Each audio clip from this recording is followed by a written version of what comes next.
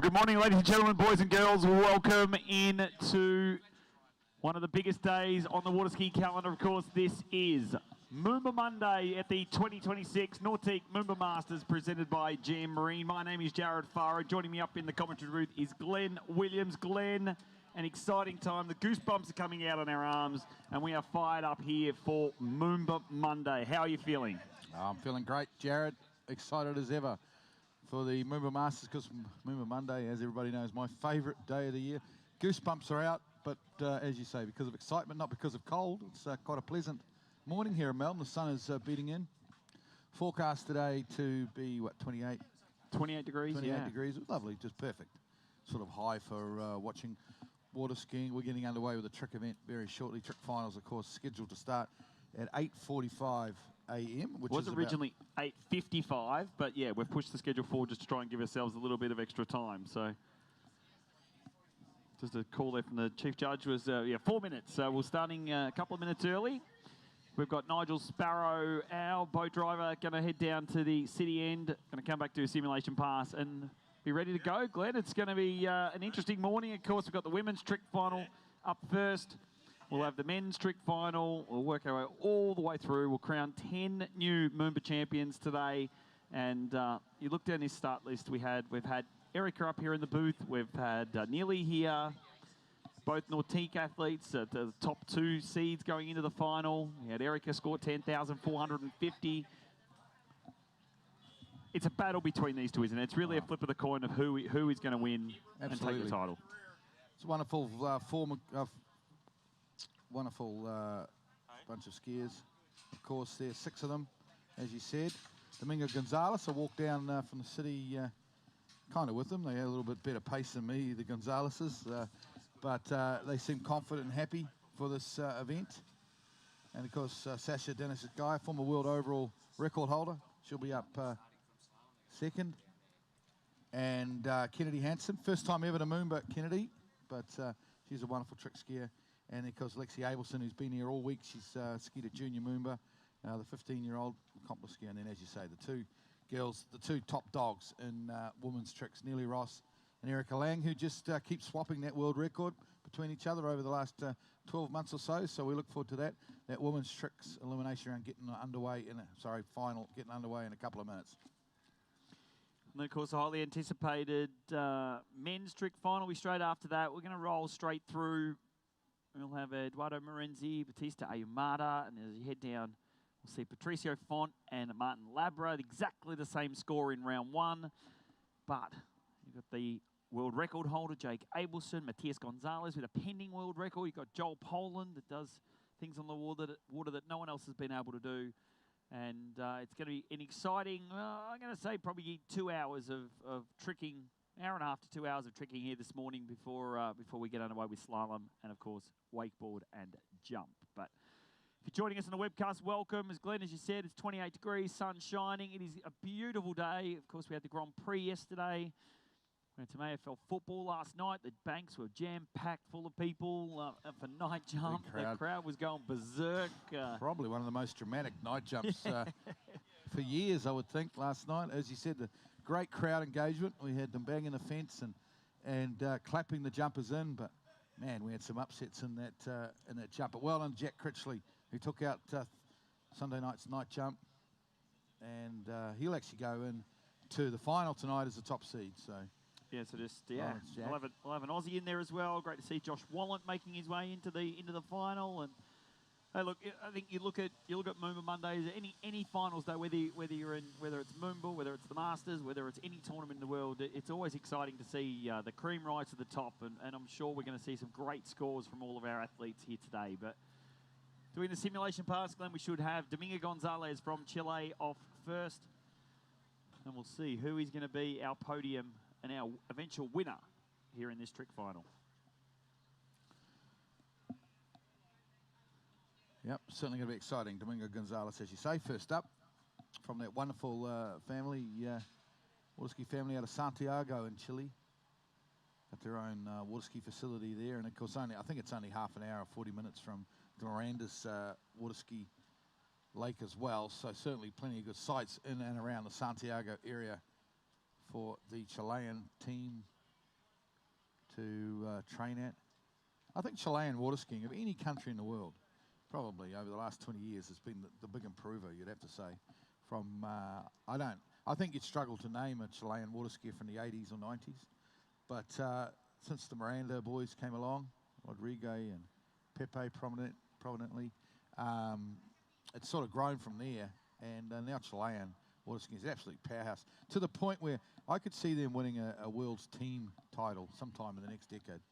Well, as these young athletes come through and they start to develop into the Opens, as I said, they're already there. But once the team sort of comes together and they have a good, solid, they've already got the good, solid foundation. It's about developing now. And with the Miranda Ski School, it is there. And all the ski schools are down there in South America. Yeah, you can definitely see that happening. So we see there just down towards the Swan Street Bridge. The ski nautique is at the start dock. I just saw Dominga go into the water, and she'll be coming in, our first skier here in the finals. Of course, it's a Monday here in Melbourne, public holiday for Labor Day. Yeah, because I've been coming to Moomba for such a long time, it's actually a public holiday that I observe as well. Even though it's a work day back home in New Zealand, I treat the second Monday in March is always a public holiday for me as well, over here at Moomba. Here we go. Under the Swan Street Bridge, the most iconic bridge in world water skiing, and into the Coliseum. Of course, down towards the city, she'll trick on pass number 1, Domingo Gonzalez, from Chile. Looks like she's going to start rope on toe.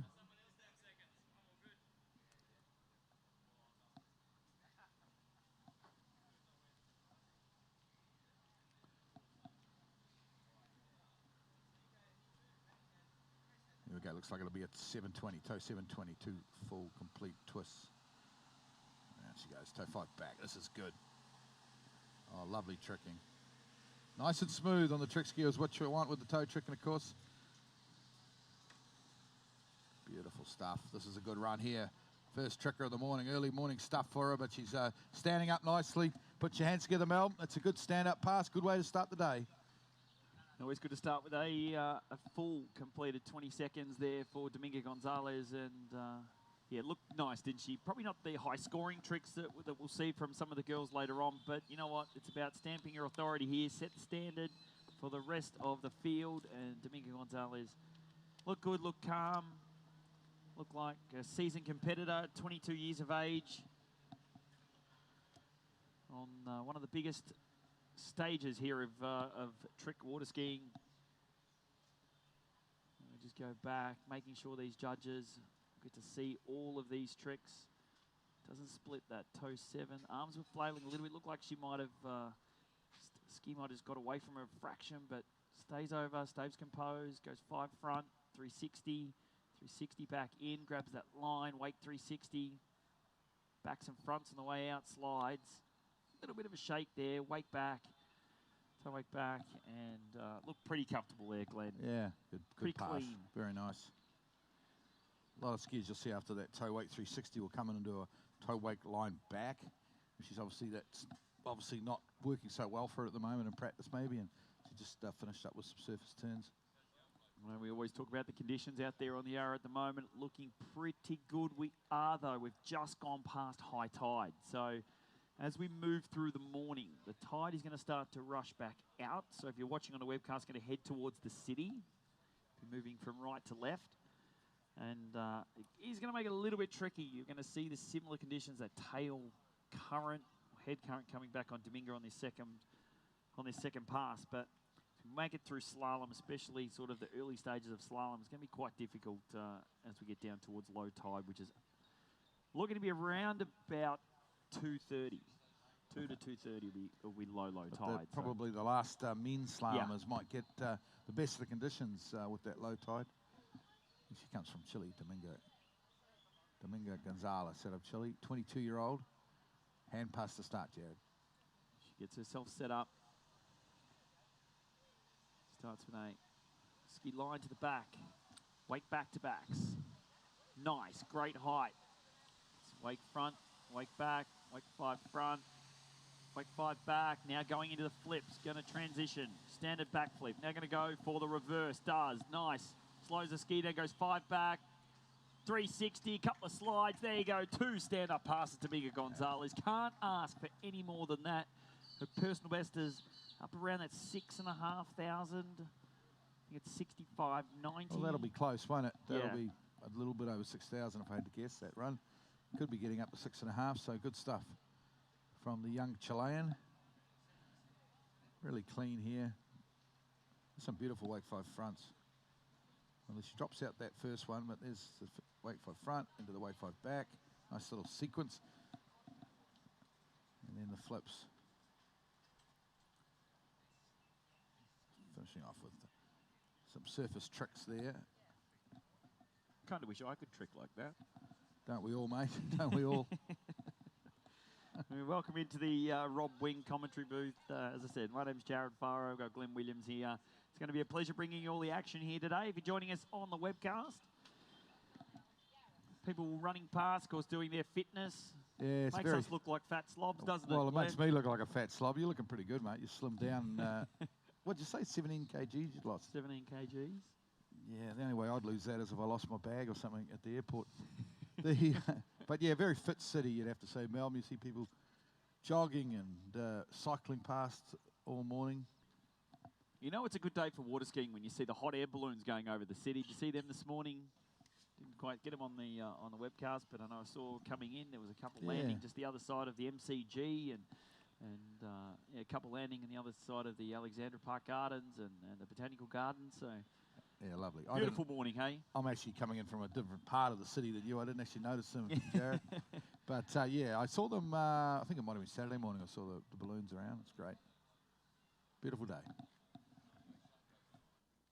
So we'll get these results to you all as soon as they come through to us here in commentary. But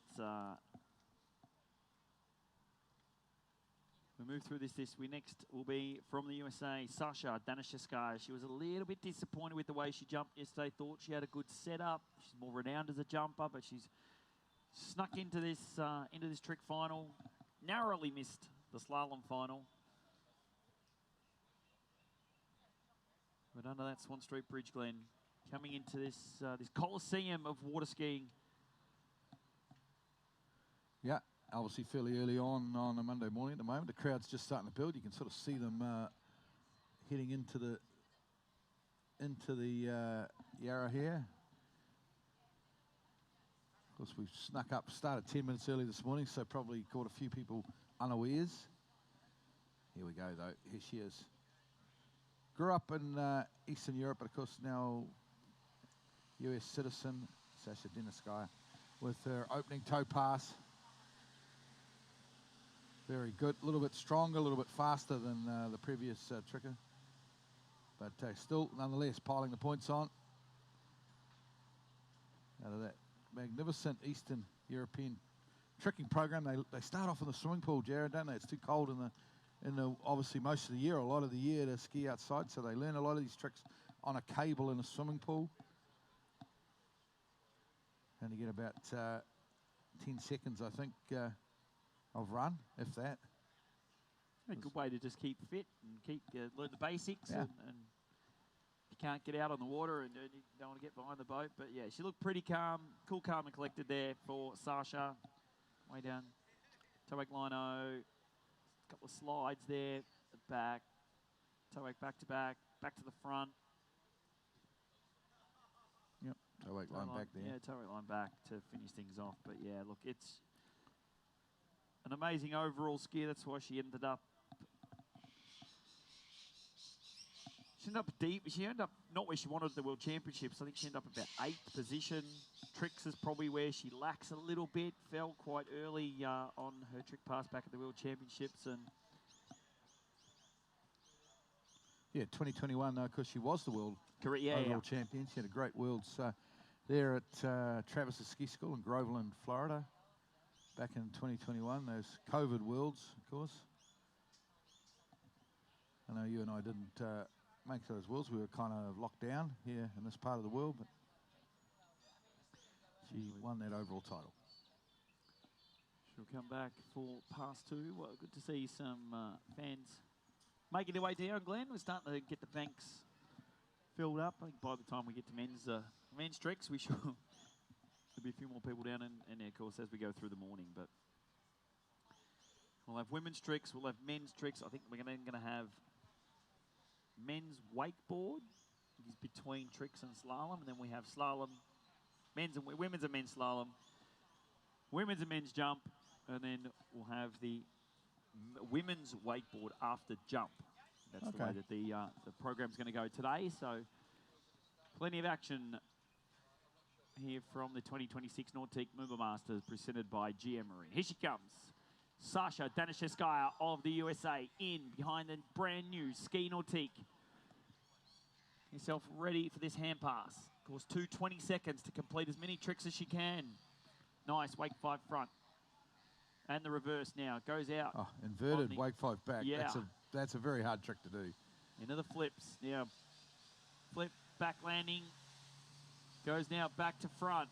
Piling on the points now. Sasha going to go full twisting back to back. She does. Lands that one now. Going to go for the front flip. Big high. Yeah. Oh, she's going to be happy with that.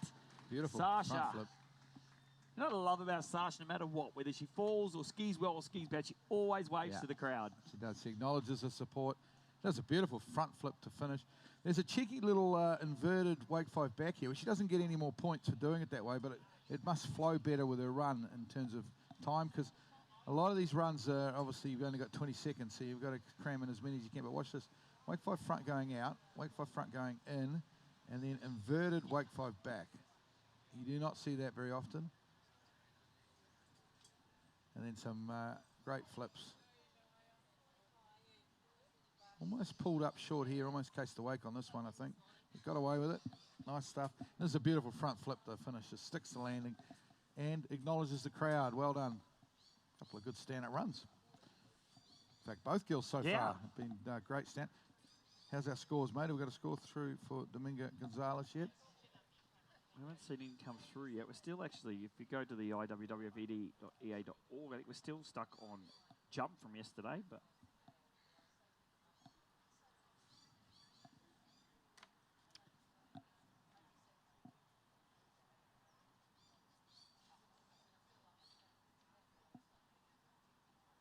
no, we have got some scores now. Here we go.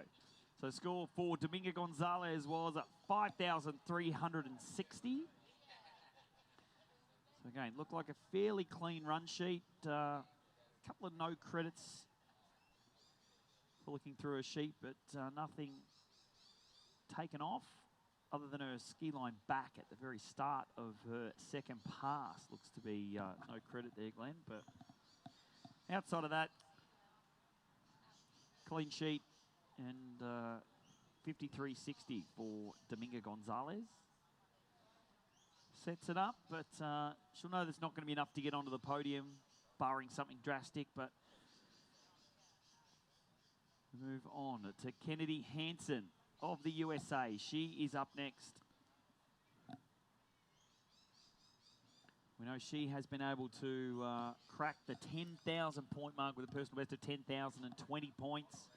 23 years of age. She's a accomplished 3-event skier. Of course, Kennedy skiing at those the last World Championships over there in Italy. Yeah, finished second, I think it was. Almost was actually leading right until the last minute, and then of course Hannah Straslova of squashed her jump score. In that jump final. Here we go. Here's Kennedy Hansen. Shout out to her mum Kelly watching back home in Florida. Her dad Steve is here on site. Caught up with him yesterday. Wonderful tricksing. Very quick toe tricker, isn't she, Kennedy? She'll go over the rope here now. Beautiful toe hook line O. Toe hook line back. Toe hook line back to back. Sensational stuff. Put your hands together, Melbourne. Kennedy Hansen with a wonderful stand-up pass on toes. It's been perfect so far this morning from the trickers. I don't want to jinx us, but perfect start to the day. Everybody's standing up their passes. Great to see. Everyone's getting used to the conditions, feeling it out on the arc. Just had a couple of bit of a speed change, trying to get a bit of a speed change there just before she took off, but looking crisp. Nice air under the skis, doing those wake tricks. 365 front, 360 in, 360 back out. Wake 360, now line 360, stamps that one. Toe line back to back. Perfect there from Kennedy Hansen. See if she changes anything coming into this next hand pass. But as you said, Glenn, that overall title was 65 points difference. Wow. Separating the two, and yeah, as you said, Hannah came out and jumped and squashed Kennedy's jump score, and that ultimately gave her the win. But she's here. She was disappointed with her jump score yesterday, so really wants to put herself in a position, if she can, to maybe sneak on the podium here if something happens to our top three skiers. Absolutely. Well, to be fair, her personal best is about 1,000 points more than Alexi Abelson's, who's up next. So she'll, and she's only sitting 400 points behind Alexi after that first round. So there's not much in it really, and you'd expect Kennedy here, if she sends up this run, to be on the podium.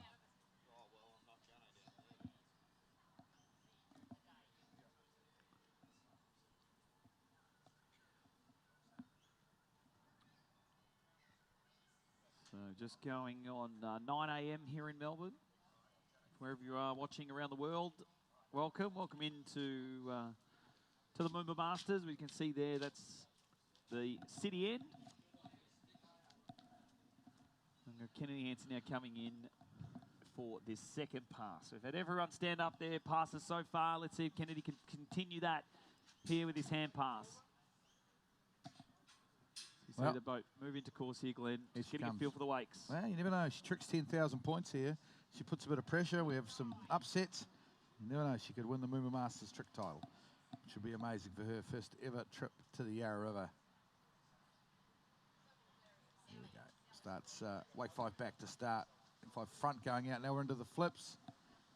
Good start beautifully over the wake. Back landing there. Reverse back landing. This will be the back-to-back mobe, I believe. No, it's the back to front. There's the mobe. And the reverse. This is good stuff. No ski line tricks, but still a great run in the first throw. Put your hands together. That trick score's going to be right up in the high 9,000 points. Well, we have a score through for Sasha Danishevskaya of the USA, 6,980. Puts herself into the lead at the moment, but we think we're going to see that surpassed very shortly from Kennedy Hansen, but still great tricking from Sasha. She'll be happy with that. She saw that she was excited when she got out got towards the end of the pass, but see Kennedy, beautiful flips, isn't it? Lands down the downslope of those wakes. A little bit of an early shoot off on that back landing, but mobes look really nice. A couple of back-to-backs and a 360 right to finish off, and a hand pump. Yeah, good run. Unusual that she doesn't do ski line tricks though. When like she's 10,000 point trick and not doing ski line tricks, just slightly unusual there. Yeah, I was talking to her dad Steve yesterday. She's doing an MBA at the moment. She's doing it online though, so she's going to travel the world a little bit water skiing. She had a couple of weeks, I think, in Argentina before Moomba. She's skiing here in Australia for a couple of weeks, up at Moala, I believe. Yeah. Up at your place in Moala. There's a few skiers going up to Moala, get a bit of a feel for where the World Championships are going to be next year. Yeah. And I'm sure we'll see her around traps. Big supporter of the World Overall Tour, of course, as well. So she'll be part of that this northern summer.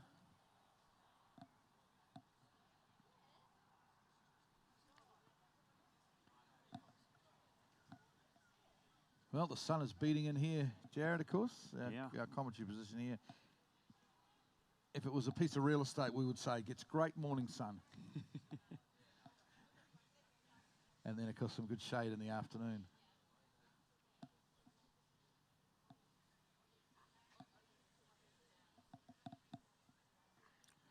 At least it's a nice waterfront property. Best seat in the house for the biggest water ski tournament in the world.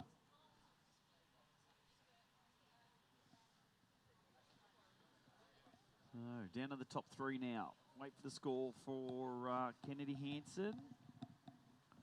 But she's 16 years of age, her next skier from the USA. She's in a course now.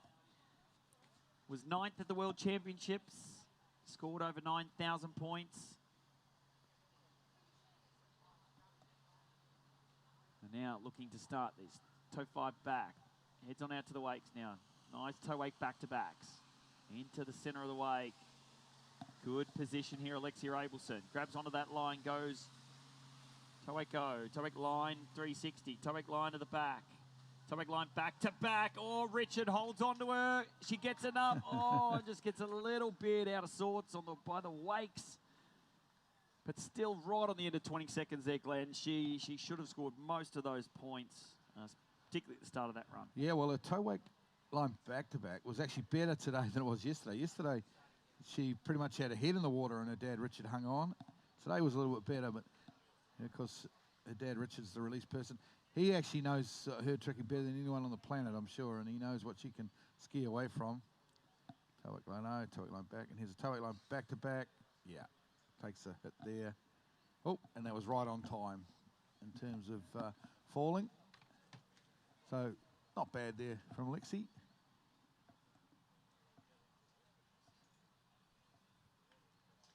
Looking forward to seeing Kennedy's trick score come through. I think she'll be about 9,500 points, Kennedy, when it comes through. That would be my best guess. Well, you're pretty close. Am I? Far off. Score, Kennedy Hansen. That's enough, I think, to get you on the podium. Potentially is 9,260 points. Okay, yeah. Yeah, well, that's because I think Lexi Abelson's personal best is 9,110, 9,110 from memory, looking at her profile on Thursday, so on her bio. So that would mean that Lexi's going to have to trick a personal best. She kind of just fell towards the end of that run. So you'd have to say Kennedy looks like she might be on the podium. Congratulations to her.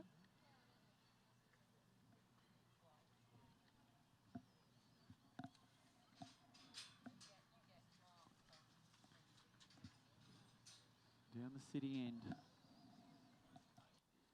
We'll know shortly who's going to be our women's trick champion.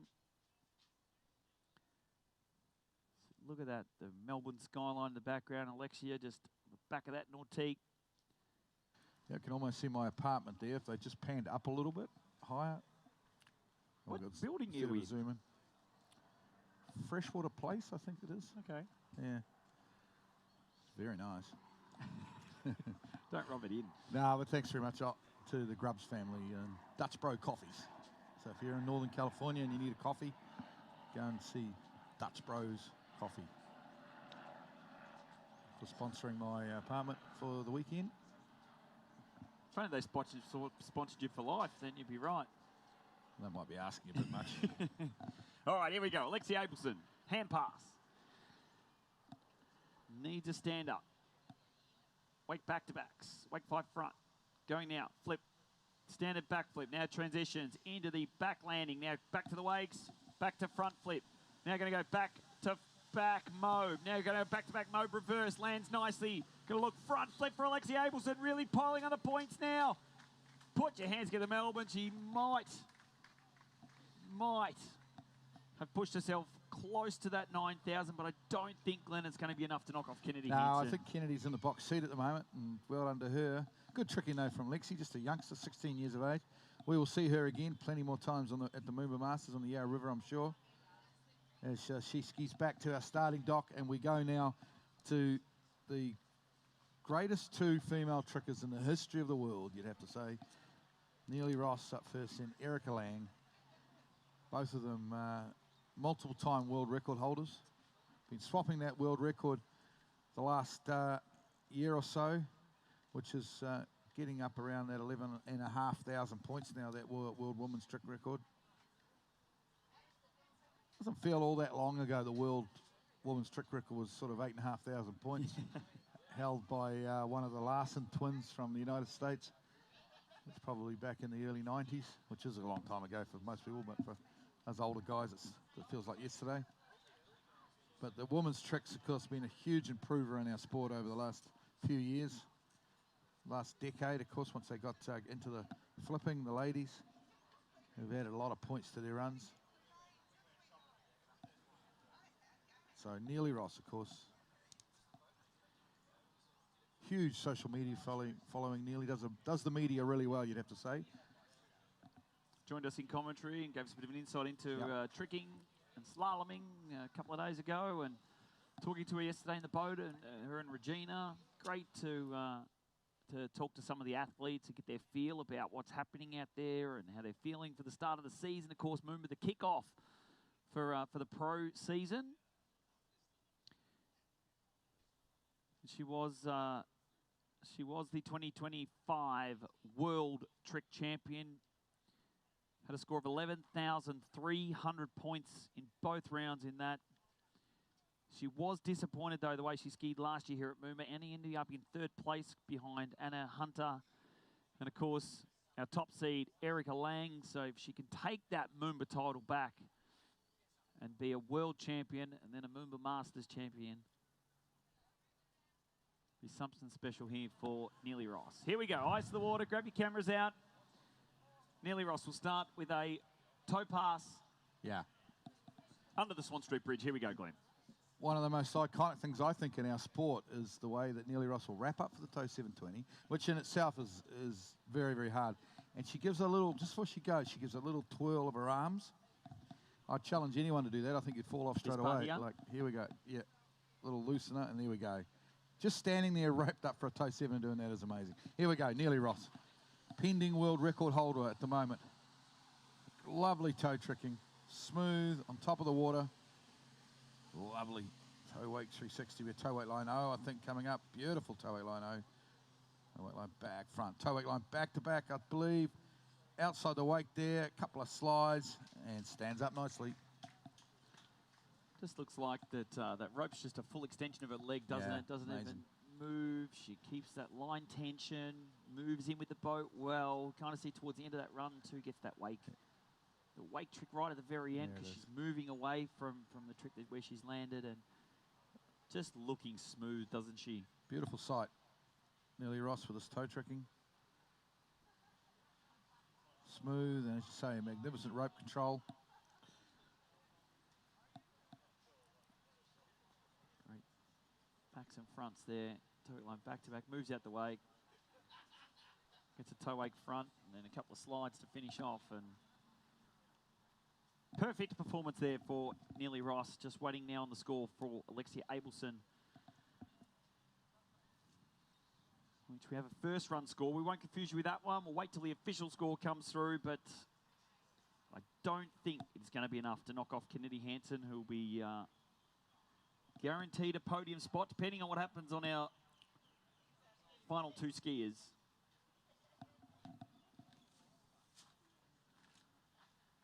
Well, good morning if you're joining us around the world on the webcast. Of course, it's prime time viewing at the moment in the United States, a Sunday afternoon in the US. Probably about 2 p.m. On the western seaboard in California, and 5 p.m. on the eastern seaboard. Here's a score through for Alexia Abelson. It is 8,270 points, so 1,000 points back from Kennedy Hansen. So we can confirm that Kennedy Hansen will be on the podium in this women's trick final, with just 2 more scores to come. Of course, one from Neely Ross, who's halfway through her set now, and then, of course, Erica Lang, who's still on the start dock.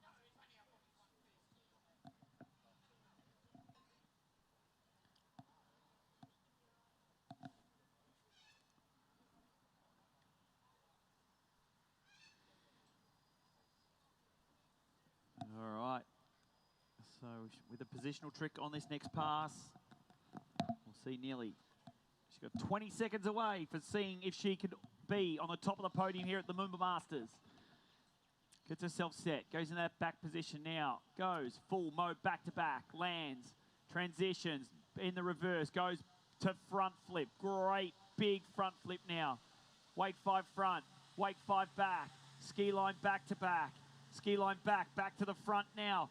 Flip with the back landing, transitions, goes flip to the back landing, reverse. Gonna go to a normal back flip, and I think she kind of who looked a bit shocked on the way out there, Glenn, but a stand-up pass for Neely Ross, going to give her every chance to be our MOOMBA Masters champion. Yeah, well, watch the replay here. I don't know if she got lost away a little bit here towards the end and kind of did some different stuff. You're right, because the look on her face, she did look a little shocked. Still a whole bunch of points here, though. She stood up at a lot of points. And I don't know that she normally throws a normal backflip as her last trick in a run. And we'll keep an eye on time here as well. Lovely front flip.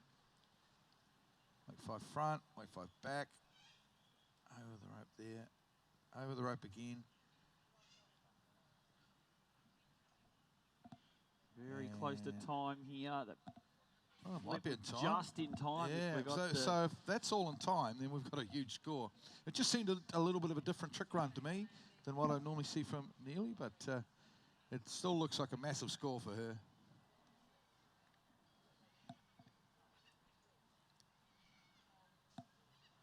You know, the wake 5s are interesting too because she does them so quick. They're 310 points each. Yeah. So 620 points in total. She does them as quick as a flip, which, you know, for a similar point value. So it's a smart little run there for Neely.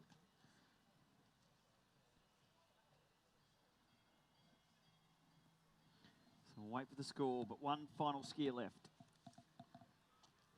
Another Team Nautique athlete. Of course, we had her here in commentary yesterday. Super talent out of Arizona. It's, of course, Erica Lang. She is your defending MOOMBA Masters trick champion.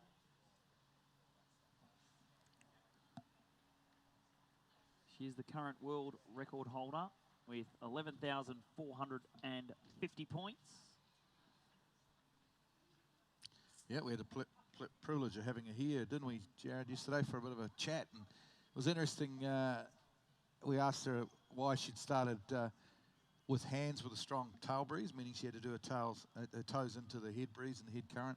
And she said simply because she just likes starting with hands. She does it anywhere all the time, basically. So I guess we can pick she's starting with hands here today.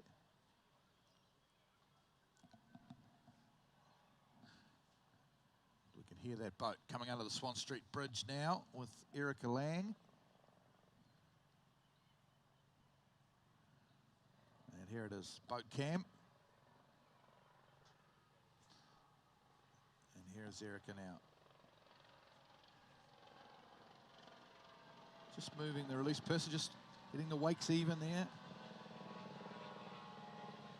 Big moment now in this women's trick final at the MOOMBA Masters for 2026. Erica Lang, the defending champion, needs to stand up all of her runs, both runs. You've seen how well Neely went, so there we go. Big half jack front flip and the regular front flip, reverse front flip, sensational. Back landing, piling the points on here. We've got a ski line trick here, ski line. Oh, wake 5 front, wake 5 back. Back to back's the finish. Little bit hairy, sort of all over the show at the end, but still a lot of points there, Jared. Yeah, not what we usually expect from Erica. She's usually pretty solid. I feel like a couple of those flips, she landed a little bit too far wide. So transition time, she might have lost a bit of transition time. She's coming back in. Adjusting the speed and where the release person sits coming into the course. That can be a little bit disconcerting, I guess, for a skier as they're coming in. Kind of see here, she lands quite wide up the wake and then has to waste. And I know it's only microseconds that she's wasting, but when you're trying to jam all of these tricks into such a short amount of time, even there she lands and kind of moves out a little bit too wide, but kind of looking at the time, the stopwatch on her here, time is about now.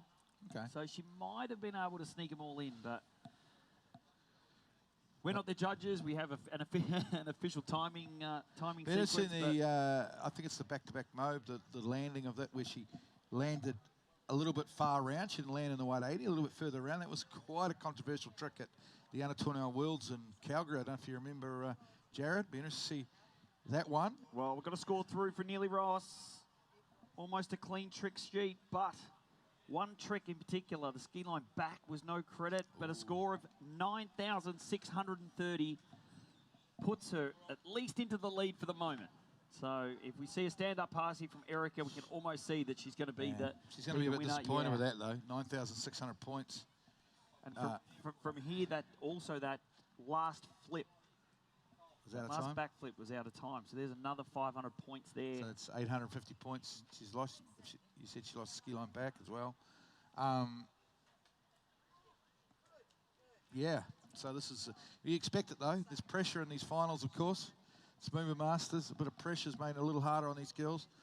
Just not quite at their best, but we're not on a man-made lake somewhere on a Wednesday afternoon. You know, this is the MOOMBA Masters on Monday, finals day. Pressure's there for these ladies. Okay. Toe run coming up. Look for the exciting toe wake 5 back here to start. She said yesterday in the interview it's her favourite toe trick. Used to do the toe 7, didn't like the toe 7. This trick suits her better. Here she comes. Concentration. Nice. Wake back-to-backs look good. Surface back-to-backs comes 5 front. 360 out, 360 back in. Wake now. Line now. Looking good, Erica Lang heading towards the end of these 20 seconds. Can she get these ski line tricks and take home another MOOMBA Masters title? Yes. She looks like she gives herself the fist pump. I think it's going to be close. I think it might be over 10,000 points. I think Erica's done it here. here. I think Erica's taken the win here, but we'll have to wait and see. Judges call. Either way, it's going to be a Nautique team skier on the podium here in the women's Absolutely, Nautique's the winner. And has every single skier stood up their runs? And this, maybe Lexi Abelson fell. Just watch this here. Oh no, there's a toe slide there. Well done.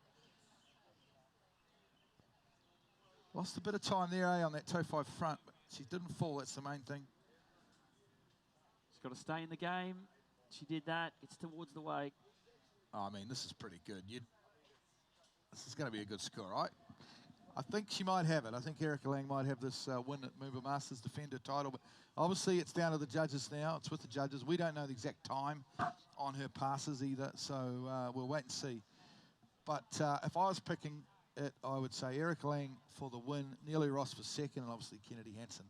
Well, she's got a pretty clean-looking sheet on the first pass, 6,180. So she only needs 3,500 to 3,500 to get herself the first place win. Yeah, well, you'd think that she's done that.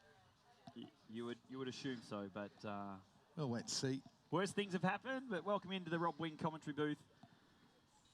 We'll give you those scores. We're going to move straight into the men's trick final. This is going to be one for the ages. I think, Jared, I've been so excited about it. Ever since I saw the starting list for MOOMBA, who was coming to MOOMBA, I thought this men's tricks is going to be epic. And of course, adding to that, last Saturday in Santiago, we had Maddie Gonzalez break the world trick record, or pending world trick record, which sort of just added to the excitement. And then, of course, this week we had Martin Labra in the juniors, trick 12,840, which was a new course record. So the sort of everything is just building up to a crescendo here in what we believe might well be the greatest men's trick final in history. Just looking at our scores there.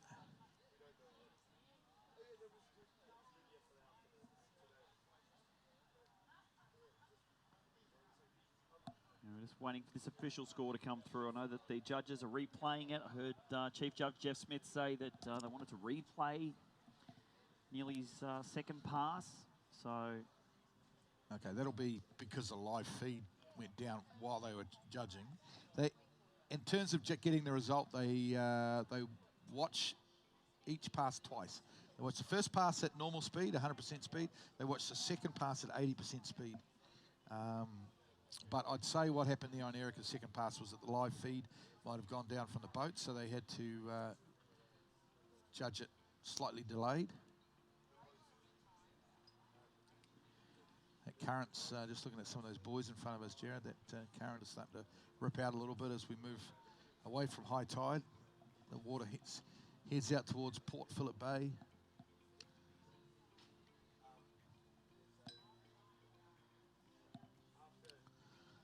So, the men's trick final, 8 competitors in it. We've got an absolute smorgasbord of countries, a bit of United Nations of countries here. Unfortunately, no Australians in this men's trick final, but we do have Edoardo Marenzi, the male model from Milan. Obviously representing Italy. Bautista Amada from Argentina. Dorian Llewellyn, the Canadian. Jake Abelson from the US. Mandy Gonzalez from Chile. Joel Poland from Great Britain. Martin Labra of Chile. And, of course, Patricio Font from Mexico. Breaking news of the water ski world. We have a winner of the women's tricks. It is a score over 10,000. It is a score of 10,930 points. Your 2026 women's trick champion here at the MOOMBA Masters is going to be Erica Lang of the USA. Great skiing, as you said. In second place will go to Neely Ross, and taking home third will be Kennedy Hansen. But we're moving straight in. No mucking around here. We're back on the water with our men's trick final. 8 skiers vying for the podium here. This is Edoardo Marenzi making his way down this first rope-on-toe pass. Looking pretty good, Edo. Stand up good. First pass. Put your hands together, Mel. That's a wonderful first up toe pass there from Edoardo Marenzi. Bit of spray in his face, bit of water in his face, and a couple of those toe lines is what we like to see. Good aggression from this super strong athlete out of Italy. Looking the goods here. Toe line tricks. Great overall skier. I think this might be the only final he's made, though. He would have come here with aspirations of making all 3 finals, slalom tricks and jump finals, but he's just snuck into that trick final.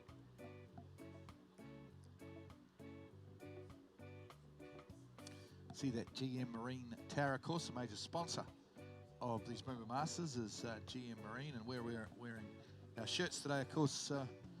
Jared, they're GM Marine blue.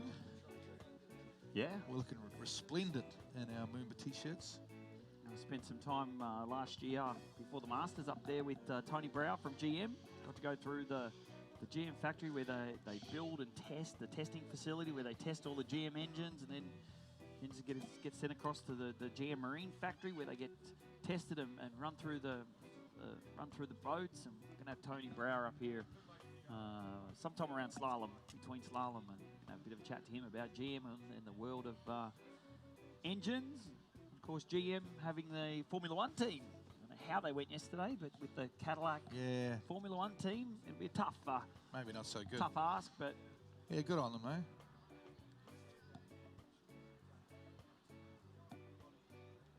Yep, because you're off to the US Masters again this year, planning a bit of trip, taking your young daughter with you. And I know it's something you've been doing now for 3 or 4 years, and do a great job there in commentary, Jared. I certainly look forward to listening to you.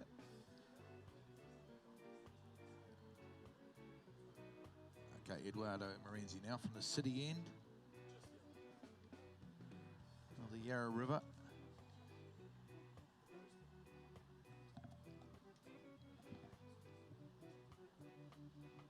just made it through to the night jump final tonight. I don't think he was expecting that one, but managed to be in the final. But a little bit of a shake there as the transition back. But Marenzi on the back landing now. Go back landing reverse. Goes front flip. Nice air. Front flip reverse. Now, ski line 5 to the back. Holds it. Just. Wastes a bit of time though. Tries to go ski line 5 front. Ski line back, and I think he knows he's left too much time there, Glenn. Yeah, fell apart there. I mean, he stood up, good on him, but he lost vital seconds at the end there. Things fell apart a little bit on the ski lines. It's improvement from yesterday, though, you got to say. I think it's probably up over 9,000 points, but it's not going to be a 10,000 point run. Yeah, lost some vital seconds there, and in here, and then he's just thinking of something to do now. And the facial expressions say it all from Edoardo Marenzi of Italy. Mamma mia. Yeah, there you go, mamma mia. Yeah, had an 8,410 in round one, and it's going to be an improvement. Is it enough to get on the podium? I don't think so, because, you know, we've got 6 of the best. 6 of the best in the world going to be performing for us here.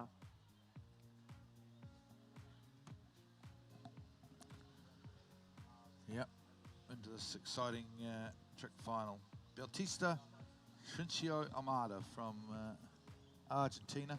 I got a feeling we're going to be talking about this guy quite a bit in the next few weeks, because we've got the Junior World Champs at his home lake there in northern Argentina. Cordova, I think, is the local city, and he'll be featuring prominently there. He must be in the running to win both tricks and slalom, I would think, at those World Championships. So we look forward to that.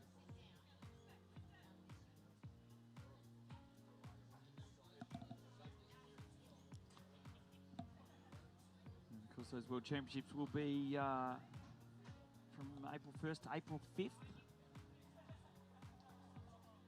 And a lot of our feel about junior athletes this year. It's great to have them. I said that in the junior meeting, Glenn, about how good it was to see the juniors making their way here to Melbourne and then having to then fly back, basically back to Argentina to prepare for the Junior Worlds. It's we kind of knew this year that the juniors might be a little bit lower than in previous years, being that people were getting ready for those Junior Worlds. And it's a long way to fly here to, particularly to Melbourne from the Americas, whether it's North America or South America and Europe.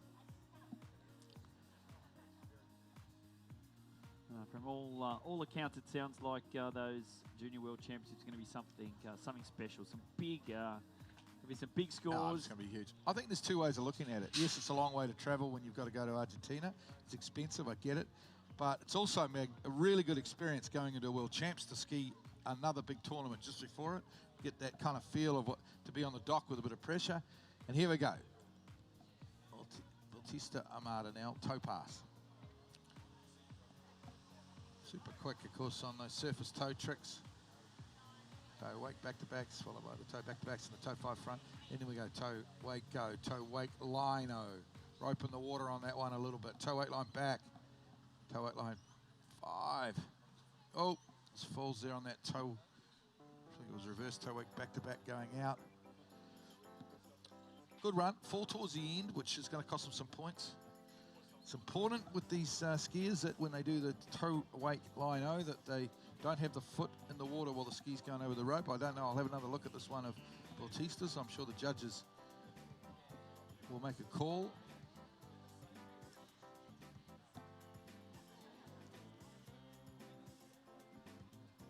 Okay. Oh, actually, no, it looked pretty good on second watch. Just got us a little bit caught up on the ski at the very end of it. Just falls towards the end. So a good, decent sort of a run there from Bautista. You know what? It's the first time he's been here in a trick final at MOOMBA.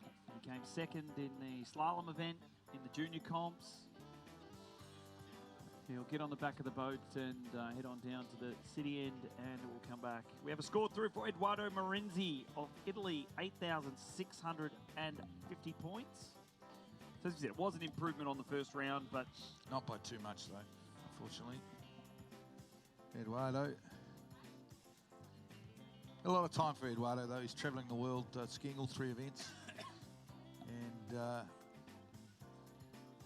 improving hard. It's pretty obviously world overall skiing at the moment is it was the highest standard ever with the likes of Joel Poland and Dorian Llewellyn and Louis de Pont-Freiberg. Now the Jake Abelson coming through the ranks and plenty of others. But Eduardo's out there chasing the dream, travelling the world, matching it with those guys. Just looking at Edo's trick sheet, looked clean enough. There's only a couple of the Toeko and Toek Lino, with no credit by almost all the judges. So, and the Toek line 5 back was also out of time. So a little bit slow on toes, as we said during it. That's a bunch of points, though, isn't it? If you add it up, that's you'd be almost over 10. Yeah, exactly. You'd be almost over 10 if you're going to. Exactly, 1,300 points that he was docked there. And I know that he.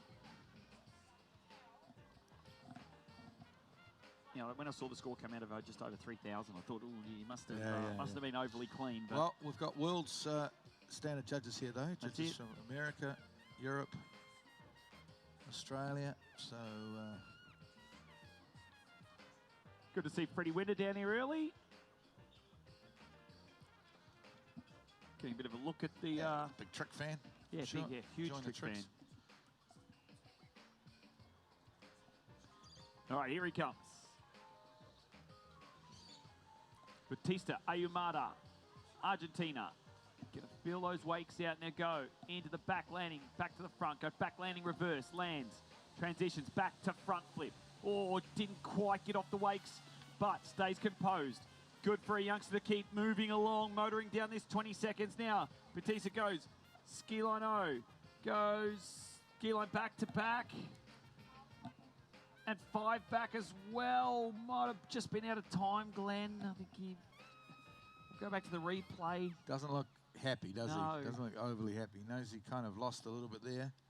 Don't quite think that one's going to be the 10-130 we saw in the preliminary round. The front flip just didn't look like he took off from the wake. All the other flips look pretty good. You see here when he goes back to front flip looked okay.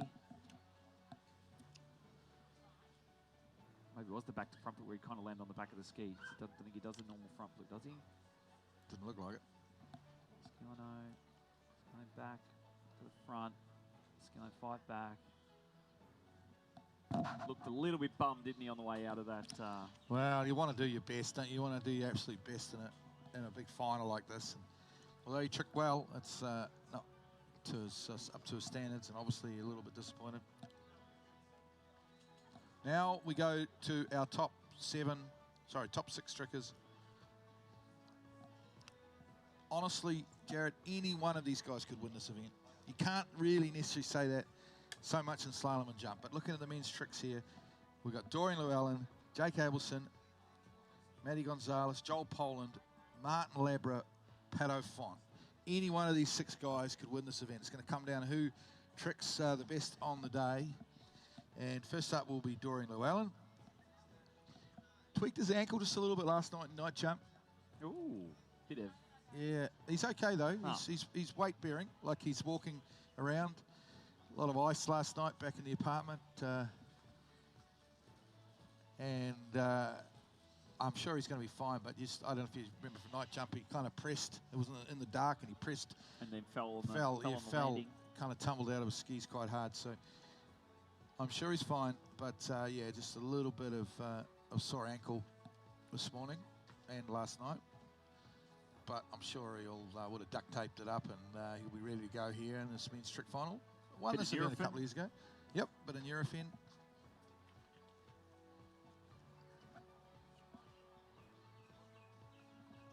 Here he comes, Dorian Llewellyn.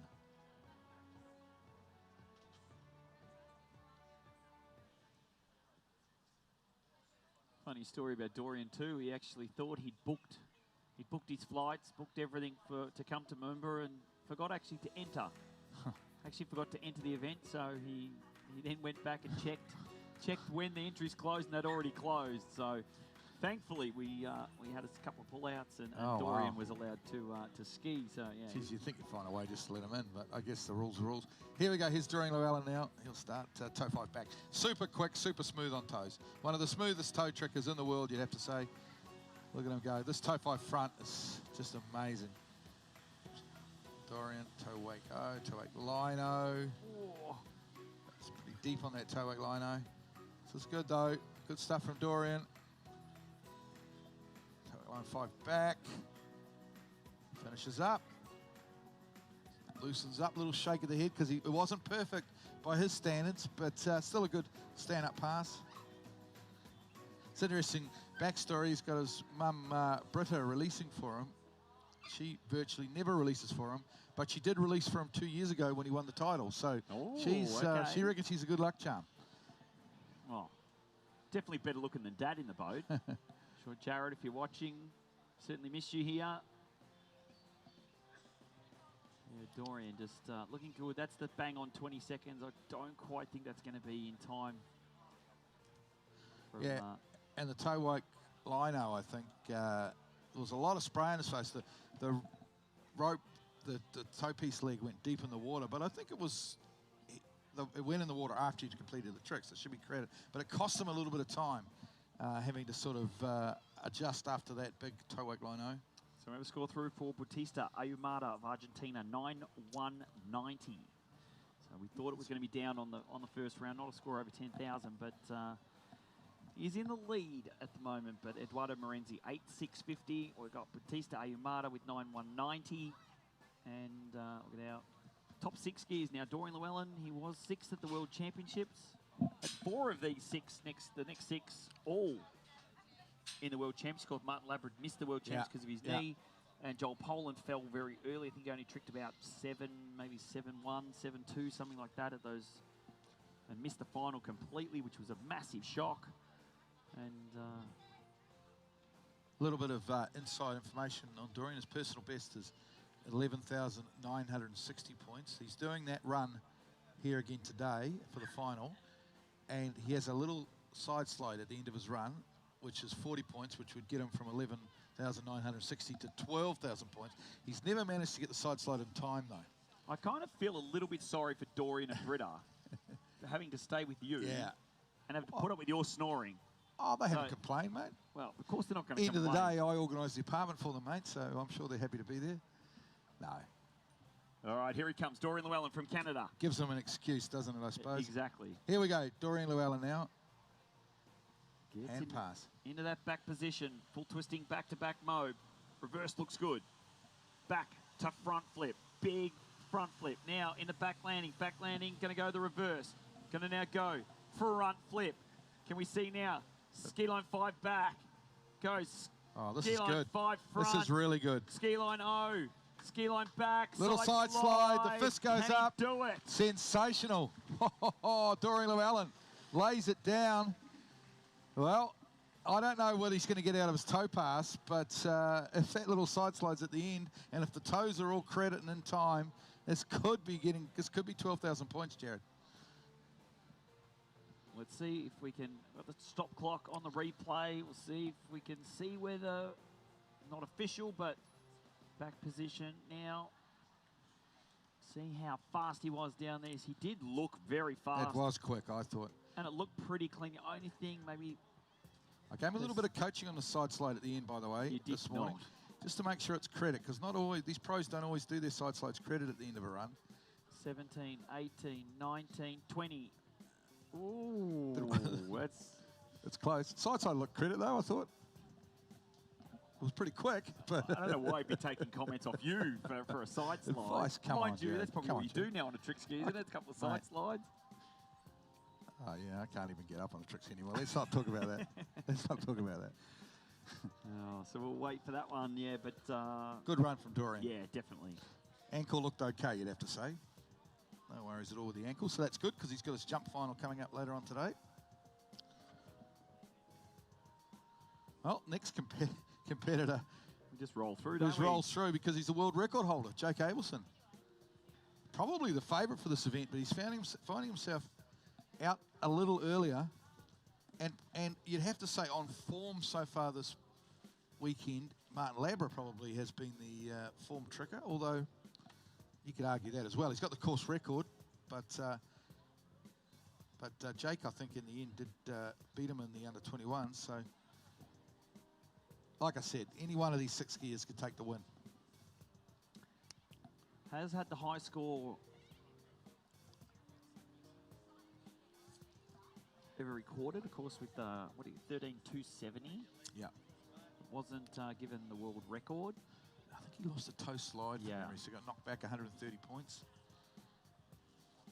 And we have a record, pending record from Matty Gonzalez from last weekend, which is 13,240.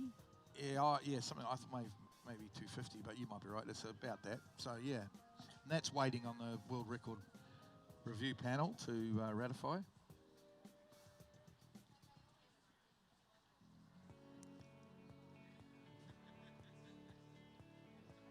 Something to watch here for Jake Abelson. His PB, this is a lot of sets. I was talking to him and Richard yesterday about the toll at this sport, especially when you've come in, you've skied juniors, you've skied open, you've made it through to basically all the finals, and you've done a lot of skiing over a very short amount of time. But Jake Abelson, he's in, rope on toe pass to start. looking good, motoring through. 5 front, nice 360, stays up over the ski nicely, transitions across, wake 360, line to the back, toe wake line 5 back, toe wake line back to back, toe wake line back to back reverse, toe all front, and falls on the Richard toe wake line front. Go. Good pass though. Yeah. That last trick is right on the buzzer anyway. We'll watch it again. I don't see too many problems here. We're kind of big on this reverse toe wake back to back, and the only problem with that is it probably cost them a third of a second, which is a lot when you're doing this many tricks in 20 seconds.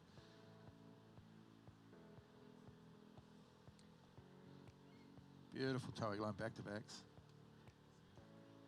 And then, yeah, just falls at the end.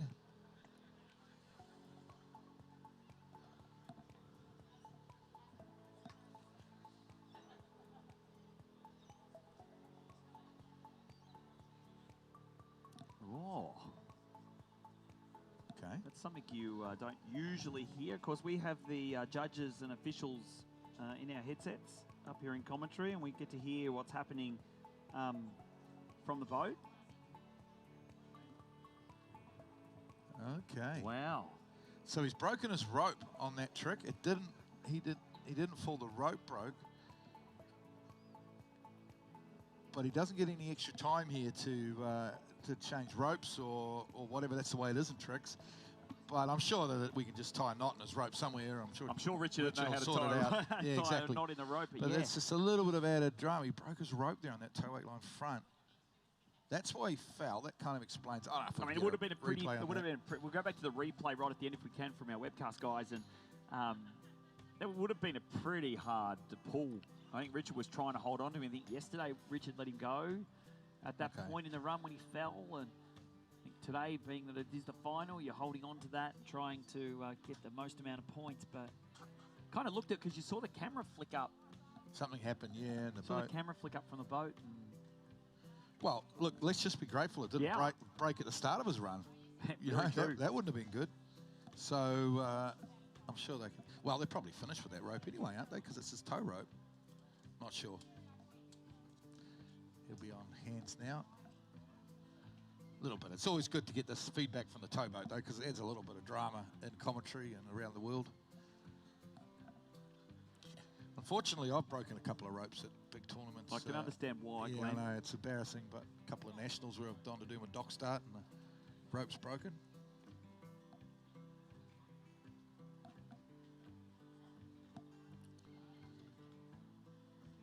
He's in the water. As you said, Glenn, adds to the drama. He's the silver medalist last year at the MOOMBA Masters. Sorry, at the World Championships. He is the defending MOOMBA Masters trick champion. So it sees him on the starting field, middle of the pack here in this final. Nautic in course, Glenn. Jake Abelson on the back. Let's get him through this hand pass. Yep. The greatest trick skier in history, the world record holder, Jake Abelson. Starts with his flips. He's a real confident skier, isn't he? It's flowing through all of his events at the moment. Big PB and jump. Slalom well. This is great hand pass over the rope. He's going. He's running out of time here, but he's piling the points on very quick on these ski line tricks. Oh, Jake Abelson, put your hands together. He likes that one, Melville. Sensational tricking from the young American, the world record holder.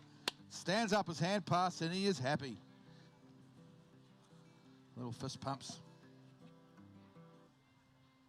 Yeah, great work there from Jake Abelson. Those of you probably already know this, but a score through for Dorian Llewellyn. It is a score over 10,000. It's 10,880. I don't think, Glenn, it's enough to put him on the podium, though. How do you say that? 10,880, and you might not make the podium, but especially from what we've just seen there from Jake. But had a couple of tricks. Unfortunately, your slide was out of time. Yeah. And the toes, he must have lost some toes, eh? Yeah, we got lost, looks like toe wake line O. Yeah. And as we said, I think toe wake line 5 back on the landing was when the 20 seconds hit on the timer. So lost toe wake line 5 back as well. So that potentially toe wake line O, toe wake line 5 back in time. Yeah, there's a lot of points, You're almost 1,000 points almost. Yeah. But still, oh well. Never know. Anything can happen. Pressure's a funny thing. Still remember back in that year where Jimmy Seamers sort of set a score first and ended up taking the win. Yep.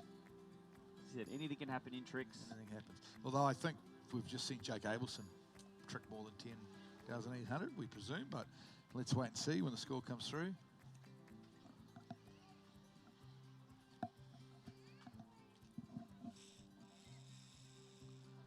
Well, Matty Gonzalez up next. Fastest toe tricker in history. Nicknamed, of course, Speedy Gonzalez by the great Rob Wing 3 or 4 years ago. A name that is sticking because he's just so quick on toe tricks. For younger viewers, of course, Speedy Gonzalez was a cartoon back in the, I don't know, the 70s or 80s. Rob, I could just remember it, but I'm sure Rob watched a lot of it as a kid.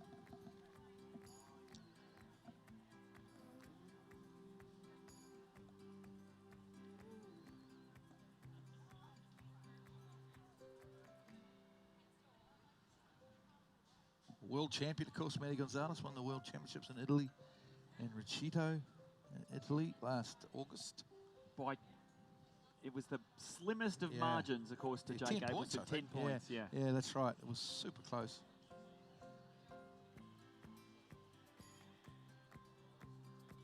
I think Jake Abelson, too, in that tournament, might have been scrubbed a toe slide from memory, which has obviously cost him. It's just so close, the margins are thin. Okay, this is huge, folks. Excitement package. Get down to the banks of the Yarra. The fastest toe tricker in history. Got a toe run around 6,000 points. And then obviously can trick over 7,000 points on hand. So second man in history to trick 13,000 points. Well, if you blink, you'll miss it, folks. Speedy Gonzalez here on his toe run. Whipping through these tricks as quick as you like. Throwing those hips around. Over the rope he goes. Toe wag line, oh, toe wag line, back to back.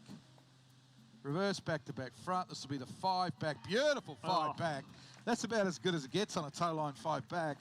Sensational from Matty Gonzalez. Even when you look at his world record, the pending world record that's out there, he doesn't look like, he doesn't do anything extreme in that trick run. He's just super efficient and super fast that just everything just gets counted. And he's a very clean tricker as well.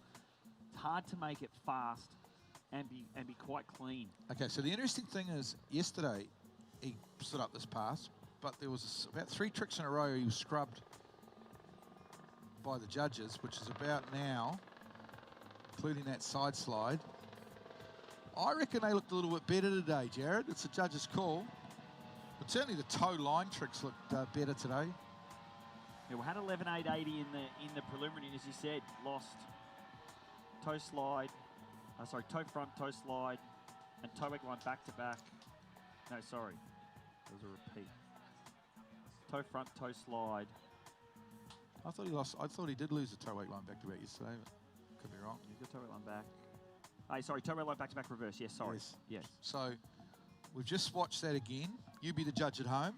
To me, we can argue all day about the toe slide, but the toe wag line back to back, both of them looked okay to me. So wouldn't rate myself as the greatest trick judge in the world, but from a commentator's point of view anyway, looked okay. We'll watch it again. It's going to be critical, to be honest, in terms of where he places in this event. Okay, here we go. This trick here, first back that's to fine. Good. That's fine. Toe slide's okay, isn't it? I don't know. Wow. It's whether you stop. It's what a lot of the contention at the moment is whether they're stopping in that toe slide or not. So if it's a continuation, it's a point of contention at the moment, because if you've got a little kid learning to trick for the first time and he goes out and does a toe slide and he doesn't stop, or it's too quick, sometimes he doesn't get paid it. But we pay for the juniors, we don't pay for the pros. Yeah, exactly. So, but anyway, there's enough talk on that one. We'll leave that to the judges and of course the chat rooms afterwards, the forums. I'm sure will have something to say about it. Stand-up pass from Matty Gonzalez. We got a score through for Jake Abelson yet? No, not yet. We're still waiting on the score for Jake Abelson. Waiting. I can't wait much longer, Jared. I'm on the edge of my seat. You are. Here we go, folks. Eyes back on the water now. Matias Gonzalez going to be back in for pass 2, the hand pass. seen him stand up the toes. Focused, eyes dialed in, ready to go. Back position. Nice start. Flip one. Back landing looks good. Now goes back to front flip. Matias Gonzalez gets now the back landing. Going in the back landing reverse. Now goes front flip. Going to see front flip number. No, going to go ski line 5 back. Ski line 5 front. Brilliant. Ski line 0. Just brilliant. Ski line back to the front. Oh, ski line reverse. sensational. Ski line back as well. Gives it the big G up to the crowd. That's sensational tricking. Matty Gonzalez, he's going to be hard to beat in that form. Wow. It's amazing what we see from these skiers when they ski well. It means so much to them to be out here. Hours and hours of training goes into this, Jared, as you know. Looks pretty clean from where we are here. If anything, time is going to be the factor. Looked like his transitioning was really good, was clean, he moved. Ski doesn't stop moving throughout the whole pass.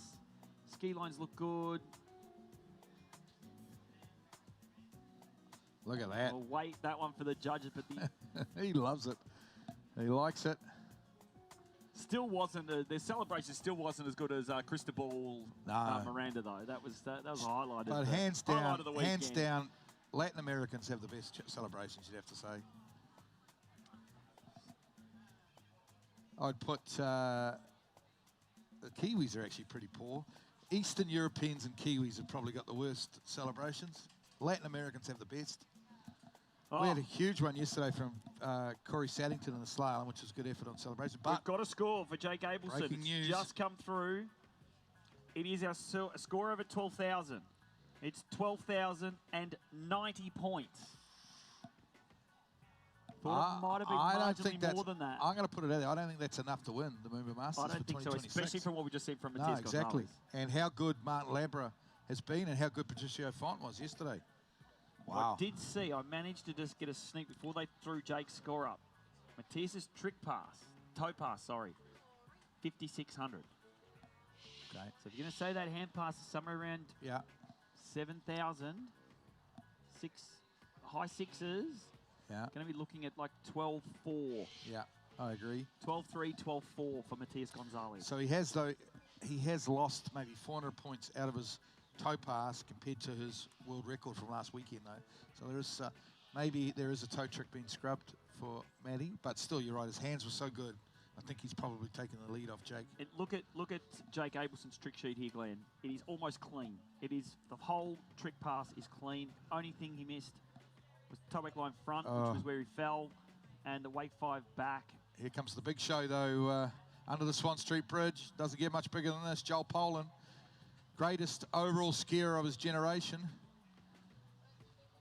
Will one day, I'm sure, be crowned the greatest water skier of all time. Joel Poland, the world overall record holder. Toe wake 5 back to start. Toe wake front.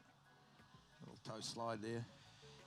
This is pretty good stuff from Joel Poland. Not as quick as Matty Gonzalez, but gets it done out there. Nice toe wake line 0. Beautiful stuff from Joel Poland. He can trick over 12,000 points. That's a good opening pass there for Joel Poland from Great Britain. Yeah, he was disappointed with his jump yesterday, especially for night jump. Couldn't quite get his legs, didn't quite get where he wanted to be in the day jump as well. He said to me after night jump last night, he just needs to bring it down and get the right spot from the first. He was early on the first 2, was late on the last one. That's why he had to pass that, pass the last one in the final. But at the moment, he's worrying about tricks, I'm sure, and we're watching tricks and thinking about tricks. But last year, undefeated on the jump ramp, 7 professional tournaments, did not lose, he won the Worlds, and honestly, so far this weekend, he's been quite a way off the pace. He's got some work to do this afternoon, but right now he'll forget about that, I'm sure, and worry about this next 20 seconds of hand tricking. Still, the world of water skiing is waiting nervously on the score from Matias Gonzalez. He said 5,600 is the toe pass score on a clean sheet.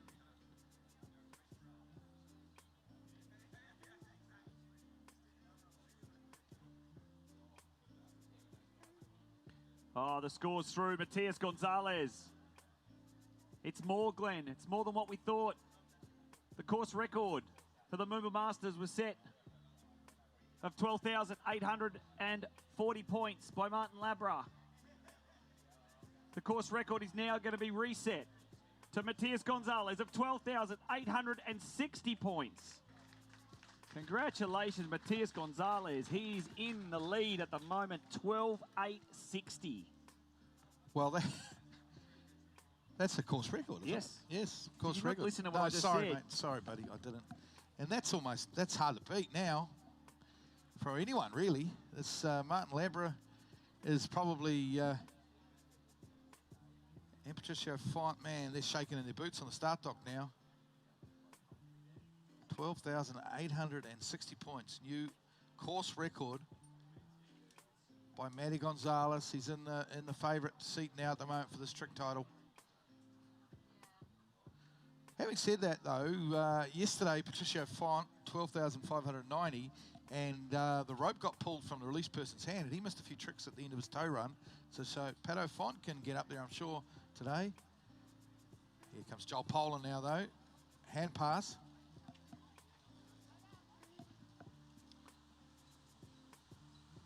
Half jack there. Beautiful stuff from Joel Poland. Piling the points on now. The Super Mobe is perfect. Ski line tricks look good. This is going to be a big score for Joel Poland. And as he gets towards the end, he's just fallen. He tried. Oh, was that going to be a ski line 7, was it? Or fell towards the end there. It's going to cost him some points. It's still a big run, though. Maybe he heard us in commentary what the score from Matias Gonzalez was, well, and he had to go for it. Throw it out there, but looked like a fairly clean opening start to this trick pass, and Joel just launching on that super mode. So big. 5 back, goes 5 front, ski line 5 front. Yeah. Tries to go for the ski line 7 and back to just got so off. close. He was. He just got to access a little bit there. So great tricking for Joel Poland, but I'm sure he would have needed that that ski line 7 to get a score to win this. So Matty Gonzalez, one hand on this trophy with 12,860 points. What a great men's trick final. There's still 2 skiers left. I know. Martin Labra and Patricio Font. Both tricked 12,590. Both KD skiers. Both KD skiers, yeah. Martin Labra up next. He's the comeback kid, of course, after 12 months off after an ACL knee injury. Occurred just before the MOOMBA Masters last season. But during his recovery, he's obviously done a fair bit of tricking because he's in magnificent form. Broke that course record on Friday with 12,840, and as Jared said, just been taken off him by Matty Gonzalez, fellow Chilean. Put your hands together, Melbourne. Joel Poland throwing it out there. It might not be enough, though, to get him onto the podium with the way our scores are coming through. We'll recap them at the moment. Matias Gonzalez, 12,860 points, the new course record here at the MOOMBA Masters. Jake Abelson with 12,090 and Dorian Llewellyn with a 10,880. That is the current podium. 2 skiers remaining, though. We've got Martin Labra. He was second. Should say he's had 12 months off. He's back. Let's see what he can do. 12,990 in the first round. Oh, and that is an amazing trick. Toe wake 5 back into the reverse wrap to start. Don't see that very often. Beautiful toe tricking here from Martin Labra. This is the run he did to get that course record, of course, Jared, on Friday, the 12,840. Cheeky little toe slides there in the middle. And waits for the rope to come tight. Toe wake front. That's a good toe pass from Martin Labra. He's not celebrating yet because he knows he's only halfway there. But lovely stuff. How many times have you... I've never really seen this before. This is a toe wake 5 back, which Erica Lang and Joel Poland start with, but they go out to in, landing in the easy back. That's the hard back to land in. That's a magnificent trick. It sets him up for the rest, doesn't it, really, though? Flows well, doesn't it? Flows, we've got to say it, flows better than the way that Joel Poland and Erica Lang do it. as we were saying with Eric here yesterday, that trick passes usually will be very similar. Now we're seeing a lot more customization or individualization between each athlete, and it's great to see. As I said, then people can then work on what works for them, what's going to get you more points as you work through these passes. But as we said, Martin Labra, I was going to say this as he was coming in, was much as what he set the course record, he still ended up second in the under-21 trick event back on Friday. But Jake Abelson being the eventual because it's 2 scores added together. But I reckon there'll be a few skiers around that are good at the toe reverse wake back-to-back, because that's a trick that some people are really natural at it. Some people struggle a bit with it, but if they're good at the reverse toe wake back-to-back, they're going to go and try that wake 5 back, doing it that way, because it's a really cool, interesting trick. Some new innovation there. Well, we've got a score, Joel Poland. It is through. It's not the 12,000. It's 11,650. So it moves him into second place at the moment. He's got 12,860 on top, 12,090 in second, and now 11,650. Yeah. So 11,650 just to get onto the podium is yeah, it is. And interesting enough, if he had landed that wake line 7 back to back at the end of his run, it would have been getting pretty close to Joel Poland's personal best, I reckon. So he was in pretty good form out there, Joel. Just didn't quite land that last line 7. Okay, here's Martin Labra now.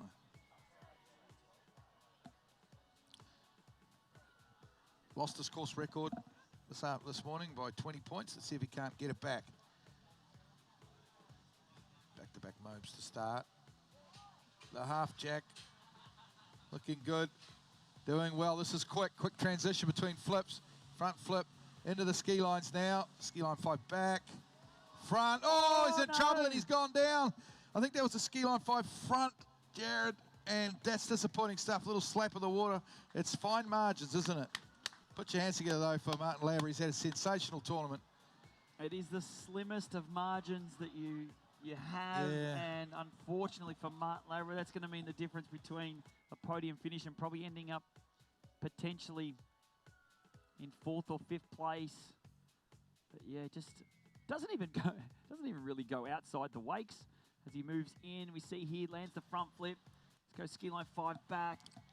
Ski line 5 front, and that's really going to hurt the scoreboard. But Melbourne, he's out there. He was the course record holder.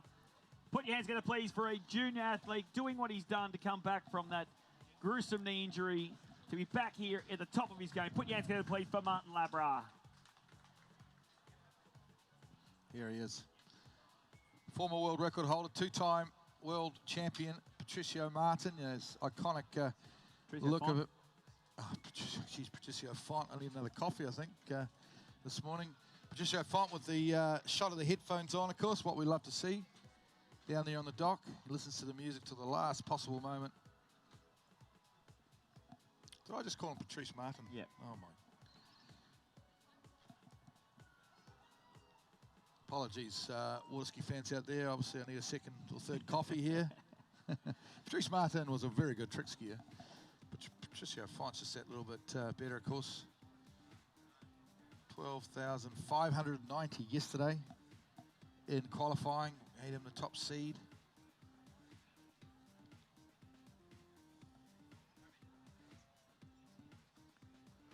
Just off the podium last year, Patricio Font in 4th place. He gets the same score he did in the first round, Glenn. He's going to move himself into second, but he wants to eye off the title, doesn't he? Absolutely.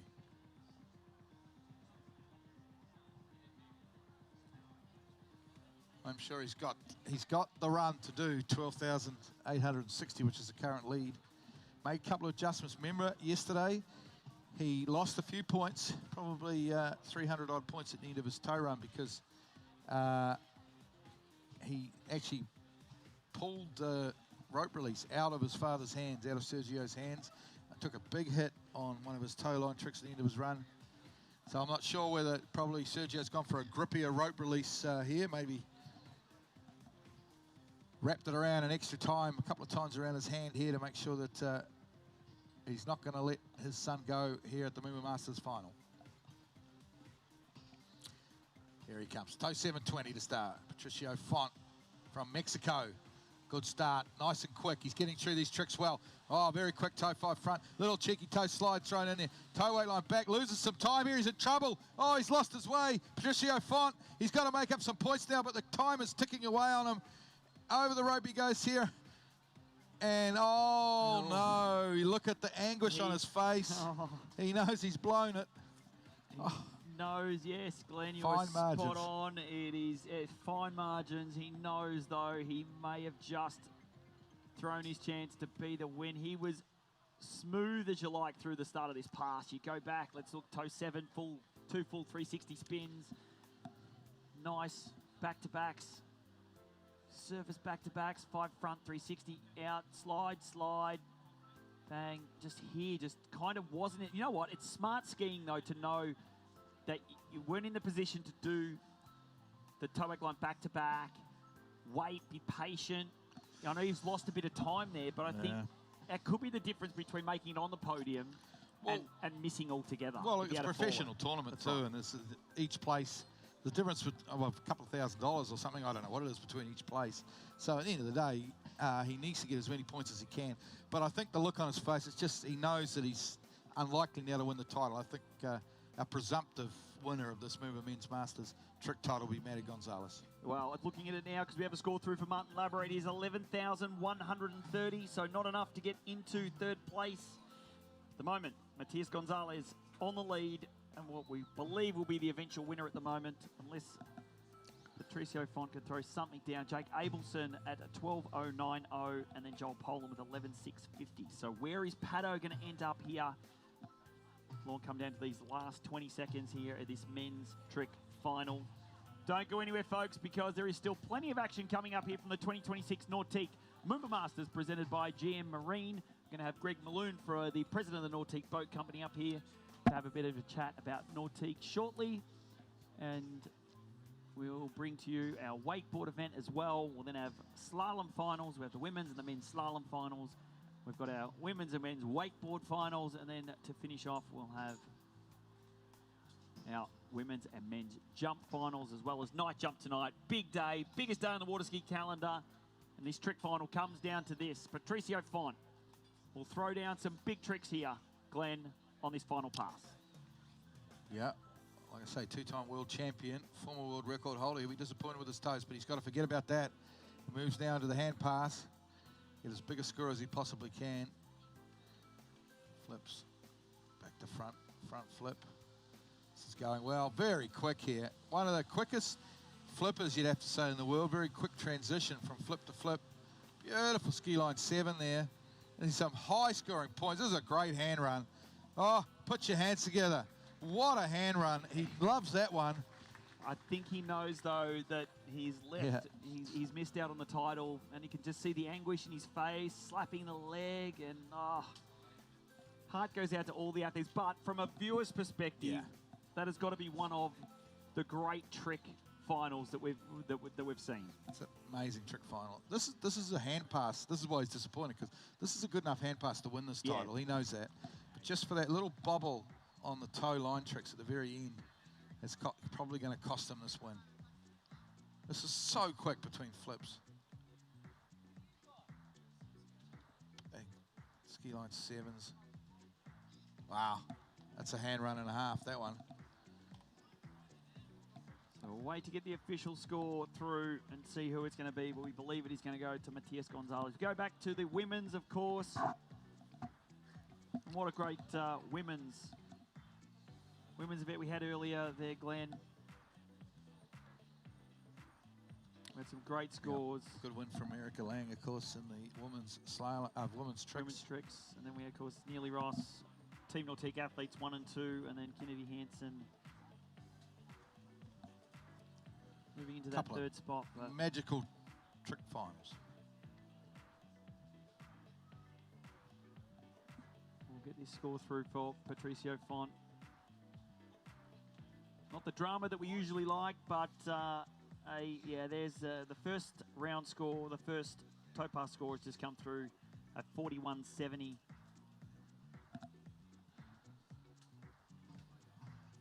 For Pato Font, so it might be enough to knock off Joel Poland, I think. He might just squeeze him into third place.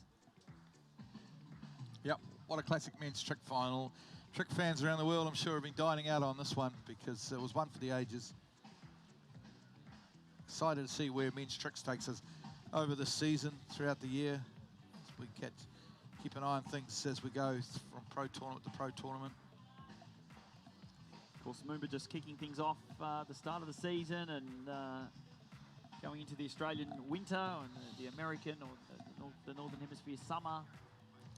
It's certainly going to be an exciting season. We've got to sit, Glenn, we've got the Junior World Championships coming up, got the Open World Championships over here in Australia next year in 12 months' time, which is going to be an amazing prequel to of course, MOOMBA. Show some big, I mean, nearly all of the athletes will stay on for MOOMBA next year. It's going to be a high cut just to be in for MOOMBA next year. But just awaiting, should have word very shortly on this final of the men's tricks. And then we'll hand you over to our wakeboard team.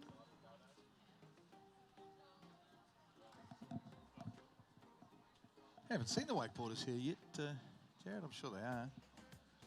So we've got our They don't need much. They're all final. down the other end. Yeah, true. I mean, the commentary team is what I'm talking about, though. Of course, men's wakeboard final coming up.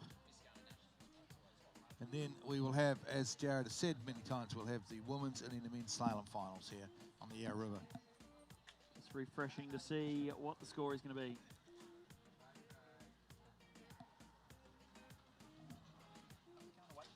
I've got a feeling we might be slaloming, Jared. Jared's been telling us we're going to wakeboard, but the boys are putting the slalom course in. So that's exciting. Don't leave the webcast, water ski fans, because we are slaloming.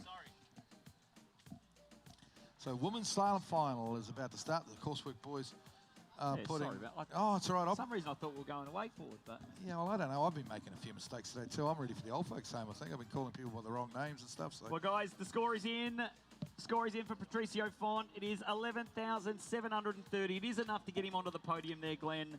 But your 2026 MOOMBA Masters Men's Trick Champion with 12,860. New course record behind the new ski nautique is Matias Gonzalez of Chile. And there you are. There are official results up there.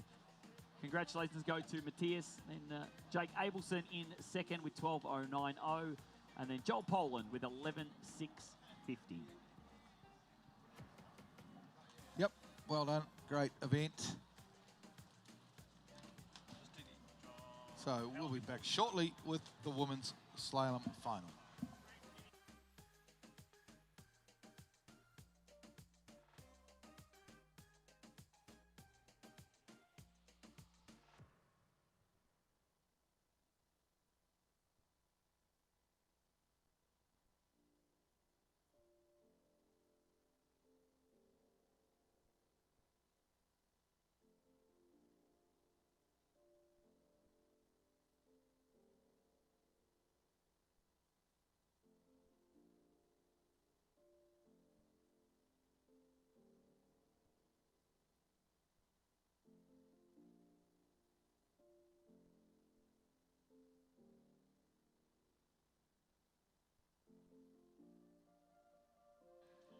Just a call for all of our trickers that your trick sheets are available from the main judges tower, please. All your trick sheets are available from the main judges tower. But, ladies and gentlemen, we've got a special guest here on MOOMBA Monday. He's the president of the Nautique Boat Company, Greg Malone. Greg, it's a pleasure to have you up here to chat all things Nautique and what's going on in the world of Nautique. I know we spoke on Saturday, but it's a pleasure to have you up here. How good is MOOMBA Monday? Does it not bring the goosebumps to your arms? Yeah, it's so good to be out here for MOOMBA. Yeah, it's beautiful out here on MOOMBA Monday. There's nothing quite like it in the water ski world. You know, there's always that argument back and forth between Sunday at the Masters and Callaway Gardens, and they both have that very special place in the athletes' hearts, and a title that everybody wants to win is MOOMBA Masters and have that on their scorecard for sure. Of course, you win the Master, you win MOOMBA, and you make the qualifying score. You go through to the Masters. It's a qualifying event this year at least, and then we'll have the World Series next year, which we'll talk about. Yeah, looking forward to bringing out the World Series, tying all these great events together, and having that series title winning opportunity for these amazing athletes that we have from all around the world that are on the water right here today. Well, we've already seen 2 Nautique athletes on the podium. We saw Erica Neely. Tricks is just something special, isn't it? I know we got to talk to the girls. I know you, being the president, you kind of give an oversight onto this brand new ski Nautique. We spoke to the athletes over the weekend about how good it is. We're seeing records drop now each and every tournament. We've just seen the men's course record of Tricks. It must feel pretty good to know that you've created a boat that is perfect for tournament skiing. Well, you know, the Ski Nautique is now 65 years of legacy since the original Ski Nautique was built and that brand came into being. And so, you know, to be able to build a 3-event boat that performs at the highest level for trick, for slalom skiing, and for jump, you know, that's not an easy feat. And so our engineering and design team took on a big responsibility as they spent well more than a year getting ready to launch that boat, to get it ready for production and be able to put it on the water in all parts of the world. And so, you know, the amount of effort that went in, our athletes play a massive part. Some of our partners at ski schools around the world also play a massive part in helping us understand exactly what that Ski Nautique should be and how to build the best boat in the world. And I got a chance to go to the factory last year before the Masters, go and see all the Nautiques all getting built and all the ways and all the customization you can do. It's amazing that you can have a boat that comes out straight out of the factory, again with all that development from the athletes, and be out there and straight away from day dot was breaking records. Yeah, you know, it is a massive effort. There was a lot of work behind the scenes and a lot of things to make sure it was absolutely ready when it came to market. And you know, that's even the small things that you don't realize when you first use the boat. Obviously, we want it to ski great. We want it to drive great because the driver's got to be able to perform well and be comfortable all day long in that boat and be able to track well for slalom and pull strong for jump. So, you know, all those things going in, but it's down to even the testing details of getting the right propeller, getting the zero-off systems and the electronics to all communicate on perfect harmony so that boat can feel absolutely the best it can be. And out of the whole portfolio of Nautique products, all the boats we've got, the GC, the G23, the G25, your Paragons, your Sport Nautiques, all of that, the Ski Nautique, from a business perspective, only makes up a very small portion of the rest of the business. I mean, the G23 is probably one of the highest selling boats in North America, probably around the world. And for you guys to put that development, that research, that money, not only into such a small part of your business, but it is the core fundamentals of Nautique going back when it was started. Yeah, you know, over the last couple of years, the G23 has been the #1 selling towboat for water sports. And obviously wakeboarding and wake surfing and foiling now is just a massive following around the world. And so you know, it's an amazing boat. We're going to see it on the water here in just a little bit for wakeboarding again this afternoon. And then, you know, at the same time, the Ski Nautique is our core. It's a lot of what drives us from a passion perspective. It's a lot of work to dial in the details of that boat. The requirements of a Ski Nautique are significant. And so, you know, it's when we put that project, you know, all of our engineering and design team is on point because they want, you know, it's our sports car, it's our flagship, and they want to make sure that that is 100% the best boat in the world. I like that. That's it. It's the sports car. Yeah. I like that idea. Now, what about you as a sports enthusiast, water sports enthusiast? What do you do? Are you wakeboard? Do you ski? Do you foil? You know, I've done a little bit of everything. I'm mostly most days I'm picking up a wake surfboard and surf style and going out and riding. I've got a Paragon 25 at my house in Florida, which is a nice thing to be able to have right out the back door. And you know, I travel around to a lot of our events. When I come to MOOMBA Masters, you're not going to see me out here on the water today. I don't quite compete at that level, but I do enjoy in the you know, some of those other divisions of wake surf events. You know, I've participated all around the world in our surf events that we do, and as we continue to grow and you know, that sport continues to grow. We've had events last year in Japan and China and in Europe and, of course, the U.S. And so it's great to see that community continue to develop and the passionate families and people that are behind it. And that's what it is. It's all about bringing families together, isn't it? That's what the whole goal is. Get people behind the boat, get people into boats, and just become part of the water ski community, which is such a great, as I said, great family event to be a part of. Yeah. In regards, in a world where you have lots of distractions, you know, there's very few places like the boat. Yeah. And so it's that opportunity to come together with the family, with the core, you know, to lose the distractions. You know, can't get away. It's captured inside that boat. And so it's an amazing place for the family to spend time and participate together. Greg, don't go because I've got a couple more questions for you. We are starting slalom. We are going straight in. We've got our first skier on the water. It's going to be Cristiana Diosma of Peru. Made its way through to this MOOMBA Masters final. Was through the LCQ. Our first 2 skiers will be through the LCQ. But we've got a big lineup coming up here. So we have Cristiana, we have Sancha Altram of Great Britain. We'll have Kennedy Hansen, Erica Lang, Alexi Abelson of the US. Nearly Ross from Canada, Sadie Ferguson from Australia, and then Regina Jaquez, Team Nautique athlete out there as well. So behind that brand new ski Nautique, Cristiana Diosma, it's starting on the 14.25 line. For those of you not familiar with slalom, there's an entry gate, an exit gate, 6 turn buoys, which is what she's navigating her way around now. She's out through the exit gates. Each completed pass, we take a piece of that line off to make it even harder. But Greg, back to you with Nautique. It's kind of crazy with what the World Series is going to bring next year. We sort of soft launched it this year here at MOOMBA, getting the under-21s. But how important is it from Nautique to have not only juniors, but opens and over 35s all being able to compete in those World Series? Yeah, you know, it's we're built much more than just a professional ski boat. It is the best towboat in the world. On the wakeboard side, the G23 and the Paragon series are the best towboats in the world. And you know, while we're committed to that core, just as we were talking before, it's all about getting family on the water and making the boat work for every person across the board. So our events, whether it's on the water ski side or wake series, wakeboard and wake surf events that we do around the world, foil events, we want to bring the whole family out and get everyone involved and participating, because that's how we continue to grow sport. And in regard, we'll come back because I just heard that she's coming back on the 13-meter line. So standard shortenings are 14.25, which are your yellow shortening. We then go to a 13, which is a green shortening. And then have a blue shortening called the 12-meter line. And these are all standard tournament tone line lengths. And we'll see as we go through this slalom event down scores onto the 11.25, which is purple. And then, of course, the 10.75 in this women's. And hopefully we'll see someone on the 10.25 in the men's. But here we go. Cristiana back from the city end. 55 kilometres per hour is the boat speed. And she'll make her way through round buoy number 1. Nice line tension, keeps the line tight, round 3. And now into buoy number 4. A little bit rolly across there at 4, but as the tide gets lower and lower, conditions will be good. And look pretty clean there on that pass there, Greg. But we know here at MOOMBA, Nautique, synonymous with MOOMBA, the partnership at the moment is through till 2030, I believe, if I remember rightly. Any chance maybe yes. Signing the dotted line for a little bit longer? Well, I know you know, we're always looking to extend, and we want to continue to build great events. And so, you know, I think we have a long-term relationship here that we intend to continue on and continue to have some of the best water skiing in the world down here in Australia. And who do you, from seeing this, as I said, you haven't been out here to MOOMBA for a couple of years now.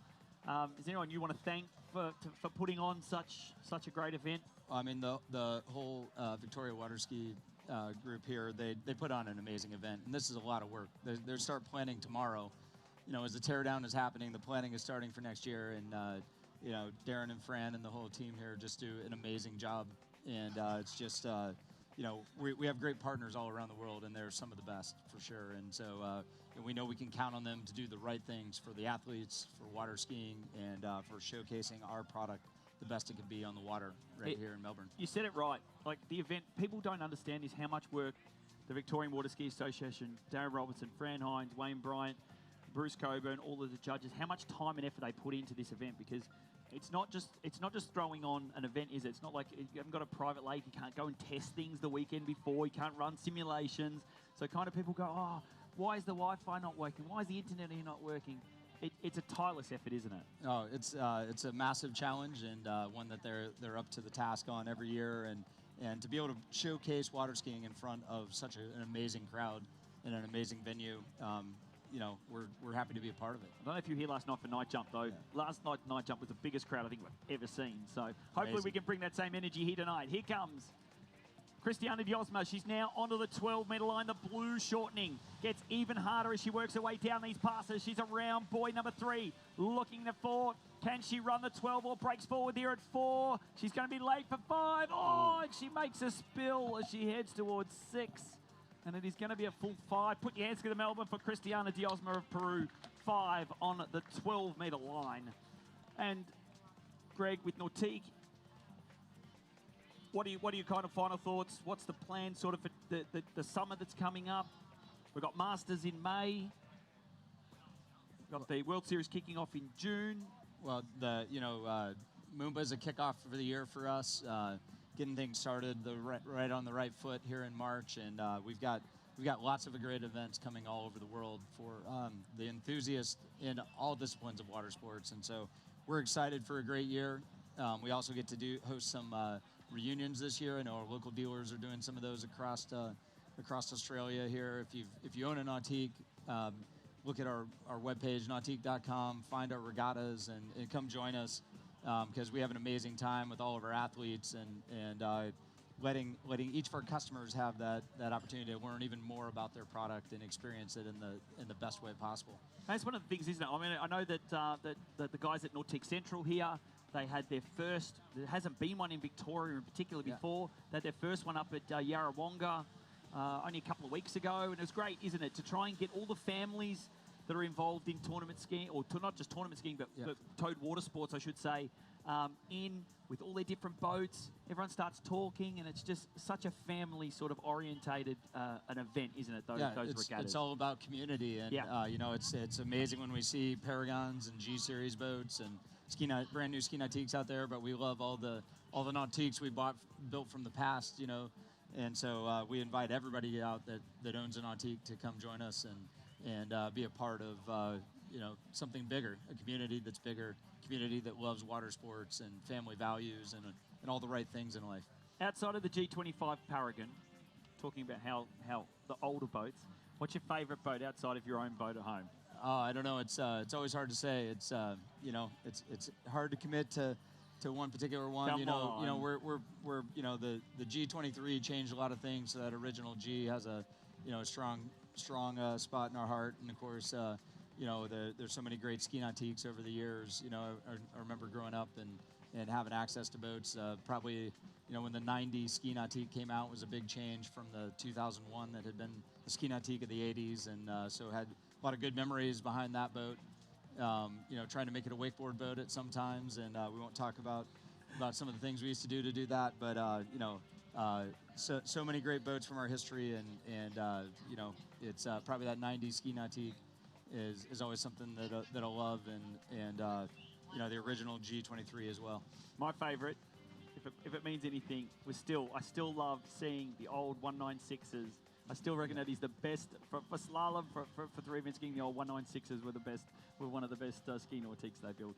We're going to go now. Just stay there one more second there, Greg. One more question for you before we let you go. But we move on now to Sanchia Outram of Great Britain. Had 3 on the 12. But she knows now if she wants to be somewhere on this podium, she needs more than 5 on the 12-metre line if she wants to have any fighting chance. And this is the 14.25 line. Conditions looking pretty good out there on the Yarra. Skiers are going to have that head current on this opening pass a tail current on the first pass as the water flows out towards Port Phillip Bay. But Greg, it's a pleasure having you up here in the commentary booth, being the president of Nautique Boat Company, and the support not only give all of our athletes, but in particular here at the MOOMBA Masters. The event wouldn't be what it is without your support. And from Darren, the Victorian Water Ski Association, every single person out here, thank you very much. Any final words? It was great being here again. Looking forward to the rest of the performances throughout the day. We're going to see some great skiing and wakeboarding, and look forward to seeing you again soon over at the Masters on our side of the pond, and we'll boot this up and do it again. Maybe go and see Darren. Let's try and get the contract signed until maybe 2030. We just keep extending it out. We got a few years here, so we're pretty good. Maybe we'll definitely make sure we keep this partnership going. Get it signed for 2035. I'm sure Darren will want to do that too. But Greg, thank you very much for being up here. Thank you. We'll let you go. I know you've got plenty of meetings to get to, but we'll get back. But thank you very much, mate, for all your support. All right. Thank you much. See you soon.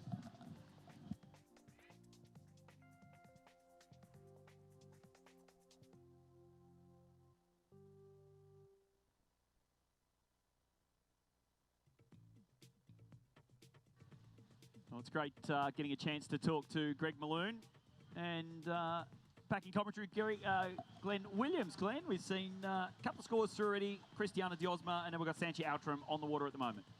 Yeah, it's good to be back, and great hearing from water ski royalty, really. The Malone family, of course. Nautique, Correct Craft.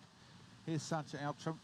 A lot of Kiwi fans back home will be watching this, of course. She's British national, but lives and works in New Zealand, and that's a nice 13-metre pass for Sancha. Yesterday was her best score of the season, the 2 at 11 that got us through that repechage into the final. And of course, both the girls making it through. Our first 2 girls all making it through via that repechage or LCQ. But big names here. I think the high focus is going to be on our top seed, Regina Jaquist, runner-up last year, the winner the year before. Got Sadie Ferguson, a chance for her to potentially snag a win in the slalom event. Nearly Ross will be wanting to change that as well and add to her titles for 2026. It's going to be an exciting couple of hours of slalom, I think, here, Glenn. Absolutely, absolutely. Webcast world will be tuning in, I'm sure. A lot of slalom fans around the world, and they'll be watching this event. Beautiful sunshine here in Melbourne, beautiful day. River looks pretty good to me. The tide is slowly going out. The current's not too strong at the moment. Very little wind to speak of, so conditions are relatively calm here on the Yarra. Sancha Outram will be back soon under that Swan Street Bridge on the 12-metre line. Ran it comfortably yesterday, so hopefully she can do the same thing here again today.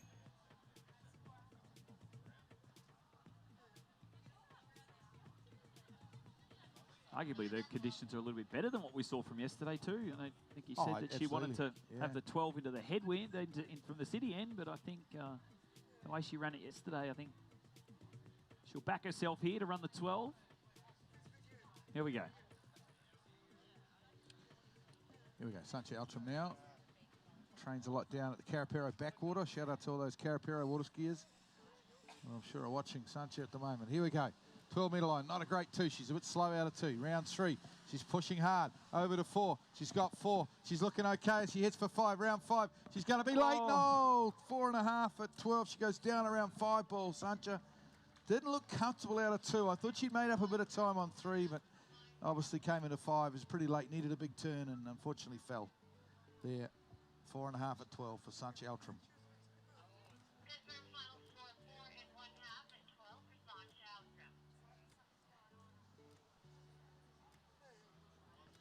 Blew the fin out there on 5 ball, but yeah, I think it's going to be tough for these girls, especially. Actually, I reckon all the way through this slalom final is going to be hard because you are going to have that current pushing you down course as the water heads out right to left on the screen. Heads back towards the city end, out towards Port Phillip Bay. You can see, quite sure if we can get a shot from our webcams, maybe out to one of the turn buoys to see how strong that current is, but. I don't think it's too bad at the moment. Doesn't look too bad, but it will get worse. It will get heavier as we go through. But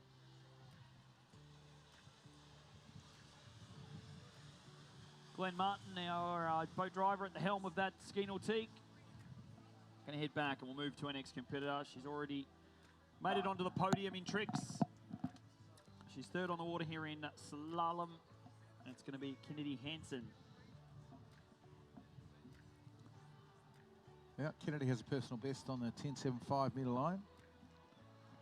So she'll be looking, hopefully, obviously should run 12 and come back and get a few buoys, or at least deep down that 11.25.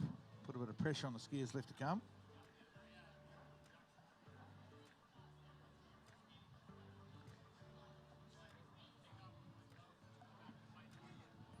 Moomba Monday as the crowds build. See people coming in from the city across the Moomba Parade a little bit later on. Jared, I haven't heard much about the parade this year.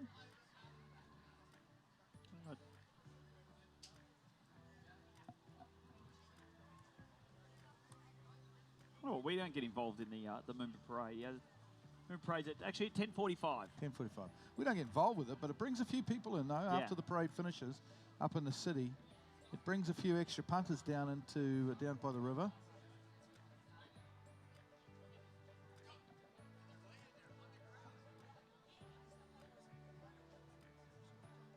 So Kennedy Hansen down at the start dock. She's in the water now. We can see that under the Swan Street Bridge.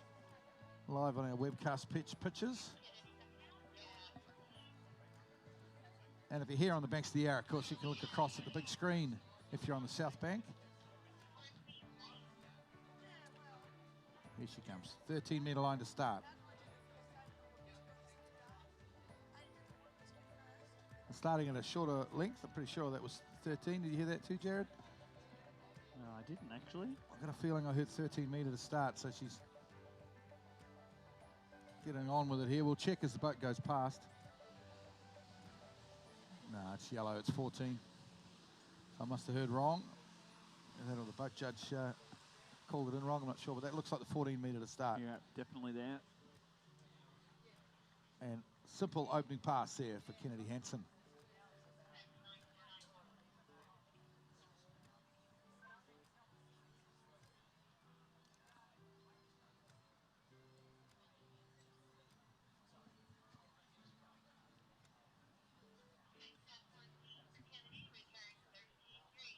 Yep, runs the 14.25 metre line. The rope gets shortened down to the 13 metre line now.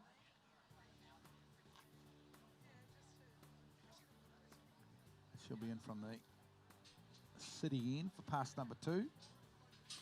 Missed out on the jump final yesterday. Was probably a little bit disappointed with that. It was the first time ever jumping on the Yarra, and she jumped well. Only missed out by 0.1 of a metre, 10 centimetre. It wasn't much, but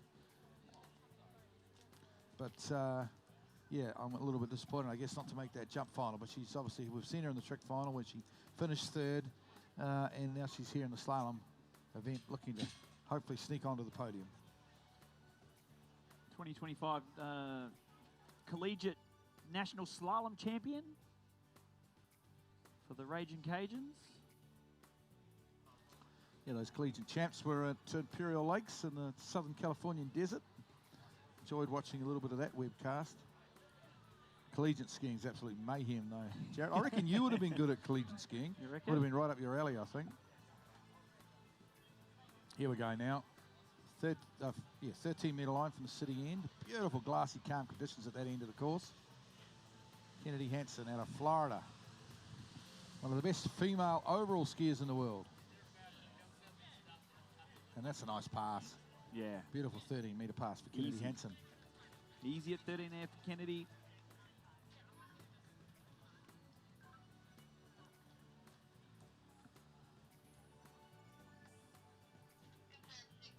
Okay, made it through to the slalom final at the World Championships. Ended up with 4 on the 11.25. The final round placed her down the bottom end of those World Championships. But you know what those, so as an overall skier, when you go to a World Championships, it's very difficult to be at the top, isn't it, of individual events? But she's there as an overall skier. Yeah. She said to Regina yesterday, and even so hard to train, not only for individual events, but when it comes down to being an overall, being able to compete in all 3 events. That's why you look at someone like a Joel Poland that's potentially kind of skiing all, could have skied in all 3 finals, and even Kennedy almost skiing in all 3 finals as well. She had a 0.1 of a metre. And she wasn't far off. Preparation that goes in. Love that overall skiing. Kind of thought a couple of years, maybe 8 years ago, overall skiing kind of like died off. Good to see it's making a bit of a resurgence, and a lot of skiers taking up the option to do all 3 events. Certainly is that the World Overall Tour of Jarrett Llewellyn's has helped that, of course. 4 tour stops every year now, for probably 4 or 5 years. It's helped lift the profile of overall, but beautiful shot there on the nose of the boat. Swan Street Bridge, city skyline, coming straight into downtown Melbourne. Kennedy Hansen, though, this is it. She's back now on to 11.25.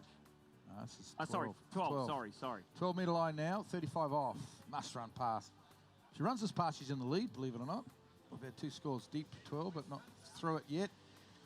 Looking good at the moment, on time and early for 3. Stands up a little bit out of 3, but I think she's fine. Round 4. She's getting down course a little bit now, round 5. Big 5 ball though. Gets it back on and she runs the 12-metre line. Put your hands together, Melbourne.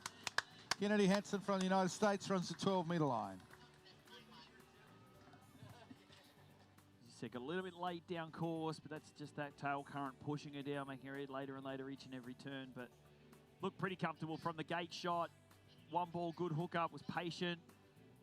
Used the boat to her advantage, pulled long and hard as she came off, hooks up, leans across course. 4 ball there, got a little bit unstuck, back of the ski. But as you said, big 5 ball, got her out through 6, and we'll bring her back onto the 11.25 line.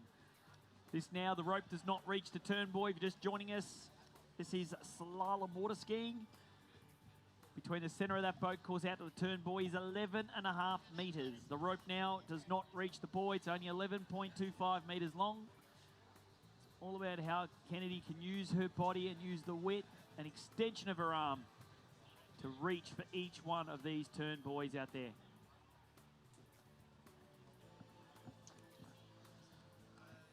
Yeah, well, hopefully she can get most of the way down this pass. If she gets most of the way down this pass, she's got a good chance of finishing in the top 3 in this event, I believe. I think we'll probably get a couple of girls in this final, get 1 or 2 on this pass. So getting down to 3 or 4 just gets that little break on the field. And then, of course, if you want to match Regina Jacques and probably Sadie Ferguson, you're going to have to run the 11.25 metre line. Here she comes, Jared. Off those entry gates, she does. Gets in. Oh, a little bit of a delayed start out of 1. She's going to be slow to 2.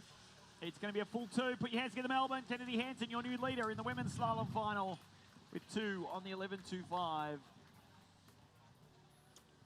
Kind of think, though, Glenn, 2. Yeah, I mean, that's the sort of score that's going to get a 4th or 5th. Yeah, exactly. It's not going to get her on the podium, 2 at 11. But solid stuff, though, from Kennedy. Didn't have the greatest start either. I thought she had enough width. Maybe took a little bit too much speed into buoy 1 as we see her get that kind of whipping effect as the gate pull out from the city end, and see her turn in a little bit shoulder heavy. It's on the back of the ski and just kind of has to press and lean across the 2. Too much speed. She gets up, she gets around, S turns and backs to the wake for the full 2 boys. But we move on. We have your women's trick champion about to take to the water, of course, Erica Lang. She'll have a chance now to add to 2026 with a chance at a slalom title. Yeah, and great to see her having slalom. Over the years, she hasn't always slalomed at pro events. Obviously gives up a little bit of height advantage. She's kind of vertically challenged, is the PC way of putting it. Helps with the trick skiing, but not with the slaloming. But it's good to see her in pro slalom events. Probably the first time I ever saw Erica ski, and you and I were commentating together, was actually those junior worlds up at Moala. We're talking about Moala hosting the worlds next year a bit. And up at those junior worlds, I've got a feeling. She jumped as well. She did jump as well, but I got a feeling she might have got a silver in slalom, actually. She might have scored 1 or 2 at 11 at those junior worlds. I could be wrong, but a very good skier, very good 3-event skier, and has, of course, done a bit of pro wakeboarding over the years. Not doing that this year, but here she is on the slalom ski, Erica Lang. MOOMBA Masters trick champion from this morning, starting on the 14.25. Yeah, 14.25 start. We'll see most of these ladies all starting at 14. As we get to the high seeds, we may see some of them start on 13 like we did in the preliminary round. And conditions looking very good. And put your hands together when she runs the 14.25 there. Erica Lang, nice, easy opening pass there. Yeah, nice pass.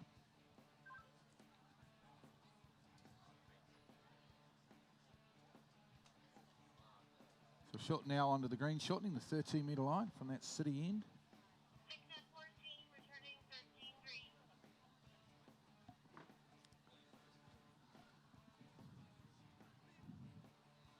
Of course, the merch behind us. I've gone and just bought a T-shirt, mate. They've got it. They're saving it for me. They're putting it in behind the. Yeah, hopefully they don't sell it, but So that's someone stitch else. a couple of mediums together for you. Thanks, mate. Yeah, I got the biggest one they've got there. but they are getting down a little bit. I thought I'd better rush over there to get the last 2XL. So a bit of MOOMBA merch is getting down now, running out of sizes and shirts and stuff, so you want to get to that merch tent. Don't think there's any hoodies left. There's no hoodies left. There's T-shirts, $25 for the T-shirts, $20 for the hats. There's $10 bags. There's a bit of merchandise from 2025 as well. Yeah. A few people messaging through wanting to see if they can place orders online. Unfortunately not, but I'm sure if you send us a message, we could post some out to you or be able to do something for those real avid fans. Possibly unlikely. That haven't been able to make it. Looks like they're going to sell out. Oh, they'll sell out by the end of the day for sure. Kind of one of those things you almost really have to be here to get the merch. Yeah, I reckon I think too. so. Okay, here we go. 13-metre line. From Erica Lang. Maybe a little down course here actually already on this pass, but big lean across the 3, gets her back on it. Round 4, over to 5. And there you go. Erica runs that 13-metre pass. She's so strong, isn't she? You see, for such a small athlete, you see her in the tricks, and when you get her on a slalom ski, you really see that strength coming out, the way she moves, the way she can lean. She actually has a really nice slalom style too. Yeah. That pass probably wasn't, definitely not as comfortable as what we saw at 14, but gets through it. Pound for pound, you're right. She'd have to be one of the strongest skiers at this tournament.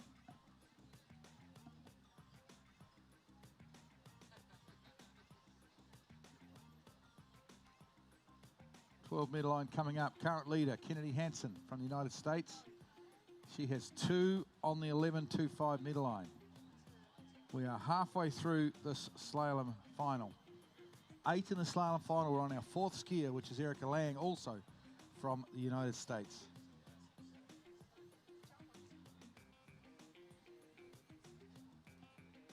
It's a beautiful day in Melbourne. It's only 10 to 11 in the morning, and it's already pretty warm. We're heading towards 28 degrees today. I would guess it's probably around 24, 25 at the moment. Feels extra warm here on the South Bank, of course, because the sun shines in. And then later on this afternoon, we get the shade.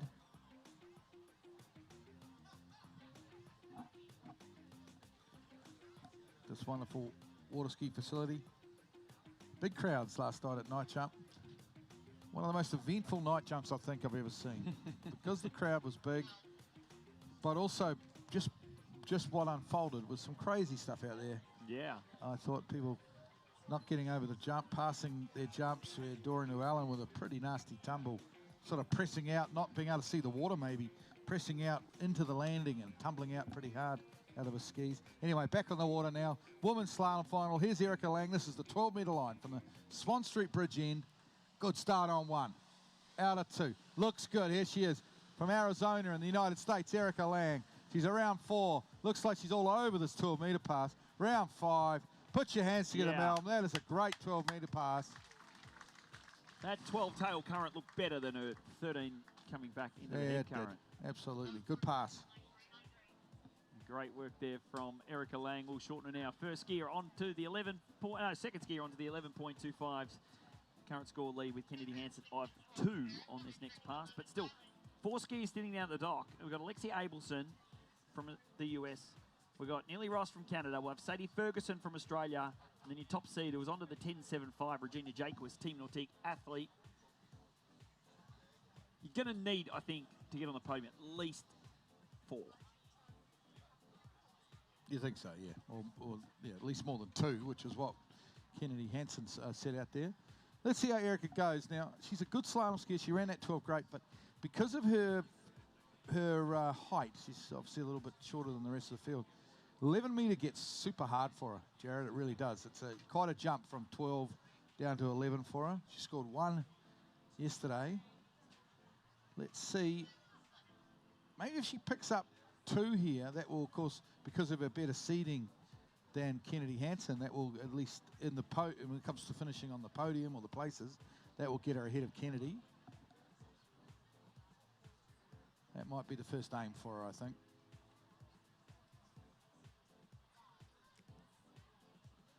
Here we go. Erica Lang now from Arizona. 11.25 metre line, 38 off, round 1 she goes. Slack rope on 1, she's going to pull hard to 2. She gets around 2, can she get back to the boat wakes? No, she can't. Put your hands there though, that's a great score. 1.5, I believe, on the 11.25 metre line, 38 off for Erica Lang. And she would have known that she needed to turn 2 ball there and get a piece of 3, but... Well, watch this replay here. You know, you said earlier she's retired from the jump event, but I tell you what, she got pretty close to that ramp there on that pass. She almost re-entered the jump ramp, the jumping division. And she got towards that ramp there. Good score though, 1.5.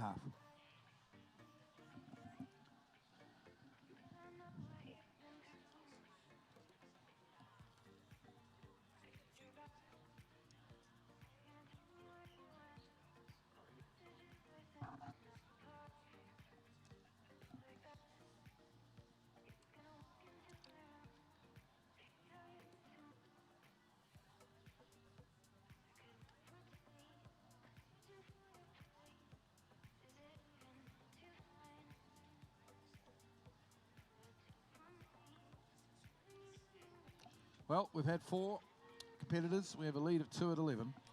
We're going to our final 4 now. Lexi Abelson, also of Arizona, will be our next competitor.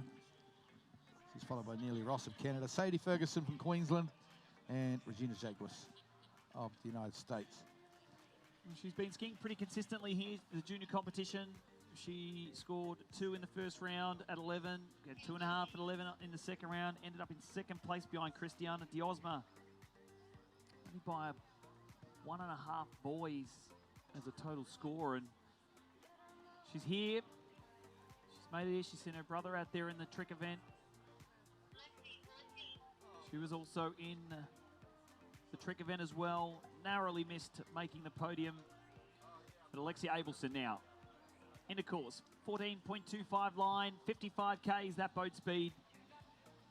See if she can, nearly takes a tumble at 1 ball there on the opener. Just breaks forward, but she's back on it. Tries to do the same here again at 3. Ski not moving underneath her. She's back on the pass though at 4 and 5, and there you go, runs the opening pass, 14.25 Glen. Little heart and mouth stuff there. It could just be the nerves of the 16-year-old. 1 and 3, the youngster. Lexi Abelton, just 16 years of age, and a biggest slalom final of her life, it's fair to say. And just bobbles a little bit on 1 and 3, but she's fine as she runs that 14.25 metre line. Rope gets shortened down to the 13 metre line.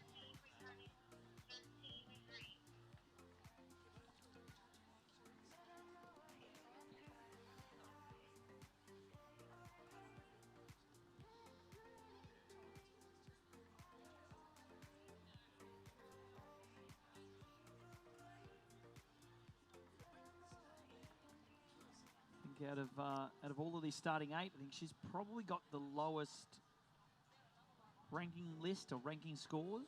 I think that she's only been out. I don't think she's had a score on to, or maybe Sanchia. No, she's got a score at 10.7. No, it's still into 11. So scores into 11. But doesn't matter. It's all about what happens on the day, isn't it? When Absolutely. It comes down to Moomba. Well, it's who skis the best on the Yarra conditions. Lexi, a little bit like her brother Jake, has had a great tournament. Ridden their confidence throughout the tournament. Well, Lexi won the most outstanding junior performance. Yep. In the presentations of the junior competition, but here she comes back now at 13. A little bit more comfortable at 1, 2, and 3 than what we saw on the opener.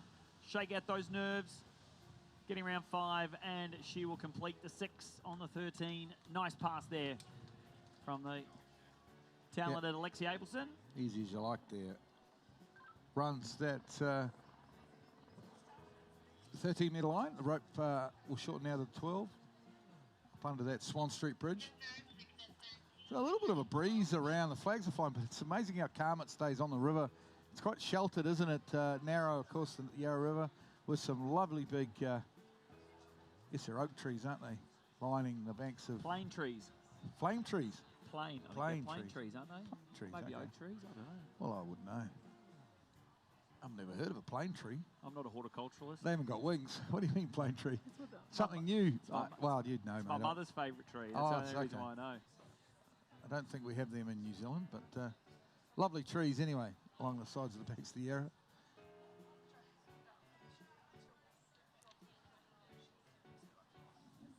Funnily enough, Glenn, I think the forecast at the moment is to have these kind of northerly breezes, which are coming from somewhat across, if you can call it across the course, maybe even a little bit of anything, maybe a slight tailwind, but the buildings kind of stop a lot of that wind from getting through. But as we get more later in the day, by about 4 o'clock, which is when we're going to be starting jump, that wind is predicted to swing back around to be a south-southwesterly wind. And that should give our jumpers a nice headwind when it comes to jump. But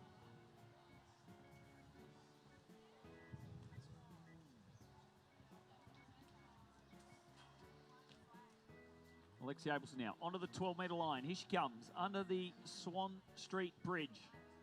Great shot there as you come into this arena. Alexia Abelson getting herself set. Must run pass for her if she wants any chance of being our MOOMBA Masters Women's Slalom Champion. Nice stuff. Better start at 1 here. At 1 ball going towards the city. She's there at 2 now, looking to off 3. Oh, got in deep at 3 balls. She's going to have to work hard here into 4. Turns 4. She's made it to 5, and she will run the 12. Put your hands together, Melbourne. Another chance to take down this 11.25 for Alexia Abelson. It's a great farm. Great pass there on the 12-metre line. A little bit of spray in her face on a couple of those boys. I mean, she was hooking up pretty well, pushing that ski around, and that's a good 12-metre pass from Lexi Abelson. Current leader still 2 with Kennedy Hansen from the United States. Erica Lang's in second with 1.5 on this next pass, the 11.25.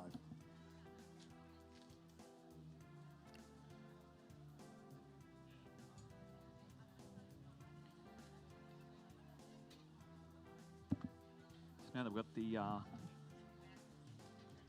official running order of the day, we're going to have, yes, so I said, we'll work our way through. About 11:40 will be the conclusion of this women's slalom final. We'll then move straight into the men's. We'll have a course change, and we'll have the IWWF show ski team out here from about 20 past 1. That's the kind of goal, to get them on the water for a 20-minute show. Pro men's wakeboarding will then have a course change, be into the pro women's jump final from about 20 past 3.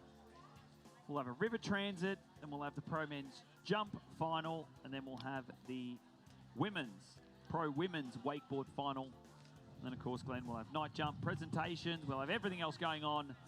Full jam-packed lineup. But here we go, 11.25. Here we go. Lexi Abelson now from Arizona, round 1. Bit of a slow start on 1, leaves the ski behind. Oh, big 2-ball. Have a look at this, folks. She's on this. Round 3. Come on, Lexi Abelson. Round 4. Oh, this is sensational. She's got 5. Oh, it's a big score. She almost ran it, though. Slap of the water, because she may have just dropped the MOOMBA Masters Slalom title there around 5-ball, but what a 2-ball, Jared. What a 1-ball. The angle she got out of 1-ball. Look here on the replay. Let's have a look. Hooks up, breaks forward, got good speed, slowed down. 2-ball was good. Angles to 3. Look at that. Big 3-ball. I don't think she's actually ever run 11 in a tournament. Just sort of kind of hit a roller on the tip of the ski and goes down. But there you go, your new leader, 4.5. On the 11.25, that gets you onto a podium. She's on the podium, and she's in the running here.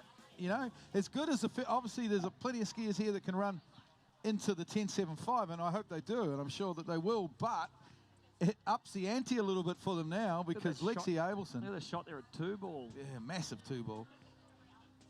Hey, Alexia, can you hear me? What a pass. Yeah. 16 years of age out of Arizona, and she's brought the slalom final alive with a magnificent score of 4.5 on the very short 11.25 metre line.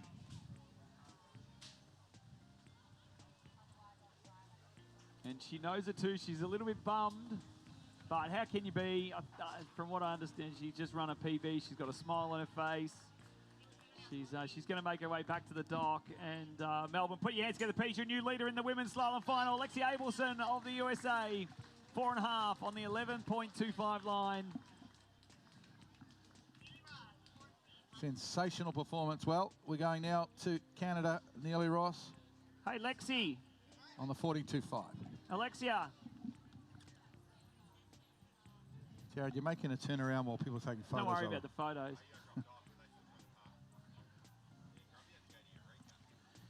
We digress. We move on. Top 3 coming up here, Glenn. It is already on the water. It's Neely Ross of Canada on to the 14.25 line. Yeah. Great slalom style. Keeps everything aligned. Effortless out there on that opening pass there for Neely Ross. Very nice. Lovely opening pass on the 14.25 for the Canadian, Neely Ross. Current lead, 4.5 on the 11.25. This women's slalom final. And the youngster out of Arizona, Lexi Abelson.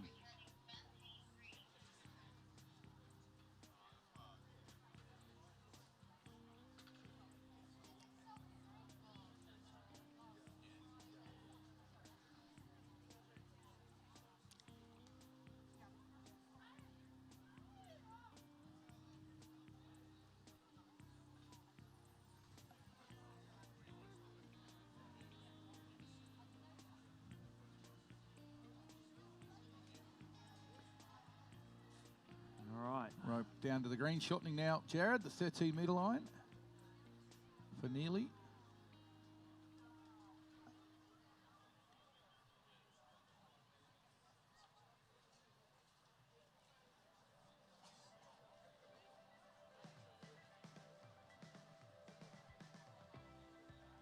Should be pretty easy opening pass, or easy second pass, I should say, for Neely Ross. So we see the ski nautique now making its way around the bend, lining up for the slalom course. 55 Ks. Neely Ross holding on to that 13-metre line, that green shortening. We'll get her through. She edges. Nice wumble. Nice turn. Little bit slow out of 2, but has enough time and room to move with this rope length. Nice at 3, 4, 5, and easy. Lovely. Cup of tea and a biscuit out through. 6 ball there for Neely Ross. Yeah, nice pass. It stood up a bit out of 2 ball, but of course only for her an easy pass, the 13-metre line. Nothing's ever easy on the Yarra River, but she's never going to miss the 13-metre pass. And sometimes these high-end slalom skis, they're actually designed. They're not designed for the shorter line lengths. They are designed and they are sort of fine-tuned for the shorter line lengths. You'd find that sometimes, wouldn't you? Your first pass sometimes doesn't feel great. Trying to run a 46 or something, and my ski's made to run 12-metre line, and that's your problem. Just, exactly.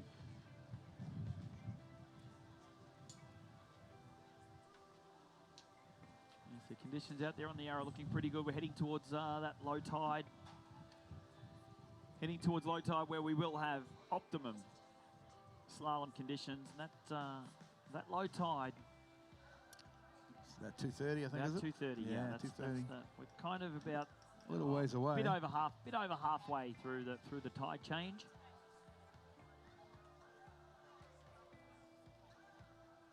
For the moment, as you said, Glenn, it doesn't look too bad out there. A little bit of movement. Nothing out of the ordinary here for a MOOMBA Monday. That's correct. We got a lot of New Zealanders coming in, messaging it through. Yep. Telling me how great you're sounding, Jared. How great you're sounding. As we watch this women's slalom final unfold. Big score from Lexi Abelson, 4.5 at 11. And here's Neely Ross now. This will be the 12-metre line. A few little puffs of breezes around, but generally it looks pretty nice on the slalom course. Good conditions, lovely day. MOOMBA Monday, of course. Lovely day, public holiday here in Victoria. Here's Neely Ross now. This is the 12-metre line. Yeah, looking dialed in is Neely, rounds 5, and she will complete the 12. As you'd expect from Neely, you'd expect her to come out here in these conditions. She's a seasoned veteran at such a young age to be here. She's just run the 12. So now the rope does not reach the boy on this next pass, 11.25. She's just seen Alexia Abelson, the young American, the 16-year-old, get 4.5 on this next pass. So nearly needs to basically run it. If you're going to put any pressure on Sadie Ferguson and Regina Jaquist, you've got to run this next pass, does she not? Absolutely, because we're sure Regina will run this pass, and I'm pretty sure Sadie will as well. So Neely will know that. She's got to get through this level. It's not going to be easy, though. It never is on the Yarra. It's pretty tough to get a good start from that city end. Just that bend in the river. Those are the toughest gates to time. Although we had Neely up here in commentary a couple of days ago, or maybe yesterday it was, and she said that she actually prefers the city end, I think that's what she said, than the Swan Street Bridge end. So she's got herself now coming up with an 11.25 metre line. Yeah, on the 11.25. As I said, 2 skiers left. Sadie Ferguson, Regina Jaquist would all be watching. Can't see the course from the other start dock end. But here we go, 11.25 for Neely Ross. Eyes on the water. Needs to run this pass. Gets in. Angle. Oh, a little bit slow. Oh, she's going to be in trouble. Wow. Big upset here. Neely Ross. As I said, it's never easy on the 11.25 metre line, Jared, but she has not come out of one ball in any kind of decent shape. Gate shot looked good, just didn't get the hook up out of one, and looked like the ski kind of stalled on her a little bit as she went to turn and had no line. Usually she's a patient skier. Good. I think the gate shot looked really nice. Well, this is a bit of an upset here. Neely Ross. Do you know what that means, though, Glenn? Lexi Abelson's on the podium. She's on the podium. Amazing, isn't it? How good is that? Alexia Abelson on the podium.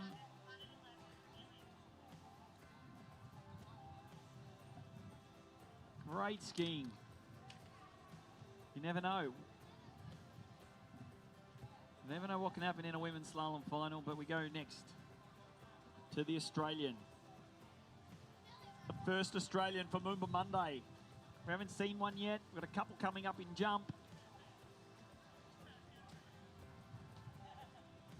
Can Sadie Ferguson not only take the MOOMBA Masters title, can she potentially get herself into the US Masters?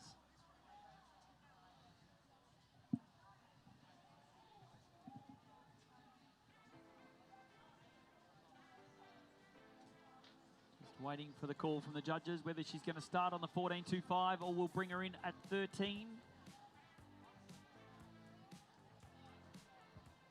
Sounding like be starting on 14. The Sadies, we look down, looking at the great Deniliquin. I know, Glenn, you've been wanting to book your... Yeah, I need to go back one day. Had some great teenage water ski memories up in Deniliquin. Skied an Oz Kiwi up there.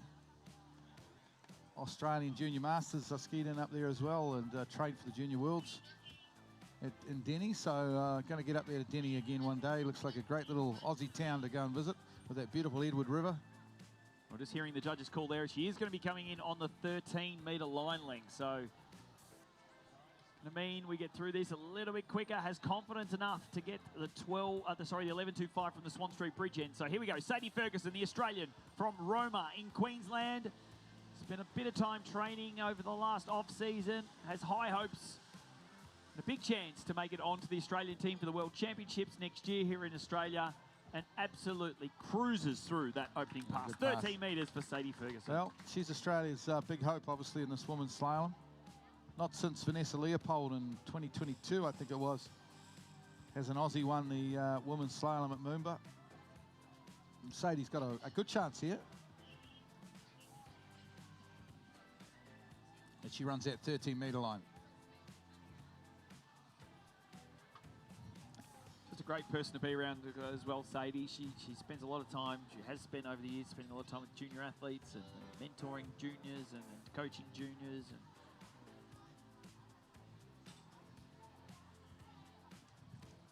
Certainly all the hopes of this Australian crowd, or this Melbourne crowd, are on the shoulders of Sadie Ferguson to take home a MOOMBA Masters Slalom title. But bit of work to do. Needs to get through this 12 metre line coming up.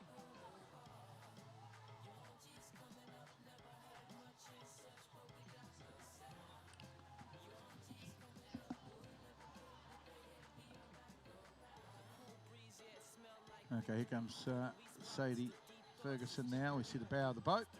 If you're watching the webcast with boat cam, heads around that Nautic buoy, straightens up, and here comes Sadie Ferguson on the 12 metre line. It pulls out wide on that ski Nautique now in. Nice double pump, slows the ski down. Gets to 2. A little bit slow out of 2, but 12. She more knows she's in trouble here. She gets to 4. Needs a big turn at 5 if she wants to run the pass. She does. She's going to be late for 6. Just sneaks out through 6, but 4. No! She's gone. Australia's hopes the are hopes out. and dreams of Australian water skiing Oh no! for a slalom victory in the women's have just gone down around the exit gates at the Swan Street Bridge end of the Yarra River. This is devastation for Sadie Ferguson. Devastation for the Aussie fans. I can't believe this. Slack rope, I think it was on 3 ball, started the problems for Sadie Ferguson. 2 ball actually started the problem. We go back to this replay here. You kind of see 2 ball. She was slow, had to have a bit too much speed into 3. Then the handle come up high at 3 ball. Big 4 ball. I thought she might have been able to save it. 5 was aggressive. And 6 just took too much out of it. Just slaps the water. Devastation. Do you know what? Someone's devastation is another person's victory, and that means Alexia Abelson is going to be at least a silver medalist. And we're going to have a US win. Either way we look at it, it's either going to be Alexia Abelson or Regina Jacobs, the world record holder, is going to take out the women's title at MOOMBA for 2026. Wow. Oh, upset, big upset here in the ladies slalom. I thought Sadie Ferguson a real chance this year for the victory. And then also that'll push Kennedy Hansen into another podium spot. She's got podium in the trick. She's got a podium in the podium into slalom as well. So, wow, you would never have written that Alexia Abelson, the young 16-year-old, would be a minimum a silver medalist, but there is still one chance. The next skier is a name synonymous. One of the most decorated women's slalom skiers of all time. She's a Team Nautic athlete, and she's going to be starting on the green shortening, the 13 metre line, and is, of course, the great Regina Jacobs. Yeah, without a doubt, the greatest female slalom skier of all time, the world record holder.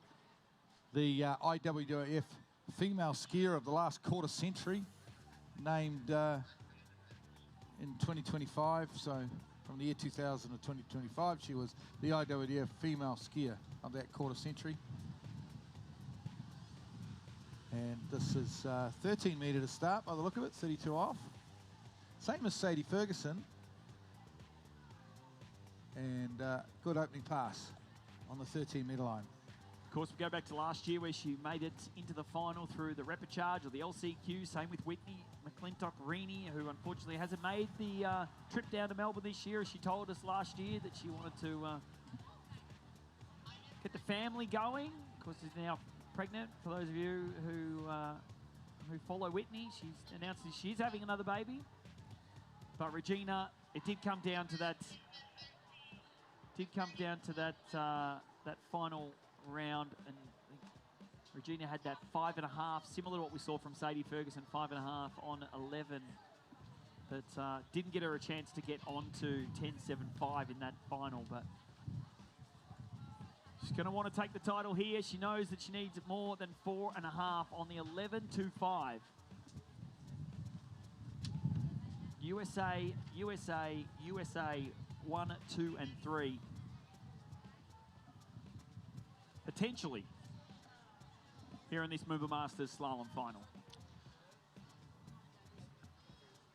Certainly looking that way. A little just sort of breezy, kind of gusty stuff going on at the moment out on the river now. It's still pretty nice though. I guess even though the water's not choppy, these gusts will maybe affect the skier a little bit, blow their bodies around a little bit on the water, can be a bit disconcerting.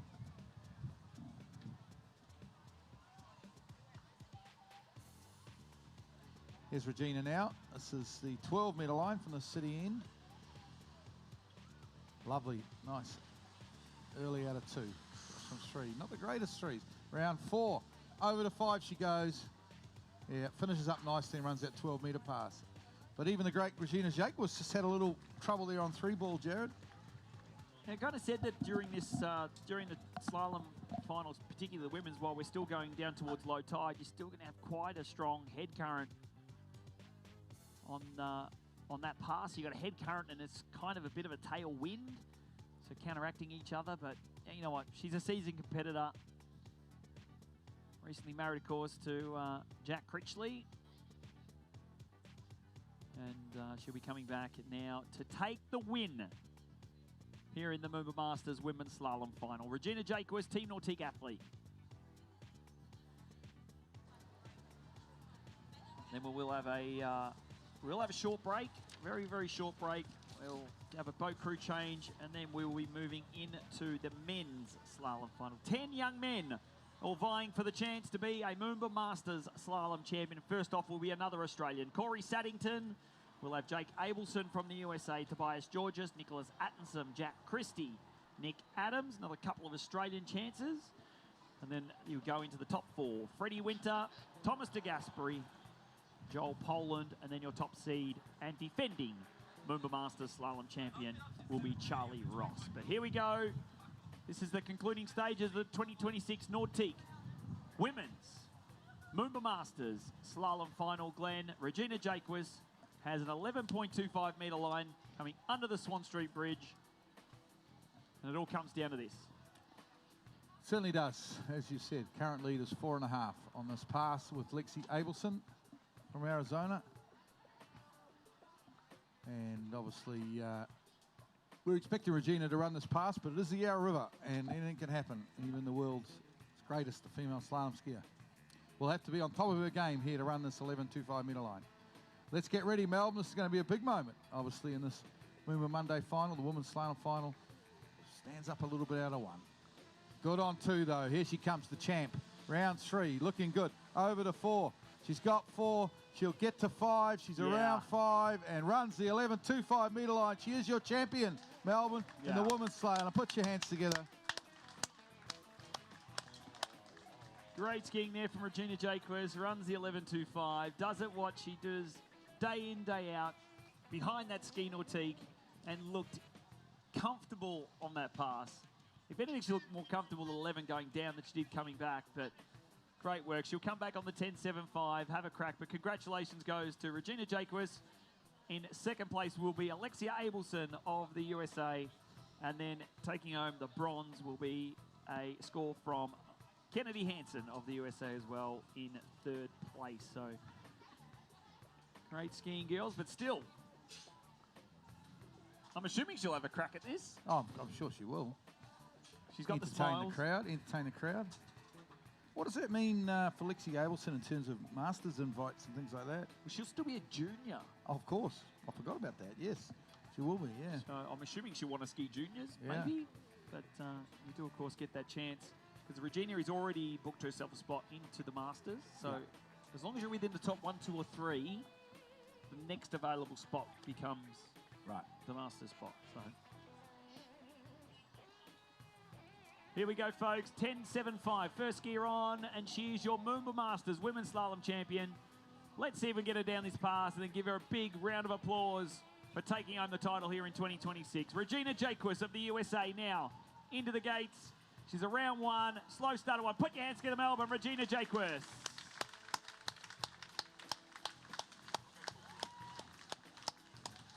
What a good victory there, Regina Jaquez, the world record holder, of course, the greatest female slalom skier of all time, wins the women's slalom title at the 2026 MOOMBA Masters.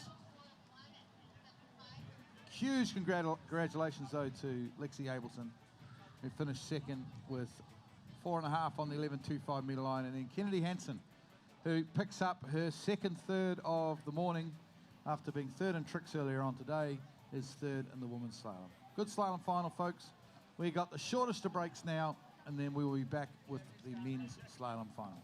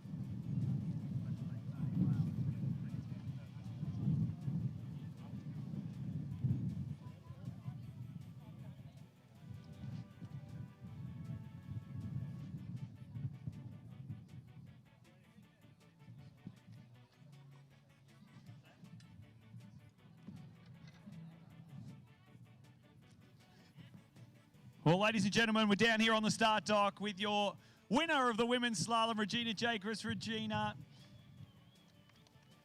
the girls really stepped it up. You saw a great score from Alexia Abelson, and you came through with the goods there, running the 11.25 and getting one at 10.7. Must feel pretty good.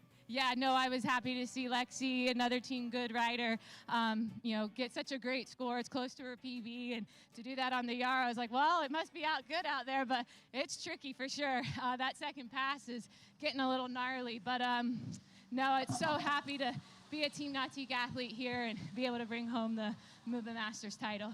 You get to watch Corey now. Let's see how he goes. But I was trying to put a big score up out there for him, but yeah, no, I'm so thrilled that Corey's out there. The Saddingtons are always so good to us.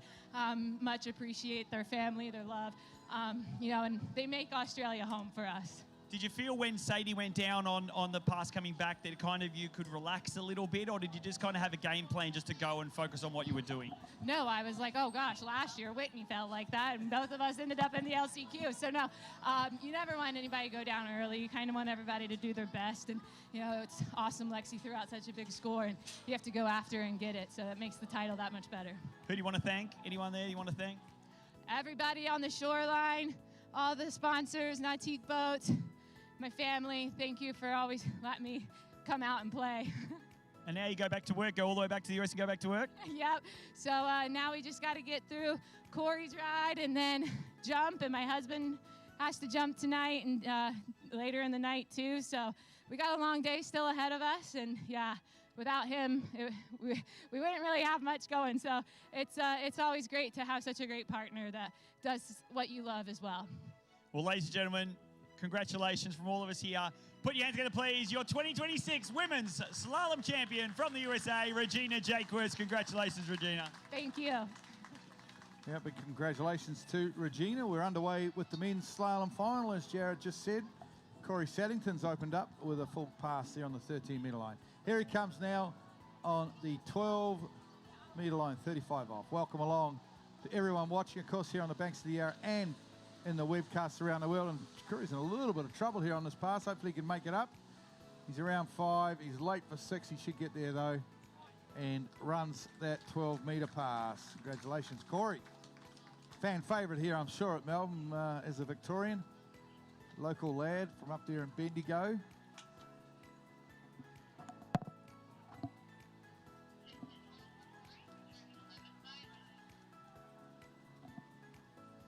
He'll be back in on the 11.25 metre line.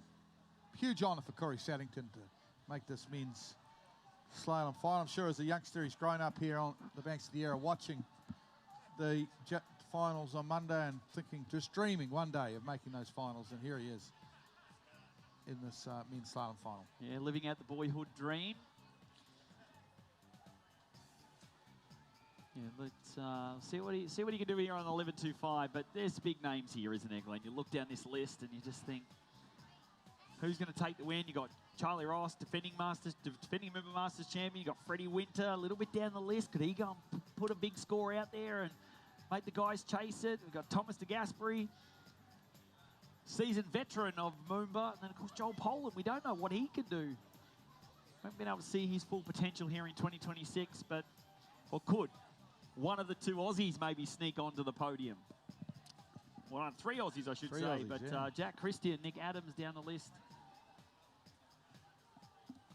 Well, I'm sure there'll be drama. We had a little bit of drama in the ladies' final, some upsets. And I'm sure we'll have the same in the men's. We were lucky, we just had like a 3-minute break between women's and men's, and in that time we had almost a mini tornado come through. I saw that. Broke the judge's umbrella next to us here. And Coley Hayes doesn't need it. And it's settled down now. It's settled down, and the conditions are back to being somewhat idyllic, really, at the moment for this men's slalom final. Here he comes now under the Swan Street Bridge, Corey Saddington. This is the 11.25 metre line. Let's see if we can get him through this one here, Melbourne. He'd love to run this. Struggled with this one over the weekend, and let's see. Oh, good start here for Corey. He's going to stand up at 2 ball. Nice. This looks like the Corey Saddington we used to here. Strong into 3 ball. He's going to turn 4. He's down course though. He's going to run the big 5. Turns 5. Can he make it through 6? Corey's just run the 11.25. Oh, yeah. The fist goes up. Well done.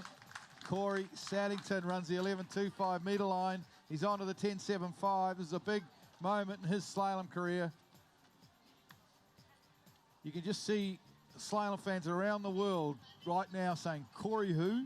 Corey Saddington? Never heard of him, but he's just run the 11.25 metre line in his opening MOOMBA Masters, his debut in the MOOMBA Masters Slalom Final. Well, Mum and Dad have just bought a new Nautique, so it's all right. Doesn't matter. Get to train behind one of these. Is that 3 boats they have now, or they? Yeah, probably. They have a lot of Nautiques, and good on them. Why not? It's a wonderful product. I think they have their Bendigo Nautique and their Darwin Nautique, and then it sounds like they just bought another one, so that's awesome.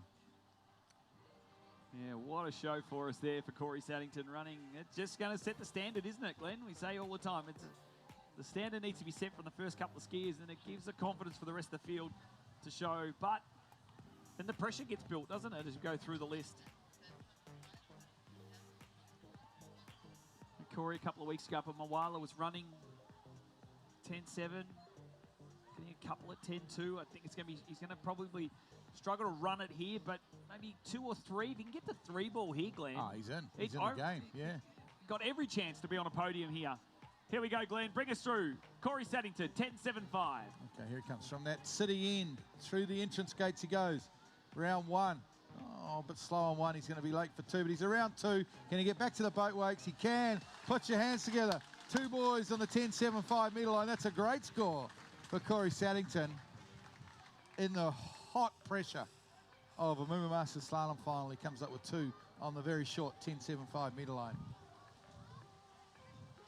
Yeah, just as you said, was a little slow out of 1 ball. Ski kind of just stalled a little bit on him as he went for the hook up. Gives the fist to the crowd, and there you go, 2 at 10.75. Great start here to this field of 10 men battling it for the podium.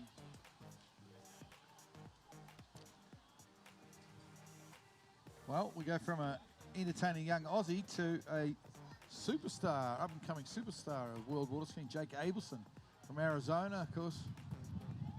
He's had a wonderful MOOMBA so far. He's just been on fire. He's made all 3 finals. Obviously, we know how good he is at tricks, but he's backed it up by making the slalom final. And also in jump, he's jumped a personal best of 207 feet, 63.1 metres, I think it was, to go. He's got to jump first in the jump final this afternoon, but only because he jumps off the lower ramp height of 1.65. His seeding was much higher than that.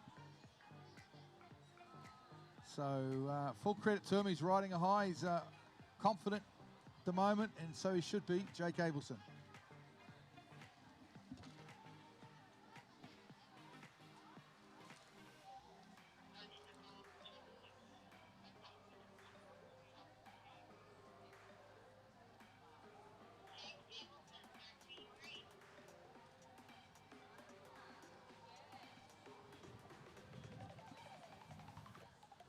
Had a shout out from Waldy and Lorma Priculis watching live at home, watching the webcast. Reckon you and I are sounding pretty good, Jared, so that's good. Here we go. Under the Swan Street Bridge, here he is, Jake Abelson. Youngster with a huge future. And he's already arrived in the trick event, being the first ever trick 13,000 points, but you watch him over the next few years progress in the slalom and the jump event. This is 13 metre to start for Jake. There you go, good pass. You're getting through to this, of course, through the LCQ, or the repechage, as well from Jake. He had a really good start. We really had high hopes for Jake when you go back to the junior the under 21 men's slalom. Ended up with the second highest score with 4 on the 11.25. Then had a disappointing second round and fell on the 12 metre line. But as I said, in the first round, the opening round, he skied well enough in the repechage to make it through to this final. And Jake looking the goods. That's a lot of skiing. We said before, Glenn, you've just skied, you skied under 21 tricks, jump, slalom, trick and jump. You've then gone through and you've skied slalom, trick and jump in opens. You've made it to the LCQ in slalom. You're now in three MOOMBA Masters finals. It's a lot of skiing for a kid to do. Eventually, the toll will come. Yeah, I Maybe guess. it'll hit him tomorrow morning. Yeah, exactly. He's still pretty young, Jacob. He's young and fit, I guess. But yeah, it's a lot of skiing, as you say, especially at this intense level. Yeah. Okay, here we go. This is going to be the 12-metre line now, 35 off.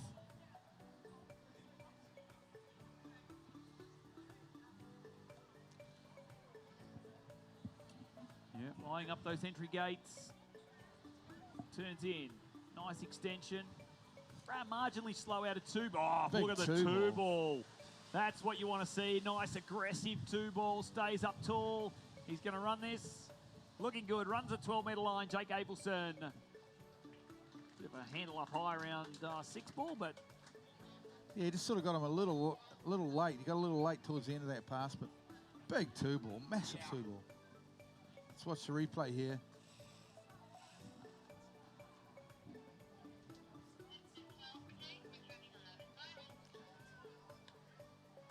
Slow on one, but then this two ball, boom, lovely.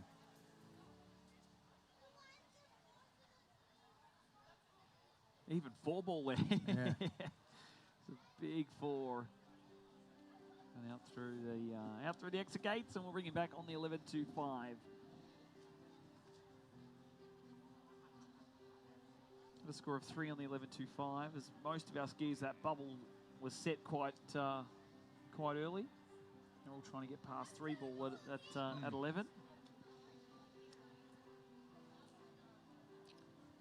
That's why a lot of the water ski forums around the world were going a little bit crazy, saying, "Well, why is the cut so low?" But when the score to get in is not overly high, skiers ski to the score. Yeah, You don't tend to ski to your ability. So totally. But I think with the way that Corey has set the standard in this men's slalom final, I think we're going to see some big scores. Well, there's no point now in not skiing to run 11. Everyone's got to try and run 11 because Corey Saddington's done it with 2 at 10.75. He set the mark early. There was once a slalom final here a number of years ago where Nate Smith went out first and I think ran 2 at 10.25 and nobody caught him. 2 at 10.75 is obviously not as big a score as 2 at 10.25, but still, it's not a bad opening score from Corey Saddington. He should be proud of his effort. Anyway, under the Swan Street Bridge now, we have our Nautic towboat coming. And here's Jake Abelson. This is the 11.25 metre line. Yeah, getting up on the boat. Good glide speed. A little bit hard on the entry gates. I thought he looked a little bit hard on the entry gates, but he's managing on this. Oh, no, Jake Abelson. His hand was in the water there at 3 ball. If he runs his pass, it's going to be a miracle for Jake Abelson. Oh, he has. How has he run that 11.25, Glenn?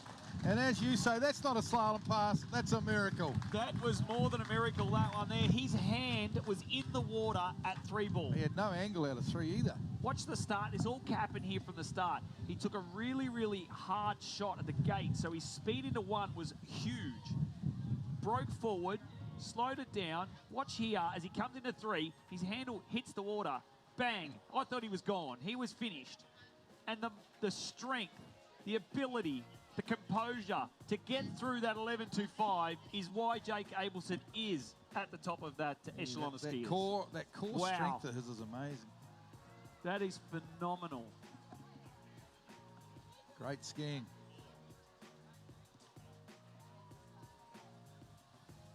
I still cannot believe that. I thought he was gone. I actually thought he was in the water at 3 ball.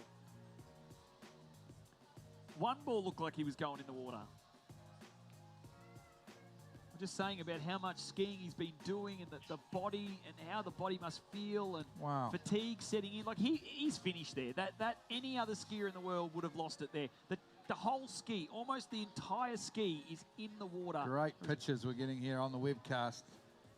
Wow. How did he get the angle out of that to get across the 4-ball And in this 11? is not 14. It's not 13. This is 11. This is 38 off. Here we go, Glenn. Well, Bring this us through. this is- 10-7-5. This is 39 off. 10-7-5 now from the city end. 2 is the lead with Corey Saddington. Oh, not a great 1-ball. He tried to hang on to it. Well, what a great ski set, though. Jake Abelson, this is a big hit, though, on 1-ball. He's got a jump final still to come. Oh, jacks himself from that slalom ski. Just shows how much it means to these skiers, isn't it? Like the grit, the determination. Again, looked like the entry gate was a little bit hard. May have actually even gone inside 1-ball, potentially. Yeah, we're checking. It looks like he might have. We'll get the official score through. Not that it's going to matter anyway, because it's not going to be a score that I think is going to sneak him onto a podium, but it does mean that Corey Saddington is in the lead.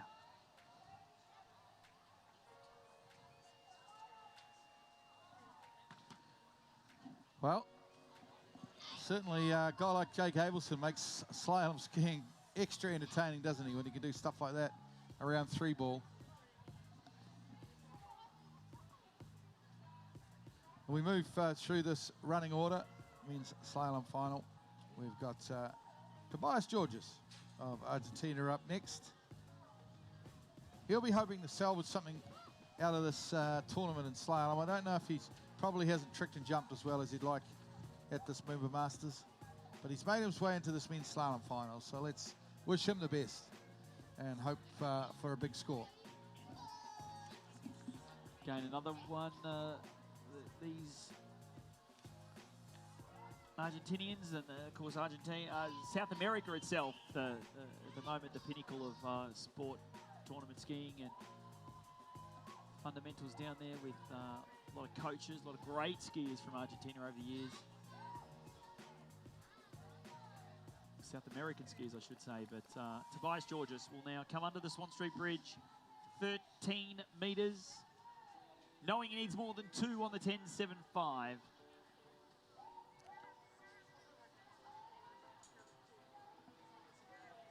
Here he comes, Toby now. Oh, big 1-ball, great start of 13 metre.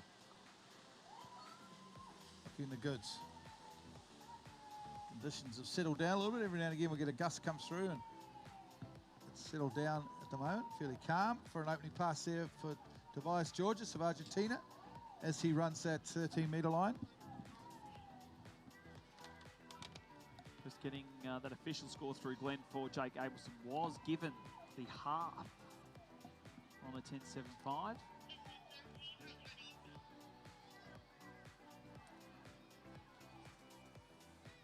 Well, we'll wait and see if that's critical. You never know. That half could be critical in terms of a placement.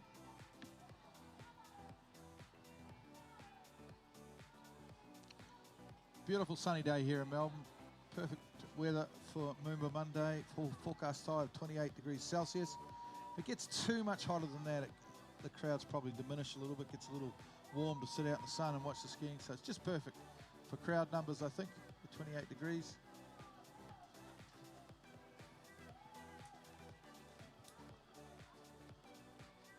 It is nice now we've lost the, we've got the sun on our arms a little bit, but we certainly don't have it beaming in our faces like it was earlier this morning. Yeah, as I said, if our commentary box was a piece of real estate for sale, one of the things we'd say is it gets great morning sun, and of course has wonderful water views.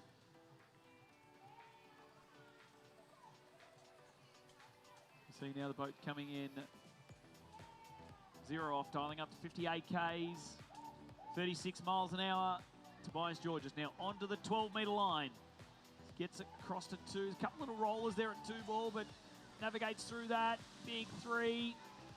Nice 4-ball. Should be able to sneak out through this one here. A little bit late and down course, but runs a 12 there, Glenn. Shake out some of those cobwebs, wasn't maybe. the easiest 12 he's ever run, but he gets the pass. There has been a few little rollers on 2-ball from the city end. I think Jake Abelson had them as well. Not quite sure whether they're kind of new now and again you get something new on the Yarra. I don't know where they're coming from, but it's all part of the mix here at MOOMBA.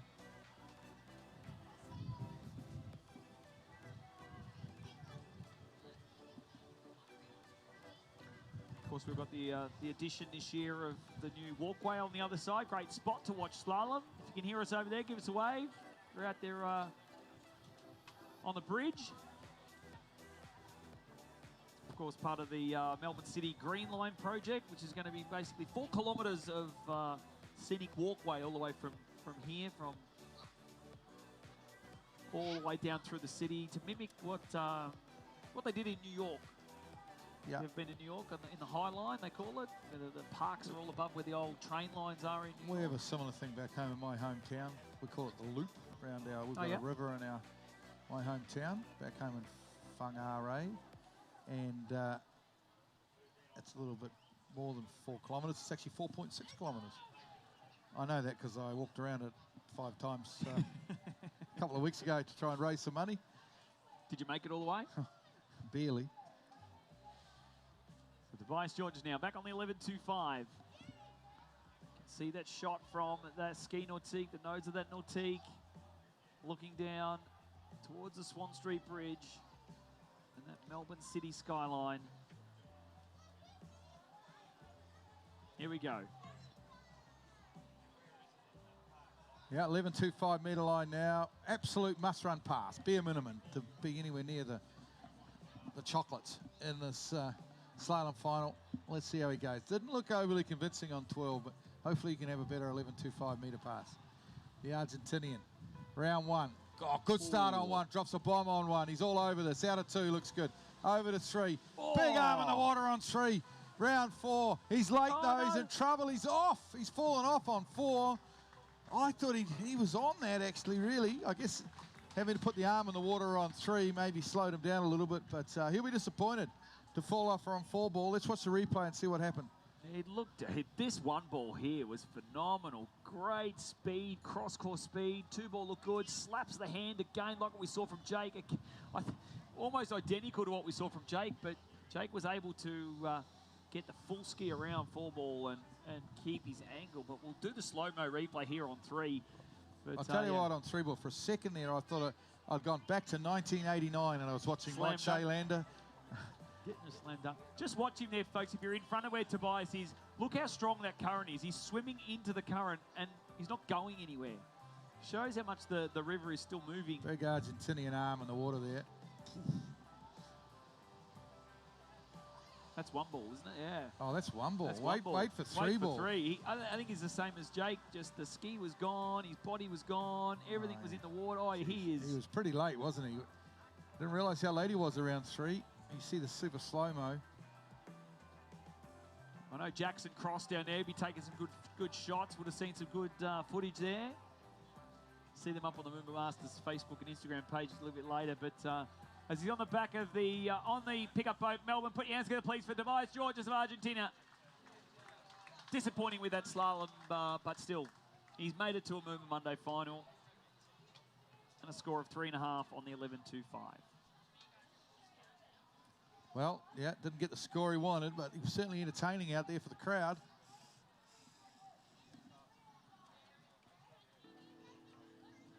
Well, we're going to Austria next. Nicholas Antonsen out of Austria. Tall, real big, tall guy. Part of that Austrian team that won the University World's teams title down in Auckland at the end of February last year. First time Austria has won a teams title at the World Championships.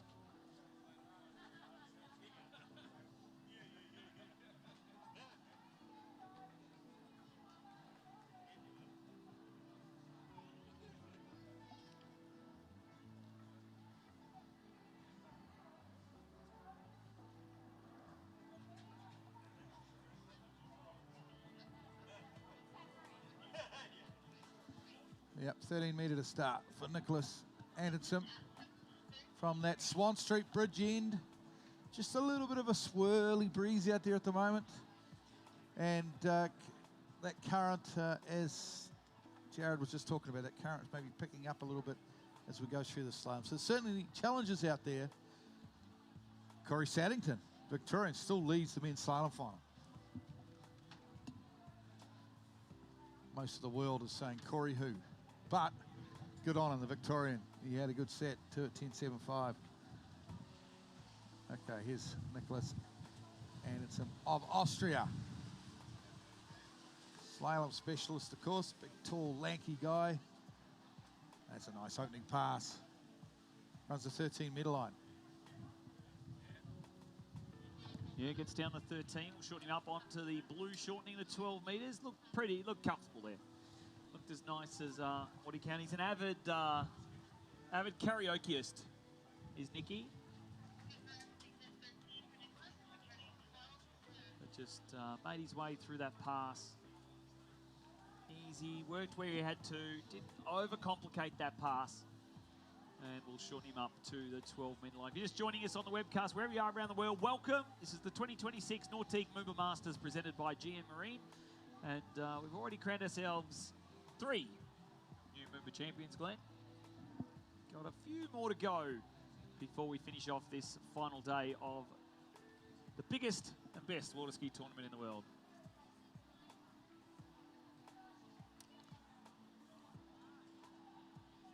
So much on in this great city this weekend, of course, the Grand Prix, AFL season kickoff, big game. 85,000 people, I think they said, at the MCG last night for Collingwood versus St Kilda. And then Thursday, we'll go way back to Thursday night, in RL game, the Storm towed up the Eels over there at Amy Park. Of course, we've had obviously would have had the MOOMBA parade finishing up soon up in the city. MOOMBA Festival is on. Public holiday here in Melbourne. Here we go. This is 12 now. 12-metre line for the Austrian. Great start on 1. Over to 2 he goes. He's around 2. He's just on the back of the ski a bit out of 2. But he's okay. Over to 4. Looking good. Looks strong. Nicholas. And there you go. He runs that 12-metre pass. Well done. Yeah, nice skiing there from Nicky Atkinson. Bringing it back on 11.25. I know he struggled the last couple of years here at MOOMBA on 11. Has got a score of 4 last year. A score of 5 as well. 3 on Saturday, was it? 3, yeah, 3 on Saturday. So just really been struggling with this next 38 off the 11.25 pass here on the Yarra. He knows though it's a must-run pass when it comes to this final, and got some buzz around is going to be up after we see Nicky Adamson, because then we've got 2 Australians, Jack Christie, and then of course Nick Adams will be up next. And then we go to Freddie Winter of Great Britain. We'll have Thomas de Gasperi of Italy, Joel Poland from Great Britain, and then to round things out, your top seed going in, of course, Charlie Ross, your under-21 MOOMBA slalom champion as well. So next, sort of buckle in if you're watching. If you're here on the banks and you're lucky enough to got some shade. If you haven't got shade, go and buy a hat from the merchandise stand, Glenn. There's still hats available. There's T-shirts. There are some hoodies. I think only small sizes, some wind cheaters from last year. Not that you're going to need it today, but go up, grab yourself a deal. The merch is really good this year. T-shirts are good. I got myself a hoodie a couple of days ago, been wearing it around town, and lots of comments from people just how good I look in my hoodie. So make sure you get yourself some MOOMBA merch. I got a funny feeling they were just being nice to you, Glenn. Thanks, Jared. You've got to know with me, if a piece of clothing makes me look good, it's got to be an amazing piece of clothing, you'd have to say. Jared. Okay, there we go. Love the new boat cam under the Swan Street Bridge. As this is it. He's never run this pass on the Yarra before, the 11.25. He runs it all the time, I'm sure, in practice. Those beautiful man-made ski sites around the world. But he would dearly love to run the 11.25 metre line here today. Comes out of 1, not the greatest of ones. Round 2. He's back on this, I think. Round 3. He's getting late now. He's in big trouble. Heads for 4. He's late out of 4, and that'll be it. He lets go of the handle and looks up at the skies. And put your hands together. It just shows how tough it is out there on the Yarra at the moment. And just how good Corey Saddington's score is starting to look. Go back to that, isn't it? Wow. You go out there, you set a score like what Corey's done. And then the pressure then builds for everyone that comes behind him. I know the 2 at 10.75 to to anyone who's watching and they're thinking, oh, the score's not very good. But conditions out here are tough. The Yarra is a tough place to ski. I challenge anyone there that thinks that it is easy to come over here, get yourself, especially with over 35s next year, get out there, get yourself a spot, try it for yourself, because it certainly is not the easiest slalom course that you get a chance to ski on. And yeah, Nicky Atkinson, unfortunately, the demon will still be on him, not getting through that 11.25, but means he's got to come back again next year. That's right. He can't stop. He's got to get him. Can't not come until he's run the 11.25 on the Yarra.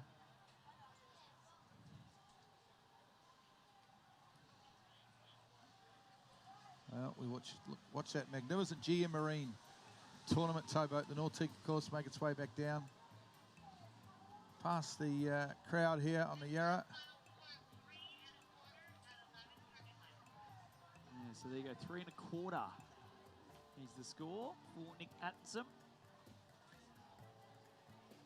But now, big moment here from Australia for Australian slalom skiing, because we've got 2 Aussies come up. Are we excited, Melbourne? Where are our Nick Adams and Jack Christie fans? You can see Dad John down there. Getting ready, of course, for Nick Adams. But first up will be Jack Christie. Quite sure if Mum Josie's here, but local originally. Well, originally you were from Pakenham here in Victoria. Now they've moved to the beachside. I think somewhere in Aspendale or I think she was something like that now. on social media. I think she was definitely here on Saturday for the qualifying round, so I presume she's here.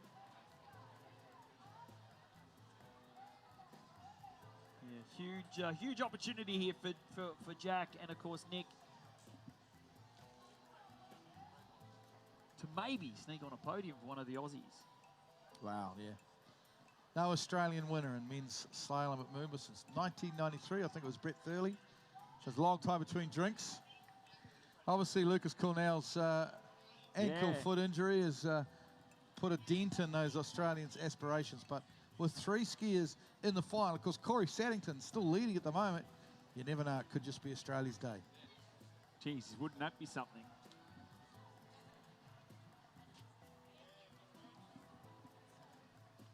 Jack Christie starting on the 13-metre line. A couple of sets prior to coming down here to MOOMBA down at Latrobe Valley Water Ski Club.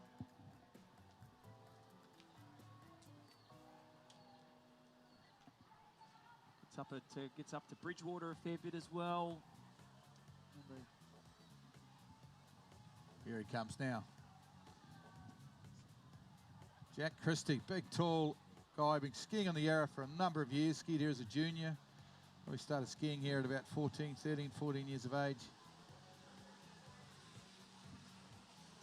And this is the 13 metre to start.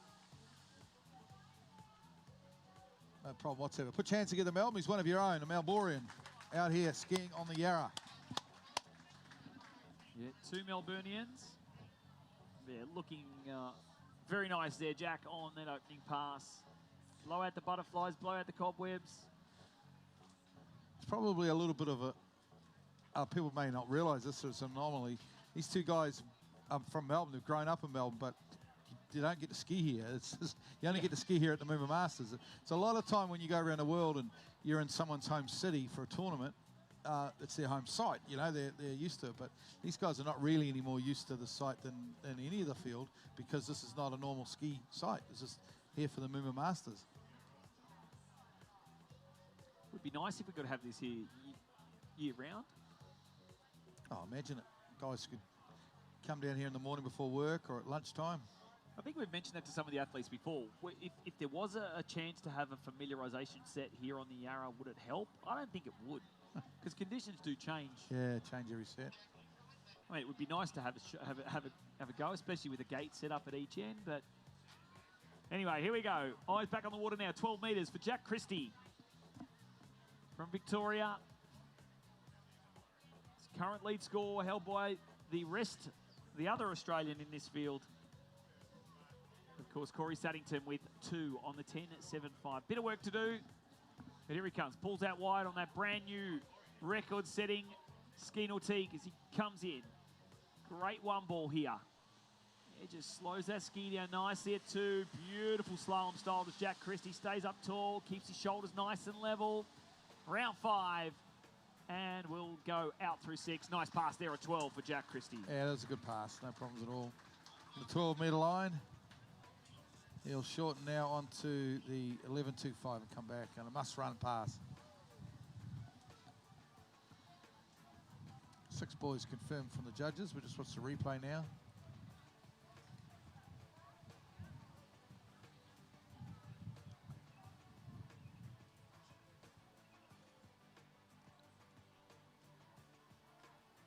And there we go. Bit of a sigh of relief on the way out, just bit of a deep breath. He knows now that this is where it all comes down. 11.25. A little bit of a tail current, a little bit of a swirly wind.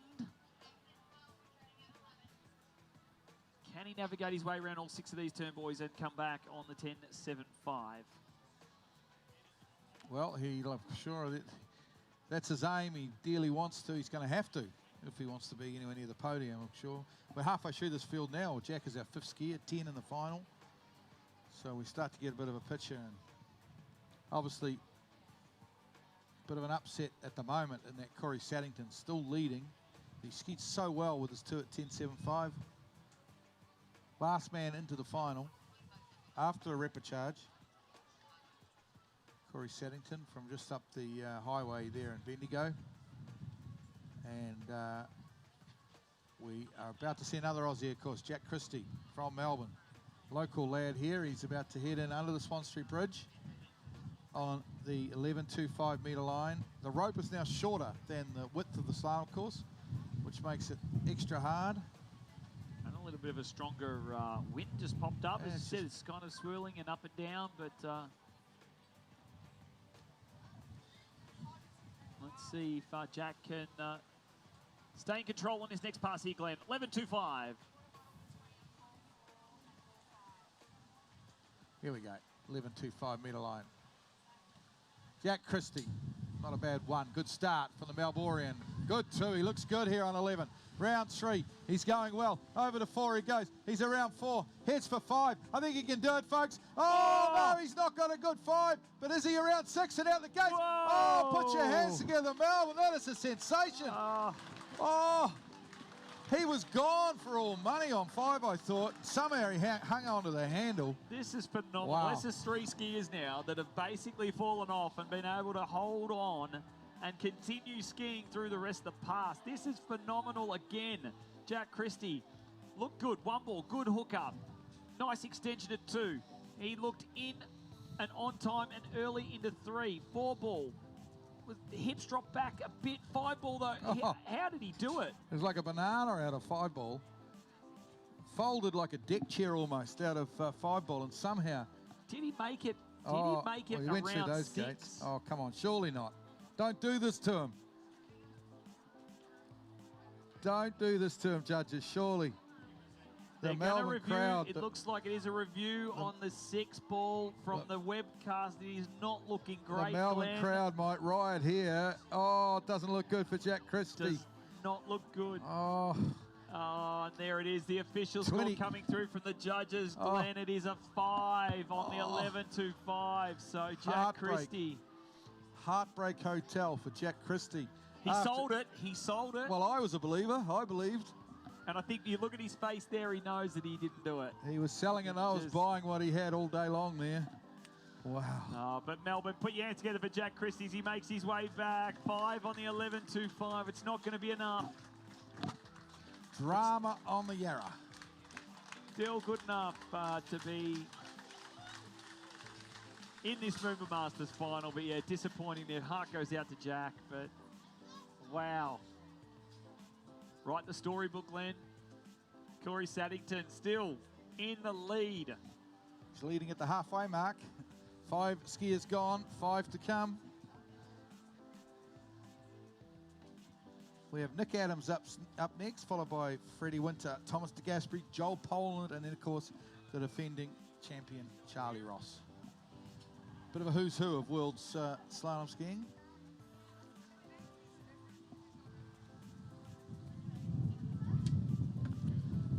Another opportunity here, though, for Melbourne and Victoria to get the win. 3 Victorians in the slalom final. Jared, that would be a while since that's happened. I don't think it's probably ever happened, to be honest. Oh, surely back in the 60s or something, Well, back in the day maybe. But yeah, in modern Moomba, you would not have thought this has ever happened. 3 Victorians in the men's slalom final. Oh, if we had just had a chance. That's going to be one that will haunt Jack for a little while, that one.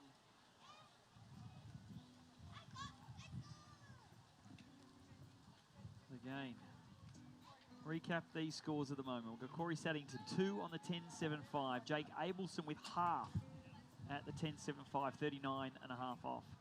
Jack Christie moves into 3rd place at the moment with 5 on the 11.25. Tobias Georges with 3.5. Nicholas Atkinson with 3 1/4. Those are your first 5 scores. So Nick Adams, local boy, originally from Bow Morris, now spending majority of his time up at Corowa. Skiing course with a lot of our athletes, a lot of our Victorian skiers, Victorian and other state skiers.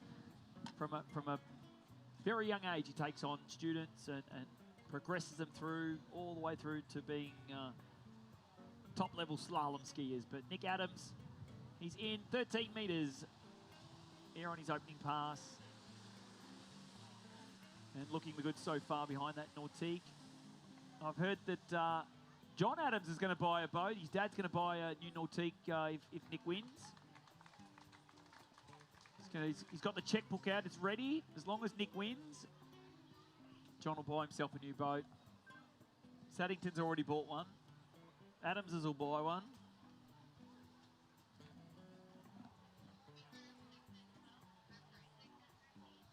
Yep, runs that 13-metre line, does Nick Adams.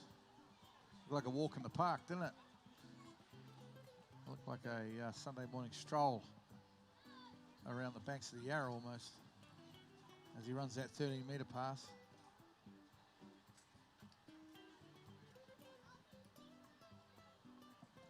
Then he'll shorten down to the 12-metre line. We are halfway, slightly over halfway now. We're on skier number 6 out of 10 in this men's slalom final at MOOMBA for 2026. Lots of reports coming in from around the world, of course. Sunday afternoon, evening in the United States. Back home in my home country of New Zealand, of course, it's a work day, it's a Monday, but kind of plenty of people at work watching on devices, double screening it, triple screening it at work, watching the MOOMBA Masters.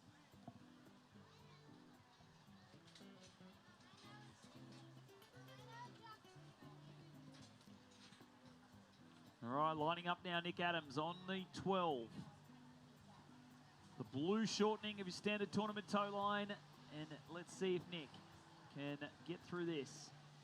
Looking good so far. A little bit late out of 2-ball, though. You have to work hard. A little bit of chatter of the ski at 4. He's late into 5 as well. Oh, no, he's going to be late for 6. Oh, he snuck out through 6. He's got to make it back to the wakes, Glenn. That's I've close. got a funny feeling that he might have actually missed the exit gates here. Well, we'll I review hate to say it. It's close. What about this bird on 2, though? Did you see the bird on 2? Oh, you can't see it there, so it probably didn't affect him. Here comes 5-ball here and 6. Coming into 5, yeah, slow out of 5. Gets the ski around 5, and I think he's only got to touch the ball. Oh, that is going to be close. If he's only got to touch it, he's touched it. Well, I don't know if it's a touch of the entry gates or no, it is a touch of the exit gates. No, it's the entry gates you've got to touch. I think the exit gates, you've still got to go through them. And on that evidence, he's missed it, which is devastation for Australia, Melbourne. Just heard in the Nick Adams. earpiece that there is a review. I'm sure there will be. Wow, this will rip through the hearts of Melbourne here, won't it? A little bit like Sadie Ferguson, missing that 12 at the exit gates. And 2 Melbourne skiers in a row that have had to go on a review. This Melbourne crowd's going to get maybe a little bit antsy here. A little bit G'd up about this. All the judges just conferring up here in the tower, and it's But, I mean, to be honest, doesn't matter whether you're at MOOMBA or any tournament in the world, he didn't go through those exit gates, Jared. I mean, from the evidence that I saw. Judge's call, though.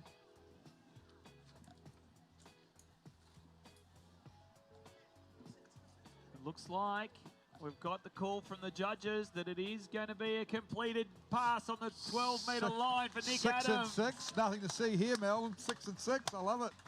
Well, I think the gate rule is if you just need to touch the gate balls. I guess that doesn't matter whether it's the starting gate ball or the ending gate. It just doesn't usually happen on the exit gates. But I think Nick is very, very lucky because you just see him here. He definitely does clip the ball. Well, let's face it, I guess. The reason why it is you only have to touch the gate boys on the entry gates is because the gate boys move around a lot. But the exit gates are going to move too. That's what I'm trying to say, Jared. I'm trying to say. No, we're talking about forums around the world that are going to go berserk over this. Wow. There you go. Well, Melbourne must be happy about that one because Nick Adams going to come back now on the 11.25. Bit of drama on the Yarra. But it is the MOOMBA gate rule. Just he's used his get-out-of-jail-free card there. He's still got a big job here, though, because he's still got to run 11.25, and only Corey Saddington's been able to do it so far. Let's see how he goes. Nick Adams, out of 1 ball. Looks okay to me. Round 2, maybe a little slow out of 2. He's a bit late for 3. He's round 3. He's working hard. He needs to get back on this. Round 4, he's over to 5. He's around 5. Oh, no, he loses the handle coming into 5 ball and drops the handle, and that'll be judge's call. 4 or a 4 1/4 on the 11.25 metre line for Nick Adams. Yeah, it's looking like it's going to be a 4.5 on the 11.25 there for Nick. Had a chance to get there. I thought he might have just been able to, have a big 4 ball there and save that pass, but it's really slow out of 4. And look at the strength, the grit. Gets around 5. Yeah, definitely makes the turn around 5. But again, body position all out. 4.5 might be slightly generous, but it's not probably going to matter in the scope of the things. There for Nick. Going to try and swim across to the bank and get on the pickup boat or bring him back to the dock. Yeah. So Corey Saddington is now looking at a top 5 finish at MOOMBA. Say that, just let that sink in, folks. I think it's great. Oh, you know what? I'm a huge Corey Saddington fan. Corey's put in the hard yards. He's got his body ready. He's got his... Oh, there you go. So he's going to be 4 1/4 for Nick Adams, the official score coming through. But yeah, he's got his body ready. He's got himself in a position where he can be the best slalomer he can be, and we've seen that this morning. But well, waterski fans, I'm sure if you want to get a signature, get an autograph with Corey Saddington, he's available somewhere. Be down around the fence here somewhere watching. Maybe make yourself known to the fans, Corey, for some autograph signings.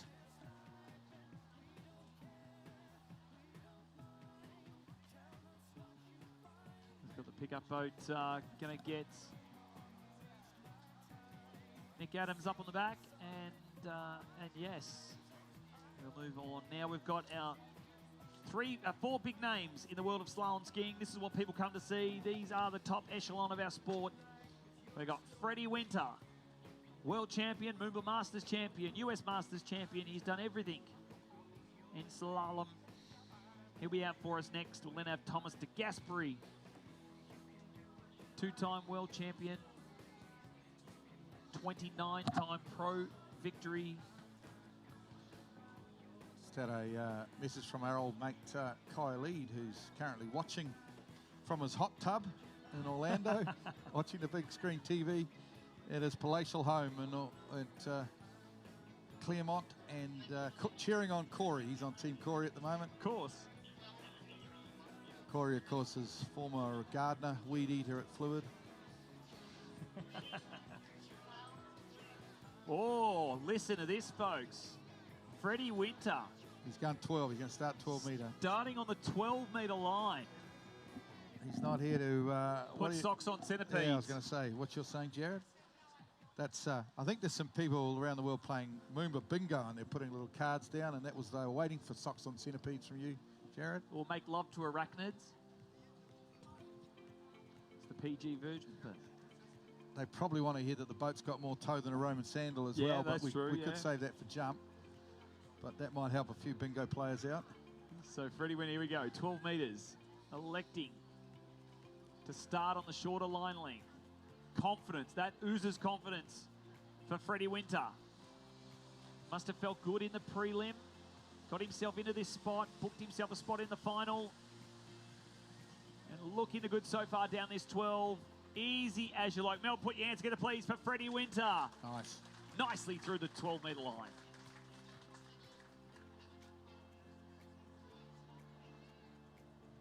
Well, all due respect to the rest of the field, Corey Saddington, but we've probably got now into our final four are our four favourites for this event. The four guys that people would have been thinking about over the last couple of months when they saw the running order for MOOMBA come out. This is where your winner's going to come from. It's either Freddie Winter, Thomas de Gasperi, Joel Poland, or Charlie Ross.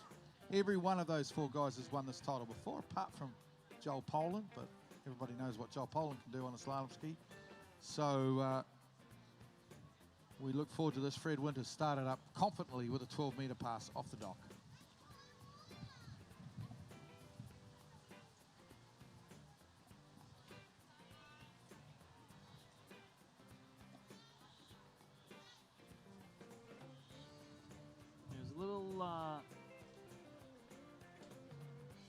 Going back to when he won MOOMBA, had some high hopes, and of course had that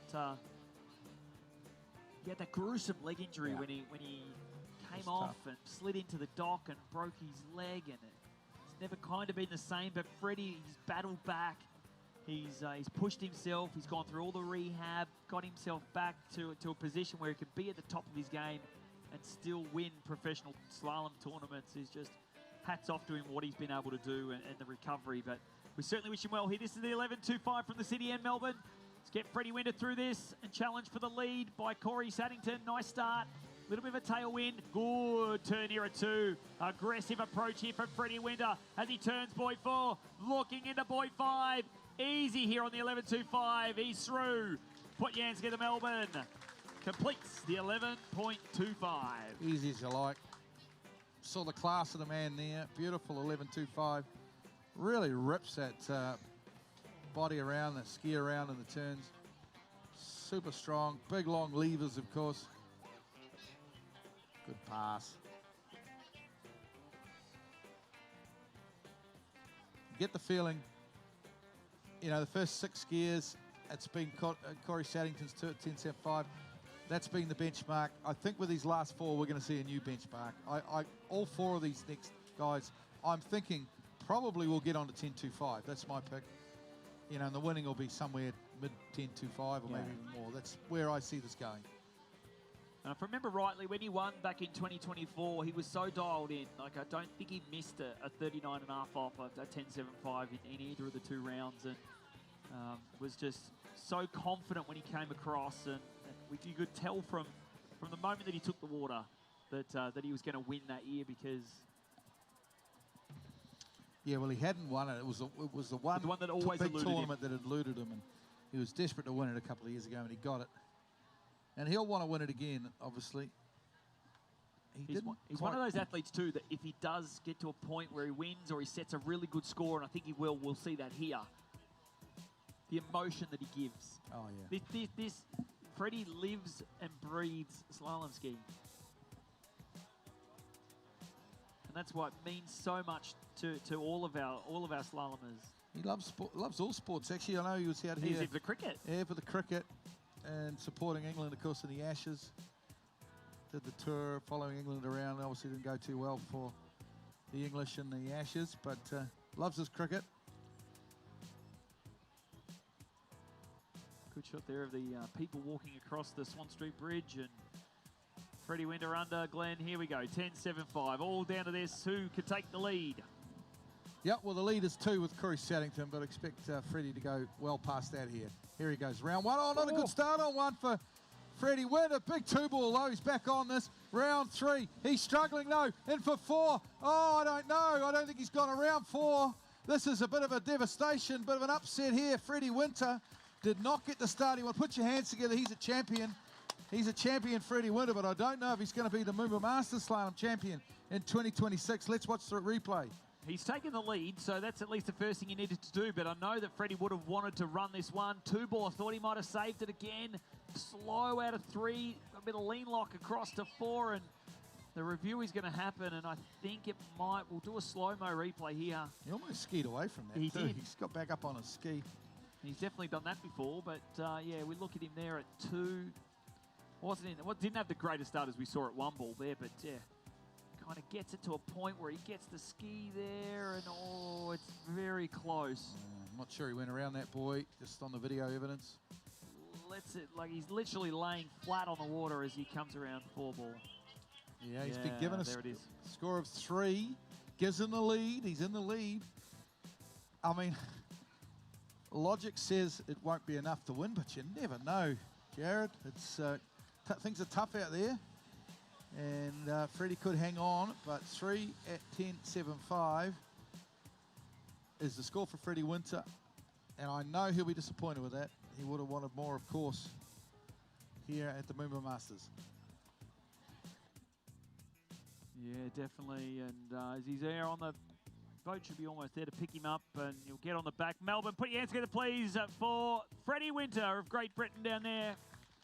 Not the score he would have liked, but still great to have Freddie here and putting on that show for us out there on the Yarra. But 3 left. We've got Italy, Great Britain, and Canada. Who is going to be our MOOMBA Masters men's slalom champion? It's going to come from our next competitor. Of course, Thomas de Gasperi. Yeah, well, when I think about Thomas de Gasperi, and I've said this many times about him over the years, he's Mr. Consistency. He's the one guy that always runs 10.75 when he needs to. He's the sort of guy to me that can run 10.75 in anything. Always can pick up a score of maybe 1 or 2 at 10.25 when he needs to. And that's basically at the moment, that would be a big score right now to run 10.75. There's still a couple of skiers on the dock, but if Thomas de Gasperi here, Mr. Consistent, seasoned veteran here on the Yarra, he's had a few wins here on the Yarra, multiple world champion, 2 wins on the Yarra, 2 world championships. He knows his way down this river, so let's see how he goes. We wish him well, starting on the 13-metre line. Yeah. 12-time European champion, 29 professional wins. Wouldn't he love to make it 30 here on the Yarra? Oh, Team Nautique athlete. I was so happy when Thomas got signed to Nautique. And Freddie makes his way past. Looks a bit gutted there. Again, he's still in the lead. Anything can happen. But still, as I said, you've got 3 of the very best coming up now. Thomas de Gasperi of Italy. Going to start this, Glenn, as you said, 13 metres. And he just looks so composed, doesn't he, all the time? I was mentioning during the preliminary round, spent a lot of time over the last couple of years getting himself ready, body prepared. Of course, as you get older, you kind of need to prepare yourself a little bit better. And he's been doing a lot of boxing. Watch some of his social media videos of him boxing, and it's great, great to have Thomas skiing. And I even got a chance to go over. I was over in Europe last year for a work trip, and we drove from Germany down to Italy, and happened to just go past. Just happened to do a detour past. Probably drove 200 k's out of here. Yeah, we almost did. And yeah, no one was there, of course, but we got to see where the site was, and it's phenomenal when you walk down onto this massive open lake, and you can see exactly where the ski school runs, and where the family ski school runs over there in Trento in Italy. And there's our leaderboard at the moment. You can see if you're watching the webcast, our leaderboard. Freddie Winter obviously leading with his 3 at 10.75. Corey Saddington still in second with 2 at 10.75. Jake Amelson with half at 10.75 is in third. Still 3 skiers to go. We've got Thomas de Gasperi out on the water now. We still have Joel Poland and Charlie Ross on the start dock. A gust just starting to come up across the river here. It's sort of blowing from the north side over to the south. Shouldn't affect the skiers too much, as the river is fairly low down there with the banks and trees protecting it. Here he comes now, becoming a Moomba for 20 years. Just missed the one Moomba when he was competing in the Dancing with the Stars competition in Italy, which he actually won. Bit of a celebrity in Italy. That's a beautiful pass there on the 12-metre line. Yeah. Great work there, Thomas. We'll bring him back on the 11.25. Runs his own ski school down in Orlando. Beautiful little lake, Lake Reams. Got an 8-ball slalom course, because it's a bit short, the lake, and got a jump on there as well. And his boat dock, he's when I was there in Orlando last year, he's telling me that he's got plans, and he's got plans drawn up to rebuild the house. And yeah, I must admit I haven't been to T-Gas's lake in Orlando. It's around the corner from Isles of Lake Hancock. Okay, That sort of general area, right behind Disney. Yeah, I seem to, when I go to Florida, I seem to spend most of the time hanging out in Pog City down there. Love Pog City. Back now on the 11.25, yes. Welcome back into the commentary booth. My name's Jared Faro, and we've got Glenn Williams here, bringing all the action here from our finals day. It's been a pleasure bringing to you all of the action all the way from Thursday here at the Nautique Moomba Masters, presented by GM Marine. Of course, the Rob Wing commentary was, we lost our dear friend Rob. Rob would have loved to have been here, wouldn't he, this year? He is here in spirit. And we certainly, heart goes out to the Wing family. And certainly missed him in the trick commentary this morning. Yeah, we could just talk rubbish for a little while, but exactly. But he had the more of the, he had loved the tricks, in-depth didn't he? knowledge of the tricks, didn't he? #1 English-speaking trick commentator in the world, Rob Wing.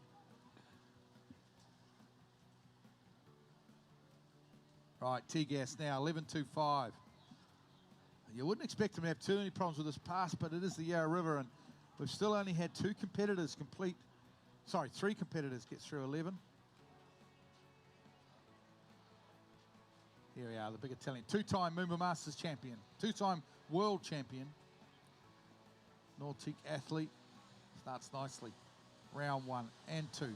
Over to 3 on the 11.25 metre line. Looking good, looking solid. Bit of a gust of wind, but at least it's a headwind for him. Round 5. Over to 6. Put your hands together, Melbourne. The big Italian, Thomas de Gasperi, runs the 11.25 metre line. No issues there, Glenn, on that one. No issues on the 11.25. We'll bring him back 10.7. If I remember last year, Thomas was waiting nervously on the dock. He had the highest score, ended up in 2nd place. And was waiting nervously. I think he got to 3.5 or something on 10.7, and then Charlie came down, and I was talking to Thomas because I went to interview the winner, and Thomas goes, this is not enough. This is not enough. Charlie is looking too good. So he takes that same mindset. He needs to run this next pass, 10.75.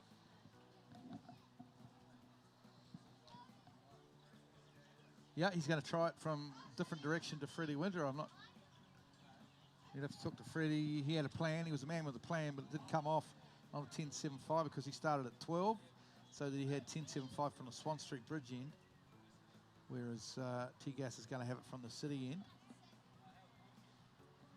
Corey Saddington also had it from the city end, but I don't know how much of a plan he had out there. He was just trying to run as many passes as he could.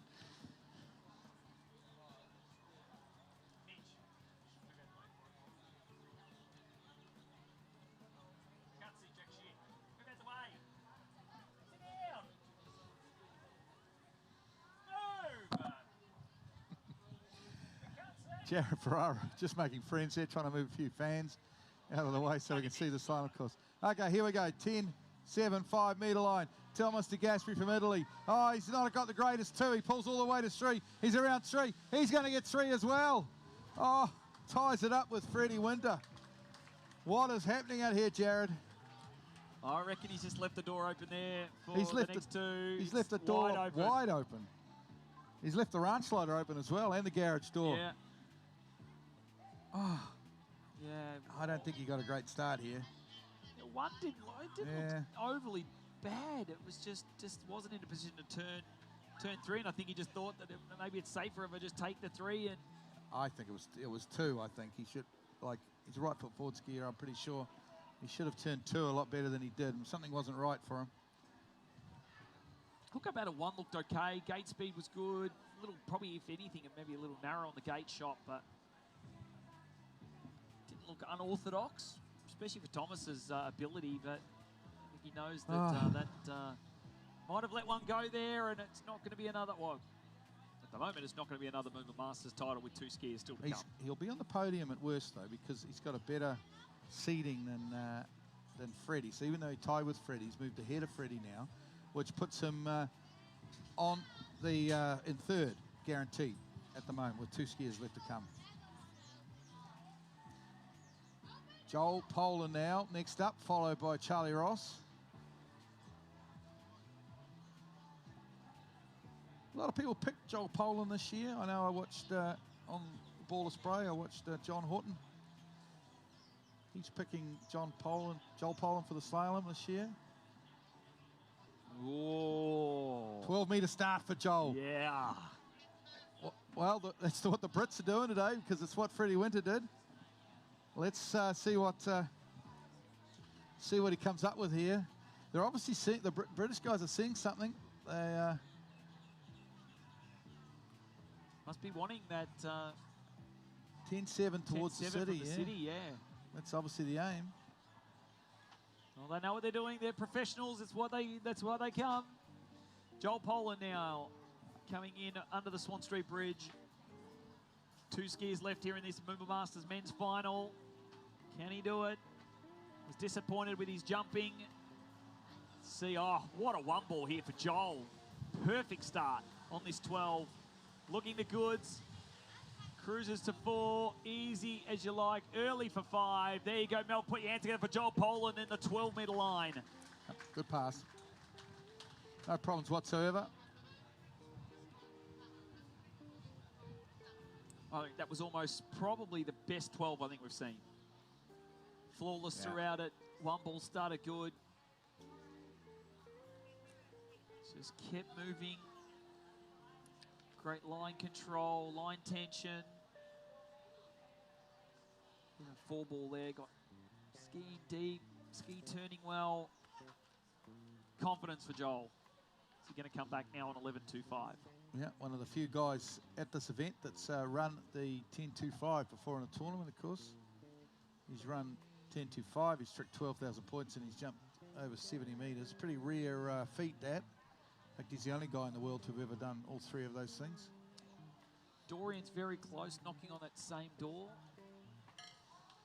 Yeah, Dorian's slalom's just a little bit back, though, isn't it? I wonder whether Jake Abelson's on the way to doing that that's very sometime true, in the next 3 or 4 years. But he's one of those rare talents in overall, isn't it? That can do what he can do. And as he said, I think we mentioned this earlier in the preliminary rounds, he's one of those athletes that can potentially win individual accolades in every event, which is very rare for an overall skier. And I think that was the point that John Horton was making on Ball of Spray, is that his aim is to win professionally in all 3 events, and sooner or later he will win a pro slalom tournament. Why not be MOOMBA this year? This is 11.25. Joel Poland, what's happened here? Oh, he's come off on 2 ball. I can't believe this. Jared, massive upset. The moment you said that, he just went down. He looked, 1 ball looked great. Just the Yarra River just ate him up and spat him back out again at 2 ball. We've kind of seen those rollers there at 2 ball, and maybe just not soft enough in the knees there, Joel, and just couldn't absorb. Gate shot. Tragedy on the Yarra there for Joel Poland. 1 ball looked perfect. Got out of 1 nice. Did he hit the buoy, I wonder? Did he come even a bit narrow? It doesn't look at it. It's only 11 for him. No, he's clear of the ball. Exactly. Just looks like, it just looks like maybe just hit a bobble and goes down, Joel. And wow. Not what this Melbourne crowd wanted, and we certainly want to see him up on the podium, but that's going to Throwing right down. That just gives him a bit more inspiration for jump later. And we'll see him out on the jump event. But, yeah, that's heartbreaking stuff for Joel Poland. Melbourne, as he makes his way towards the pickup boat. Put your hands together, please, for Joel Poland of Great Britain. Wow. Disappointing stuff, but Meanwhile, Corey Saddington, the worst he can finish is 4th in this men's slalom now. Charlie Ross is the out-and-out favourite you would expect here on in, but if he fails to get 3 at 10.75, then we'd actually have a runoff for the win between Thomas de Gasperi and Freddie Winters. So there's all sorts happening here on the Yarra. There always is. And there's the defending champion, Charlie Ross, looking fairly relaxed, just 20 years of age, out of Orlando in Florida.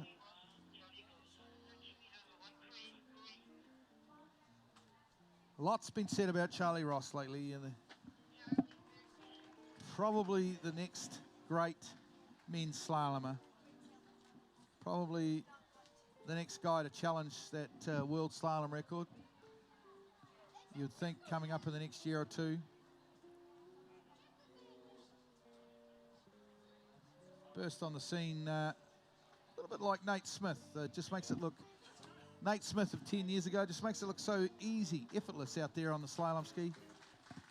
And there's Joel Poland, the absolute champion that he is. Loves the crowds of Melbourne, loves the MOOMBA Masters. Hasn't quite been his year so far, but we got the jump final coming up a little bit later on for Joel. As we watch Charlie there opening up. Well, I think, Glenn, we've seen Charlie in the under-21s. Got a score under 10.25. It's his, basically, now. The boys have left this wide open for Charlie to go back-to-back here at the MOOMBA Masters. We didn't expect to see what we saw from Joel, but you know what? If there's a chance for Charlie to go back-to-back here, it's going to be something for the youngster. So return on the 12. So yeah, just obviously he's seen both Freddie and Joel start at 12. It didn't work for them, so he's going to stick with his 13-metre start.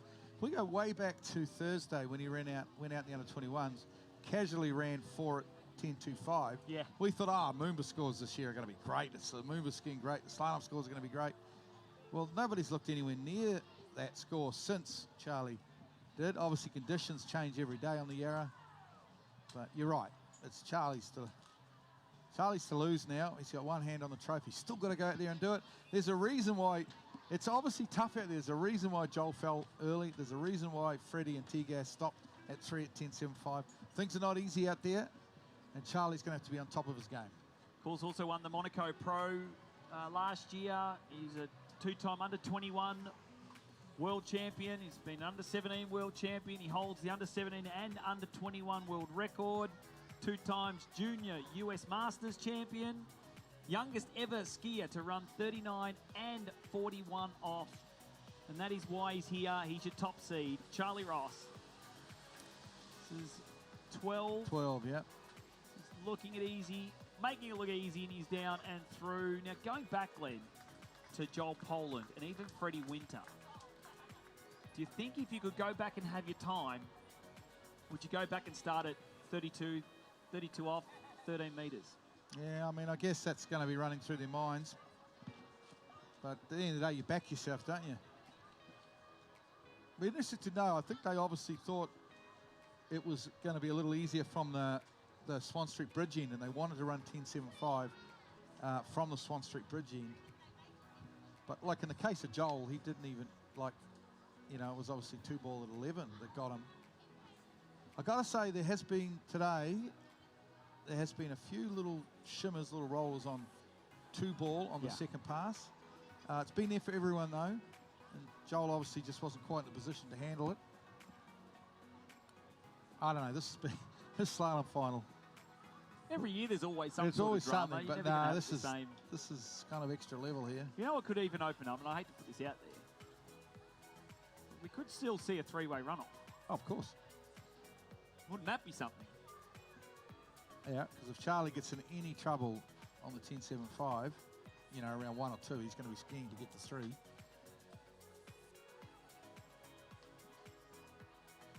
So Charlie Ross. 11.25. Well, stage is set for a runoff, potentially. We don't get the score from Charlie, but... Yeah, one thing at a time. Charlie's got to get through 11 yet here. And that's right. It's been a lot of very good skiers this afternoon, not run this pass. And, you know, I expect him to run it. He looks good. He's a good slalom skier, but, man, this is the Yarra. Anything could happen. And he will, he's skiing really well, but there'll be pressure on him too. He'll be feeling it. Oh, yeah. How can you not? It'd have to be. Even at 21 years of age, you're still feeling that pressure, and definitely, especially to come under the Swan Street Bridge and you kind of come in knowing that this is it. If he doesn't run this pass, then it's game over. And Charlie Ross, now 38 off, 11.25. The rope does not reach the turn buoy. Now, into buoy 1, great start. Looking good at 2 as well. Working wide at 3. Easy as you like into buoy number 4. No problems here for Charlie Ross. Melbourne, a little bit late out of 5, but put your hands together. Runs the 11.25. Wow, that looked pretty good. That was super easy from Charlie. No worries at all as he runs the 11.25 metre line.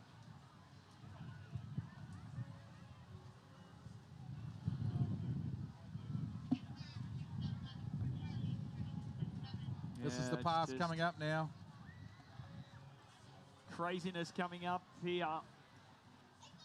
If you haven't already done so and you haven't got yourself a spot, make sure the banks are full, the crowds build. The culmination of the last 3 days of slaloming has come down to this. We've got Charlie through 13, through 12, through 11, eyeing off more than 3. Last year he needed 3.5 to take the win and got the full 4. Now, can Charlie do it? It all comes down to this, the pressure on the Canadian, the young Canadian. The City M with a slight tailwind. If anything, maybe even a slight head current while the tide's going out. Tailwind versus head current. But it still looks pretty good out there. Here Easy for us to say, sitting up here in the commentary box. Sorry, Jared. You see the nose of the boat now as he pulls up, Glenn. He is coming in. Here we go, Melbourne. Cameras out. Ice the water. Bring us home. The 10.75 for Charlie Ross. Big moment here, folks. The whole of the world of water skiing will be watching this. Charlie Ross, can he win the MOOMBA Masters for 2026? Can he defend his title? He needs more than 3 to get the win outright. Round 1. Not a bad start on 1. He's out of 2. Looks good, but he's going to go to 3. Does he get around 3? He does. Can he get to 4? Piece of 4 ball wins it. He does. Charlie Ross is the MOOMBA Masters Slalom Champion for 2026. He's defended his title. Put your hands together. Oh, the pressure on him was immense. And as a youngster, he coped with it. What a sensational result in a slalom final that brought us so much drama. So many good skiers failed, but Charlie Ross has come out on top with 3.5 on the 10.75 metre line. He beats the great Freddie Winter and Thomas de Gasperi, who had 3 at 10.7. Of course, Corey Saddington will finish with 4th in the greatest moment in his water ski career. What a sensational final, the men's slalom final. One more time, folks, give it up for Charlie Ross, your 2026 men's slalom MOOMBA Masters champion, 2 years in a row. Is at the beginning of the Charlie Ross era of men's slalom. We'll have to wait and see, but it's certainly starting to look that way. Tough conditions out there on the Yarra, but he has survived and thrived out there to come home with the victory. Wow. I'm sure we'll have Jared down there on the dock to talk to him very shortly.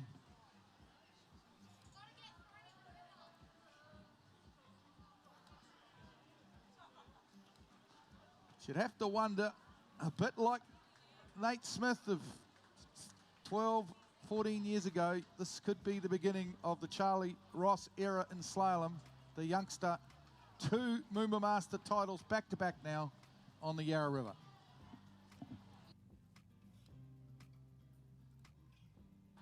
That's a very good point from the young fans. Jared, I hope you've got your togs on, mate, because I think Charlie's going to throw you in the river.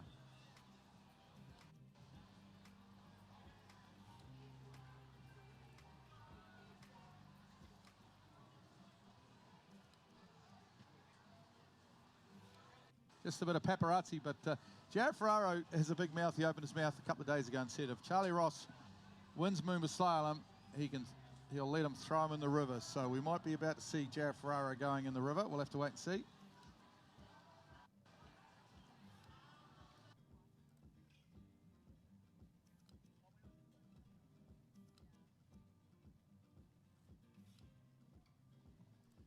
Well, ladies and gentlemen, we're here.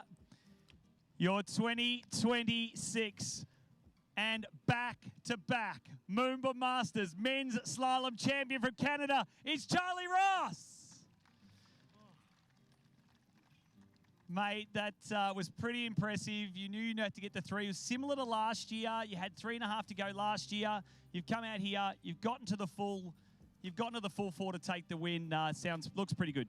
Yeah, thank you guys. I was definitely nervous, but yeah, same as last year, I guess. It was unbelievable skiing by the whole field, and it's not easy out there. It's the wind's one way, the current's the other, but nevertheless, it was a fun time and pretty special.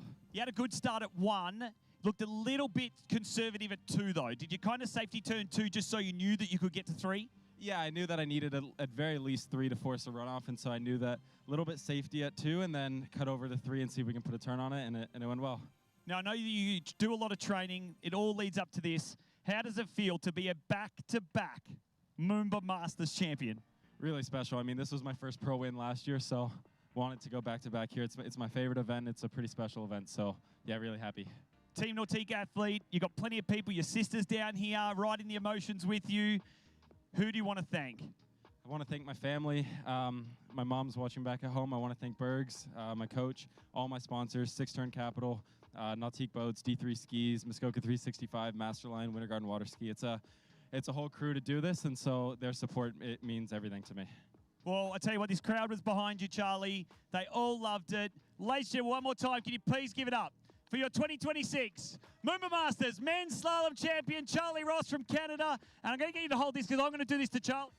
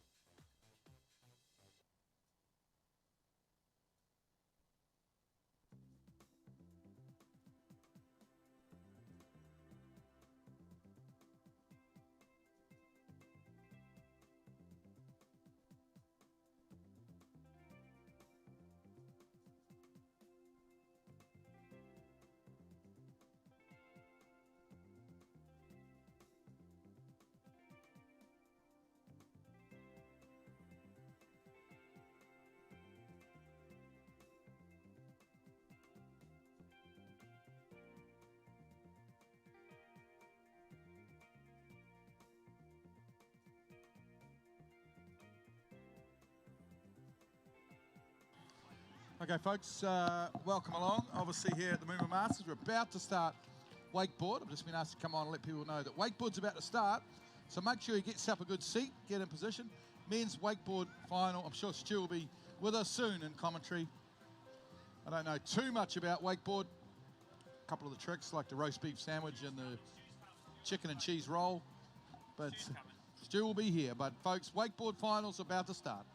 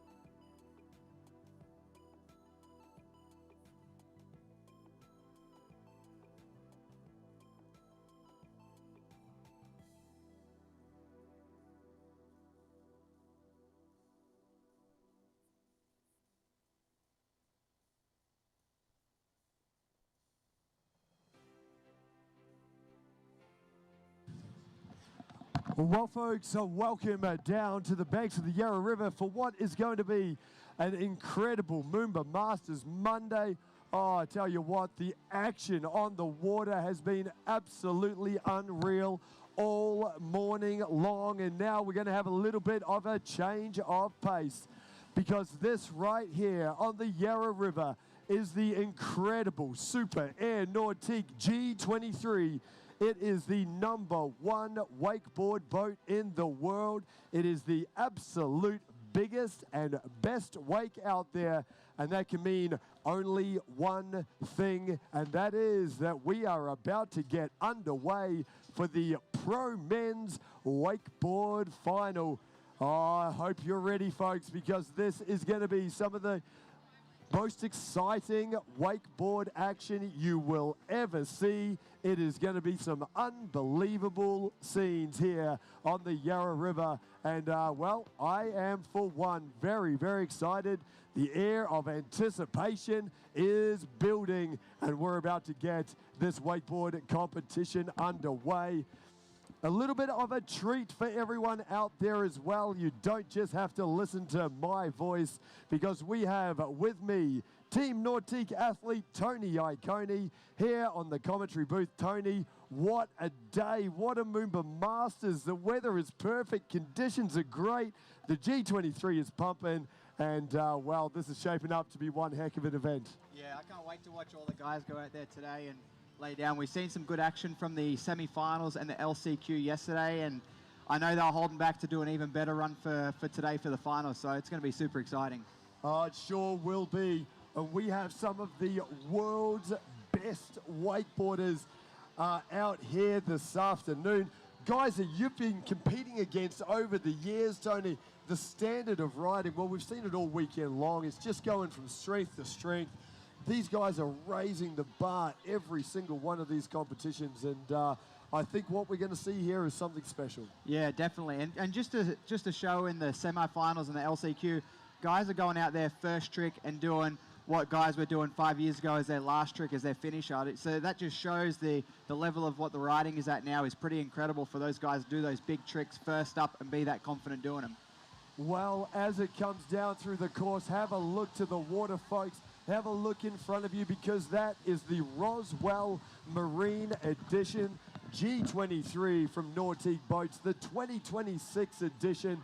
And Tony, what an incredible towboat we have out here today. Yeah, definitely. The wake on that Nautique G23, it's always the biggest all year. You know, any of the events that have the Nautique pulling it, you see some of the best riding, the biggest tricks, more grabs, more spins, and it's just an awesome show out there that these guys put on for us.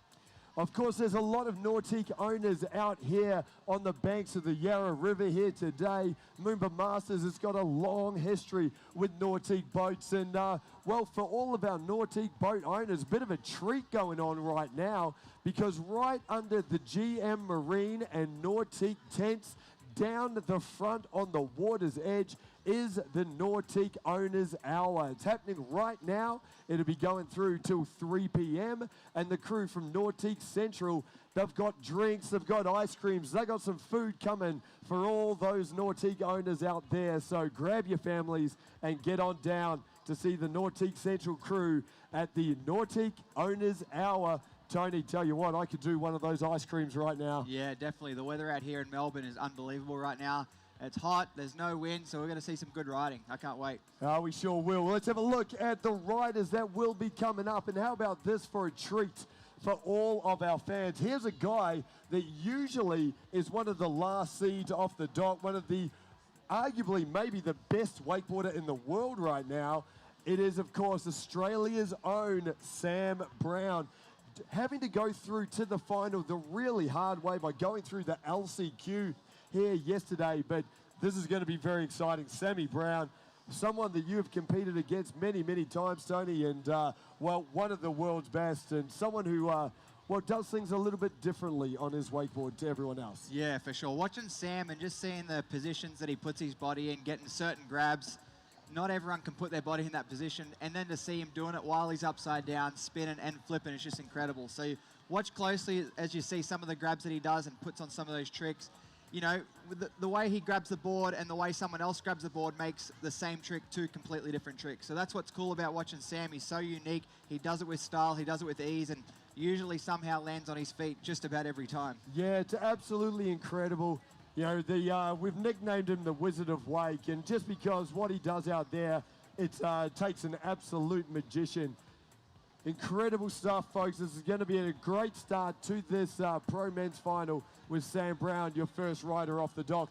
From a commentator's point of view, you know, I feel like I know tricks, you know, reasonably well. Sam Brown, oh man, I get it wrong all the time. It's so hard to call. Yeah, sometimes you got to really think and take a second, go, what did he actually do there? Because it's something that you haven't seen before, or there's not many people out there doing it. So that's always exciting, you know, either judging, watching, or riding against Sam, because he's going to blow you away somehow. Well, here we go, folks. We are in action. This is the Pro Men's Final, and we're underway. The G23 has just passed through the Swan Street Bridge, and that right there is not Sam Brown. No, that looks like it's Jamie Hughes from Switzerland.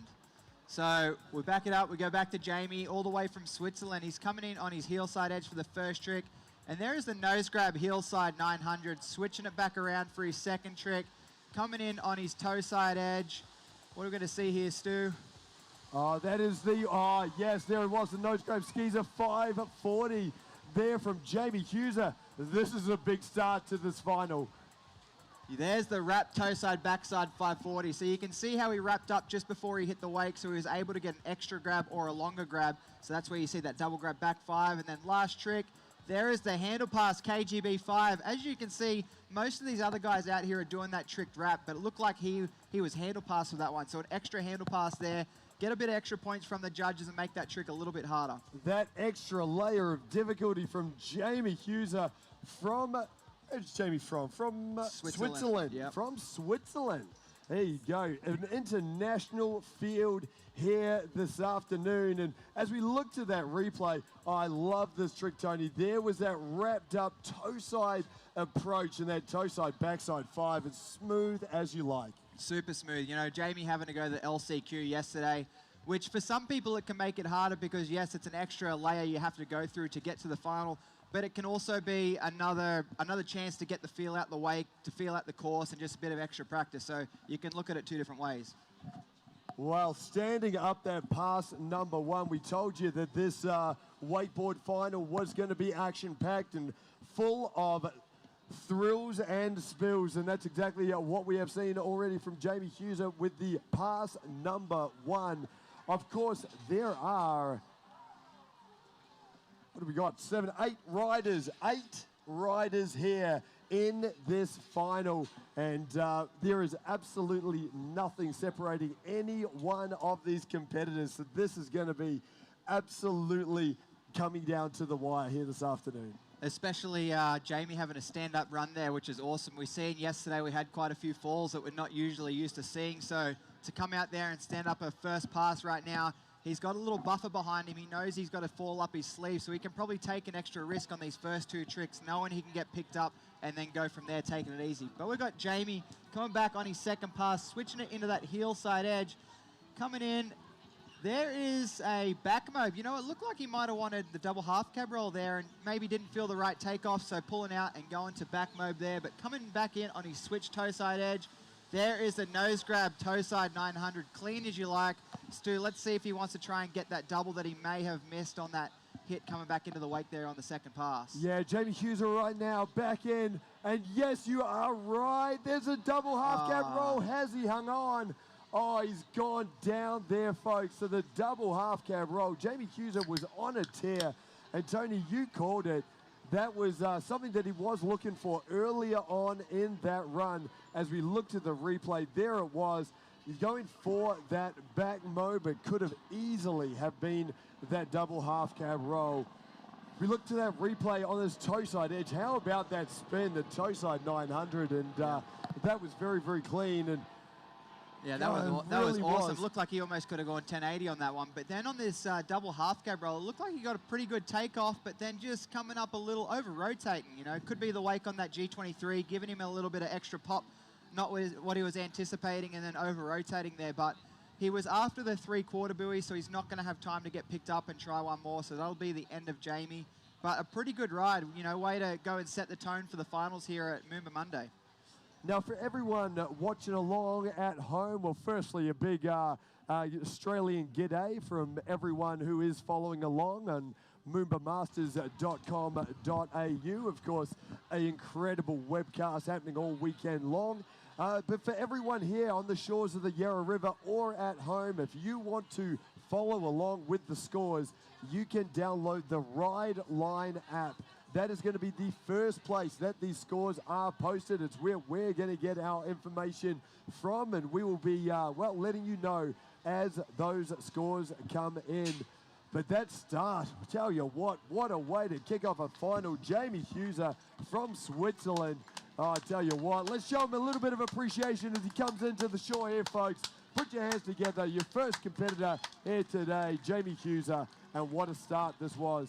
Well, Tony, I had this wrong before, but I do believe that our next rider, well, we gave him a bit of an early introduction. I think now it's time for Sam Brown out here on the water. Yeah, it looks like it could be. So, like we were talking about before, Sam, we call him the Wizard of the Wake. So he goes out there and just does unbelievable things. So I'm interested to see what he starts off with and comes out swinging with. Yeah, to tell you what, Sam Brown out here, the G23, it is absolutely pumping this wake, and anything could happen right now. Yeah, for sure. You know, that's what's it's good at being at the start of the heat like where Sam is now, because he can put the pressure on those other riders, but also he doesn't have the ability to see what the other riders are going to do behind him. So he can't go out there, play it safe, but Sam's not really known for going out there and playing it safe. He goes out there and puts it all on the line and kind of settles with whatever happens. Well, here we go, folks. Looks like we are on here. Second rider off the dock in this incredibly stacked Pro Men's Final. Yes, it is the one and only Sam Brown. He's the first of our Australian competitors. So we want to see a big cheer from the MOOMBA Masters crowd as he makes its way down through the course right now. Here we go, Tony. I'm excited. Yeah, I am too. So we've got Sam coming in, switching around on his heel side edge. Switch heel side, I believe this is Stu. And there is that nuclear back mode 5. It actually took him down yesterday in the semi-finals run, so knowing he's got the confidence and he knows he can do it in the finals here. There's that Skeezer 720 second trick. That is the first Mobe 7 we've seen all weekend there from Sam, so very exciting. Starting with some heat right there. There is the double half cab roll. He's on a heater right now. This is what we like to see, Stu. Starting it off, setting the tone for the Pro Men Final here, and then last trick, there is the nose grab, heel side 720. Well, come on, Moomba. Let's make some noise right now. Bang the tables, stomp your feet, clap your hands, get some noise going for Sammy Brown. That was absolutely insane, folks. What a pass number one that was from the Australian competitor. Yeah, definitely. Looked like he ticked all the boxes there. He had the double flip, he had the Mobe 7, he had the spins, he had the Mobe 5, so whatever we see on the way back is just going to be a bonus, and we know it's going to be some more heat from Sam, so I'm excited to see what he's got for that second pass. Tony, I still cannot believe in these contests that we are seeing Mobe 7s from riders like Sam. I don't think that's going to be the last Mobe 7 we see today. No, I don't think so either. You know, you've got the likes of Nick Rapper, Corey Tunison, Noah Flegel, Luca Kidd, Tyler Heim, Noah, they're all capable of Mobe 7s, double flips, backside 9s, 1080. So it's pretty cool to see, you know, them try and one up what Sam's already done right now. It's gonna make for a really good show. Yeah, it certainly will be. And how about this this crowd down here today? MOOMBA Masters, I know you have been in that position out there on the water many times. You've got a few MOOMBA titles under your belt. There's nothing else like it, right? No. From a rider's point of view, you're out here, there's a couple of 100,000 people watching you. What an experience, what a contest this is. Yeah, for sure, because especially when you're down on the dock, you know, you just got the riders down there that you're competing against, so it's a little mellow, you kind of get inside your head, you're a little nervous, but then you come under that bridge and see, you know, you see the city, you see all the people on the shoreline watching, so that's when you just get pumped up and just makes you go out there and go all out. Yeah, well, here we go. We are back on the water now. Let's get Sam Brown pumped up, your second rider in this Pro Men's Final. We saw what was practically a perfect pass number 1, and here he is in pass number 2. Looks like a hillside approach. There's that hillside 900 with the nose grab there, clean as you like. Coming back in on his hillside edge for his second trick. There is the backside 720. Not getting a grab on there. Might have wanted to go to 9, but still settling for that 7. Switching it back around. Coming in on his switch hillside edge. There is that front mob with the, I believe it was a mute grab. You know, a little bit different to the old school front mobs we used to see. But Sam coming back for his last trick. There is that nuke. Unfortunately going down. It looked like he got swallowed out there. Hope he's all right. Yeah, there was a big fall from Sam Brown there. It looked like the, what was that, nuclear grab Moby Dick right out into the flats too. That was crazy scenes out here to finish off that pass number 2. But Sam Brown from Australia, what a couple of passes that was. For sure. He showed the judges that he can spin both ways, spin regular front side, switch front side, and get the backside in there. So composition's looking good. Had that double flip, had that back 7 there. So I'm interested to see the score that they give Sam there. You know, they're going to have to be a little bit conservative, being, you know, second off the dock and the top of the riding heat, knowing they've got some big hitters coming behind him. But I'm sure it's going to be a pretty big score to set the tone. Yeah, I'm sure it will be, mate. We're going to leave that in the judges' hand. We're going to wait for those scores to come through on the ride line out from the WWA. As we look to that replay, that was harsh. That was big. That was a really, really big nuclear grab Moby Dick to round out that pass number 2. That fall was heavy, though. Yeah, especially, you know, going to the flats, it makes a simple trick, and then taking it to the flats makes it a completely different, harder trick, because, you know, you add line tension, you add, you know, more force when you're landing. It just makes the trick so much harder. And as you can see there, Sam just landing and just getting swallowed by that wake just because of how much pop he got, how much line tension he had, but he didn't want to let go of it. He tried to hang on for the last second there. Well, folks, what a start this has been to this wakeboard final in the Pro Men's division. We are only 2 riders down, and already it's been an excitement overload here at the MOOMBA Masters. Now, Tony, of course, the first of our Nautique athletes, Noah Flegel, is going to be the next rider off the dock in this final. So I'm very excited to see Noah out here today. I think he could be one of the most incredibly talented, well-rounded watermen of all types of water sports anywhere in the world. Of course, one of the world's best wakeboarders, but one of the world's best foilers, one of the world's best wake surfers, goes pretty well on a wake skate. Yeah. Just a true, water sports enthusiast. And Noah Flegel about to take to the water here in this MOOMBA Masters final. Yeah, I'm pretty excited to watch Noah. He always manages to, you know, he's super consistent. He's going to land his 8 tricks that he needs to land to make it to the final. So excited to watch him ride out here, see if he can one-up what he did in the semi-finals. He had a really good semi-finals run. So, yeah, it's going to be interesting for sure to see how he mixes it up with these other riders. But we got him coming in after the under the bridge there. About to start his first pass. Looks like he's going to start in for a toe side edge.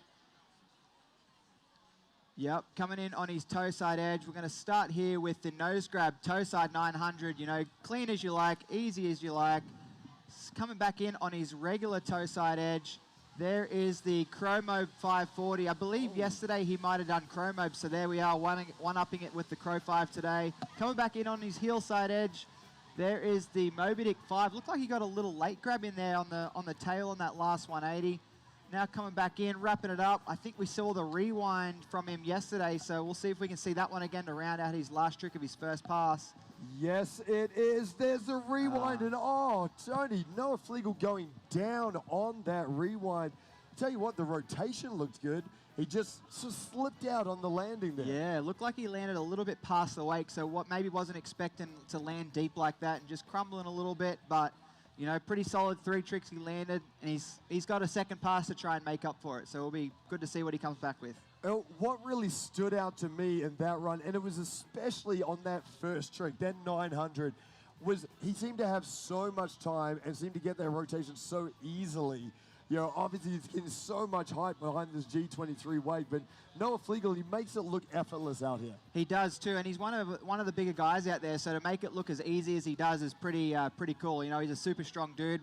weighs probably a lot more than some of the other riders when everyone else is, around that 60 to 70 kilos. So to see Noah go out there and mix it up with these guys doing the hard tricks is pretty cool.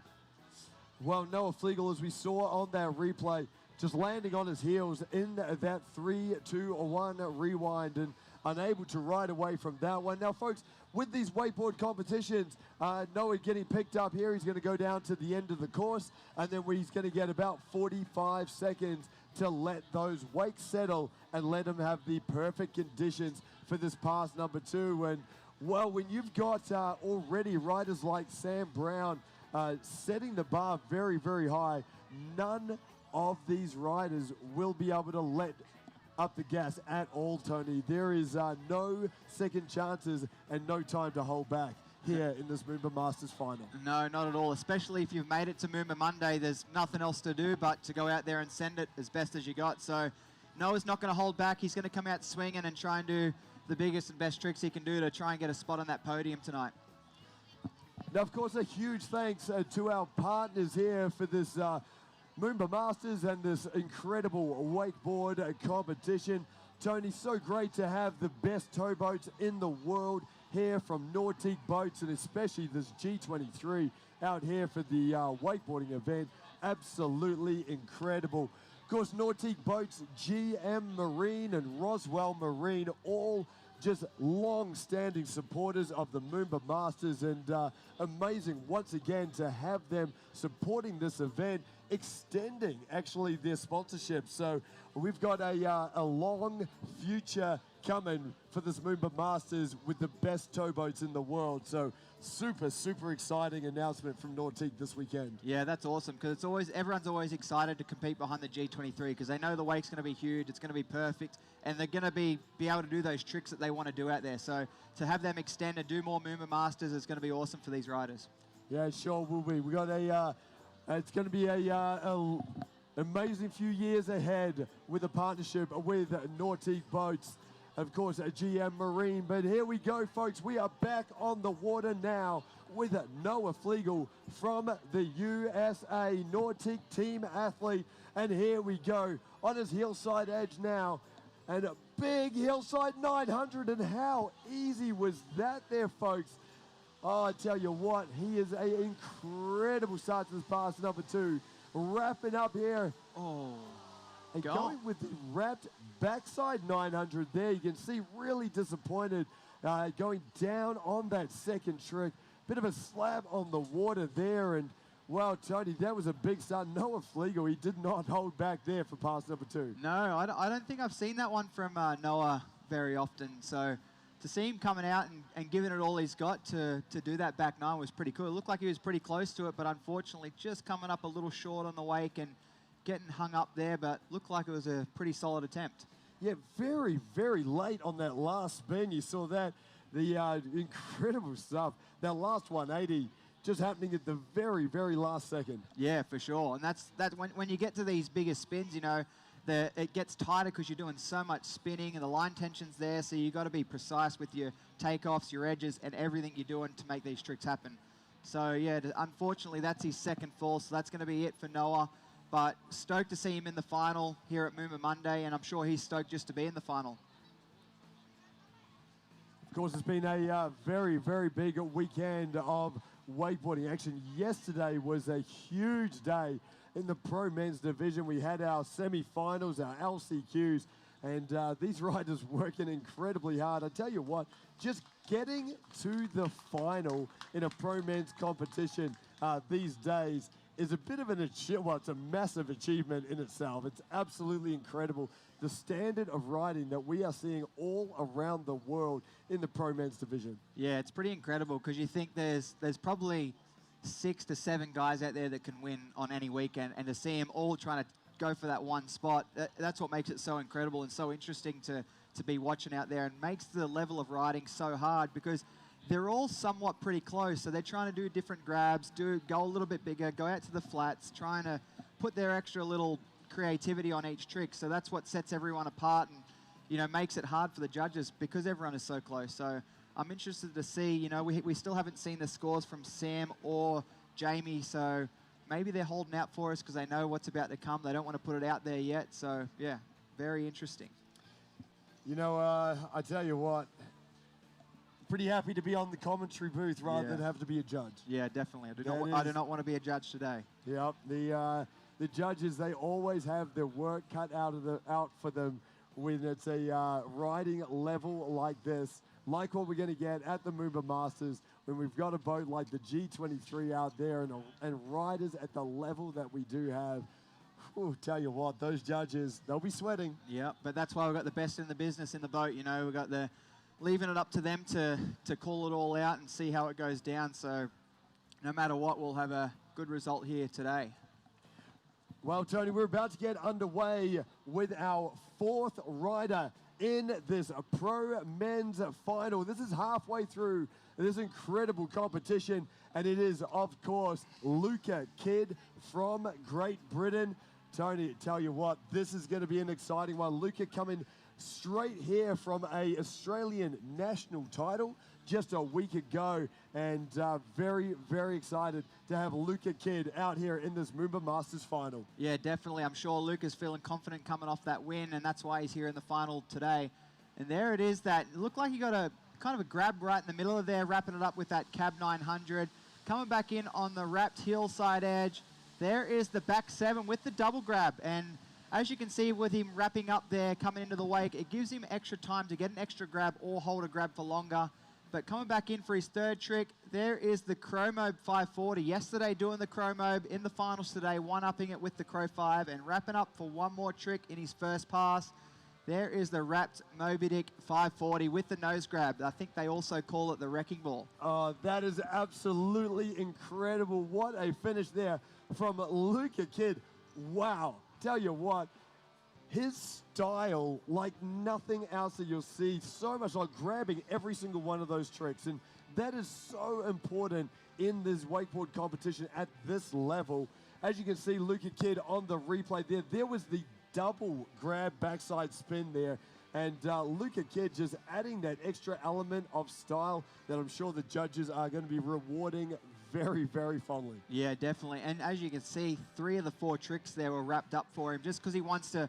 Luca loves to grab his board and do just things that no one else is doing on the board. Like we haven't seen that wrap Moby Dick 5 in competition really ever, or not for a long time. So showing the judges he can mix it up, change it a little bit, not just be like all the other riders out there, not adding a 180 here or there. He's putting his own little flair on every trick he does. I was just about to ask you, that wrapped Moby Dick 540, is anyone else in the world doing that? Not for, I don't think anyone's doing the Moby Dick 540 like that. Definitely probably a Moby Dick, but not with that nose grab in the middle of there and going to 5. So pretty cool to watch. Yeah, absolutely incredible style there from Luca Kidd from Great Britain. Well, folks, we told you this was going to be a bit of a treat in this Pro Men's wakeboarding competition, and the boys are delivering. What a start this has been. Luca Kidd, of course, our 4th rider off the dock, and we've still got 4 to come. And we've got a pass number 2 from Luca Kidd. So that's about to get underway. So have a look down towards the city end, and there is that Roswell Marine Edition G23. Here we go, Tony. Pass number 2 from Luca Kidd. Coming back in on his switch hillside edge. There is that roll to blind. Looks like he might got a little bit hung up on the wake there, not expecting it. Coming up a little bit short and getting thrown out the front. So not the end of the world. He's still got to pick up. He's got pretty much his whole second pass to come back, and we'll have time for definitely 2, maybe 3 more tricks, depending on how his course management goes. Yeah, let's have a look at that replay once again. And I think you're right. He got the left, and it was a very late change for that roll to blind. Did we see that yesterday from Luca Kidd? I think we did. He likes to go pretty late on that roll to blind because he's actually going up, grabbing with his right hand, and then switching hands and going to blind. So there you go again, adding his own little flair to the trick, showing that, you know, at the end of the day, it's a roll to blind, but the way he's doing it makes it 10 times harder than how everyone else does it. So Luca putting his own flair on it, and as you can see, look how late that was, and then unfortunately just casing the way, getting thrown out the front and going down. Yeah, great to see, well, all of our riders, but especially Luca Kidd out here, just that personal flair that he adds to his riding, adding his his own element of style, but at the same time, just increasing that level of difficulty Just unbelievable what he is doing out here on his wakeboard. But we're about to get underway here. This is one fall down, and he cannot afford to fall again. Here we go, folks. Now it's time to make some noise because he is right out in front of you. Come on, Melbourne, let's put our hands together for the one and only Luca Kidd from Great Britain here in this pro men's wakeboard final. Well, here we go. He's going to get a couple more tricks here, folks. The G23 making its way down through the course, and Luca Kidd on his hillside edge. Will we see that trick once again? And there it was. Not a problem that time. There was that very late roll to blind. Tony, we got one more trick wrapping up on his switch heel side. Settling for the nose grab KGB right there, but I think he wanted ball. I think he wanted the KGB 5 out of it, but nonetheless, he's in the finals. He's been riding pretty good. He's coming off that Nationals win, so you can say it's been a pretty successful Australia trip from him, coming all the way from Great Britain. It has certainly been a successful trip. Great ride there from Luca Kidd, but that fall has really hurt him there. That last trick as well, just it looked like he kind of was running out of space there, rushing it a little bit, and not able to get the KGB 5, just taking it to KGB. But still, that'll have a great score for the judges. Will it be enough? Well, I don't know. I'm going to leave that in the judges' hands. Yeah, and that's the thing, you know. Yes, he only went down on one trick, but then by the time you get back up to speed, you know, you've almost lost quite a lot of the course, you know, so it only leaves room for, you know, 2 more tricks, as you can see there. So, unfortunately, just landing the 2 tricks and going down on that first trick, but what a first pass he had from Luca there. Yeah, that first pass, that was absolutely exceptional. So, well, folks, it's been a very, very exciting first half of this pro men's wakeboard competition. I tell you what, Tony, our crowd is absolutely loving it on the banks of the Yarra River. And you know who else I reckon's having a pretty good time down right now? That'll be the Nautique owners down in the Nautique Owners Hour, brought to you by Nautique Central. Hope they're enjoying those drinks and ice creams down there on this hot summer's day. Yeah, I'm sure they are. Not too far of a walk for them to bring us up an ice cream, is it, Stu? Yeah, I don't think it's too far, mate. Yeah. Hint, hint, Nautique Central crew. Hey, Tony, I'm pretty excited about what we do, or who we do have coming up next. And it looks like Australia's own, Nautique's own, and our reigning MOOMBA Masters champion, Corey Tunison, is up next. Someone who is used to being, well, maybe the last or second to last rider off the dock. And here he is, right in the middle of the field here this afternoon. Yeah, and Corey is usually used to, you know, being second, last, or last off the dock. So having the chance to see what the other riders are going to go do. He's a very calculated rider who goes out there and does what he needs to do and when he needs to do it. So for Corey to be, you know, kind of middle of the pack, having the riders like Nick Rapper, Daniel Johnson, and Tyler Heim behind him puts him in a tough spot because he can't leave it. He has to go out there and do everything that he needs to do and not leave it up to the judges. He has to go out there and land everything as clean as he likes and as big as he likes. Now, of course, Corey Tunison, part of Team Nautique, and then also part of Team Roswell Marine as well. So I reckon he's feeling pretty at home out here behind this Roswell Marine Edition G23. Well, here we go, folks. I expect a very, very big cheer from the crowd as Corey Tunison comes into course and does this pass number 1. Now, looks like we're going to start things off with a hillside approach and straight in at that double half cab roll. What a way to kick this off with the first of our double flips. Yeah, like I said, Stu, no holding back for Corey there. There's the double back roll. Clean as you like. He looks super at home there behind that G23. Starting off with 2 double flips and 2 tricks, and he's still got 2 more tricks to go in this first pass. There is the nose grab, hillside 900. To me, it looks like a half cab 180 lands, so everything just so easy and so smooth. And now coming in for his last trick, wrapped up. There is a backside. Ooh, unfortunately going down. That looked like he got caught pretty hard on that one, Stu. Hope he's all right. Yeah, Corey Tunison going down right at the end of that pass number 1. Well, man, talk about not holding anything back. Corey Tunison, he came out of the blocks absolutely firing. Those first 2 tricks, 2 double flips. 2 tricks, 4 flips. How about that? Yeah, pretty cool. Pretty cool to watch. Very cool. Of course, we did see that 900 as well. As you said, while he was making his way down through the course, he's made that look very, very easy, just dropping out of the sky on the landing. And then, well, let's have a look to the replay, because this was that fall going backside. It was a backside 900. And you're right, getting tripped up on the landing. Yeah. So bit of a hard fall there for Corey Tunison. For sure. Right at the end of that pass. It looked like he got maybe a little bit more off axis, off the wake. I've seen him do that trick quite a lot, and I've never actually seen him go that far off axis with the board out behind him. So maybe trying to adjust when he landed, having the handle out a little bit, and then just getting pulled back from the boat there. But you can see right there, he unwraps, board goes out quite far behind him, then he's got to try and get that board back underneath him, and then yeah, casing the wake a little bit. The shoulders don't look like they're all the way around, and then coming up a little bit short there. But Corey, he probably doesn't fall a whole lot, but he still knows exactly what he needs to do to try and make up for that fall on the way back. Even though he can't do 5 tricks on the way back, he can only do 4, so he can't make up for that fall.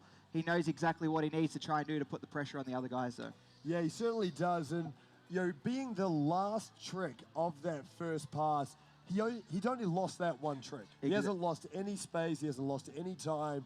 So, look, I know there's no good place to fall, but if you're going to fall, that's where you want to fall. Yeah, for sure. Yeah, it's either going to be the end of your first pass or end of your second pass. That's usually where you leave your hardest tricks. Because if you fall before, then you're going to lose a bit of real estate and only, get 2 or 3 tricks in the whole pass. So, yeah, Corey falling in an okay spot. Leaving him, he's going to have 45 seconds down there in the water to try and think about what exactly he's going to do. Maybe that throws a spanner in the works and changes what he's going to do up in this second run. So we'll see what he comes out swinging with. Yeah, I'm very, very excited to see this because, with the caliber of riders still to come, we know he can't hold back. There's no way. For sure. We know he's got tricks like the 1080. He's got more double flips in the bag. I mean, honestly, anything could happen here. I hope the crowd's getting excited because Corey Tunison, he's got some work to do if he wants to take home that title. And this is going to be a very, very exciting finish to this Corey Tunison run. Yeah, definitely. He's still got a 1080 up the bag.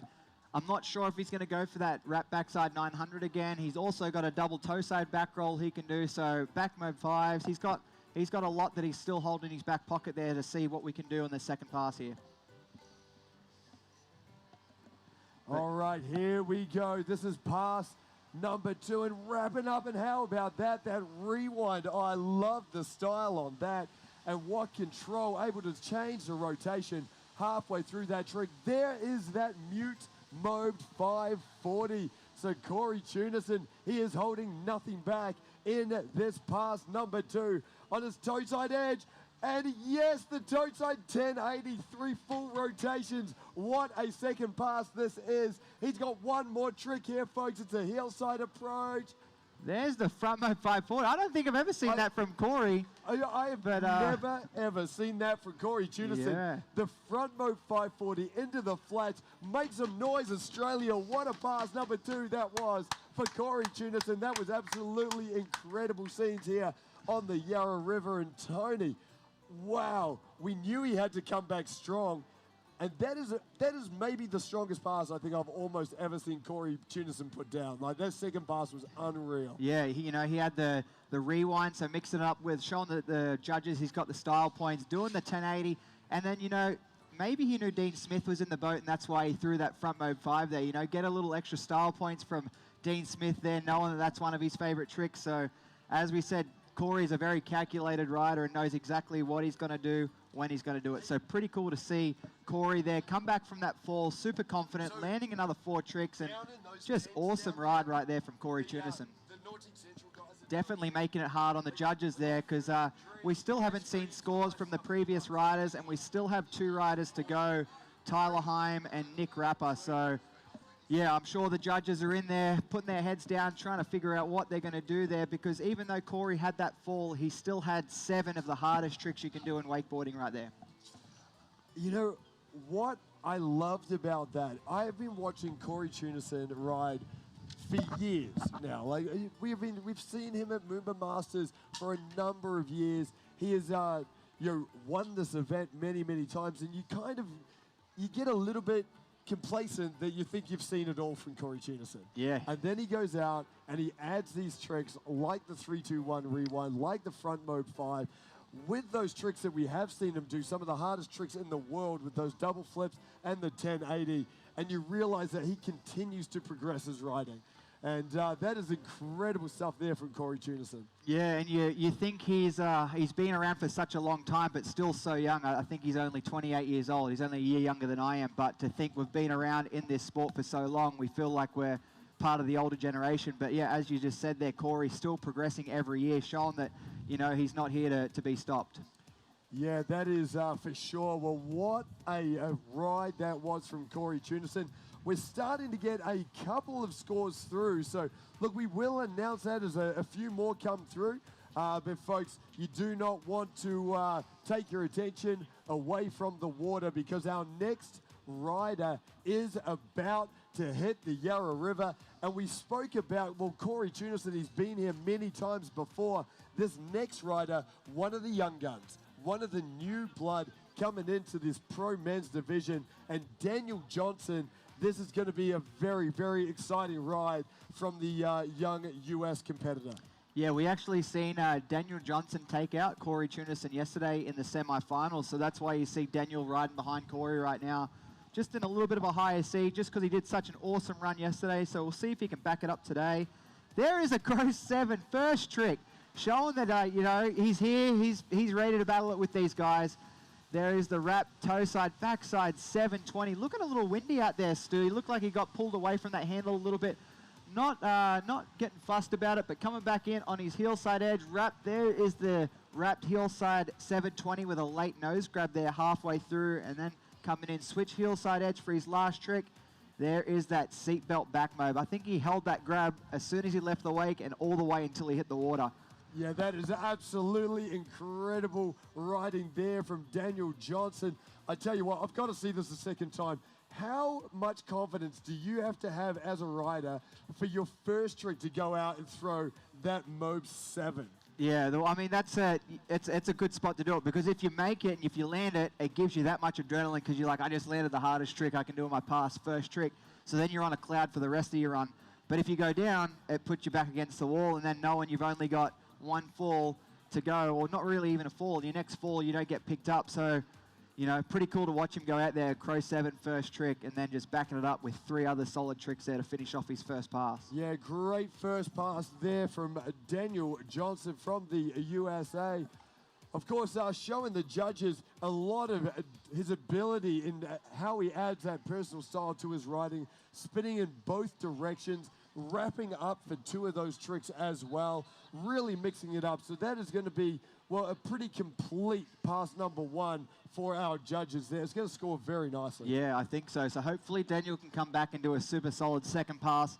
You know, with the tricks he's got in that first pass, he doesn't have to go crazy in his second pass. He just has to get home and do, you know, something that he just does, you know, every day of the week training out there. So hopefully Daniel can lay it down and get back to the dock and really show the judges that he's in the mix to take this winning spot here today. Well, we're not going to be too far away here, folks, for this pass number 2 from the U.S. competitor, Daniel Johnson. The crowd just keeps on building down there. I reckon it'll be deafening out there for our riders. Yeah, for sure. It's hard to kind of gather your thoughts down there with, you know, you got the carnival, you got the people, you got the noises, so it can be hard when you're sitting there down in the water trying to compose yourself and think of what you're going to do. But nonetheless, Daniel Johnson's coming back in on his switch heel side edge. There is a hillside 900. Holy cow, that was huge.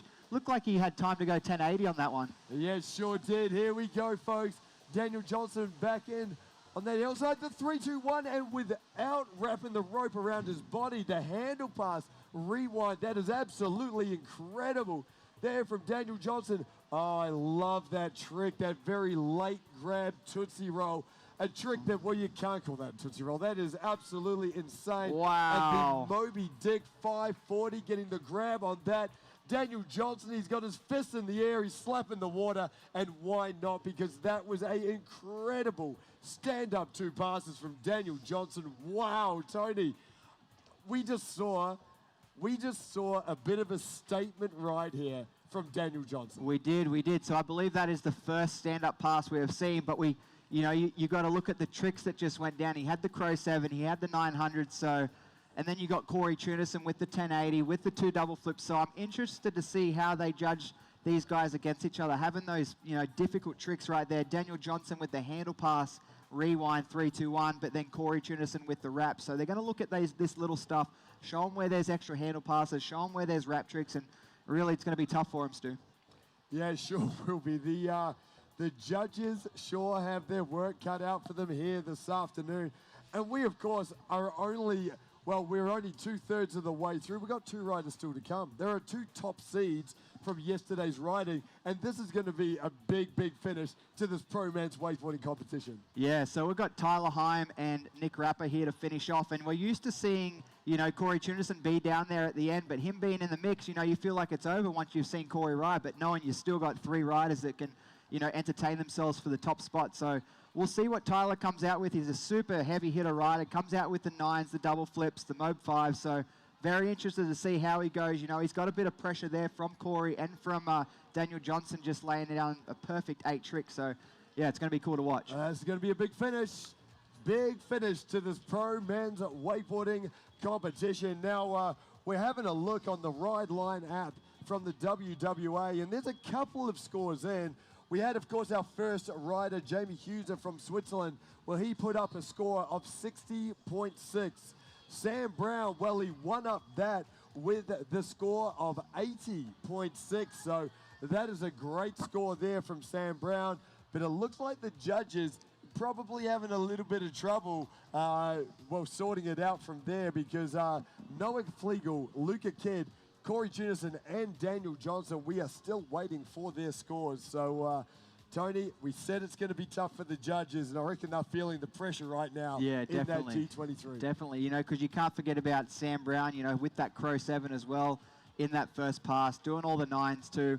And then, you know, Luca, Noah, Daniel, Corey, all laying down super, super hard tricks. So very interesting final out here today, and we're still not over. We've still got 2 riders to go, so pretty cool to watch all the insane riding going down today. Yes, this has been absolutely incredible. We hope our massive MOOMBA Masters crowd is having a great time here on the Yarra River. We hope our Nautique owners are enjoying the Nautique Owners Hour. And of course, we hope all of our viewers online from all around the world are enjoying some of the best wakeboarding action you will ever see. And here we go, folks. We are back on now with Tyler Hyam, your next rider in this Pro Men's final. There you go, Stu. Starting off with that double. Looked like he could almost go triple out of there. He had to slow himself down, getting super, like, popped perfectly off that G23. And there is the nose grab backside 900, wrapping up there, clean as you like. Coming back in on his heel side edge, switch heel side. There is the mute heel side 900. The level of riding is just insane today, Stu. This is absolutely wild out here. Tyler Hyam, last trick. He's come in wrapped, and there it is, the wrapped KGB 540, grabbing the nose of the board all the way around. He seemed to have that grab for an eternity. And Tony, oh man, this is incredible. Yeah, you know, he's ticked every box. He had the double flip first trick. He had the back 9 second trick, the mute heel side 900, and then the KGB 5. Grabbing all of them. Just insane out here, and to think we've still got a rider left after Tyler. We're not over yet. The level of riding just gets crazier and crazier every year. Oh man, wakeboarding, tell you what a sport this is. This is absolutely incredible. On the Yarra River, conditions are perfect. We got the G23, the wake is absolutely juiced, and oh, this is, man, this is a incredible competition, and what a, well, finish this is looking like it's going to be. Yeah, for sure, especially, you know, Tyler Hyam, second last off the dock. He's done all those tricks, and it's only been his first pass. So he's still got a second pass to go to try and do some more stuff. I know he's got more tricks up his sleeve, and yeah, very excited to see what he comes out with. And he still has a fall up his belt too, so if he goes and falls, if he's before that 3/4 buoy, he can get picked up and give it another chance. So very good knowing that you're coming into a second pass with a fall up your belt like that.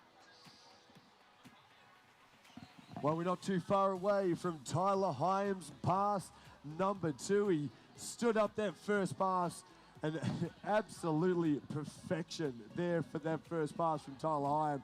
So this is going to be a very, very exciting pass at number 2 Of course, Tony, you've been in this position many times before. He'll be, I don't know if relaxed would be the right way to put it. He'll be feeling pretty good. Yeah, but, definitely. Definitely not feeling relaxed, but feeling good. You know, you're only halfway through, but when you land tricks like that, it's almost like a sigh of relief when you get done, but you still got another 4 tricks to go, so not over yet. Tyler Heim coming back in on his second pass, first trick. There is that rewind to the flats. Oh, like, there we go again. Taking that trick that a lot of people are doing and going to the flats with it, making it even harder than what it is. There is that mute mobe, or not mute mobe, grabbing it melon actually, but coming back in, wrapping up on his heel side edge.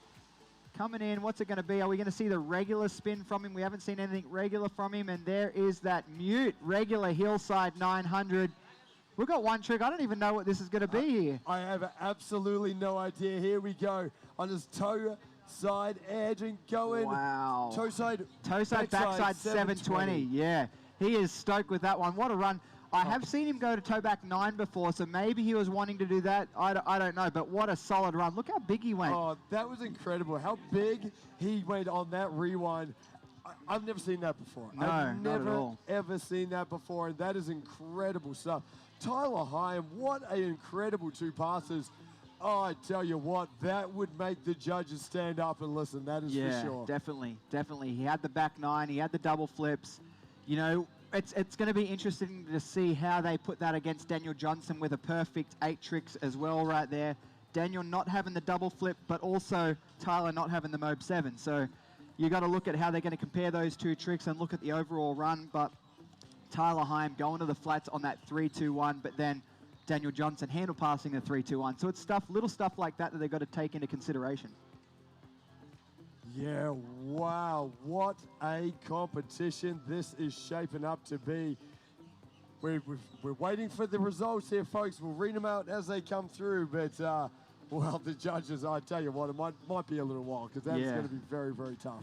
Yeah, they might have to wait till everyone rides and then kind of go through and compare everything that's going on, because, you know, these riders, as much as they look so different, they're all, you know, every little part of their tricks are kind of similar, and that's what makes, you know, being a winner or being placed in the 3rd position.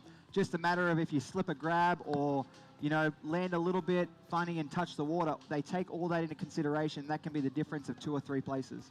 Yeah, you're absolutely right. You know, the judges, they really do have to go back over these passes, look at everything so closely, because the difference between 1st and 4th could be a matter of a grab. Exactly. You know, when it's so tight like this, as you can see, they haven't put the scores out, so I'm not sure they even know what's going on right now. They've got to, you know, maybe go back through the replay, looking at grabs, looking at, you know, maybe one guy went out a foot further in the flats than another. So, yeah, as I said, these are the things they've got to look into and take into consideration when putting these final scores out.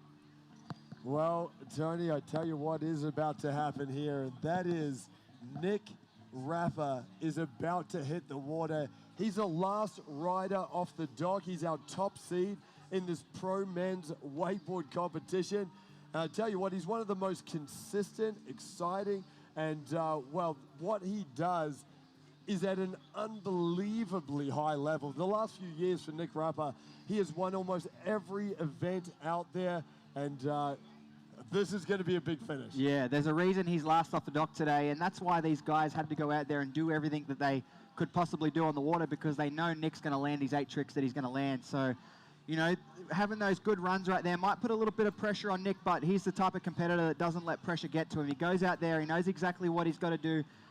Everything he does looks so smooth, and it almost, you underappreciate how hard everything is. Just like that back mode 5, it looks like a cab roll, he does it so easy.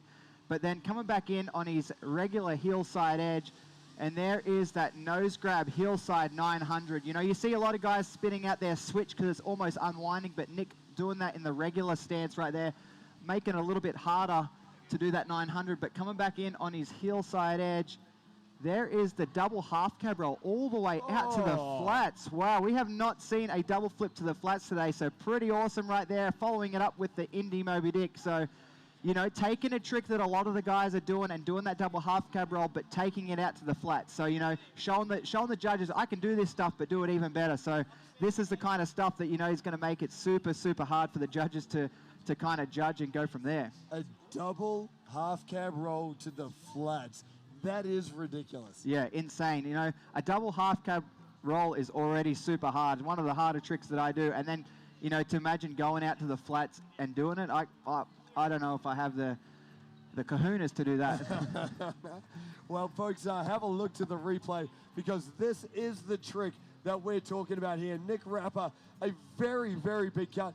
Oh, my God. Seeing that the second time, that was absolutely massive. Yeah, huge, huge. And he would normally, you know, also take that Moby Dick out to the flats, but already going to the flats on that double half cab roll, he's probably like, I don't even need to go to the flats on this one. I already did the hardest trick that's going down in the tournament and taking it out to the flats there. Oh, that was absolutely unreal. That pass number one from Nick Rapper. Tony, honestly, I don't know. I don't know what is going to happen here. We've seen, well, stand-up passes from Daniel Johnson. We saw a stand-up pass from Tyler Hyam. We saw that run by Corey Tuesday. We've seen so much incredible riding here this afternoon. And Nick Rapper has laid the foundation to, honestly, he is going to be right there. Yeah, for sure. And he knows that too, that those guys behind him have landed, you know, 8 solid tricks. And it's getting, the tricks that they're doing are getting harder and harder every year. So, you know, Nick is showing these, he's been on the tour for quite a lot too, and just showing them, I'm not done yet. I've won everything there is to win, and I still want more. So, you know, Nick showing them that I can go to the flats, I can do all the hard tricks, so it's pretty awesome to watch out there from Nick Rapper. But coming back in on his second pass, first trick on the toe side edge, there is that nose grab toe side 900 from the regular stance, coming back in, switching it up on his heel side edge. There is that Indy double tantrum, smooth as you like. That's that first double tantrum we've seen all competition right there from Nick. One of the hardest double flips to do out there on the water. There is that, it looked like a blind Pete from the toe side. He's going to have time for one more. He's got to put the staple here, but he's looking pretty solid right now, showing the judges he can do it all. Last trick, there is the backside 720 to the flats. Oh. Wow, he is stoked with that.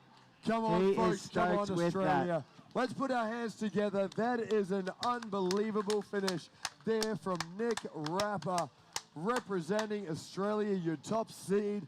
And as you can see, he was very, very happy with that one. What a pass number 2 that was, Tony.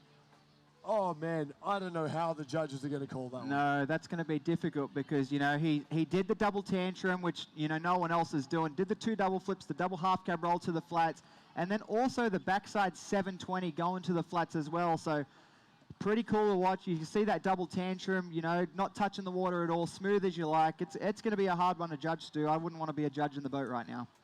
Yeah, I do not know how the judges are going to separate these riders. Like, when we think back, Tyler Hyam's ride, we also had the KGB5. We had that rewind as well. But these are so different, these runs. The judges have got some work to do. They do, that's for sure. You know, Nick going to the flats twice. And then a lot of the other riders going to the flats as well, you know, because these tricks are getting so hard. They're trying to put their own flair on it. Whatever it is they got to do, go to the flats, add a 180, put an extra grab on it, wrap it up. So they're just trying to make it, you know, as different to each other as they can. Pretty cool to watch out there. Wow, what a competition this has been here for the Pro Men's Wakeboard Final. And Tony, this isn't even the end of the wakeboarding action here today, because of course we got the Pro Women's Final. Now that's going to be coming up at around about 5:30 in the evening, and well, that is going to be another action-packed wakeboard contest here at this Nautique at MOOMBA Masters. Yeah, I'm excited to see these girls ride. You know, every year they're getting better and better, doing tricks that they weren't doing the previous year, and everyone's getting better as well. So it's really good to see these girls go out there and mix it up, doing a lot of the tricks that the guys are doing out there right now. Tony, of course, you've been to a number of these MOOMBA Masters. You're a Nautique team athlete. While you've been here since this weekend, have you gone over and checked out the Nautique Central display of Nautique boats? Yeah, I had. I've seen that beautiful black metal flake G23 they got on display. That is a beautiful boat. You know, you can see the same one towing it out there. The wake's huge. As you can see, all these riders are going out there and doing runs that we have not seen before on the water. So pretty cool to see what the G23 makes these riders capable of doing. Yeah, of course, folks, if you want to check out these incredible Nautique boats and the G23, it is on display with the crew at Nautique Central. They have both the G23 and the GS22 on display here at the MOOMBA Masters. So make sure you head on over, take some photos of the boats, check them out close and personal, and meet the Nautique Central crew. Tony, they're a brand new dealer here in Victoria, so great to have the new dealership down here representing Nautique boats at this incredible event. Yeah, definitely. There's so many awesome waterways down here in Melbourne, so to have a new dealer supplying these awesome boats is really cool. So if you get the chance, go over and check out the new boats they got over at Nautique Central and chat with one of the guys about getting yourself into one.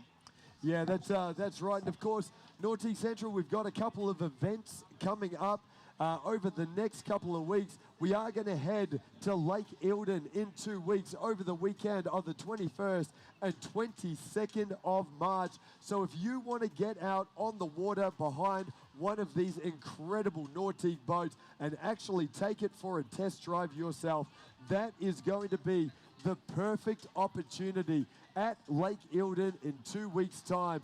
Now, how you get more information for that demo event is by going over, meeting the guys at Nautique Central, and, well, grabbing a little bit of information off them, give them your details, and they will send you that invitation to head on over to Eildon, Lake Eildon, and take one of these Nautique boats for a spin. And, Tony, as good as these boats look, and as good as they are on the water here, there's nothing compared to driving a Nautique boat for yourself. No, not at all. You put that throttle down, keep a straight line, and everything takes care of itself. So, yeah, I get to drive one of these boats every day, and it's just, you know, one of the comfiest boats you can be in, and awesome wake providing for wakeboarding, wake surfing, and whatever it is you're doing on the water. So I love being in it every day. Super, super comfortable. Well, Tony, a huge thanks from all of us for joining us here in the commentary for that MOOMBA Masters Pro Men's Wakeboard Finals. We're still waiting for the scores to come through. So for everyone out there, download the Ride Line app from the WWA because you will be the first to know how that shaped up in the men's wakeboarding final. We know the judges have got some work to do. This is going to be very, very tough to call. But Tony, incredible to have you here. Will you be back for the Pro Women's Final? Yeah, I plan to be back in the Pro Women's Final, see all the action go down, and see who's going to be the next Women's MOOMBA champion.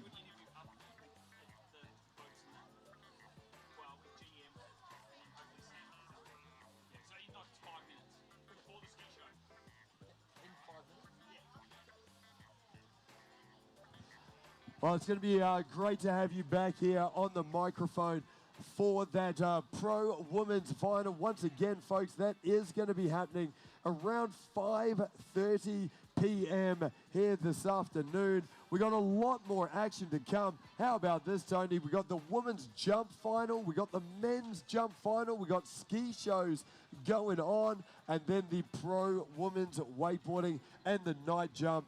It just keeps going here at MOOMBA Masters for the MOOMBA Monday Finals Day, and mate, a lot of action still to come. Yeah, plenty of action. I'm excited to see everything that's going down for the rest of the day. It's going to be awesome. Yeah, sure will be. One last big thank you to all of our sponsors there, Nautique Boats, of course the crew at GM Marine and Roswell Marine. Absolutely incredible to have so much support for this great event. We wouldn't be able to do it without our sponsors and, well, just great partnerships that we are building here for this event. Well, folks, the scores, they are still coming, so we're still a few moments away. As I say, the judges, they'll be scratching their heads and going through, but we are not far away from the MOOMBA Masters Ski Show. It's going to be only a few minutes away. And that is well, the next thing on the schedule here for MOOMBA Monday.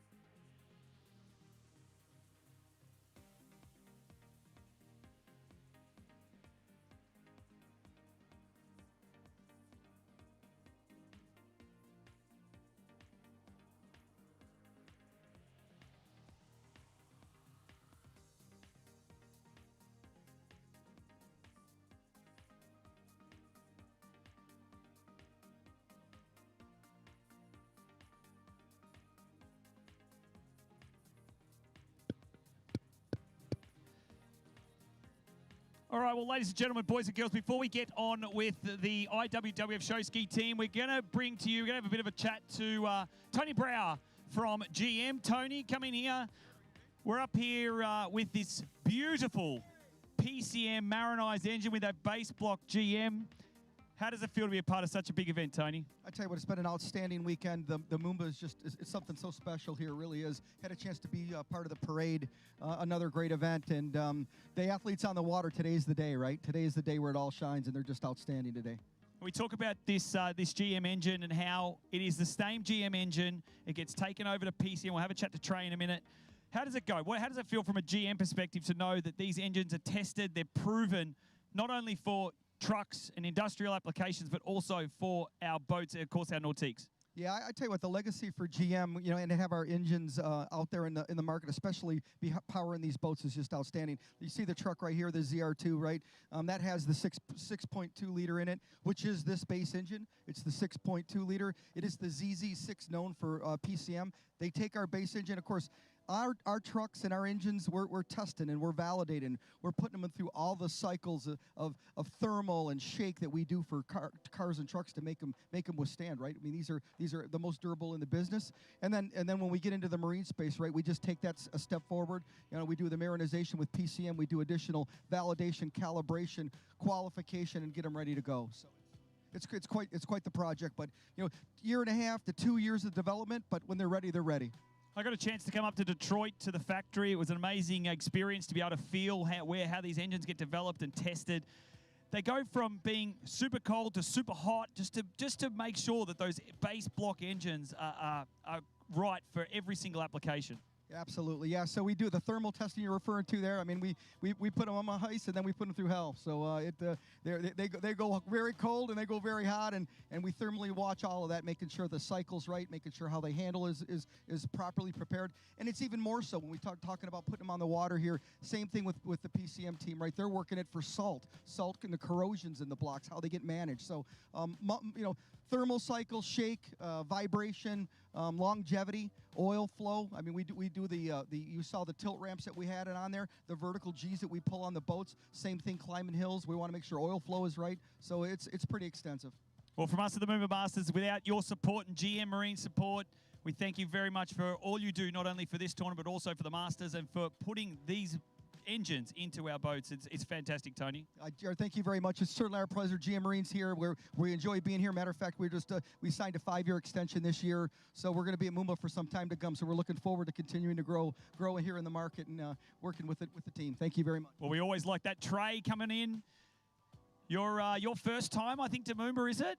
Absolutely, first time and loving it every minute of it.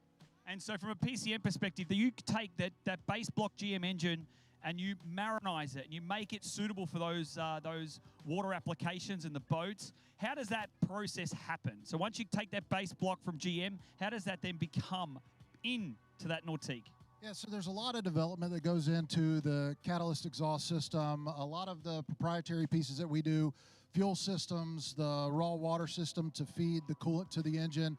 Those are all pieces that our engineering team puts together, and over the course of 18 to 24 months, design, development, validation to put that in place. You know, it ends up being somewhere close to 300 parts and pieces that go onto a GM base engine to make up our marinization. So between, Tony, the partnership that GM has with PCM has been how many years now? What are we talking? 25 now. And we're going to continue with that partnership. What else happens? So do you guys do your own testing, or do you leave that up to GM? Do you guys do your own testing once it's been marinized? Yeah, that's a great thing. GM takes the ball, gets us a great validated base engine block, and they do a lot more on Tony's team with getting it into the water and doing some validation on their side. And then we obviously take it, put our marinization on, and then we do thousands of hours of validation on our side. So whether it's on our dynos in Little Mountain, South Carolina, or out on our lakes, we do that. We work with ski schools, we work with wakeboard camps, and we just put as much time on our product as we can to make sure it's as robust and protected for our customer base as it can be.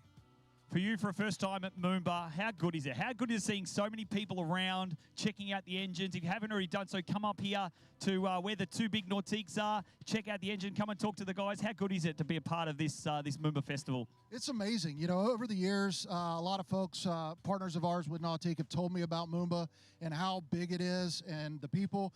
And I don't think hearing numbers can really put it in perspective. You have to stand here on the hill, see all the people walking by, see the buzz, the tournament going on in the background, and what we're out, out here doing. It's amazing, and we're so proud to be a part of it with GM, with Nautique Central, all great partners of ours. Speaking of, thank you very much, Trey and Tony. We're going to now, I don't know where Sam's gone, but while we've got a bit of time, where is Sam? Sam's done a runner. Let's go and have a look at this G23, folks, because this here is one of the pinnacles of wakeboarding. It's our tournament boat that we've got out there for the wakeboard event. Come up here and have a look at this. If you haven't already done so, if you're on the other bank, sorry, just jump up here. This thing here, not going to tell you the price, because if you need to know the price, you're not going to be able to afford it. Sam, come up here. Of course, Nautique Central, first time MOOMBA for Nautique Central, Sam. You took on the dealership not that long ago, and you're finally here. You finally get your first MOOMBA.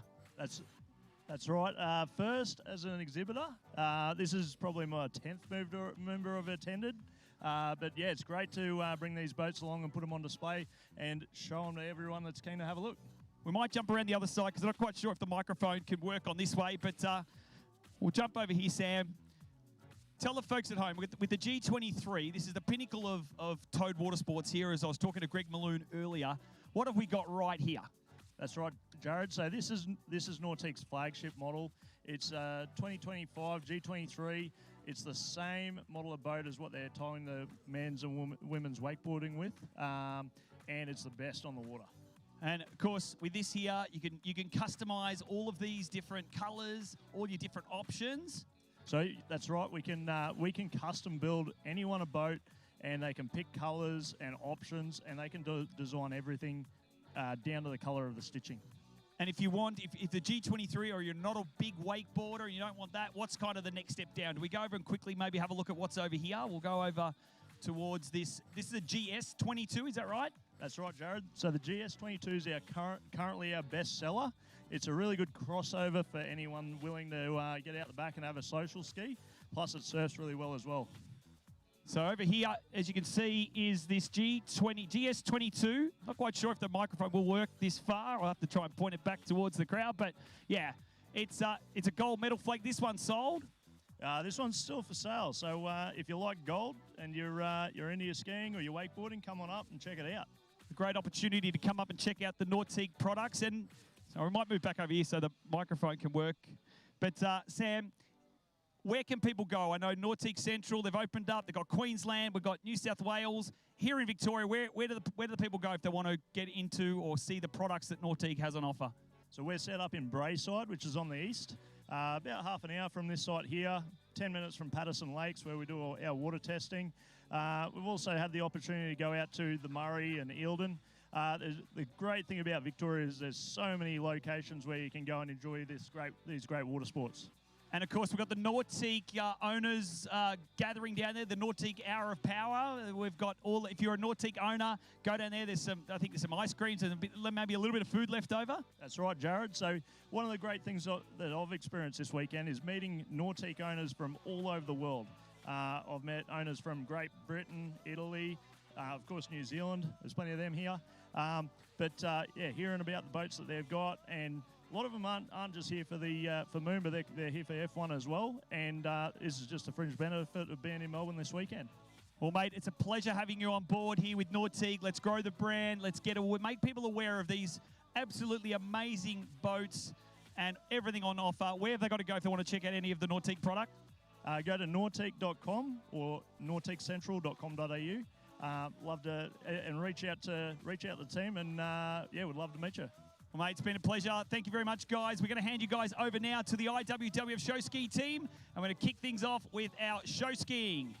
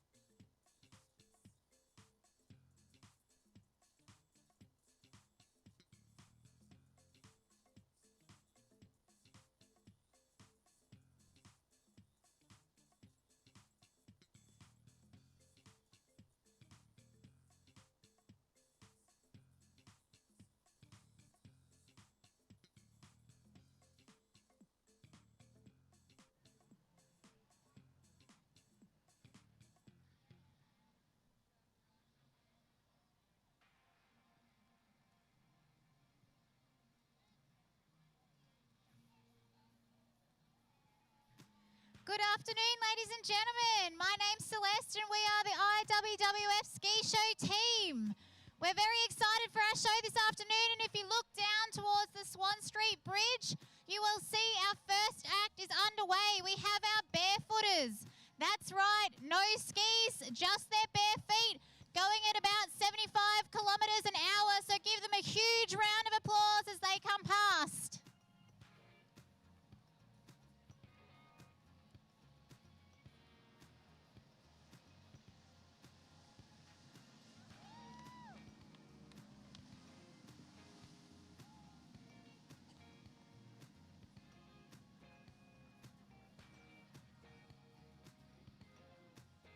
We even got a one-footer from David there.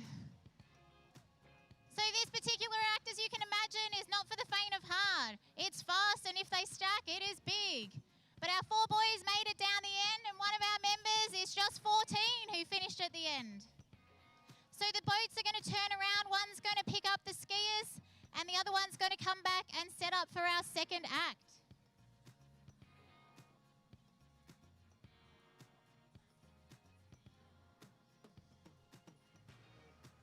What a beautiful day, beautiful weather, public holiday, ski show, what more could you want?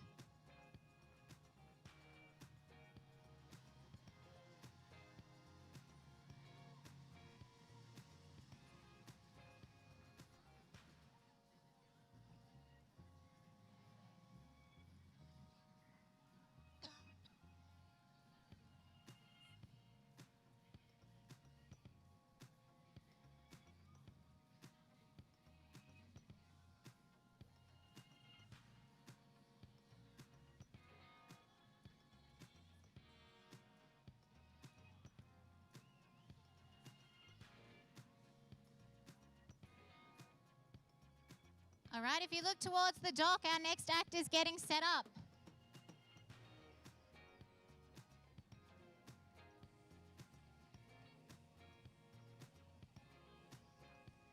So we have some guys on skis, and then we have some of our younger members on their shoulders.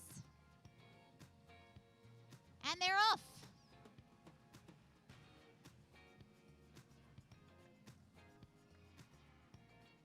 So they're going to head down to the Swan Street Bridge. They're going to turn around, and then they've got something special for you. As they do this, look to the city end and please welcome back our barefooters. We have Jared, Lachlan, Jason and David. Please give them a huge round of applause.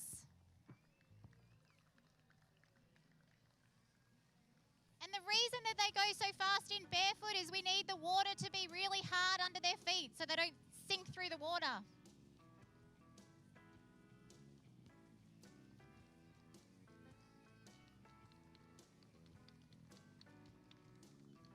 All right, if you look to the Swan Street Bridge, our flags line, our younger members are doing some climbing.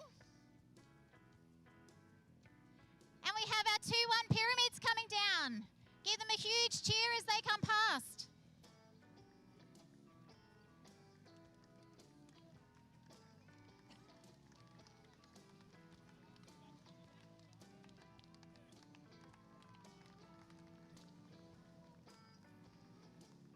So in the middle, you'll see Baxter. He just turned 11. He's our youngest member. And either side of Baxter, we have Evie and Drew, and they are 13. Pretty special for them to be doing this at their age. So they're making their way down safely. They're going to turn around at the city end and come back. There's lots of opportunities in show skiing for whole families to be involved. So kids and parents and even grandparents. So whether it be from boat drivers to observers, skiers, sound and audio, hair and makeup, working and helping out on the dock. So here come our flags line. They're returning, so please give them a huge cheer. We have Jacob, Michael, Luke, Jared, Nelson, Nick, and Evie, Baxter, and Drew.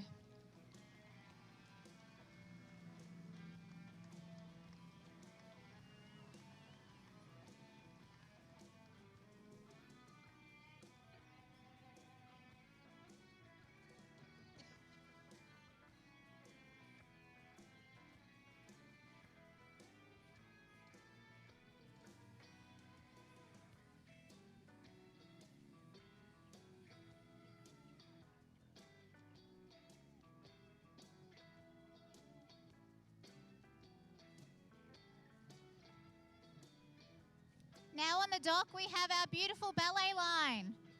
Our girls are ready to take off.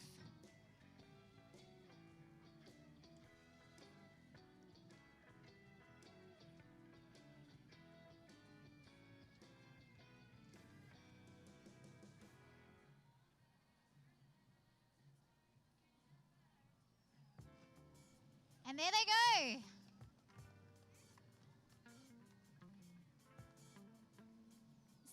So the girls are not on a traditional ski, they're on a swivel ski. And it's completely different in that their foot goes into a binding that sits on a plate and allows them to spin around full 360s on their ski like ballerinas. It's not an easy thing to do at all and takes lots of years and lots of hours behind the boat in practice. So the girls are going to turn around at the Swan Street Bridge end. Then they're going to put their handle between their legs and you're going to see a ballet routine together. So not only is this hard to ski themselves, but they've got to obviously keep in sync with each other with their routine. So there's lots of land training as well, working on their routine when they're not on the water.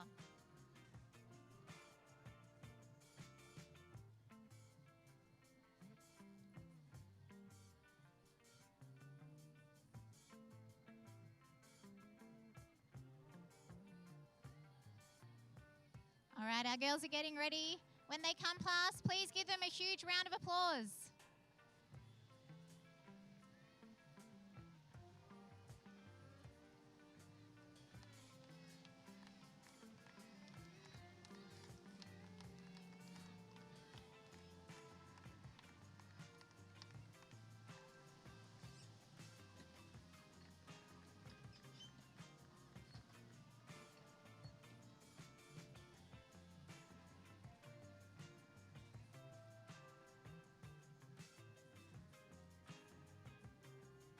Beautiful girls. So you may have seen that we have two people in the boat other than the driver, and they are our observers. And in this particular act, the observers are really important. So the girls' ropes are hooked into a quick release into a pin, and the observers can pull the pin to release the ropes if the girls fall, so they're not dragged through the water if their handle's around their leg or between their legs or around their arm. So that role is really important. As the girls are turning around, they're going to come back and put their handle behind their heel of their foot, and they're going to be pulled forward that way and show you the next routine that they have.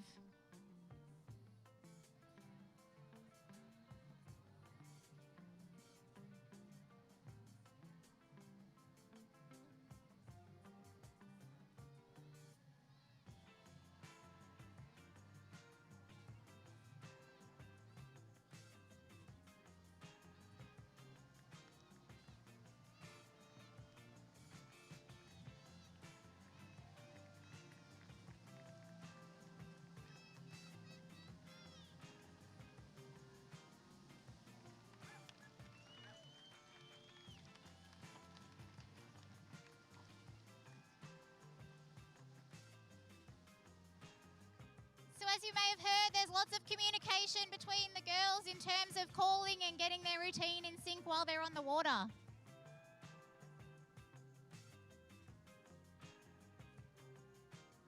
The girls are going to turn around and head back.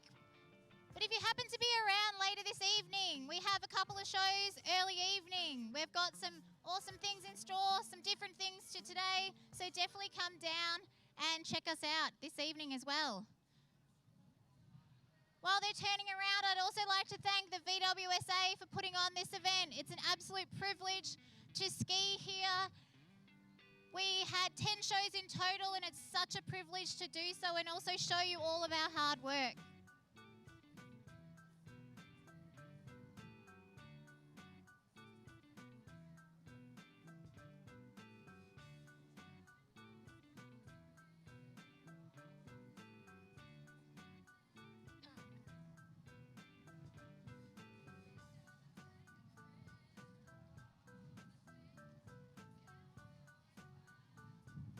Please welcome our ballet line as they return with a huge round of applause.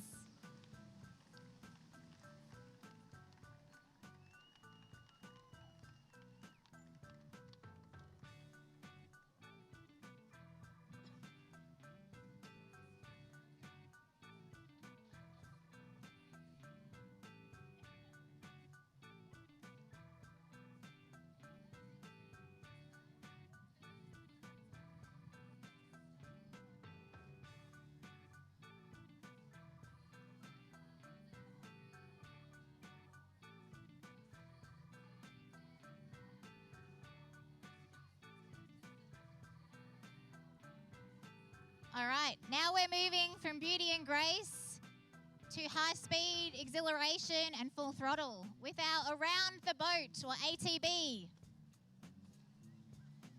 Give the boys a cheer as they head past.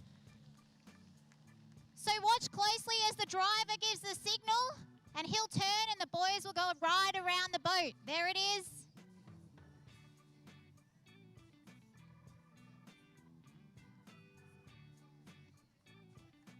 All right, these boys are on their way back, and I'm being honest with you, they love a crowd, so definitely make some noise as they come past. They're going to do another one, so watch the driver.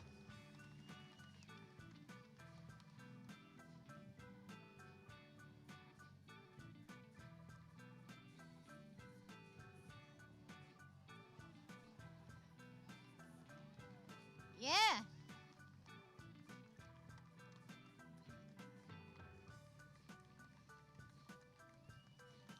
Please welcome back Nelson, David, and Ollie.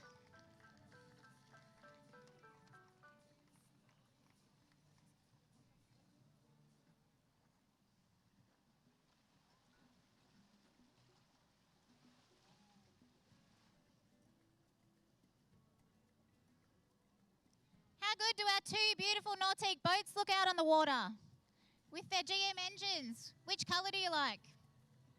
Do you like the navy? Do you like the teal? Yeah. I like that one too.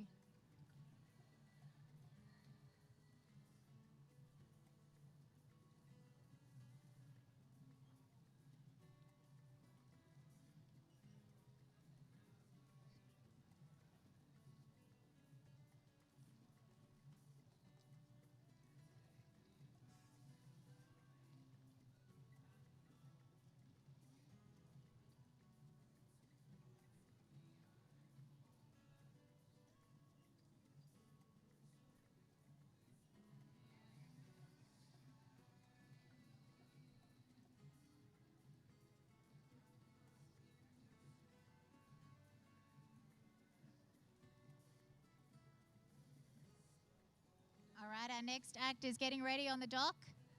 So we have the boys on skis and the girls on their shoulders.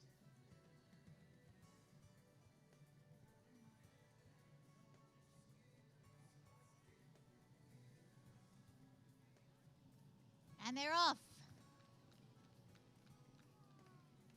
So you may see that the boys are wearing a harness. So the rope is hooked into the harness so they have their arms free to help support the girls in this act. So this act is called our strap doubles.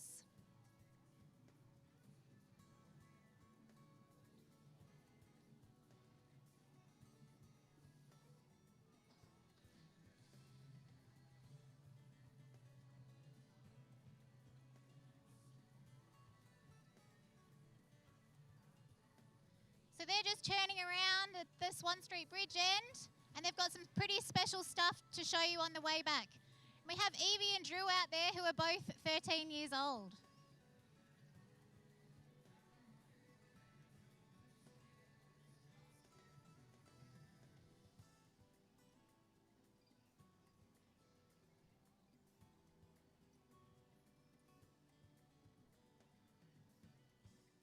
All right, here they come.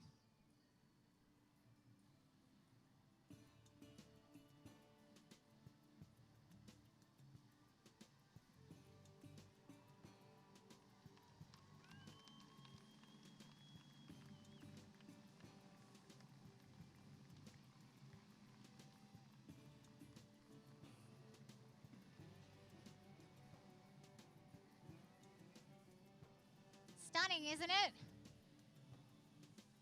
So that's a pretty tricky thing for both the guys and the girls. So the guys are obviously having to maintain their stability on skis, being pulled by a harness, and then support the girls and lift them up. And then obviously the girls don't want to destabilize the guys, so they want to maintain their core and really support themselves in the role. So they're turning around at the city end, and they've got another move to show you on their way back. While they're turning around, I'll just let you know that we've been training really hard for our Nationals event. It's coming up in about a week's time in Mulwala at the Max Kerwin Ski Parks. All right, here come our doubles couples.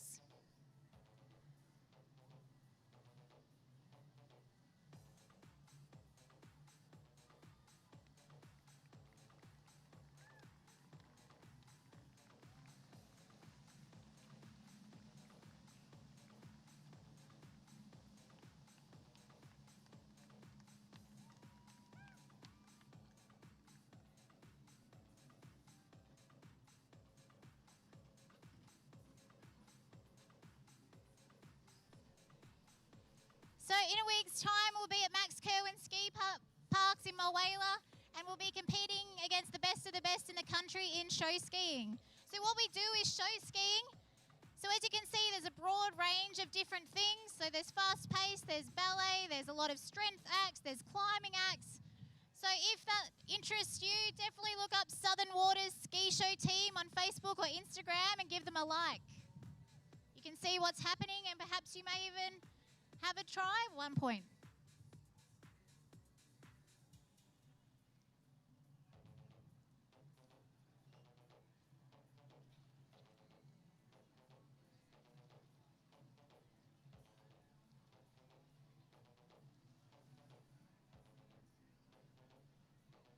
All right, our girls have made their way down safely.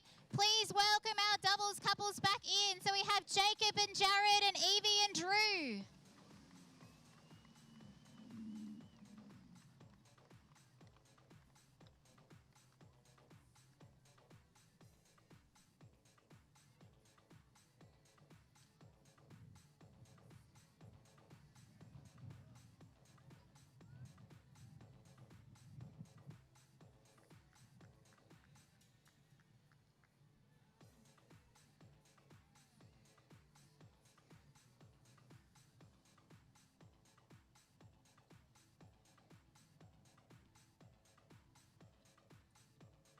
We're just attaching the ropes, but we're going to show you a little bit more about our girls on their swivel skis.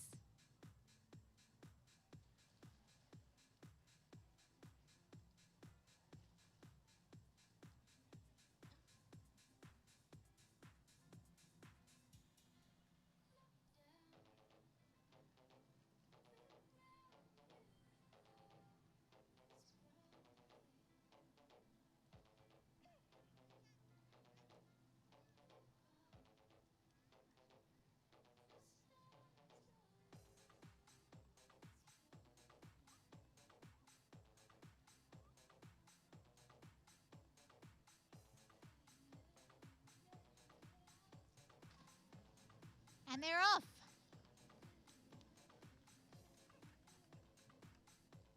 So the girls are just going down that end, getting ready, and they'll show you on their way back how they spin around like ballerinas on their skis. So they're going to do full 360s. This is particularly challenging given they need to keep their ski straight and they're spinning in circles. It takes a lot of years behind the boat to perfect.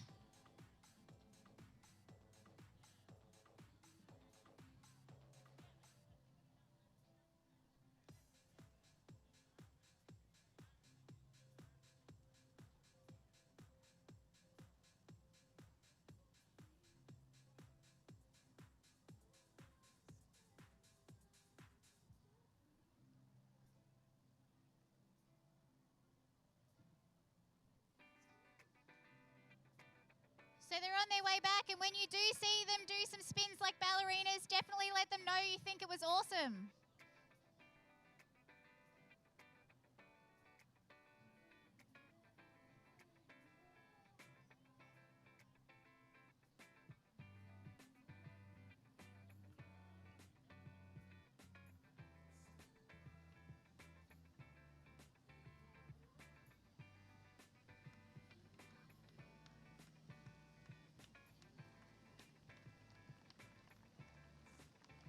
Beautiful girls.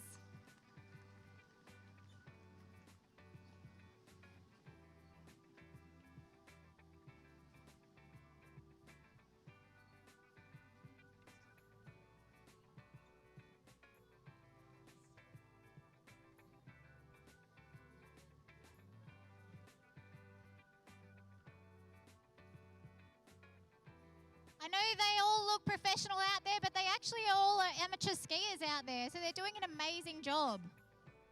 They train a lot together, they're working hard as a team, and they're doing a huge, huge, huge performance every day here. So if you are down later this evening, about 6:45, we have a show then, and just after is a second show. All right, the girls have turned around. They're on their way back.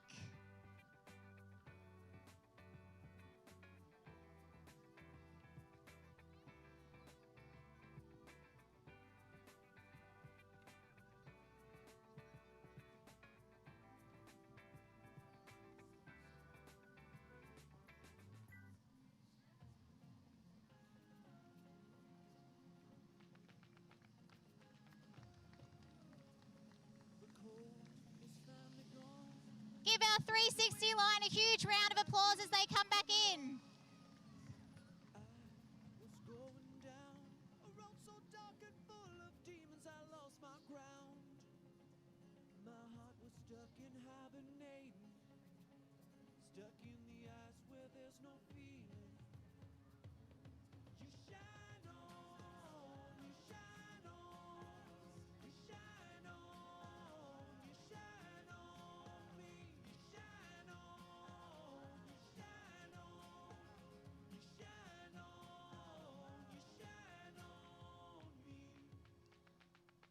All right, another change of pace for you.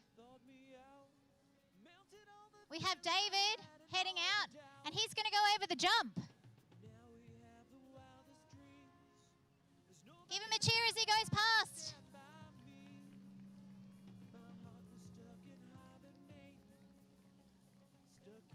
So our team has a handful of members that made the Australian team last year and competed at the World Champs against the likes of the US, Canada and Belgium, and David is one of them. He's a highly accomplished skier across a broad range of disciplines, and he's awesome at jumping.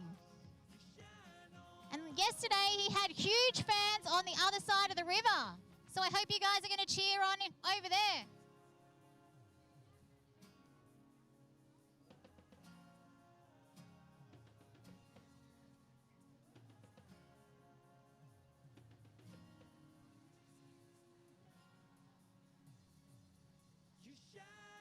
All right, David's going to do a heli for his first jump.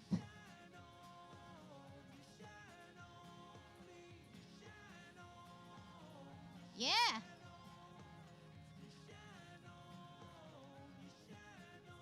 He's going to turn around, get set up for another one, because I'm assuming you all want to see another one, yeah?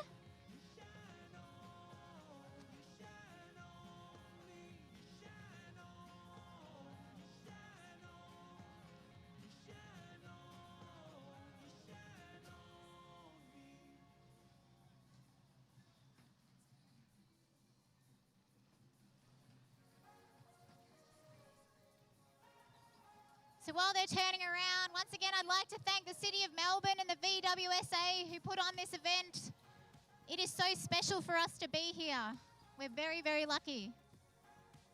All right, David's on his way back. I reckon we can do even louder with our cheer this time. And he's going to do a front flip.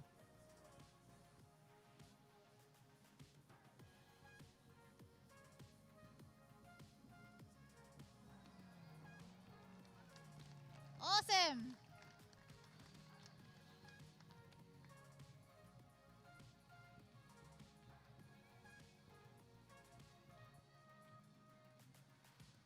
I assume you want to see another one of David's jumps? We'll send him back down.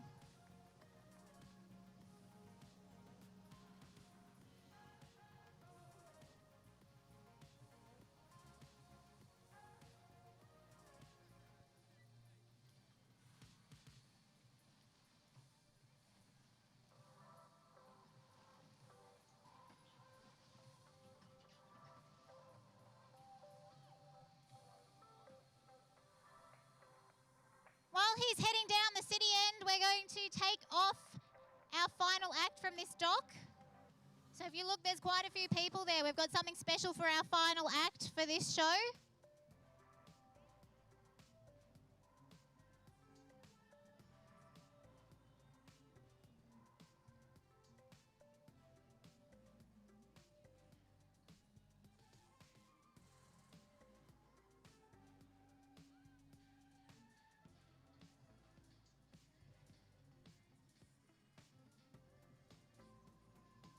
And they're off. So this particular final act of the show takes a little bit of time and space to set up. So they're going to head down under the Swan Street Bridge, get organised, and come back. And while they're doing so, David's going to come back and hit the jump.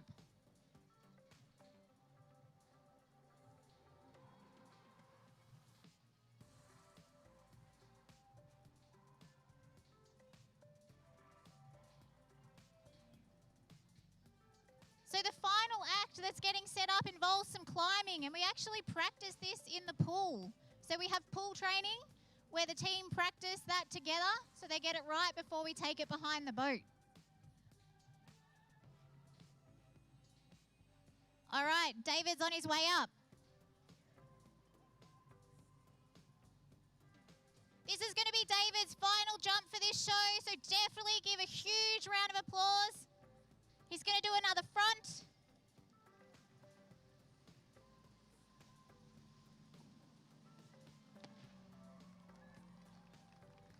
Awesome, David, as always.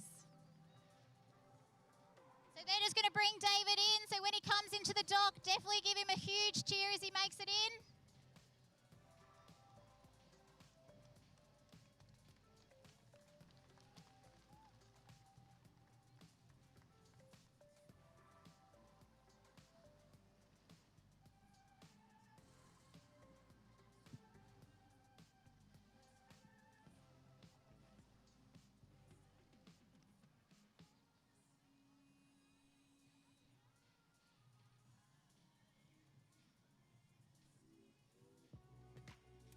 All right, ladies and gentlemen, if you look towards the Swan Street Bridge, they're about to come under it.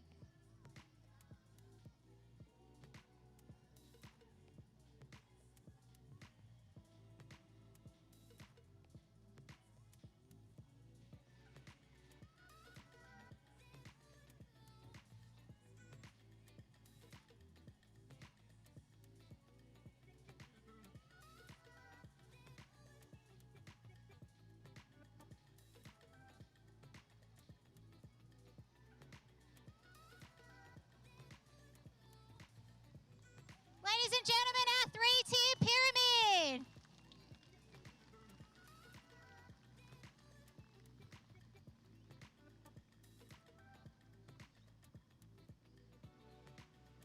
Pretty impressive, hey? And no better place to have a ski show than in the heart of Melbourne, the best city of the world. All right, so the girls are going to climb down safely. They're going to turn around and make their way back in. So if you like what you see and you're free tonight, come down and see our show. If you like the idea of show skiing and like all we have to offer, definitely look up Southern Waters Ski Show Team on Facebook and Instagram and give them a like.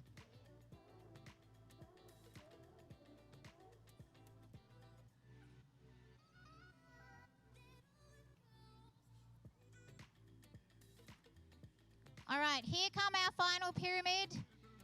Give them a huge cheer as they come past. While they're coming back, I'd like to thank our boat drivers, Mickey and Grant, our pickup boat drivers, Russell and Josh. I'd like to thank Andre on the dock, always helping out with the muscle, Andrea on sound, Dean, our show director,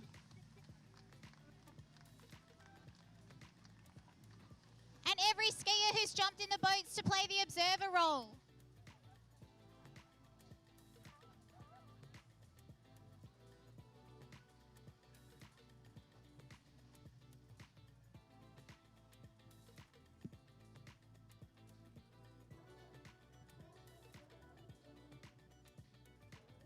Ladies and gentlemen, it's been an absolute pleasure to be here tonight, so please give one final round of applause for the IWWF Ski Show team.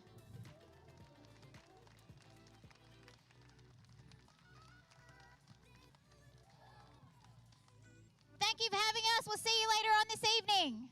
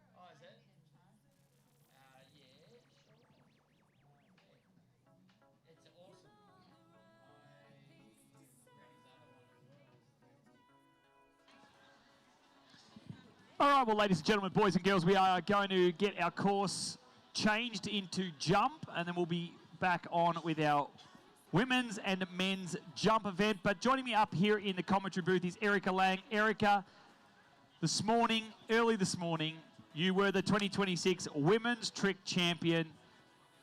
How many times is this now? I'm not completely sure. I think it might have been 8 or 9.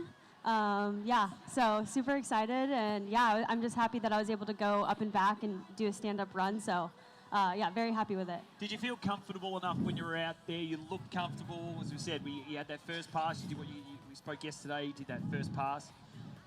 You looked like you were set, you were dialed in. Yeah, you know, after the first pass, I felt really good. The conditions were really good today.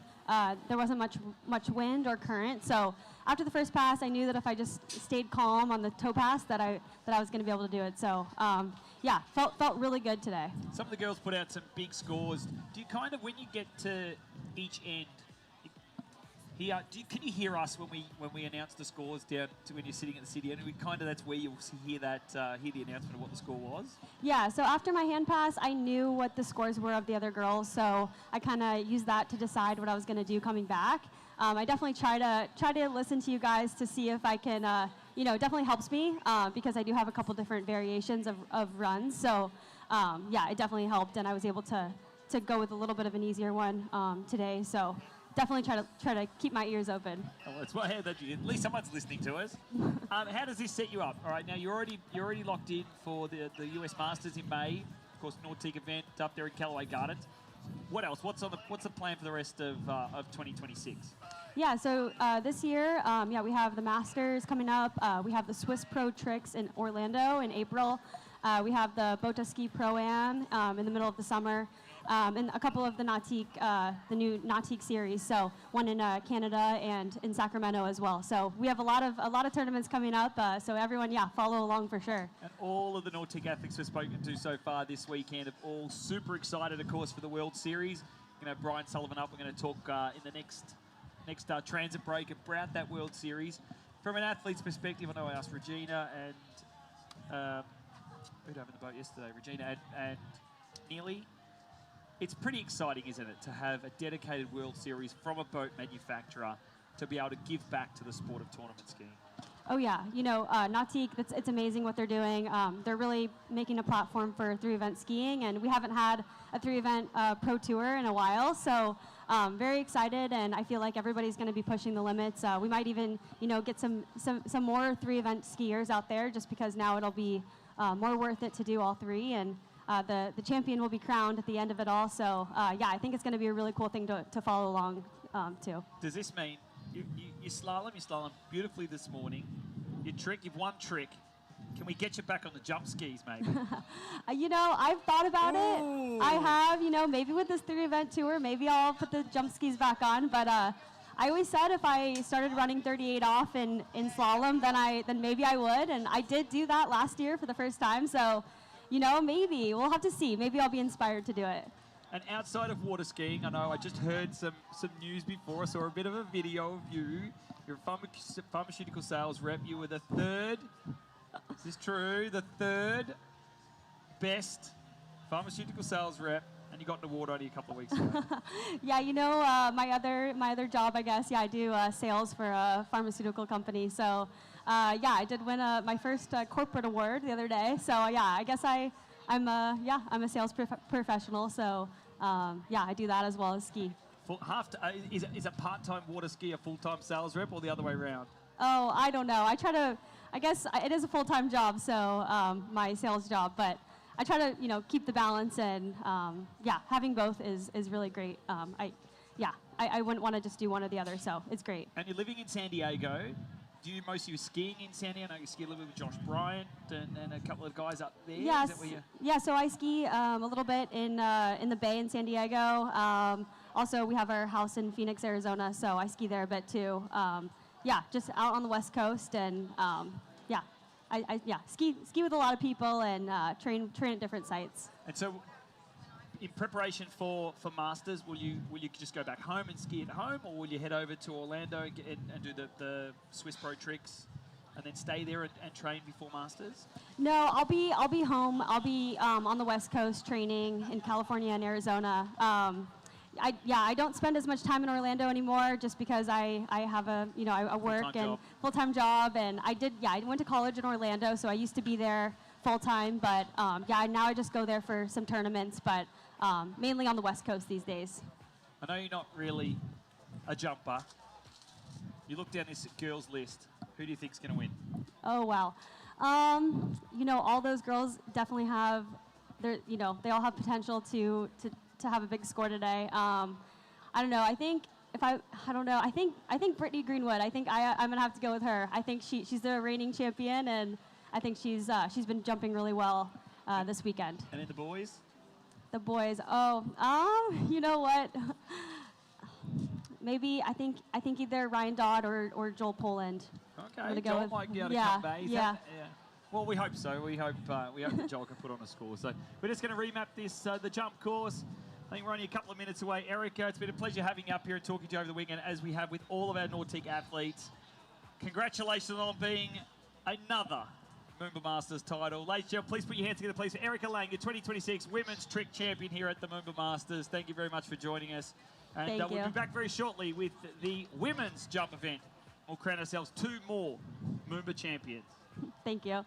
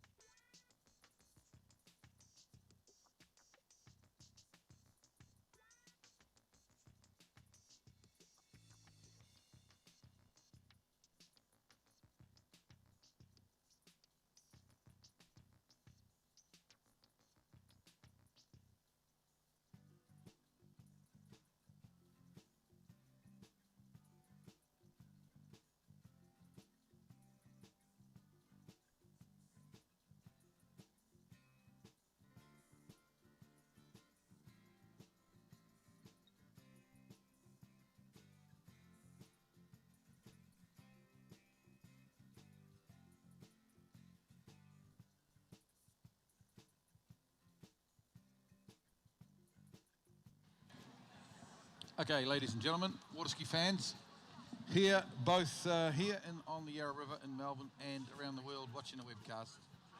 Everything's set in readiness. We're about to get underway with the women's jump final here at the 1996. 1996. 1996. 2026 MOOMBA Masters. I went back in time there for a second. And we're about to start this jump final. Zali Reeves will be our first competitor. Just a youngster out of southeast Queensland. Beautiful afternoon in Melbourne. Warm kind of an afternoon. And here she is, Zali Reeves. Put your hands together. Young Aussie with a big future. Go to the Junior World Champs in a couple of weeks. And probably, I would say, be the favourite in the under-17 girls jump to win that event. And this is going to be a great experience for her, getting to ski in her first MOOMBA Masters jump final, under the pressure, of course, in front of the big crowd. And, of course, live on the webcast around the world of water skiing.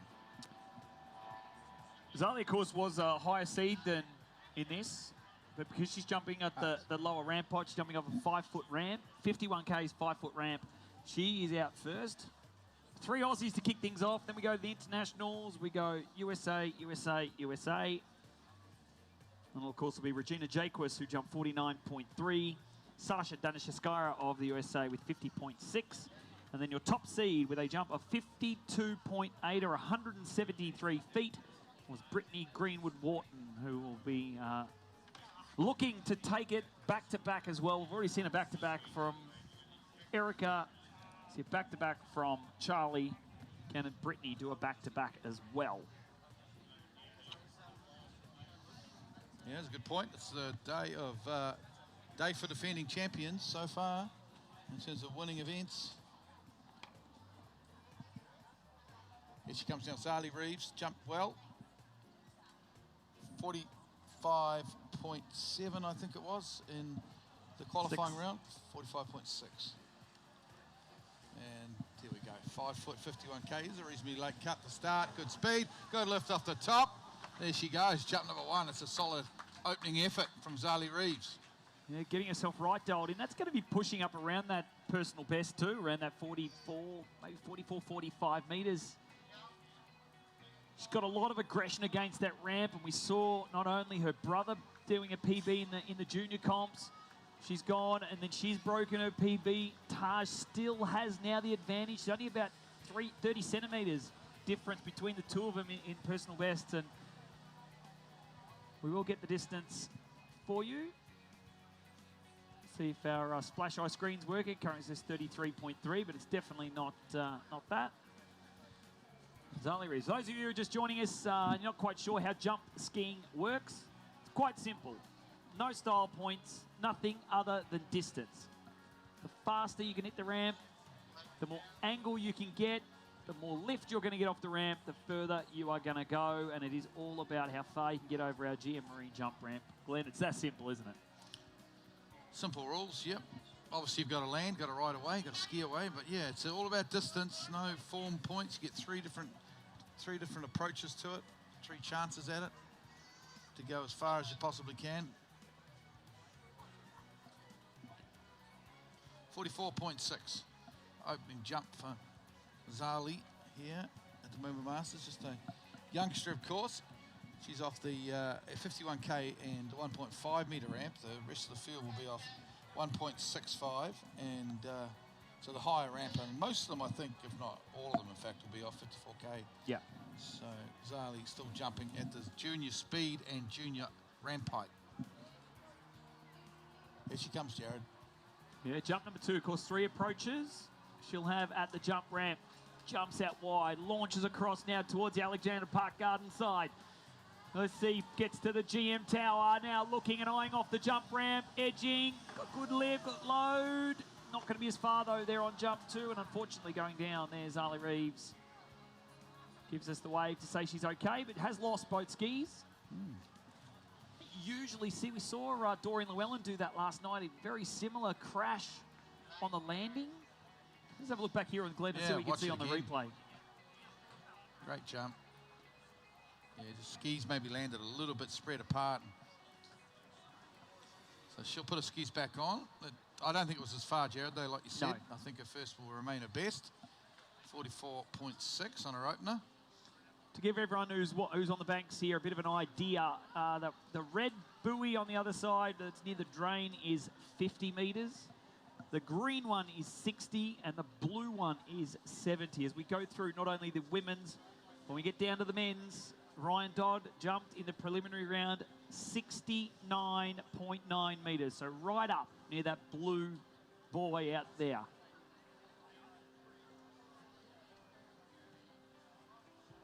That's what's coming up, isn't it? Yeah, we're going to see that. I'm sure that the winning of this event's going to be in excess of 70 metres. We've got a super strong boat. Conditions look good.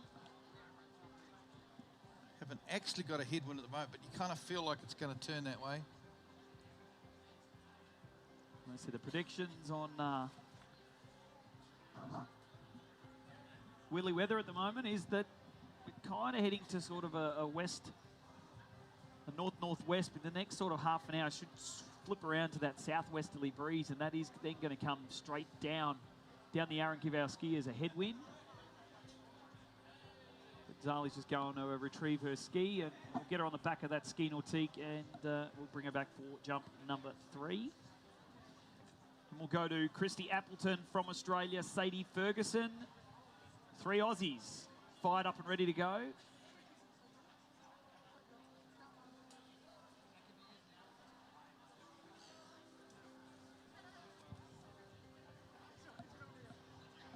Well, they do still have to contend with that tail current, Glenn.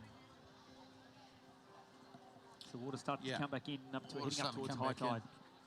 That's right. Yeah, it makes it a little bit harder to time, I think. A lot of the time when you jump here, you've got the head current.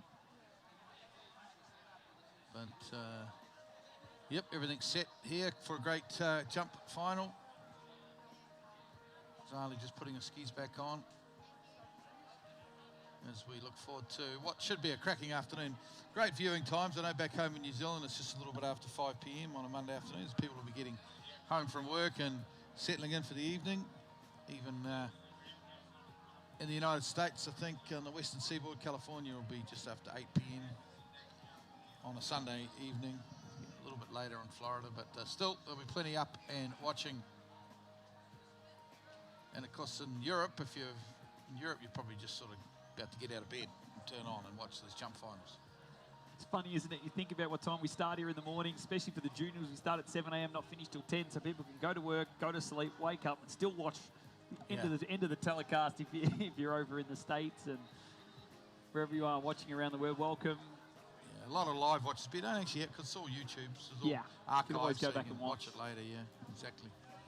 All right, Melbourne, let's get behind her. One jump to come. Put your hands together, please, for Zali Reeves. He heads on down to the city end and will come back.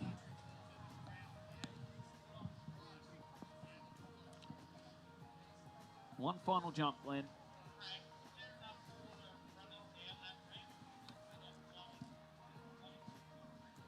Yeah, the one jump to come. Not as far as her 45.6 yesterday so far. One of the interesting things about the Yarra when the tide gets quite low like this is there's actually not a lot of room for the jumpers. They get pretty close on their counter cut. They get, especially the men jumpers, the big jumpers, the 70-metre jumpers are going to get pretty close to the cobblestones on either side of the river. Yeah, some people have said that they've broken fins on the counter cut. She's kind of gliding at the 600 down there and feel the rocks on the bottom of your skis, not what you want to feel as you're coming into course, but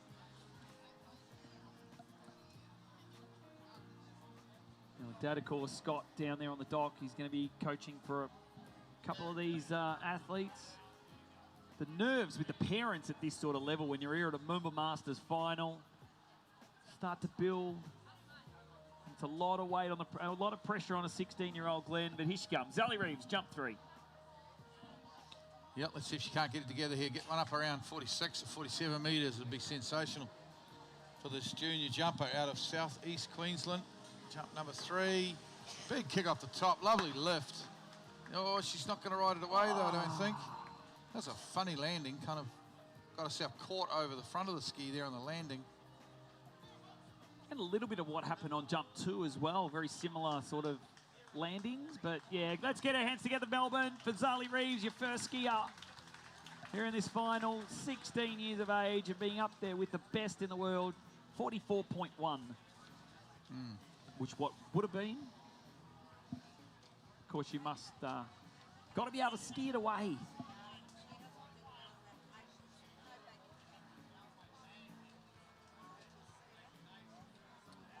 So we move on. Number 2 now.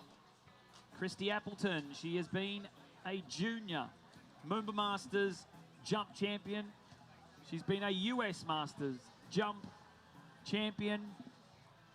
Can she put herself at least on the podium? She needs a big jump if she wants to. Put your hands together, Melbourne, for Christy Appleton. Yeah, she's an absolute superstar. A couple of silver medals at Junior Worlds, but gold medalist at Under 20 Worlds, Under 21 Worlds.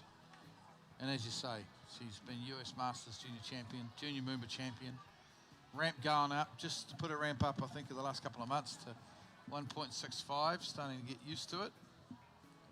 And the speed at 54 kilometres per hour. So at that sort of open woman's stage now, even though she's only a youngster. The maximum jump height and maximum speed for women. Dad Jason was a show skier back in the day. Loved. He was actually he was ranked number 2 in the world as a swivel skier, as Jason Appleton. I never knew that. Yeah. That's news to me.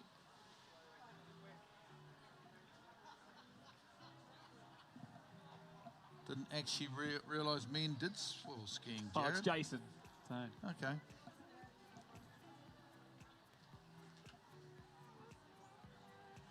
Christy, I had a bit of a chat to her before she went out, and I just said, just be calm. Don't have to overthink about what's going on. Conditions will be good. Little to no wind. Girls and boys have all had like a pretty strong headwind during the last couple of rounds, and just go out there and enjoy it. Here she comes, Christy Appleton, Glenn, jump number 1. Yep, let's see how timing is. Makes a turn. It's the GM Tower. This is fairly late, I think, for an opening jumper. Christy, wow, lots of speed. Didn't get a lift. She's not going to ride that one away either. I don't know. To me, it looked sort of a little bit later than maybe she wanted to be, Jared, but I'm not sure. Whether the tail current brought her down a little further than she was expecting. Well, that's probably going to be the hard thing and what a lot of the skiers might struggle with. We saw Zali struggling to ski those 2 away. Because you've got the tail current that's going to be pushing you down, when you land, your skis aren't going to slow down, so they're going to keep running on. So it's about trying to make sure that once you get up and you land, you've got to try and think about skiing away a little bit, moving away to try and keep the line tight so you can actually then stand up and be able to move back towards the boat. And it's one thing maybe these first few girls that aren't really used to, I mean, it wasn't the greatest jump off the top, sort of bit of the leg spread, and the skis kind of went everywhere. But yeah, it's maybe something just to consider with this tail current as they're landing. Almost side sliding there on the landing. And when she was on the ramp, she was folded up there, almost like a deck chair. She was upper body crush, skis spread, wasn't in great shape. Probably lucky that she cleanly got over the ramp and landed on her skis, to be honest, because it was a little bit untoward, that approach.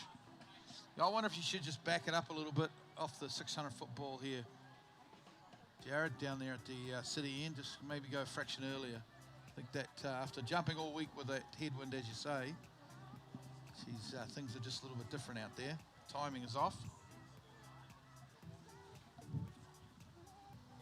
You know, that's the battle with the Yarra, isn't it? Sometimes every set you do and every time you go out there, even if you ski half an hour after you've skied, things will have changed.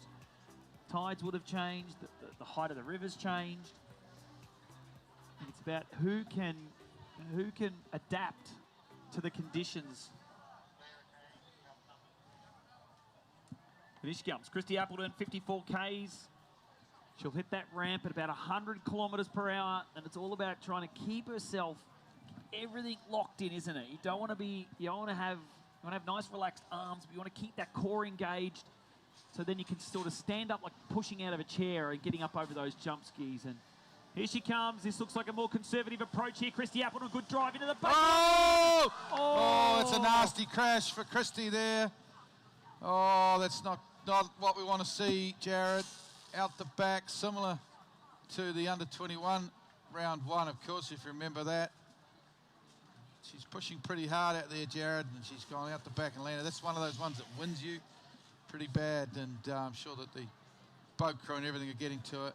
She appears to be okay at this stage. Not what we wanted to see in this women's jump final. No, definitely not. Definitely not. It's good to see that she's moving and she's back on the boat. She kind of, as he said, she had this similar sort of set when she was in the under-21s competition. Then come out night jump, she looked like she got herself back together and looked like if anything, she was a little bit early. But I noticed that her helmet came off mid-air. Don't usually see that either. That's a good point, actually.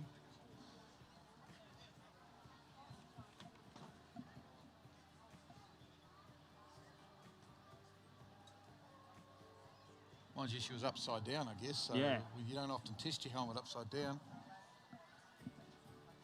Maybe from the crash on Thursday, maybe the buckle's a little bit loose or something. Wow. Put your hands up. How tough is she?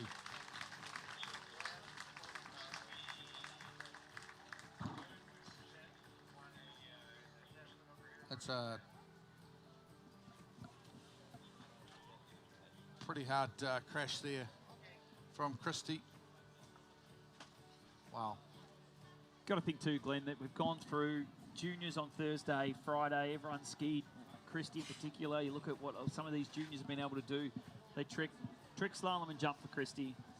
2 rounds on a round each on Thursday, a round each on Friday. Comes prelims of tricks, jump and slalom as well. Makes it through to the jump final. Like, you're having a good 10 sets in a short amount of time. And this is, it's not just a practice set. This is going hard to make it through to finals and make it to this position. So eventually you do get tired. And you may just, it may just be a point that you're getting to a point where your body is starting to get tired and you can't do those fundamental things that you used to. Yeah, I mean, she's tough, Christy. I'm sure she'll get up and jump again. Taking a little time to get used to that bigger ramp and faster speed too, I think, Jared. That's probably another key factor. I guess you can probably get away with being a little bit early on a 5-foot ramp. You don't kind of have that same angle, the actual angle of the jump. If you're not on your toes and you're not driving through the ramp when you're at 5.6, especially at 54K, that's what will happen. You've got to be strong into the base. You've got to be able to hold that core and engage that core and not give up.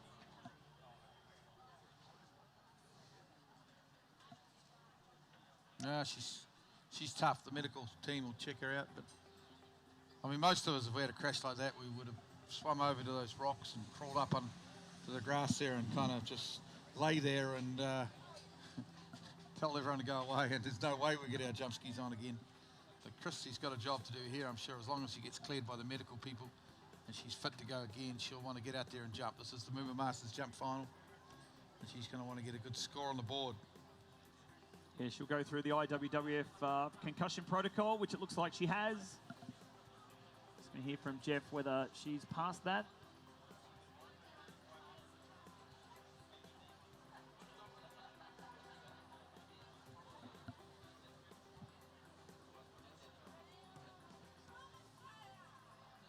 One thing I'm noticing, Glenn, usually Christy will use a neck collar. I can't quite see where her neck collar has ended up. Could be on the bottom of the Yarra, who knows? Can't see it anywhere in the landing zone, but I'm sure one of the other skiers, the athletes, will have one that she could borrow.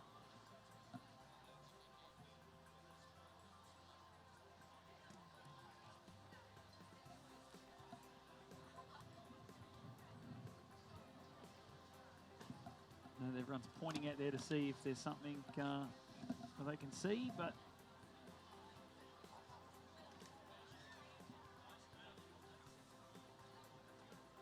Can't really see too. We have quite an elevated platform here, and we can't really see too much either from this angle. But just let her gather her thoughts, and we'll get her back for jump 3. Absolutely.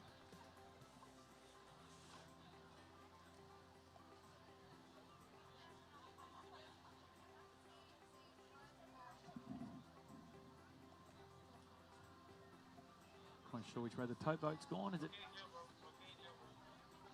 Yeah. Chief Judge made the call to bring the towboat back to the skier. Looks like she's found a neck brace.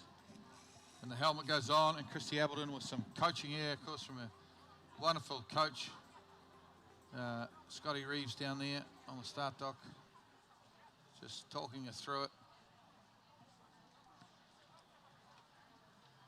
You've had plenty of those sort of crashes there, Glenn. What does it feel like coming off the ramp and hitting concrete at 100 miles an hour, 100 k's an hour? Yeah, that water, the further you go and the faster you go, and the harder that water is. And yeah, it can certainly hurt. I think even though it kind of knocks the wind out of you, I think I'd rather land the way that Chrissy just landed there, though, than, you know, like we saw Sebastian from Chile the other day kind of went and ski first out the front. Those are the ones that really hurt. I'm sure that would have definitely hurt for Christy, but yeah, just if you are on the banks and you were here for Friday, is it Friday, Thursday or Friday? Might have been Friday. I think. Santiago Barrientos of Chile had a nasty jump crash, and he's actually still in the hospital just for precautionary reasons. And I think I think the aim is to maybe release him tomorrow, and so he can head on home. But he is doing well. I know that athlete's got a chance to sign a T-shirt and to give to him a Get Well T-shirt. But Melbourne, let's put our hands together, please, for Christy Appleton. Putting it out there of the MOOMBA Masters jump final, and she has one final attempt.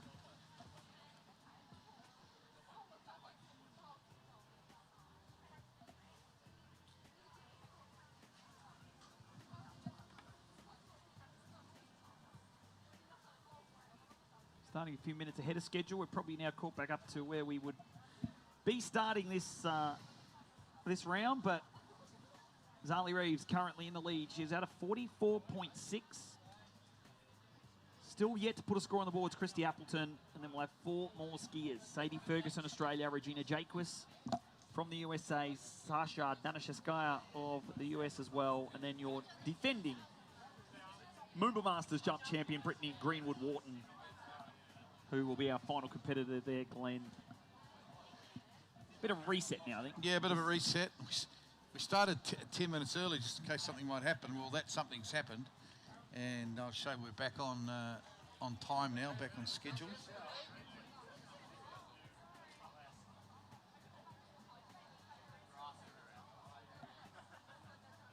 Okay, Christy Appleton. Here we go, jump number 3.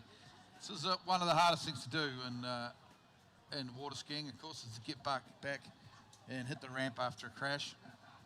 She's a tough competitor though, Christy. Let's see how she goes. Jump number 3, no score on the board yet. She needs to get over this ramp and get a good one, and there you go. Lovely from Christy Appleton. That's a magnificent effort after a nasty crash. Showed some real guts and fortitude there and mental hardness. And that's a decent jump. Yeah, it's not going to be near a personal best of I think 48.6. I think it is her PB. 45.5 though. That's a good jump to be a couple of meters off your PB after a crash like that.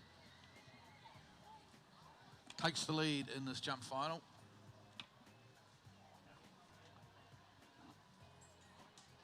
Well, it's enough to put her into lead, but you know, if you want to be on the podium, you need to at least be 48, don't you? I think. Oh, of course. We'll see a jump of 48 for our next skier. I think the podium will be all over 50 actually. Ooh. Realistically, that's my pick. I think we'll all be over 50 in the podium. All right, so we move on to the next competitor. It is from Australia again. Make her welcome, Melbourne, from Roma in Queensland. Disappointed with the way she slalomed, so she's going to want to make amends here in jump. Put your hands together, please, for Sadie Ferguson.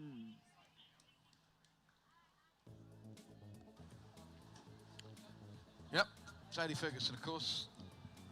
I mean, we've been treated here to 3 young Aussie female jumpers that are just amazing, really. Australia should be proud of these girls. They're following, of course, in the footsteps of some amazing Aussie female jumpers throughout the years. This is the new guard now, of course, Sadie Ferguson, who's a 50-metre jumper. I'm pretty sure she jumped 50 metres at the Worlds for the first time. And, of course, we've just had Christy Appleton before her, Zali Reeves. So that young guard, the new young Australian female jumping air forces coming through now, which is great to see. Hasn't had a lot of jump scores of recent, so this is kind of her first major jump tournament back since those World Championships. And as you said, Glenn, she jumped so close to cracking 50. No, it wasn't. Was it close? 49.8. Oh, jeez. Again, as I said, has been skiing pretty consistently in the other events, but yeah, from a jump perspective, it's really hard to kind of get jump tournaments under your belt unless you go on a travel, and it is hard when you got a full-time gig. But here comes Sadie Ferguson here on jump number 1. A little bit narrow start here for Sadie. She's going to need to drive into the base and a pass on jump 1. Early there, Glenn, on the first one.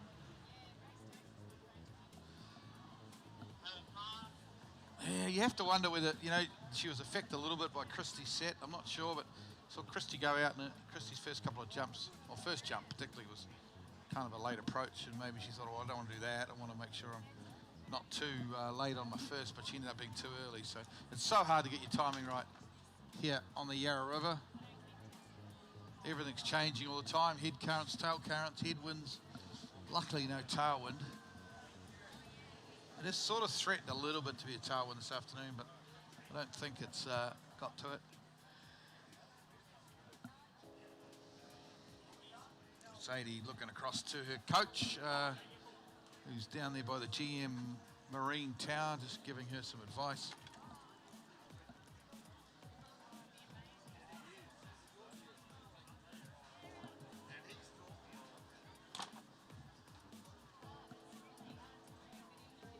Kind of a bit sad, Glenn, that we're coming to the closing stages of MOOMBA 2026. Welcome into the commentary booth. My name is Jared Farrow, and of course we've got Glenn Williams here in the Rob Wing commentary booth. Rob would have loved this. This is what he lives and breathes this, doesn't he? Women's jump. It's kind of the one that we pencil him in. We pencil him in for tricks and women's jump. It's usually the go-to. We lost our friend Rob back in January, and yeah, look, it's sad time for all of us here at the MOOMBA Masters. We certainly, Rob, you'll always have a place here, and I'm sure that he's here with us in spirit. But the Love Discourse always supported the junior athletes with the Wing wetsuits. Yeah, what a great company Wing Wetsuits is. Iconic Australian water sports company. Okay, Sadie now jump number 2. Passed on a first. Current lead is 45.5 metres, I think, from Christy Appleton. Here we go, jump number 2. Come on, Sadie, let's get a good score on the board. Makes her turn for the ramp. She's up. Just kind of missed her kick a little bit there, Jared. Not really getting it together. There should be around 40 metres for Sadie Ferguson.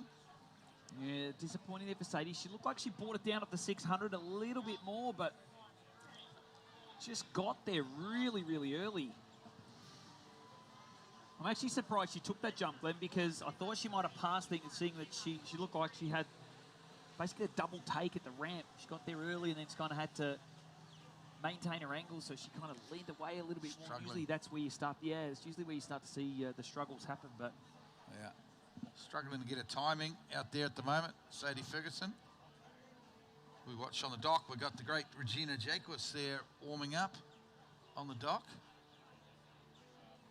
And her husband, Jack Jacquis, down there. We'll see him later.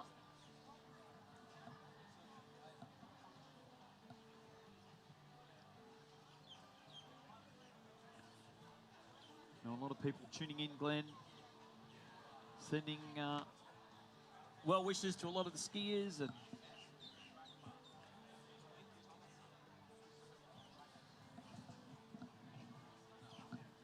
a lot, of course, here, the Aussies to support Sadie Ferguson, a pass on the first 40.3, or a smack on, Glenn. 40.3 on this second jump. One to come, though, from the Australian. High hopes to head up to Moala next year and make the Australian team for the World Championships on home soil. Yeah, I'm sure she'll be there. She'll represent Australia proudly. She always does. It's been a little bit of a disappointing tournament for Sadie, though, so far. She can cap it all off now, though, with a big jump. One last final roll of the dice for Sadie Ferguson at the MOOMBA Masters for 2026. Let's see if she can get in the course here. This looks a little bit better. Into the ramp she comes. Bit decent kick off the top. And a bit, similar to Christy. Yeah, 45 I was going to say. I don't think it's quite as far as Christy's jump. Maybe 44.5 or 45. A little bit disappointing. She didn't really, that was better, but she's still probably a little bit early out there, Jared.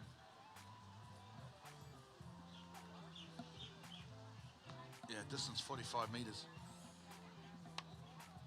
Yeah, she'll be disappointed with this Sadie. She kind of was a bit bummed out after slalom and thought she might have been able to come back and get some aggression, take some aggression out on that jump ramp. And unfortunately, only 45 metres. It's not going to be enough to put her into first place. So Christy Appleton still sitting in first, but 3 skiers left, folks. We now go to the internationals, all from the USA. Could it be USA clean sweep here in the women's jump? We'll know 20 minutes time. Ladies and gentlemen, please make her welcome. It is from the USA, Regina Jaquis.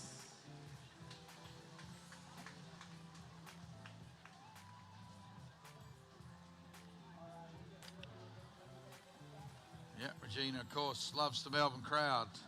Gives them a bit of a wave. She heads down now towards the city end. Yep.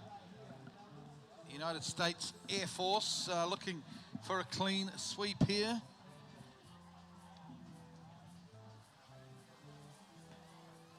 And Regina jumped around that 49 metre mark in qualifying.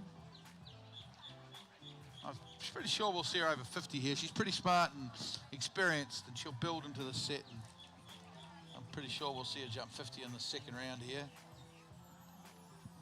If I remember rightly, I think her first jump in the prelim round was probably her longest. She looked really nice on that very first one. Jumped 49.3 and then kind of just couldn't get the timing right on the next 2 jumps. But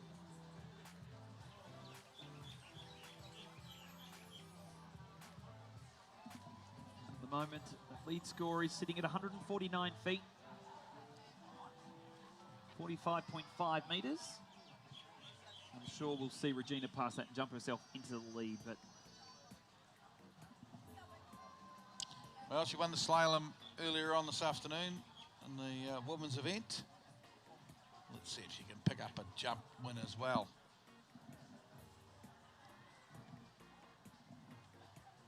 Here she comes. Big, strong pull out towards the Alexander Park Gardens. Makes her turn for the ramp. Here's Regina Jaquis, jump number 1. Good kick off the top. Yeah. It's a lovely jump. Won't quite be 50, but it's going to be probably about 49, I reckon. Yeah, I reckon she's going to be knocking right on the door of that 50 metre mark.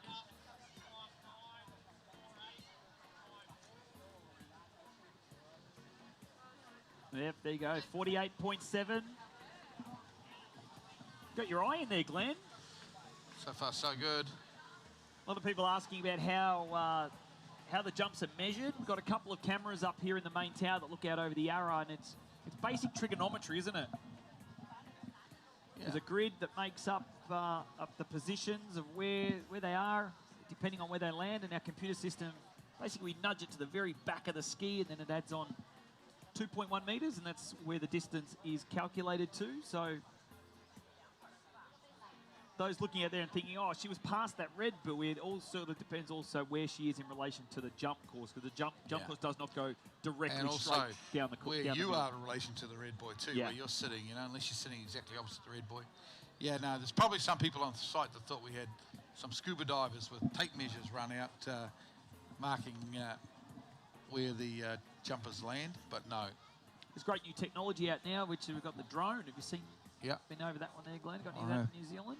No, I'm sure it won't be long though. We'll pick up a few sites that, you know, have sometimes an issue putting up the camera towers and having the cameras up on the towers, and the drone technology looks pretty good.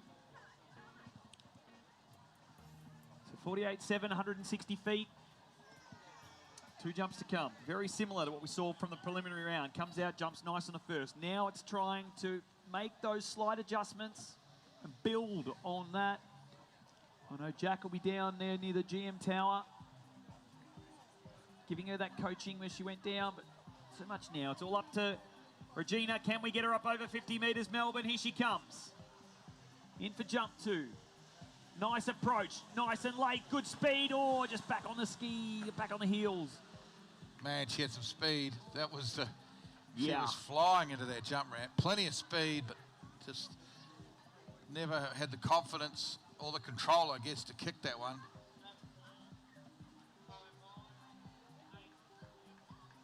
Definitely the probably the fastest we've seen into the base. Yeah. Be good if we could get a speed cam. Take the ski as speed as they're hitting the ramp. I wonder if there's any off-duty policemen in the crowd that happen to have their radar gun. They probably don't bring it to the, you know, on your day off. Policemen probably don't have their radar guns when they're out with a family. But would be interesting. There'll be some policemen here on duty though, working. Plenty of police around, but she heads on back. Come on, Melbourne, let's get behind her. Regina Jacobs, 1 jump to come. 48.7 at the moment.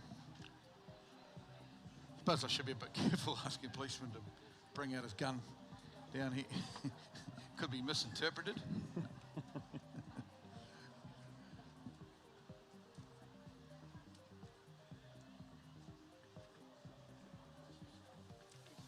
So 1 jump left for Regina.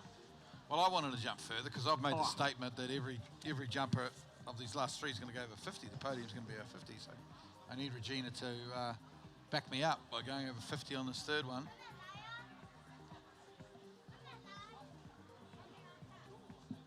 A lot of people starting to pile in now, Glenn, for the nighttime program, or the late afternoon program into the nighttime. Of course, got fireworks at 9 o'clock to finish up the MOOMBA Festival for 2026, and banks lined with water ski fans. And just fans of sport in general. We're Melbourne, the sporting capital of the world. Yeah. It's often been said that Melbournians would fill the MCG to watch a tiddlywink competition. Yeah. We go to the opening of an envelope too. There you go. Here we go. Regina Jacobs, jump number 3. Come on, we want a 50-metre jump out of Regina. She can do it. We know she can do it. Just needs to boot one of those hard cuts of hers. See how she goes. Regina Jacobs, jump number 3 into the ramp.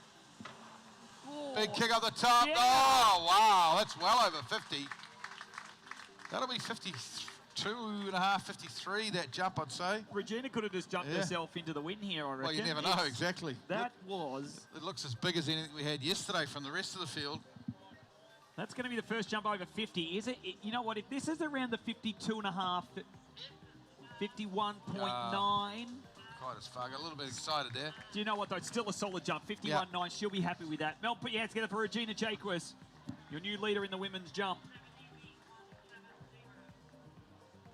For those of you wanting it in feet, it is 170 feet. So 170, 51.9 is now the score to beat. 2 skiers left. We are down to Sasha Danishevskaya of the USA, or will it be Brittany Greenwood-Wharton? She loves to lap up the Melbourne crowd. Please make her welcome here, Melbourne. Put your hands together, please, for Sasha Danishevskaya.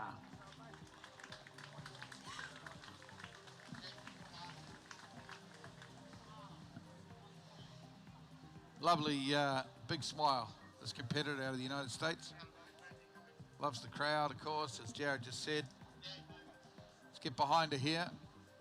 52 metres will give her the lead in this event. That's the mark being set now. 51.9 is the mark being set by Regina Jacobs.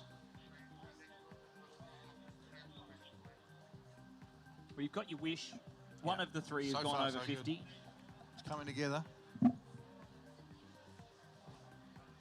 Sasha's been jumping really well. Of course, skis at the Isles of Lake Hancock in Florida with her husband, Taylor.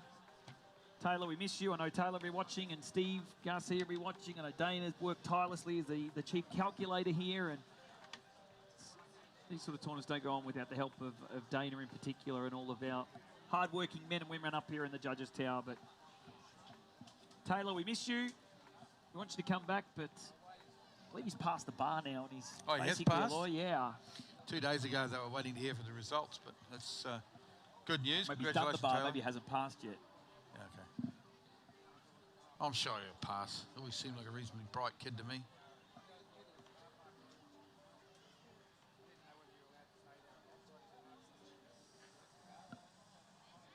This was the battle last year. We go back to 2025. The battle was between Sasha and Brittany. Sasha went out there, jumped well, but it just wasn't enough to hold off Brittany. It's going to come down to the similar sort of setup here. Let's see what Sasha has here on jump number 1, 54 Ks. Getting out towards our Alexandra Park Garden side, gets the boat driver. Oh no, we might have just had an issue here with the boat that's just stopped in course. And we're going to continue. Look at that, she's even waving after that one. Looks like the switch may not have engaged. So just a note to those of you in front of where Sasha sort of heads towards the ramp, if you can hear the RPM of this ski nautique increase, what it is inside the boat, what's actually attached to the rope, it feeds through the rope, and it's a micro switch. So when the skier leans on the line, it tells the boat to increase RPM depending on how much pull they have towards the ramp, or depends on the set distances they're jumping and how heavy they are and how much they load the line, to maintain RPM through the jump course, through the ramp pull, I should say. So if you hear that boat engine, the GM Marine engine RPM increase, that's that switch engaging. I don't think it happened there for Sasha on jump 1. Well, I'm glad you're here with your young ears, because I didn't hear whether it did or didn't go. But yeah, it was something like that, I'm sure. Well, I don't think it didn't engage. That's why the boat driver then backed off. Yeah. To then stop her from... Something wasn't right.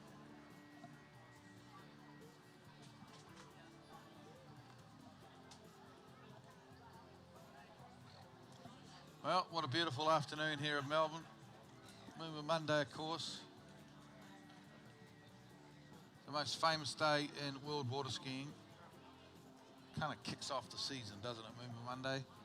Public holiday here in Victoria, the state of Victoria. And of course the MOOMBA Festival here in Melbourne. It's been running 70 odd years, I would think, the MOOMBA Festival, quite some time. MOOMBA Masters in its 65th year, I think. Toby.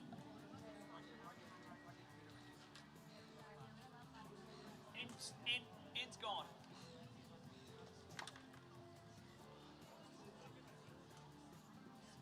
So Sasha will be in very shortly for jump number 1. We understand switch didn't engage here on jump 1. Maybe the boat didn't put it through the switch. Who knows? The boat driver didn't put the rope through. Who knows? Who cares? We're on to it. Jump 1. Sasha Denisheskaya from the United States of America. Let's see what she's got. Jump number 1 into the ramp. She's got some speed. Big kick off the top. Oh, there you go. There's another big jump. That's around 52 meters as well.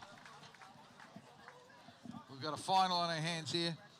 Not a lot between these three, which is great. These 3 top American jumpers.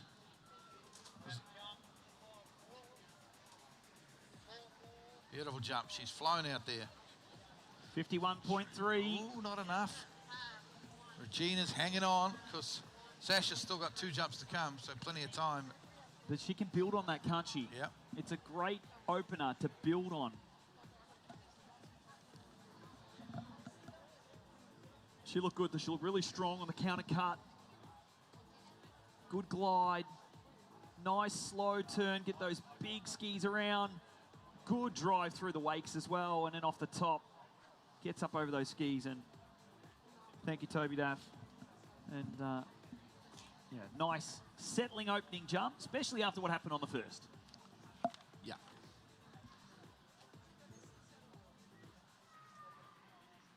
He's a good man, that Toby Daff. Just sharpened your pencil for you, Jared.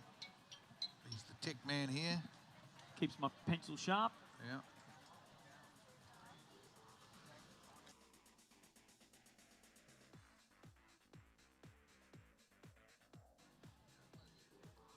Just a call if you can. Okay,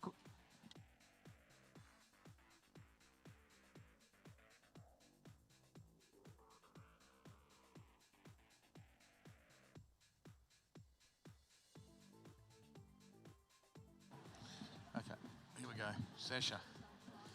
Won't be long. We see that boat down at the city end, down by the starting platform for the Birdman Rally from yesterday. And here we go.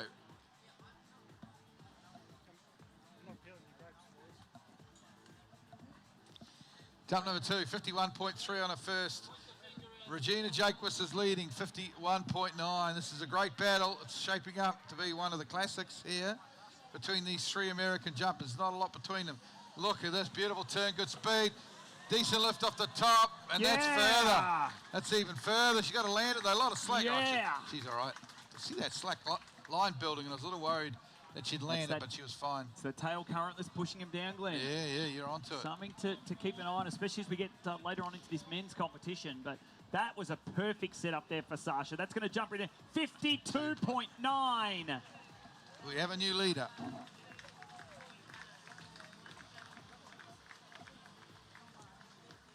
Well, look at that. Brittany in the preliminary round went 52.8. Oh, there you go. This is shaping up to be exactly like 2025.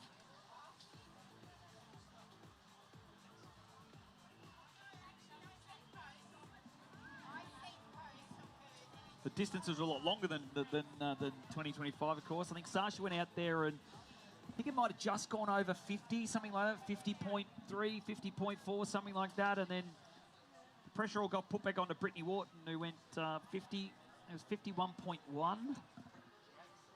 Now Sasha stepping it up here, jump 2, building on the first, 51.3, 52.9. Puts herself in the driver's seat right now to be our MOOMBA Masters Women's Jump Champion.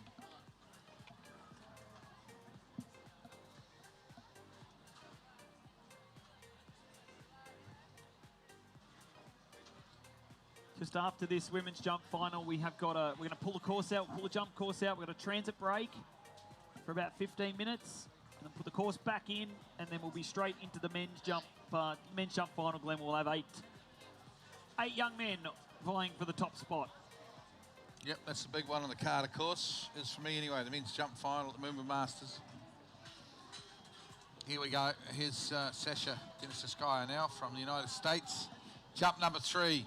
She's got 52.9. She knows she needs more if she's going to beat Brittany Wharton. Here she comes into the ramp. A lot of speed, big kick up the top, that's further. Yeah. Oh, that's a ripper of a jump. Big jump from Sasha. That is a sensational leap. That's probably going to be 55 metres, I think. Oh, I was going to say 54 metres, but yeah, let's go. Hope it's 55. Let's get excited. I think it's going to be 55. Waiting for that distance. She's had some great... 54.6. It's a good jump, though. This is good. This is going to be pressure now on Brittany Greenwood Wharton, because this is going to take everything she's got to win this jump title. It's exactly what we wanted to see. Oh, we know that Sasha, she was disappointed with the preliminary round. She's been jumping in excess of 55 metres, and to be able to do that here this afternoon is just phenomenal stuff. Great skiing, built on each and every jump. 51.3, 52.9, now 54.6. Could she be a MOOMBA Masters champion finally? One lady standing in the way of that happening is, of course, your defending MOOMBA Masters Women's Jump Champion. She is from the USA as well. Melbourne, give a round of applause, please, for Brittany Greenwood Wharton.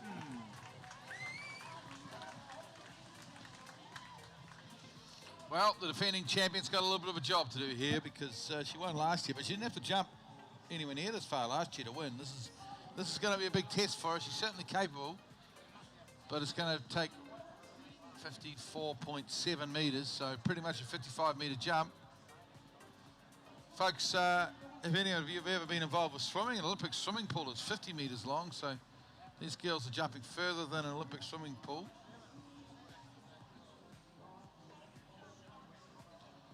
And we are having fun here at this women's jump final. As Jared said, after Brittany's finished, we've got maybe a 15-minute transit just to let some river traffic through, and then of course we've got the big one on the card, the men's jump final. Look at the smile on Sasha's face there. She's pumped up. She knows that she may have just jumped herself into a MOOMBA Masters title. It's eluded her for a long time.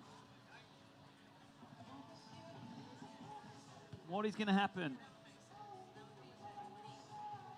You just never know, though. With Brittany Wharton, she jumped well in the preliminary round. She's got the credentials to take the win. We know she's been consistently jumping up around that 54, 55 metres, and it's going to need to take every bit of that if she wants to win here. Conditions absolutely perfect. Yeah, we got it, and the river's quite low, so there'll be less rollies. It's glass calm out there. I mean, there's no headwind, but it's still, everything else is perfect at the moment for jumping. Here she comes, Brittany. Greenwood Wharton. Makes a turn for the ramp. Lets that one go. Not happy. A little bit late. She passed up pretty early, which generally tells you that she's late. Yeah. I remember those ones that I'd pass up and I'd let go before the first wake because all I could see was the side curtain. So maybe, yeah, with no headwind, I guess the timing's a little bit different to yesterday. She needs to back it up a little bit off that 600-foot ball. Sasha getting some pictures and photos down there with some of the fans. She comes off the dock, but 2 jumps to come in this women's final. Melbourne, put your hands together, please. Brittany Wharton.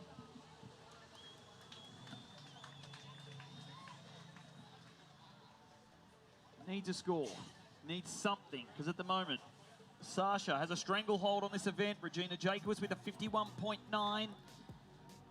Christy Appleton holding on to 3rd place at the moment with 45.5.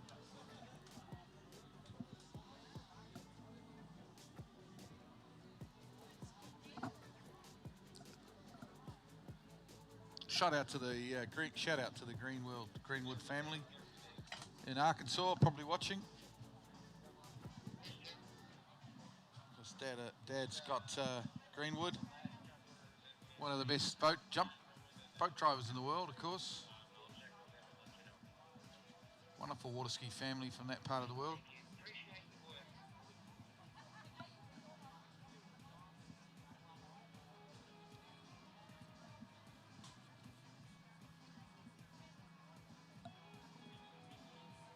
All right, so any moment now we'll see that ski nautique coming in. Will come into course. Brittany Greenwood Wharton will be coming through. Pressure starting to build on the young American.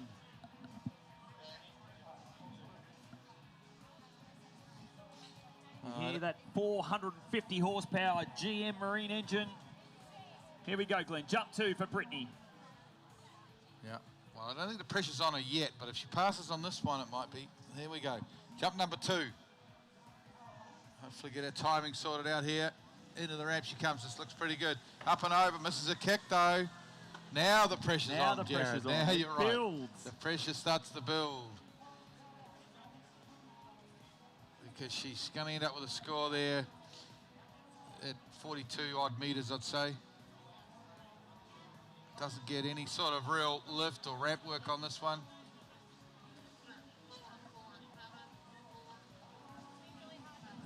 .7. Doesn't even get her on the podium, that jump. Come on, Brittany. One more jump to come. Does she defend her jump title, or do we have a new Moomba Masters jump champion in 2026?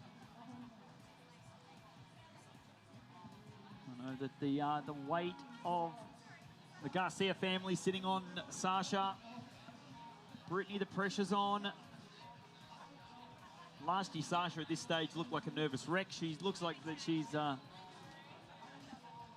looks like a champion down there. She's holding on the ski, getting ready to be crowned a Moomba champion. Will it happen?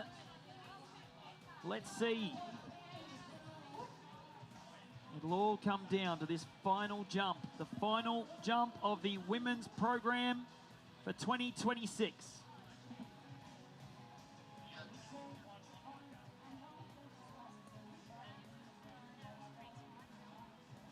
So the Nautique flags aren't even blowing. The wind has died directly off. Hopefully, if we can, I'd love to swing it around and get a bit of a headwind for the boys' jump, but all right, word from the boat is we are coming in. Comes down to this here for Brittany Wharton. Can she do it? Can she be the 2026 women's jump champion? She's going to need every piece of 55 metres if she wants it to happen. She's now out wide. Let's give her a cheer, Melbourne, as she makes her way in towards the jump ramp. Can't pass. Needs to go for it all a little bit early, but she's off. She's got good flow. Oh, it's pretty good. Oh, no, she's screwed. No. That might have been enough, Glenn. It was right on the money there for Brittany Wharton, and unfortunately going down and not getting the score. What about the swans, though?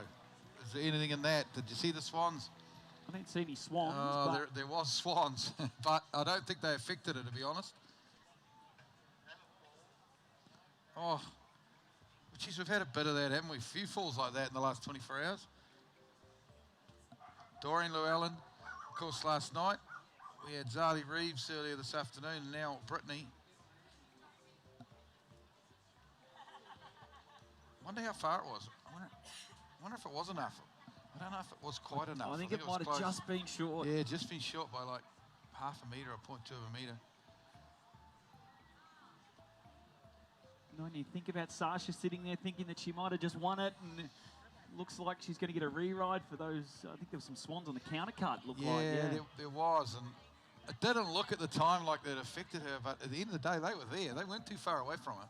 So I think she's probably entitled for a re-ride here. We'll there they are there. Skiing a course, right next to her feet, Glenn. Exactly. So that would have affected her, surely. Be in the back of her mind, anyway. She's thinking right now, I wonder what that noise was, or I wonder what that fluttering was, you know? Gets in the back of your mind. Was it going to be enough, though? Was it going to be enough? We'll never know. We'll never know. We'll see if the judges are going to call that the swans were an interference.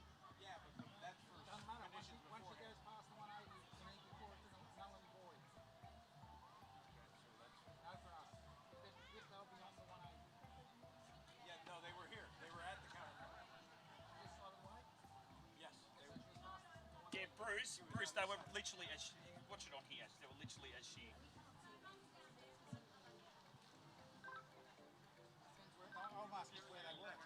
They were literally as she was...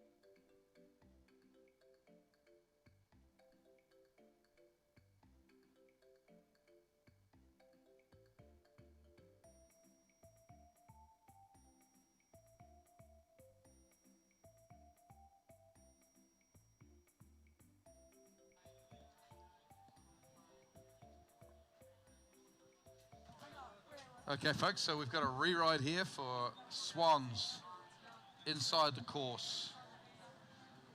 So a big sigh of relief in the Greenwood household, I think, back home in Arkansas. Don't know if we can go back, our webcast guys can go back to the replay and just see how close they were. Here you go, Bruce. Right here as she's cutting on, she's leaning on that left ski, getting wide, and basically the wing of the swan might have even, could have almost hit her if they'd have been a little bit later, but. As we couldn't see them, I was just asking where they were in the course. Yeah. All good.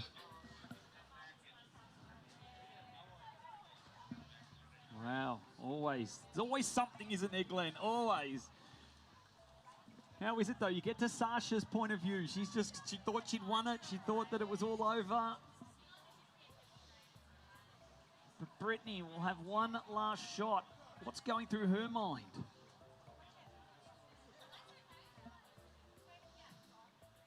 Gets those super tight bindings on. Getting herself psyched up. But I'm with you, Glenn. I feel like it was maybe half a metre shorter. I'd love to know, though. But anyway, she fell on it because wouldn't they, if a skier falls on a jump, they don't measure them, which is fair enough. It doesn't count.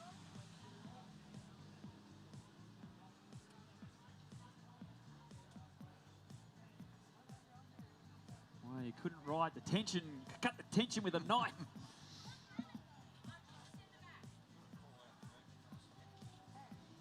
Just call out. No, Glenn, you can do this. You're the man. I'm so excited about the merchandise this year at MOOMBA, and there's getting down to it now. There's not too much merchandise left.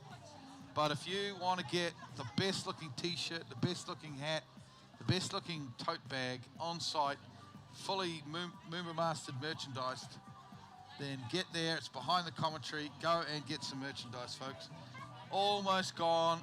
So, some of the sizes are gone, of course. But get in there. When I was there about 3 hours ago, there was only 3 2XLs left. So I think the big guys have probably been sold out. But a lot of smaller sizes. Great gift if you've been over here enjoying MOOMBA away from the family. Great to take back a couple of medium or small t-shirts for the kids.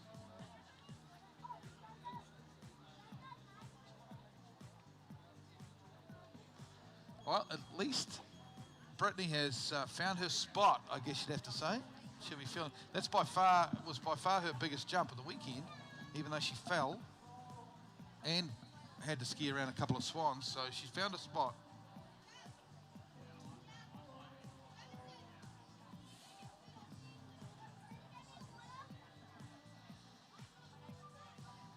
Good shot there of the jump approach. The camera on the other side of the Yarra City. You can see Federation Square there behind. A couple of the big buildings in the centre of Melbourne. Flinders Street Station, the other side of Federation Square. 101 Collins, is it? The big 101 ANZ? Collins is this big one. Yeah, the big one's around a bit further to the right. But right. Big headquarters of the ANZ Bank, Australian New Zealand Bank. Probably the biggest bank just about in Australasia. Well, Glenn, let's try this again. Yeah. I reckon this is 50-50. I think it could go either way. I think so too. It's going to be close. If she does the same thing again, you know, she's just got to be in the same spot. She can do it. Here she comes towards the Gia Marine Tower. Let's see if Brittany can get up over 55 metres. Oh, it doesn't look like the Gray's approach. It's not bad. It's not going to be enough, though. Too early, I think, in the end. Yeah, definitely there. Interesting. The ducks, the swans, in a lot of ways, might have made her later. And then she's ended up being just a little bit early on jump number 3. We'll get the distance.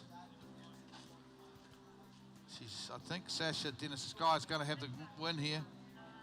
49.5, so interestingly enough, Regina's going to get second here, and Brittany's going to have to finish with third, which means my pick of it, all the podium all being over 50 metres didn't happen in the end. Just well, I didn't put any money on that. Jared's going to go down. Sorry, Jared, you take it away from here, mate. It's all right, mate. I'm down here with Sasha. Sasha, the MOOMBA jump title has eluded you for a number of years now. The emotions spilling out. How good now does it finally feel that you are the 2026 Women's Jump Champion here at the MOOMBA Masters? Oh, so awesome. I had so many seconds, so finally winning is great. Like, best crowd, best tournament, so thank you for the support, all the organizers, my family, coaches. Yeah, wow. That's awesome. Brittany come out there, we saw her on jump 3, she got the re-ride for the Swans. Did you think, you're standing right here, did you think that she might have just snuck past you? I mean, it's hard to tell. She's a great jumper. She had it in her, so I was not watching.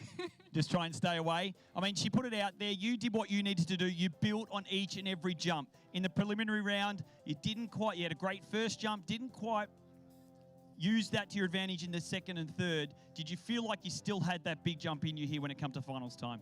No, absolutely. I feel like in prelims, I just tried to figure out the setup. It's a little bit challenging 6, so I definitely had it in me, and I've been jumping well coming into it. So, yeah, I feel like it came together. I know that you love it when you go down, you go along the Yarra, and you always have a smile on your face and you pump this crowd up. You got something to say to them? Thank you guys for showing up, for cheering. It's always awesome. We're not a huge sport, so seeing people cheering and watching us, that's always awesome. Well, we'll wait.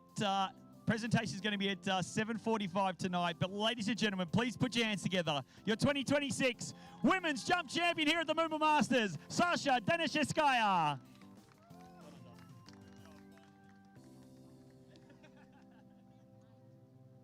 So, folks, that means that we are going to have a transit break and we are going to continue on. We'll have the 8 men jumping in about 15 minutes' time, and we'll see who is going to take out the MOOMBA Masters men's jump final here at the 2026 Nautique MOOMBA Masters, presented by GM Marine.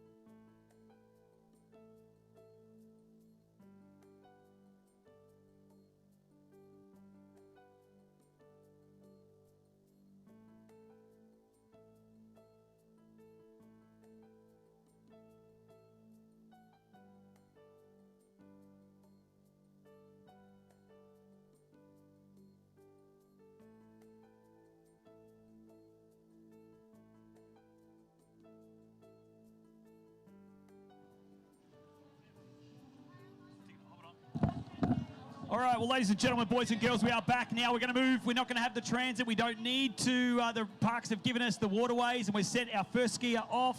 It is, of course, the super talent out of the USA, Jake Abelson. But joining me quickly up here in commentary is, of course, Robert Oswell from Roswell Marine and Greg Malone, the president of the Nautique Boat Company. Boys, how good does it feel? Crowds here. You guys are both major sponsors of this event. Must feel pretty good to be here on Moomba Monday at this time of the afternoon. Oh, it's incredible to be here and part of the 65th Masters, and the crowds are here, the weather's perfect, the boats are incredible. What a show. And Greg, I know you're about to head home. Do you really want to go home, mate? No, Come on. no. We're going to stay. We'll keep doing it. Let's do another one next weekend, right? Yeah, exactly. Let's This is what we want. Now, as part of Roswell becoming a sponsor, you guys support Nautique by putting in all the audio equipment and different accessories on those boats. Give us a bit of an insight on what goes into these boats. Yeah, at Roswell, we're designing and engineering the tower programs, the shade systems, premium audio, board racks, anything we can do to make the on-the-water experience the best possible experience for the family. All right, well, we'll go to the jump now. This is Jake Abelson on jump number 1. We'll give you the distances. Late approach here on jump 1 and a pass for the young talent out of the US, Jake Abelson. So he'll make those adjustments. We'll get Dad Richard on the start dock there to make those adjustments, and then he'll come back for jump number 2. But yeah, so what are some of the key features? Actually, let me go to you, Greg. Why would you guys select someone like Roswell to be a partner? We've been partners now with Roswell for nearly 20 years, maybe a little longer than that. Over 20 years. You know, they do a great job. You know, from a design, from an execution, from a manufacturing side to deliver us great products that enhance our products and make it even better. You know, the integration from design and engineering with our teams. We just have a lot of history, and so we're able to do things well and move the industry forward from innovations like that telescoping tower that's out there on the G series we watched in wakeboard earlier, you know, to other things inside the boat, the mirrors that we have on this ski nautique. You know, it's an amazing partnership we have together. I was about to say, that's exactly what I was leading to. So there's a lot of development, not only for products from Roswell, but Nautique. And do you guys collaborate in the design of those products to try and build the best that you can on the market? Is that what we do? Is that what Roswell are doing? Yeah, there's no question. Our goal as a team with Nautique and Roswell's collaboration is to be the best team in the industry. We want to provide the best boat, the best products, and the best experience on the water we can. And our R&D teams are always focused on what's next and how we can push the limits. And that's what we want to see, because if we've got the best tournament towboat or the best boat out there on the market, pair it with the best accessories, it makes everyone, as we said earlier, Greg, it makes the family come together and makes them enjoy the experience out there on the water even more exciting. Yeah, you know, when wakeboarding first started, we had you know, we had all these aftermarket accessories, and now they're just integrated right from the beginning, and so you can purchase a lot of those right through Nautique, right through when you design your Nautique, and so, you know, that's an important part of the overall package. All right, here he comes, Jake Abelson on jump number 2 now. Looking to get a score on the board. This looks like a better and safer approach. He's in, he's off. Oh, good lift off the top. Going to be close to that 55, maybe 56 meters there on jump number 2. But in regards to MOOMBA, I know you guys support the event. Roswell's a supporter of the Masters as well.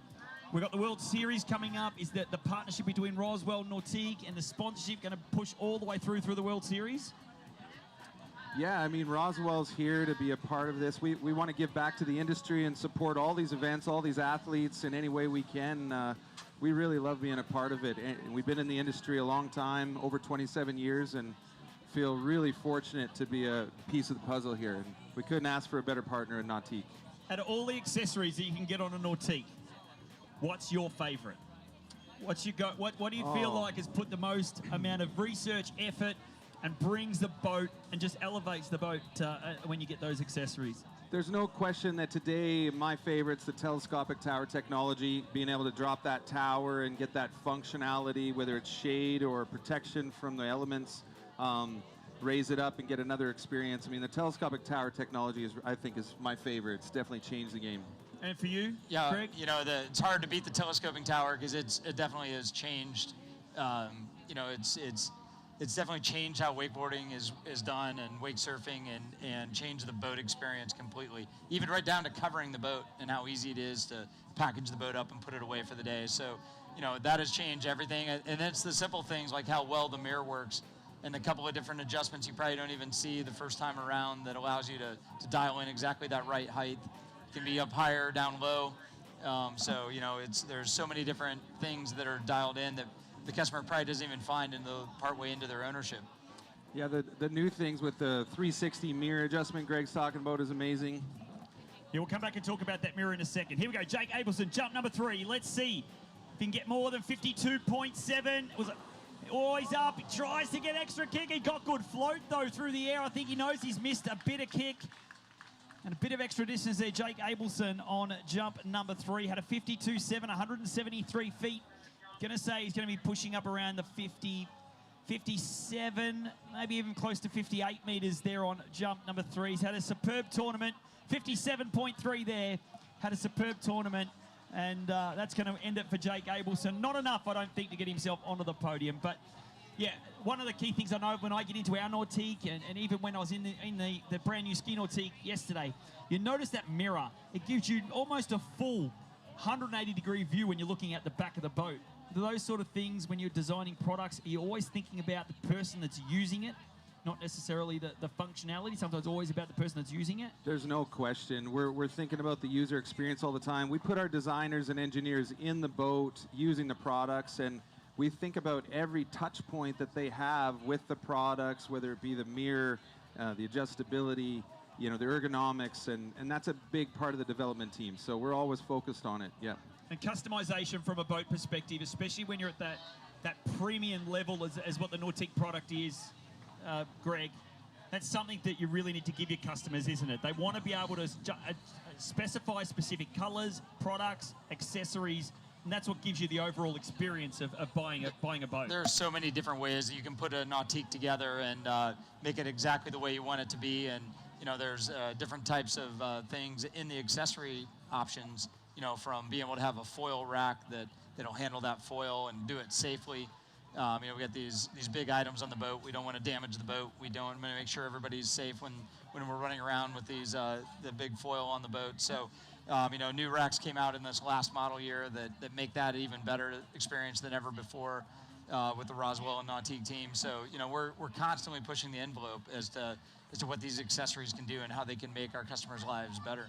And it's always about the customer experience. And gentlemen, it's been a pleasure having you guys up here. I know we're going to get back to the action out there on the water, but for all of you guys, for all the support, right, and of course for you, Greg, these events don't happen without the support of our sponsors. And thank you from all of us here at the MOOMBA Masters. Thank you very much for all of your support. Not only being here, but also what you contribute to the event and to the boats as well. It's been a pleasure. Thank you much, and we'll look forward to doing this again soon. Done. Sounds. We'll go over to the Masters. Absolutely. A couple of months away. I'm excited to watch this jump final, though, right now. Yeah, let's get it in. We'll get Glenn Williams back in here. Thank you, gents. And we've got Dorian Llewellyn now out on the water. He is going to be coming back for jump number 1.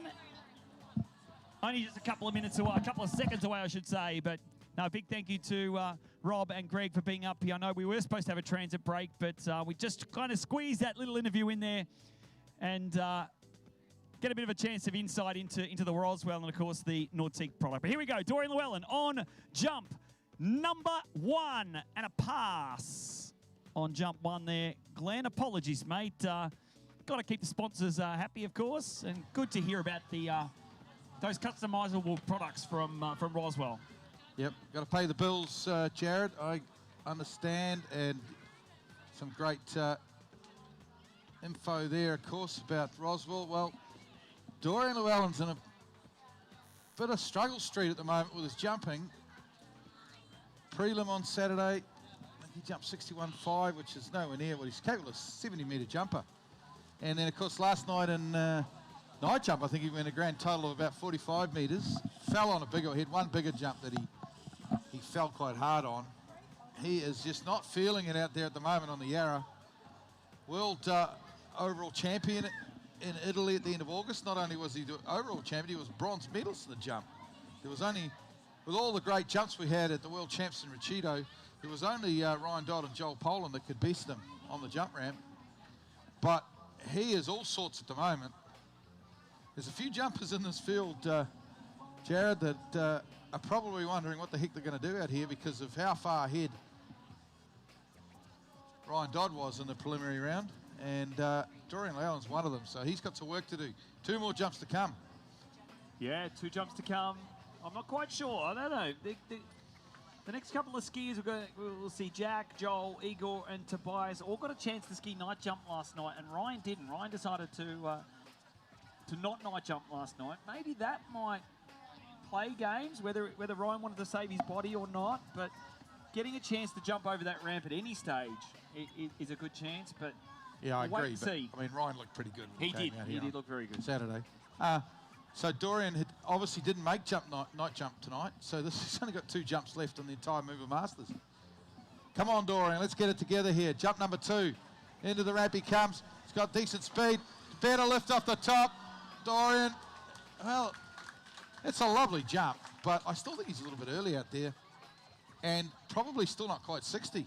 59 and a half kind of thing, not just a shade off 60. Don't quite think it's going to be 60. I reckon you're on the money there. I reckon 59.1 is going to be the score around that sort of mark. And kind of feel like Dorian, 58.7. Oh boy, what's going on out here? Dorian Llewellyn. I mean, he tricked pretty well this weekend, but his jump, yeah, he's just saying bring it down. He's talking to whoever's coaching him, saying bring it down, cut later, and I think he's right. That's about it. I mean, he always gets his lift, Dorian. Well, apart from last night, but that's about, as Jim Clooney would say, that's about as far as you can jump off a cut like that. He's not getting wide enough and late enough in the course enough that he's turning with any speed. He's almost kind of drifting in and doing a 3/4 cut type approach. It's just a narrow 3/4, a little double-handed 3/4. But yeah, no, definitely, Glenn. I think you're right on the money. You can kind of see him. He has a lot of time and space between the bottom right-hand corner and the wakes, which does indicate that he is going to be early. But you know what? Dorian, he's been in this position before, I'm sure. He'll want to build. He's got to jump on the board. He's got a 193, 193 feet, 58.7. Bumped himself into the lead, but I think, as you said, Ryan went 69.9 metres, another 10 metres further. If he wants any chance, he's going to have to jump around 63, 64 metres on this last one. Well, it's just a shame because we know what a talent he is and we all want to see him jump well. But it just hasn't happened, hasn't got it together. He has had a couple of 3 months off since Worlds, and he knows it's a big year going right into the Open Worlds in Moala. So, but here he comes, Dorian Llewellyn, son of the great Jarrett Llewellyn, of course, name synonymous with the MOOMBA Masters. What can he do here? 3rd and final. Hopefully he's got in the course here a bit. He's got a bit more speed. Big kick off the top. It's going to be further, but not a lot further. And Dorian Llewellyn, he might have just snuck 60 on that one. I was just about to say, I reckon he might have just put on 60.1, I reckon, on jump number 3. It's going to be close, though. He knows it's not enough. He definitely missed his ramp work, which, again, is showing me that he's a little bit early still. Looked like he had a nice approach, 59.4. Oh, geez. Just didn't quite get that right ski in front of him. Kind of felt like he might have just left his right ski behind a fraction. Yeah. Fortunately there for Dorian, 59.4. It's not enough. Won't be enough to get onto the podium, but we go down now to your Sunday night jump champion. Is, of course, from Great Britain, the Flying Ranger. And is the great Jack Critchley about to tackle this Yarra course here, Glenn. He jumped well last night. You know, last night we had a full tide. It was pretty rolly. Put your hands together for Jack Critchley from Great Britain. It was a full tide. It was pretty rolly last night in the dark, and he went 62.7. He looked good. But Jack, it's all about speed, really. He gets doesn't mind having a cut at the jump ramp and hardly ever passes, but sometimes he struggles to get his lift or his legs. So let's hope he can get it together out there.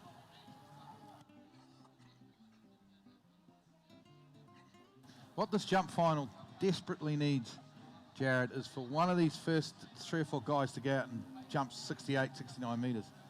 You know, and that'll lift the standard for the rest of the guys. Yeah, I think so. And if it's going to come from someone, it's going to come from either of our next 2. They're in. Joel really had a disappointing night jump last night, had a disappointing day jump. Talking to him after the event last night, he was fired up. Really wanted to focus on this jump event this afternoon. Of course, as you always say, last year did not lose a professional jump competition that he entered. But sometimes that pressure is too much. Joel usually doesn't let it get to him. But here we go, Jack Critchley. Under that iconic Melbourne skyline, he's coming in around the Nautique buoy, eyeing down the course, 57 kilometres per hour. As he leans in, looking to launch off that GM Marine jump ramp. Good turn, loads now, powering on that right foot, he's off, good lift, good float, good stand-up landing. Not the distance he wants, Glenn. That's going to be around about that 57.5. Yeah, he was back on his heels on the ramp, wasn't he? Didn't really get his full kick. And by his standards, probably slightly on the early side, I thought. Let's wait and see. Looks like a good turn. Turn with speed. But I think he had a bit much time between the wakes and the ramp, and he kind of pulled his arms in a bit, drifted onto his heels. 56.4 from Jack Critchley.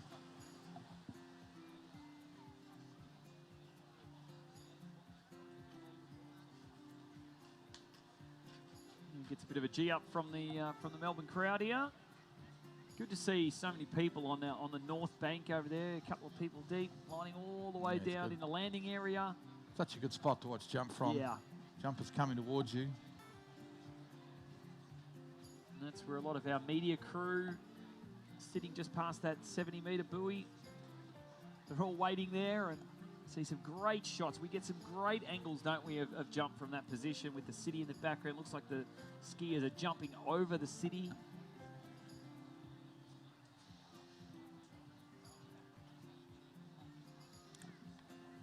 Right, Jack. Let's see if he can't get it together here on his second jump. I think he needs to get into the course a little bit more, and obviously he needs to find his legs.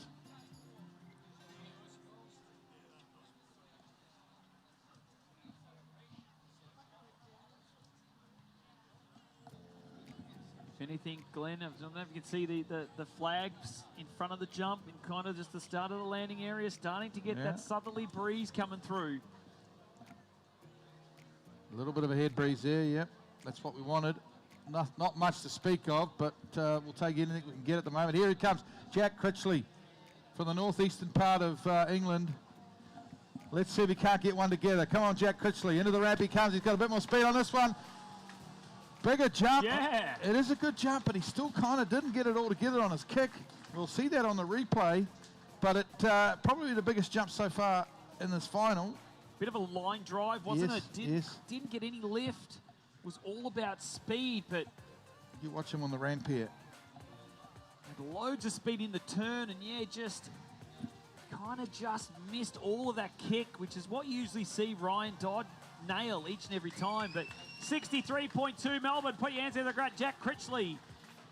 I mean, it's a good jump, but there's another. I feel like there's another 3 or 4 meters there off that cut if he can get his extension, get his lift. Takes the lead though, obviously with 63.2. It's actually it's our first 60-meter jump in this final.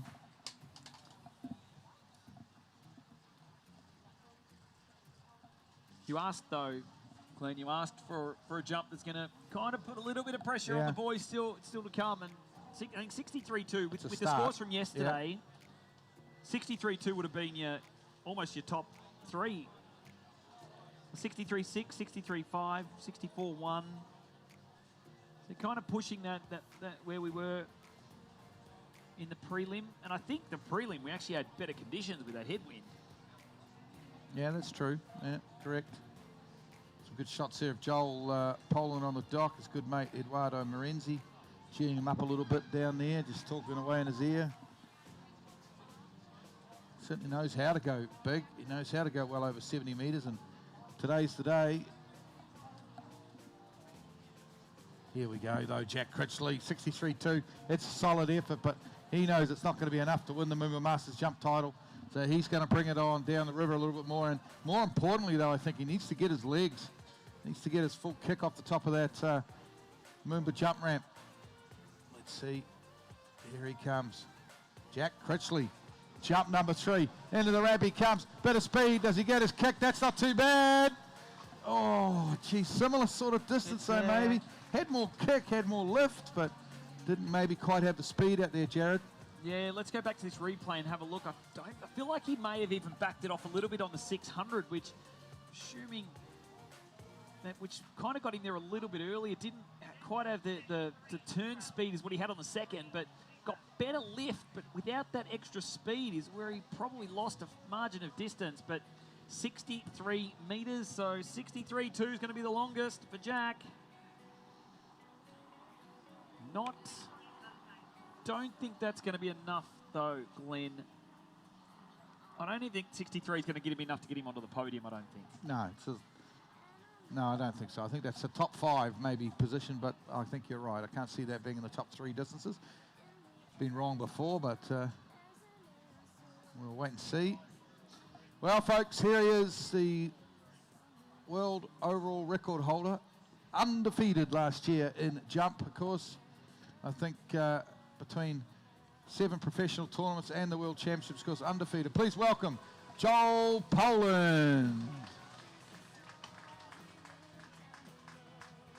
If anyone is going to challenge Ryan, it's going to be Joel. We know last year he's the defending MOOMBA Masters champion, had a 69-metre jump, 226 feet to take the win from Ryan Dodd, who went 66.7. He was leaps and bounds ahead last year, but Glenn, he hasn't been able to put a decent jump together yet. No, he hasn't. And that's really something, it's something that we don't usually see from Joel Poland. Oh, absolutely. And he hasn't had the greatest of weekends. He tricked okay, but his slalom and jump has not been to his normal standards. So he can turn it around here now, though. He's got 3 jumps to try and go as far as he can, and I really do think it's going to take a 69 or 70-metre jump to win this event. So he's going to need to be right near his best. PB is 72.8. That's the European record. He scored that at the World Championships in Italy towards the end of August. But yeah, he was unbeatable last year. It was crazy just how good he was last year, and it's going to be tough for him, a tough pill to swallow if he can't get it together here for 2026. Of course, Ryan Dodd didn't jump last year. It was Luca Rachenwald of Austria ending up in 2nd place. Don't know why Luca's not here this year, but hopefully we'll get to see him back in 2027. But let's see if he can get his legs, get all of his kick. Joel Poland from Great Britain as he heads down through to the jump now. He almost ended up in the net. That had loads of speed. The intent was there. I like what he was trying to do. That was the most speed we've seen at any jumper, I think, this weekend. Look at where he's ended up. Oh, I tell you what, if we can go back to that slow-mo replay, just watch his shoulder. As he hits the first wake, watch his shoulder throw him out of position. Kind of see him gets a nice set, gets to this point here, gets through the wakes, and his shoulder starts to come forward, and it's like a bit of pass. And watch how far up the ramp he jumps. Actually, might have even gone over the bottom corner of the ramp. I think he might have jumped it himself. And then he's launched, but dangerously close to the nets, but he gets around. Come on, let's get behind him. Joel Poland. He's not going to go. He's going to go down swinging anyway. That's what we want to see. He's here for the fight. Unbeaten last year. I got a feeling, Glenn, we're going to see a 70-metre jump here. I think so too. With that cut, I feel like Joel can do that. I think that's the spot. He's just got to get himself in the correct position. Firstly, to feel comfortable, because I don't think he feels, I think between last night's jumping and that cut, he didn't feel comfortable. And also in the position to kick it. I think he was in the right spot then. Yeah. Turn for the ramp is in the right spot. I just think that whole shoulder dip and kind of the right ski bouncing up at him, as you said, would have thrown him off. And the safe choice there is to pass, because that's where things can sort of go ugly on the jump ramp. But Joel, if you can hear us, let's keep it the same. Let's get one. Let's punch one over 70 metres. Well, let's see. Bit of tension around sight, because I think everybody here wants to see Joel go 70 metres. I want to see Joel But he was not feeling safe coming to that ramp, I don't think. He had so much speed, and as you said, out of position. So he had no choice but to let that one go. Here he comes now, jump number 2, Joel Poland. He's here for the fight. He pulls out wide on that Nautique towboat, out towards the crowd here. Oh, geez, I don't know if he's a little bit early on his counter cut, but he's got some speed here. Big kick off the top. Oh, ho, ho! There we go! What? Oh! You know what, Glenn? He's just launched himself into another stratosphere, but you saw him coming in. He's bouncing along to try and keep speed into the turn. And Because he was too early. I thought he'd muffed it up because he was too early on the 6, and that's why he was bouncing. But he is just bang one off here on the Yarra. 60, is it going to be 66? Oh, at least. 68.1. Hey, we've got a jump final on our hands, folks. Suddenly Melbourne's come alive because Joel Poland, that great champion that he is, has just banged off a 68.1 metre effort off what I think was a little bit of an early cut for him. I was going to say, let's go back to the replay and let's watch the counter cut here. Have you ever seen this before? I've never seen this in a jump tournament. Realising he's running on slow, jumping through the course, and then just loads up and powers in 68.1 metres. So what do we do here? We bring it down a couple of metres on the 6 and go over 70. That's what's going to happen. Surely. Got one of the great jumpers sitting next to us here in the tower, Bruce Coburn. Bruce, have you ever seen that in a jump tournament? You never did that in 1968, did you? Bouncing himself along to keep some speed, loads up, and just powers through that ramp. He's in it. He's an one-man entertainment package, isn't he, Joel Poland? Wow. Now the pressure builds on the rest of the field. Well, it does. But he's got a 70 in him at least. It's great. It's so good to see him back, but I don't think it's enough yet. He needs more with Ryan Dodd in the form he's in. He needs 70. So let's see if we can get it together here on this this third and final. Oh, what a great MOOMBA moment, though. Wow. Brought this jump final and this crowd alive. 223 feet, if you're watching on back at home, 68.1, 223 feet. Here he comes now, Joel Poland, third and final attempt of the jump ramp. Let's see if he can carry a bit more speed now. Looks to be a better setup, getting wide. Now, turning, nice slow turn, he's edging, he's launching, he's on! Oh, yes! Oh, might be a fraction more. It is, I think it's half a metre further. Maybe 68 and a half. Yeah, I think so, it's a good jump. Whether it's enough to beat Ryan Dodd, I'm not sure, but finally Joel Poland has come alive on the jump skis for 2026. That'll certainly get him fired up tonight. It's a little bit less. It's less. Good set, though, from Joel. Oh, as he comes back to Doc Melbourne, put your hands together, please, for Joel Poland. He's your new leader. 68.1 is the score to beat now.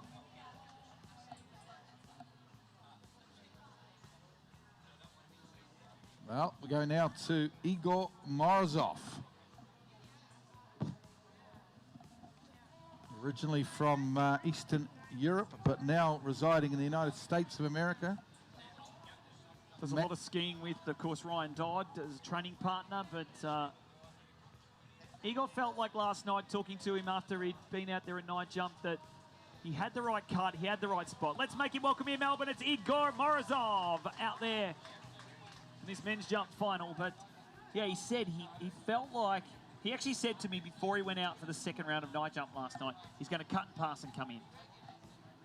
Yeah. Didn't feel great on the first jump or first attempt in the semi-final, so went again, and he said, that's where I need to be tomorrow.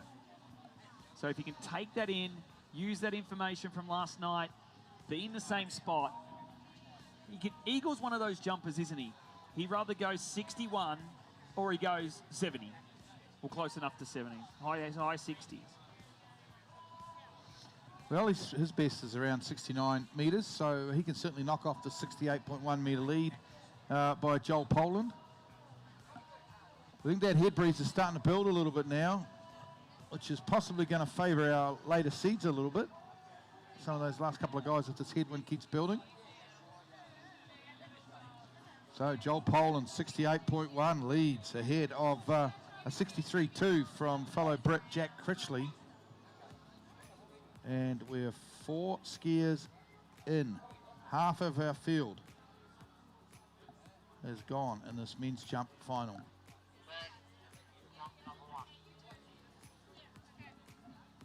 Yeah, let's see what Igor has in store for us. He's a big man, though. That's the other thing, too, to consider with Igor. You see Joel, quite a low center of gravity. Igor pushing 6'3", 6'4", and the international man of mystery. Yeah, we don't actually know what he does for a job. I think it's something to do with rocket science or something. Here he comes, jump number 1. Into the ramp he comes. Tidy jump. Yeah. Beautiful jump. Didn't quite have the speed or the cut, but wonderful lift, wonderful extension off the ramp. And that's going to be around that 62, 63 metre mark, I think, to open.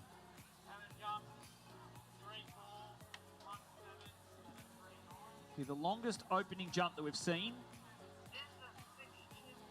Yeah, 62.1.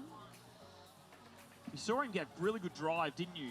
Kind of had that shoulder pressed, locked in that position as he came into the ramp. Got the full extension. If anything, Glenn, I feel like he was a little bit early. Yeah, I know, I look agree. back at that I thought he was replay, early, kind yeah. of feel like he was a little bit early. Absolutely, he was a little bit early, but he got great lift. But as the great Jim Clooney's been saying all week, that's about as far as you're going to jump on a cut like that.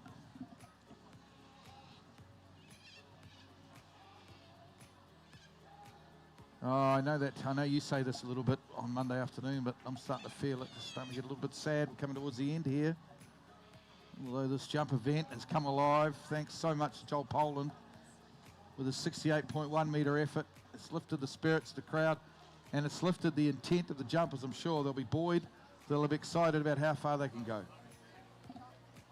Yeah, we can start to see those flags starting to flutter. We said about 3:34. It's not pushing towards 5 o'clock now, but we said that the southerly breeze would come through sometime in the late afternoon, and looks like it might have arrived, and even just a slight headwind will be perfect for these jumpers.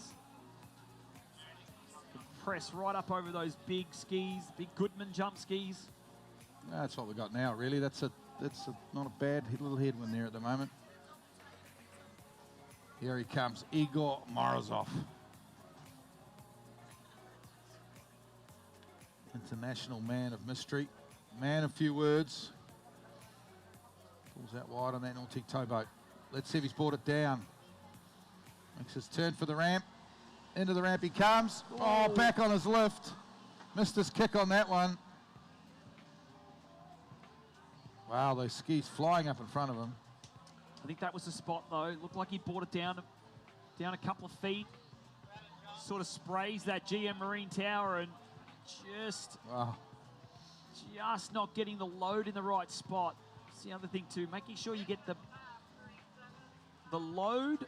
So basically, the load is when the boat starts to engage and get on you. And if you have the load sort of through the wakes, that's where you kind of get pulled through the ramp. You want to be cutting all the way up to the ramp and through the ramp. Don't want to back off, dude, because the moment you back off, put you on your heels, all of a sudden those skis start flying up in front of you, and it's exactly what we saw there from Igor Morozov. But 62.1 at the moment, 204 feet. Needs more, obviously. Needs to get up close to his best.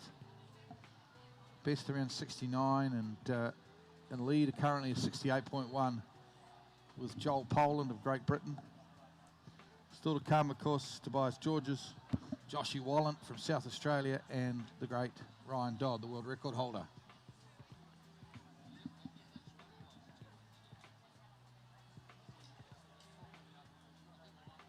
Unfortunately, I don't think Joshy Wallant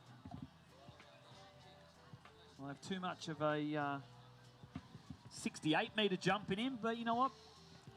When the pressure builds of a final, you just do what you can, don't you? It'll be huge, but I wouldn't rule Joshy Wallant out on anything, to be honest. He's such a talent.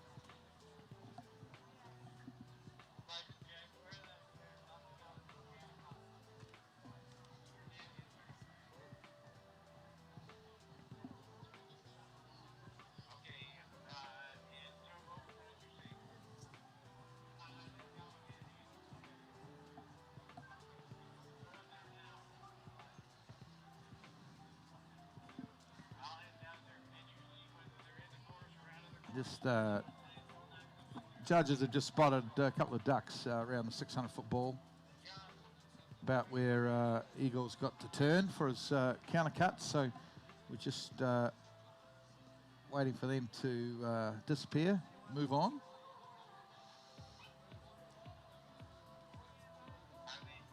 I can't see them on the screen there, but they're there.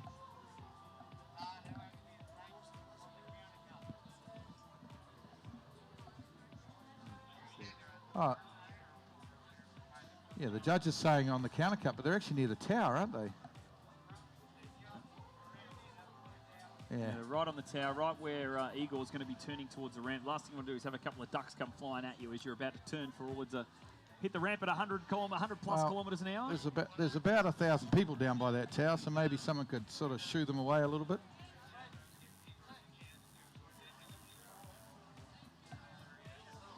Maybe just say shoo ducks or something. I mean, I'm not suggesting anyone throws any of the ducks. How good's this? Be nice to the ducks, but Glenn, look at this.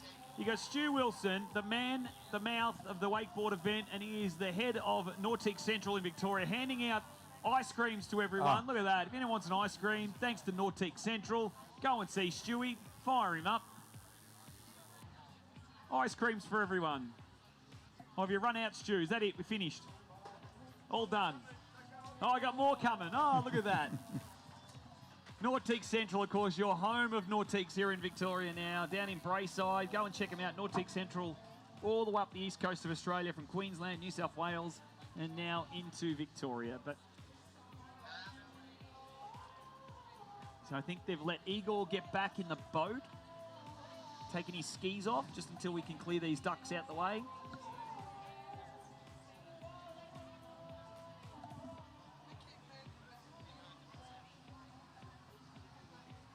Good work, Jason Appleton and Troy Dennis. What's he going to do with that oar, I think? we don't want to know. I got a funny... Well, make sure that the city council don't see him trying to herd a duck. Yeah, that's right. Yeah. They'll just slap the water near the duck to encourage it to move on. There'll be no harming of any ducks in this round of jump.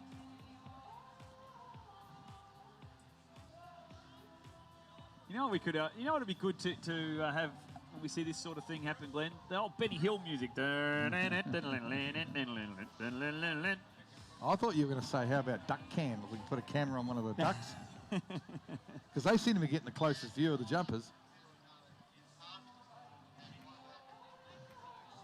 That's probably where they live, right next to the GM Tower. They've been evicted from their home down there.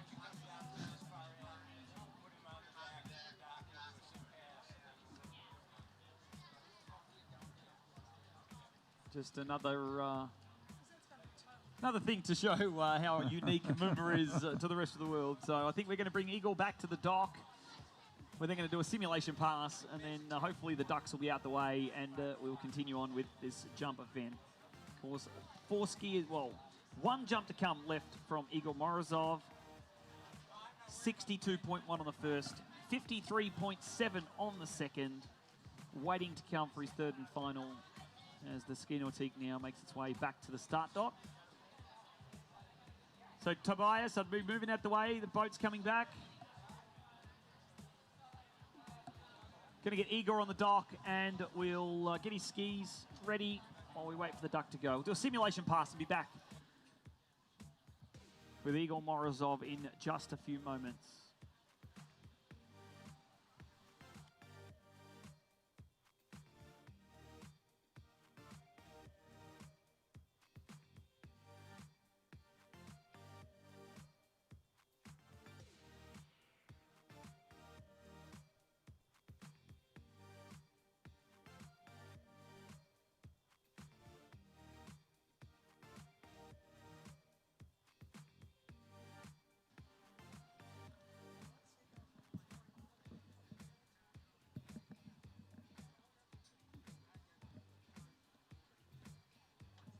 Great shot there of the start dock. If you're joining us on the webcast, welcome. As I'm sure you've been following us all weekend. What time we got? So 5 o'clock, so it should be late east coast of early morning on the east coast of the US, and probably probably midnight on 11 o'clock, something like that. No, it's not that late. Just and on the West Coast, it's probably about 10 o'clock. Although, actually, I say that, but I think that the United States might have gone to daylight savings today. So it could be 11 o'clock, you're right.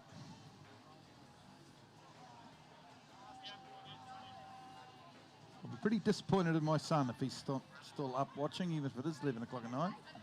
Curtis will be loving this, I'm sure. Grew up watching MOOMBA on a webcast, and of course, he's been here and commentated a few times. Skied here a few times.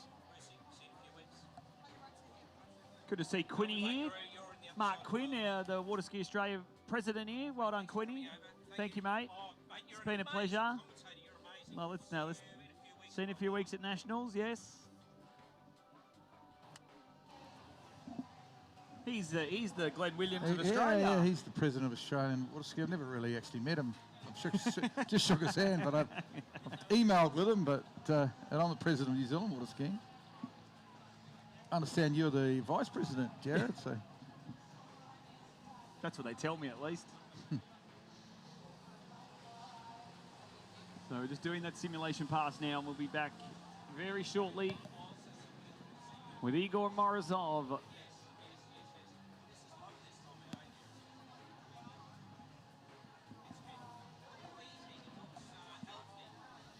Yeah, the area at the top of your shot there, of course, is the skiers enclosure, where they sort of do their last-minute prep with their ski gear before they head to the dock.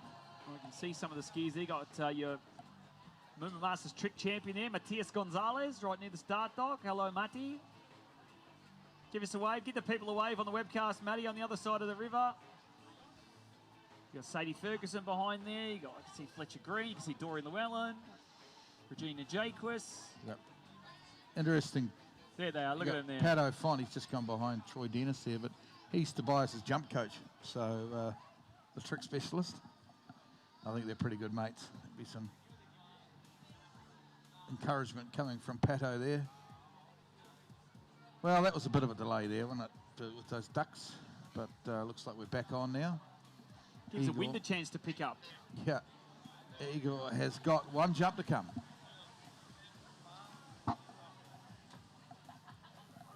Yeah, Patricio Font, he's actually, he's a good jumper, Pato. Personal best of about 12.5 metres. I think he's plopped over the ramp before.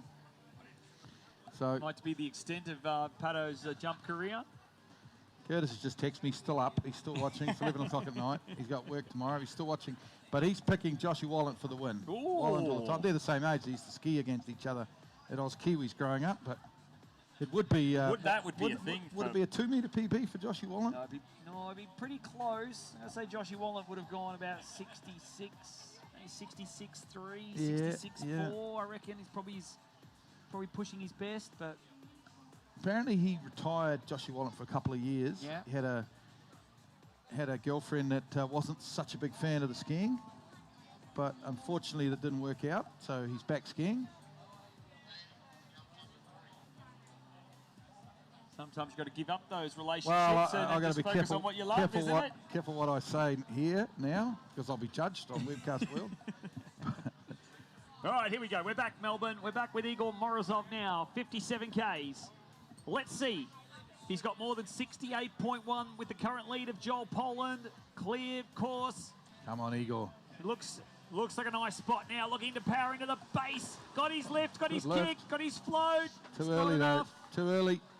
Igor Morozov didn't get in the course enough. I feel for him a bit because the set was kind of broke up there with the ducks there. So he kind of had to go out and have one jump cold a little bit. It was disappointing for him, but he wasn't late enough there. Not on the course enough to go big enough. Igor Morozov.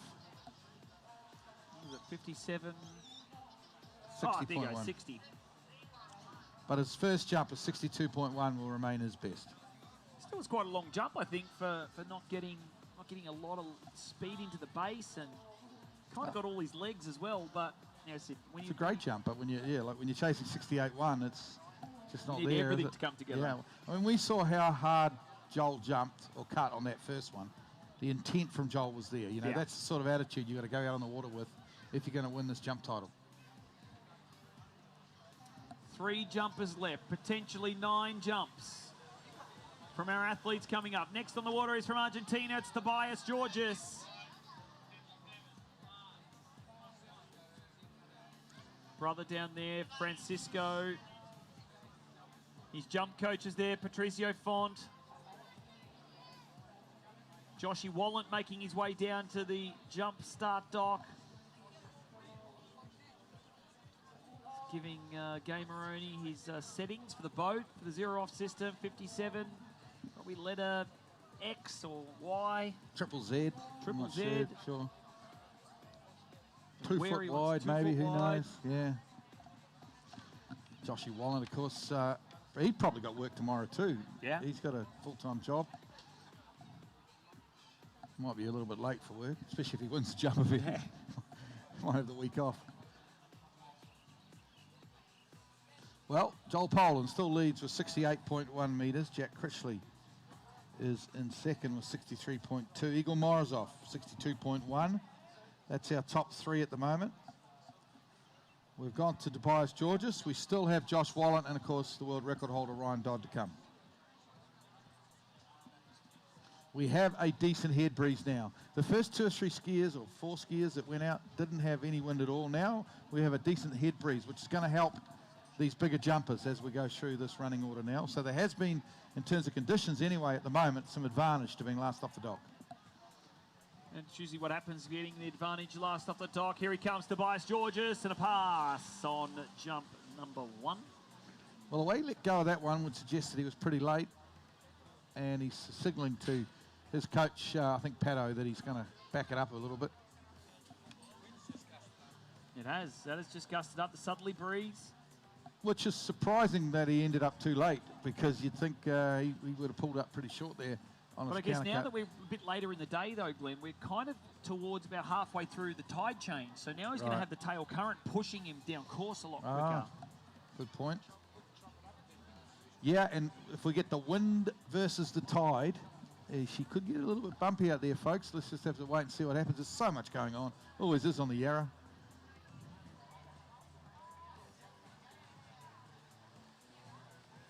Pass on the first Melbourne. Let's give him a cheer. Tobias Georges, put your hands together, please. We'll get him fired up. We want to see another 60. He needs to get, well, basically needs 68.1 if he wants to be on the podium, but... Yeah, it's a big jump.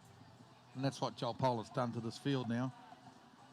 And that's probably, if Tobias's PB would be, I think it's about 67, might be close to 68. I think he might have even gone 69. You reckon? Yeah. But there's a lot of tournaments you see where he sort of gets stuck around that sort of 62, 63 mark. So he's going to take a pretty decent effort here from Tobias.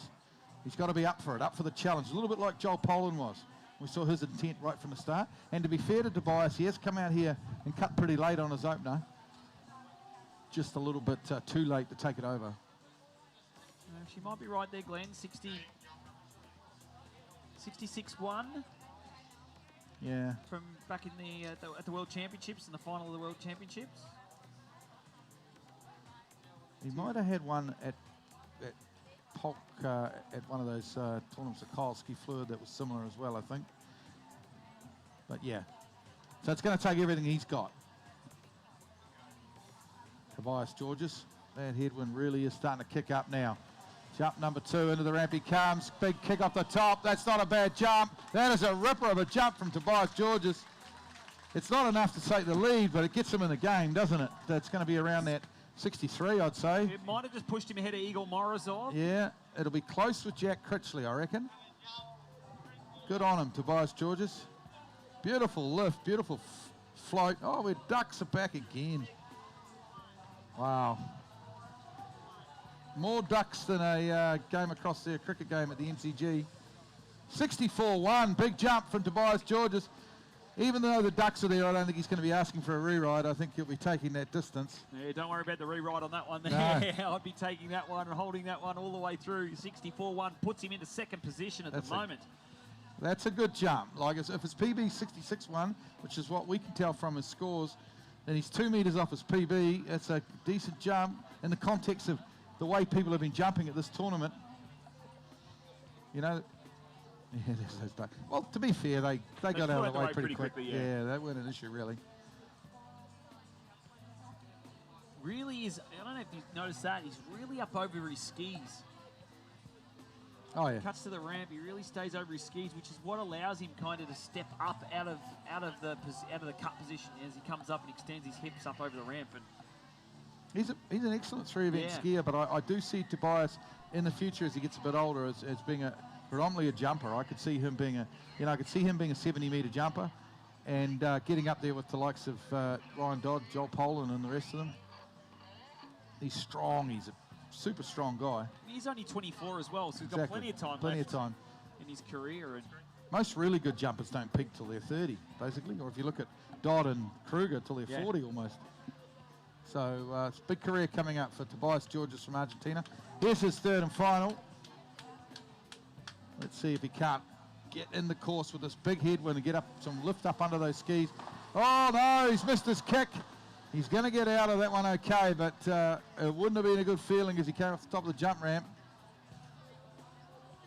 That was a decent cut, though, and good on him. He's come out here and had a red-hot crack in this jump final. Oh, great camera angle from the Batman Avenue side.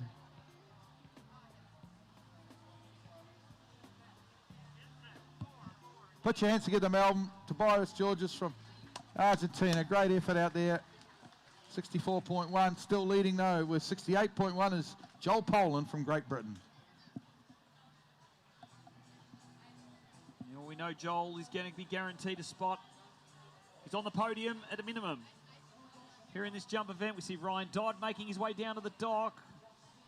2 final skiers left.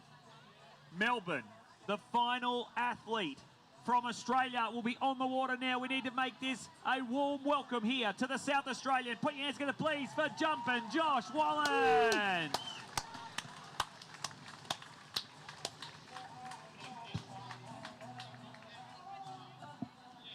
One of those sort of working class jumpers, isn't he, from South Australia. Skis at Bedrock, which I think, I've never been there, but I think it's a body of water that sort of comes off maybe the Murray River. And produced some really good Australian skiers over the years. Thinking of course, Simon Hill, who was a magnificent slalom skier, the great Snag. And there's a few others as well from South Australia.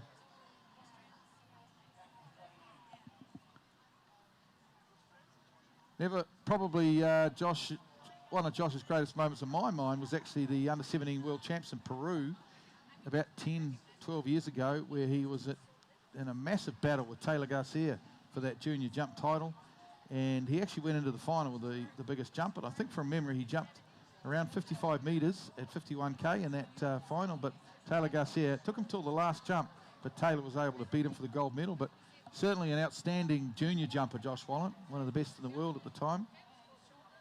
And even just to be able to battle back, I know he hasn't got too many tournament scores and over 2025 and into 2026. But to be here competing, he was the top seed basically going out until Ryan skied, and he was quite a fair way back the list off the starting list because he didn't have those ranking list scores. And Joshy Wallen is going to go, if he can jump himself into the podium, it's going to be a big thing for Australian jump skiing. Here he comes in to the course now towards that GM Marine Tower jump, and Josh Wallen. Oh, this is a late approach here, Melbourne. Can he hold it? He's on. Oh. He just misses his kick. That was but late. That's still a 58-metre jump, maybe a 55, 56-metre jump. Full credit to him, though, because I don't know that he's necessarily known as a super late cutter. He's known more as a guy that gets massive lift. But that was a late cut for an opener. He really got stuck in here and had a good crack. He's here to play. He's up for this final, which is great. Josh Wallen. Crowd's getting right behind him. The Aussies, they love it. One of your own, Australia. He's trying to win this MOOMBA men's jump title. It's been a long time since an Australian's won the jump title, you would think, here.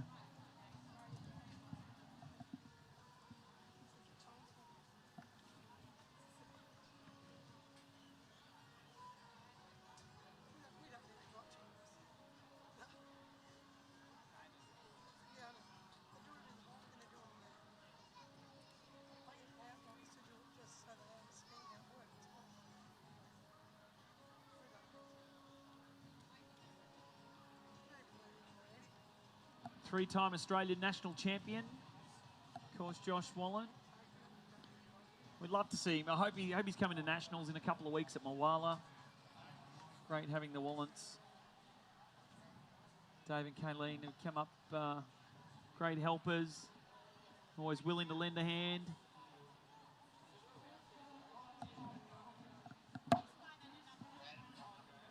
Here he comes. Maybe that head breeze has just eased a little bit. Just have to wait and see. Let's see. He's happy with that spot. It wasn't too bad a spot, I don't think. Here he comes now, Josh Wallen from South Australia, representing Australia in this men's jump final. Let's see if he can't get a big one here on jump number 2. Makes his turn for the ramp. This is a good cut. Can he get on the ramp? He does. Ooh. Misses his kick a bit, but still a nice jump around 60 metres. He's not getting his ramp work together at the moment, Jared. Yeah, no, he's just not quite getting in the spot where he wants to feel comfortable as he attacks that ramp. Had a lot of speed here at the turn. Turns with nice tight line.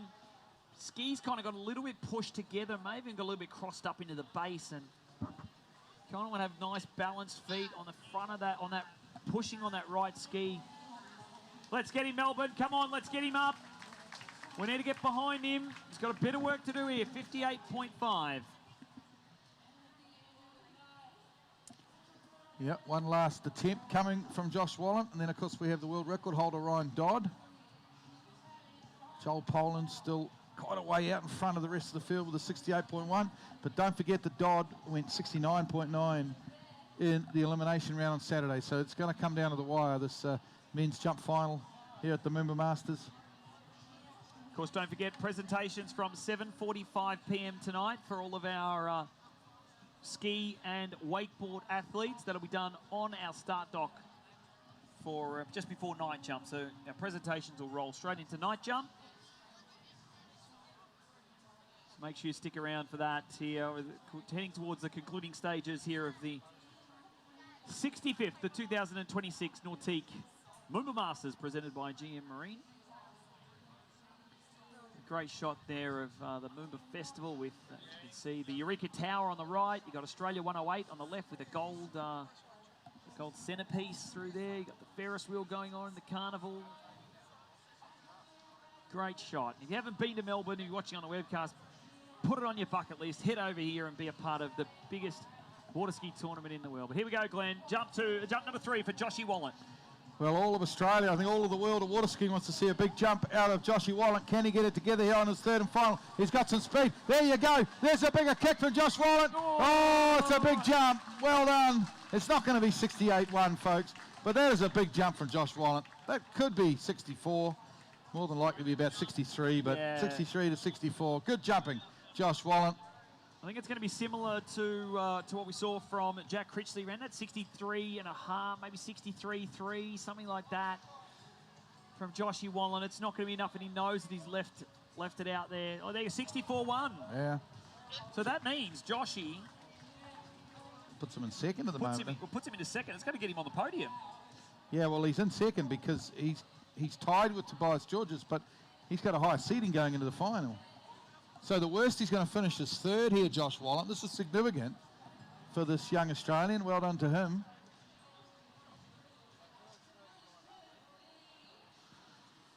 Well, folks, he is the world record holder, Ryan Dodd, multiple-time MOOMBA Masters winner, 5-time world jump champion. The current world jump record at over 77 metres. Here he is, folks. Put your hands together. The great man, Ryan Dodd.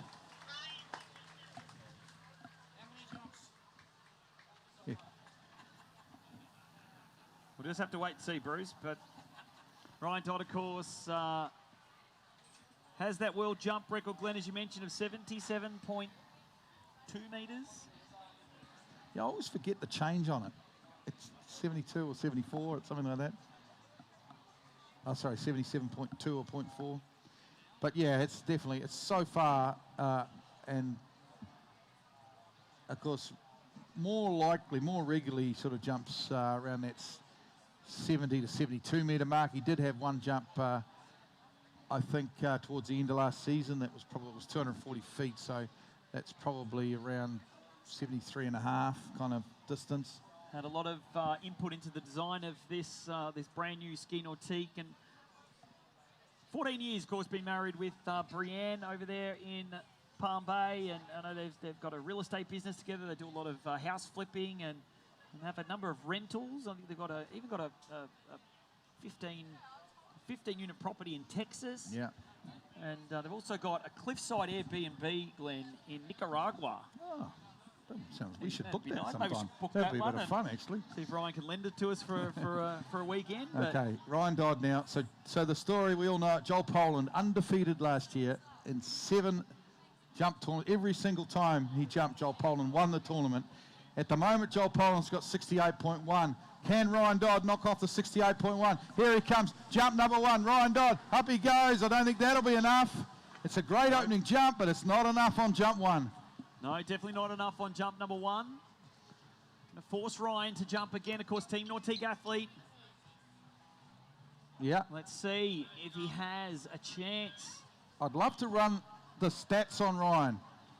If he's going to win something, how often is it on the first jump? Like if he has to jump 3 times to win, how often does he win? And then how often does he just do it on the first jump? Because 62.4.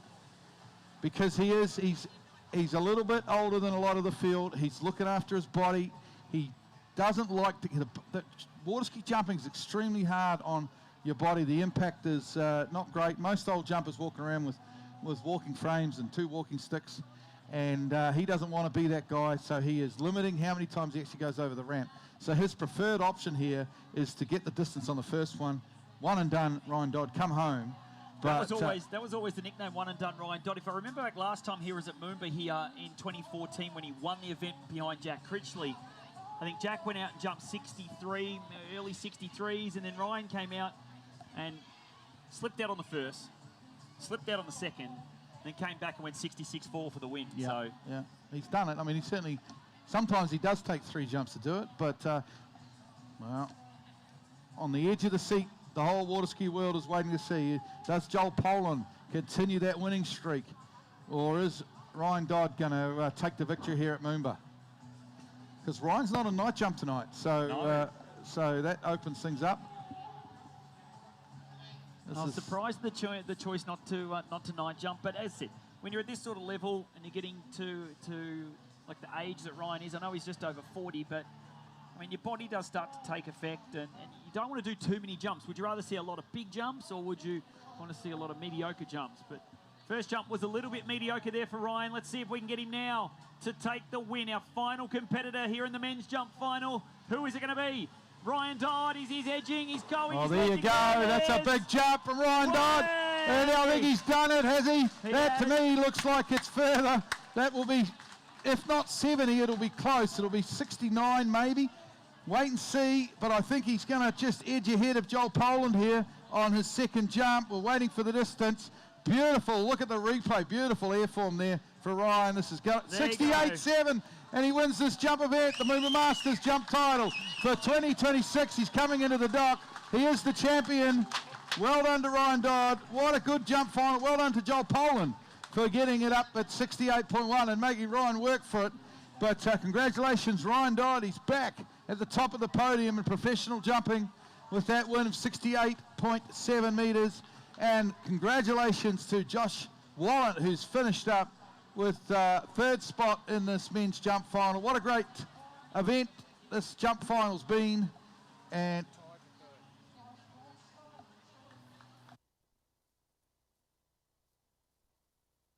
okay, just talking to Bruce, apparently Tobias and Josh Wallet are tied for 3rd. I thought it went back to seedings, but they split the 3rd prize money.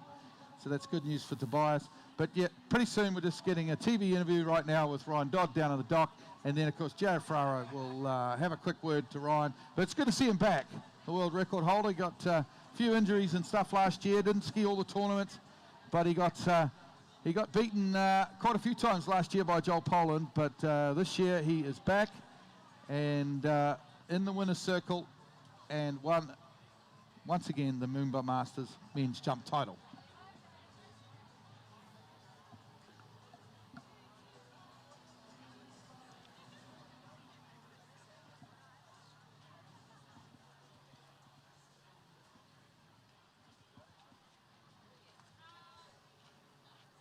Well, Glenn, we get a chance now to talk to the winner of the jump event, Ryan Dodd, Team Nautique athlete. He's done it again, had 2025 off, made his way back here in 2026. Ryan, you did it. Not quite sure, but 68.7.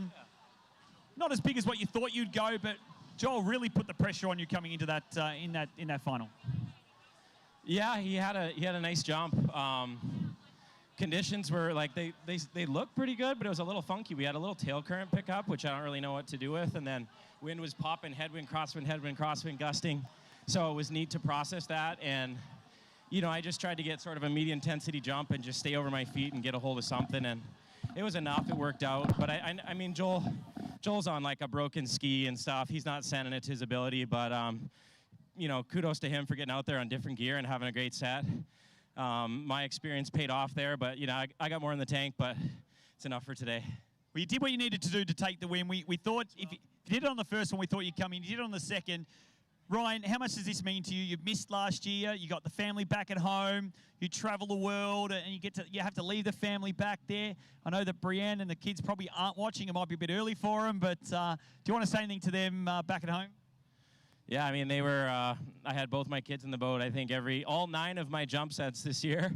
And, you know, it was cool. They gave me a little, you know, once in a while they actually watch. And yeah, it's great. Brienne's amazing, and she's a, you know, badass driver, and fun to be here.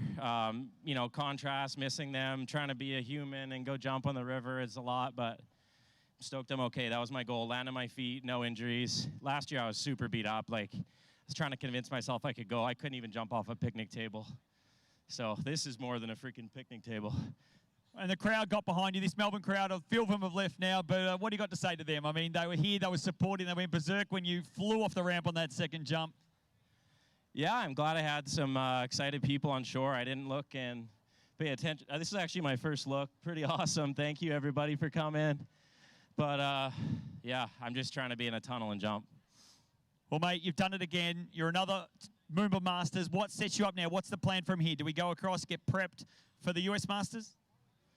Yeah, that's the plan. I mean, last year was kind of a mess. I was trying to get back, jump in, and also try new gear and improve and try to do everything, and I kind of didn't do anything. I'm planning to do the events this year. I'd like to at least get back to like where I feel like myself on my jumpers, and you know, I still know that I can push the sport to the next level that I have in the past. Like, there's another gear, and I want to, you know, work with Nautique and find it.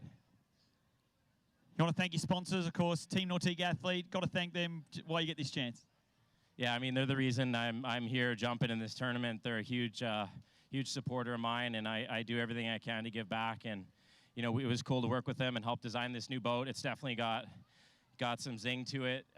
As you can see there, you get a hold of it, and it snaps you in the air. So stoked, and, you know, nice to have the whole Nautique crew here, and let's keep rolling. Well, mate, it was a pleasure to watch you jump. The crowd got excited. You are, again, the 2026 MOOMBA Masters Men's Jump Champion. Put your hands together, please, Melbourne, for Ryan Dodd from Canada, your winner here in the Men's Jump Final. Congratulations, Ryan. Well done. And I think that we're going to hand you over to our wakeboard crew. They're going to get the course ripped out. Hand you over to the wakeboard crew, and we will have the Women's Wakeboard Final coming up here from the 2026 Nautique MOOMBA Masters, presented by GM Marine.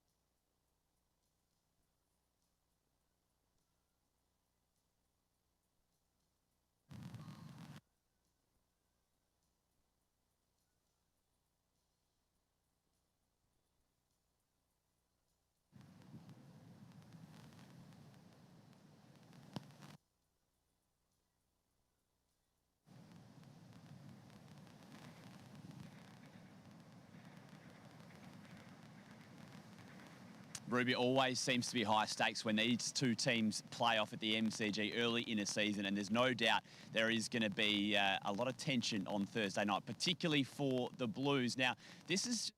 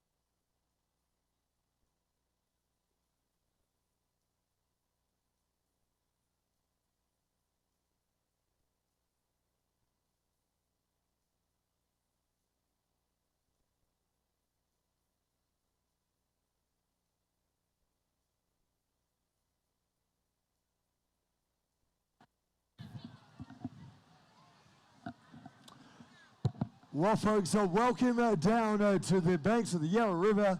It is, of course, the 65th MOOMBA Masters, and we are about to get into our Pro Women's Wakeboarding Final.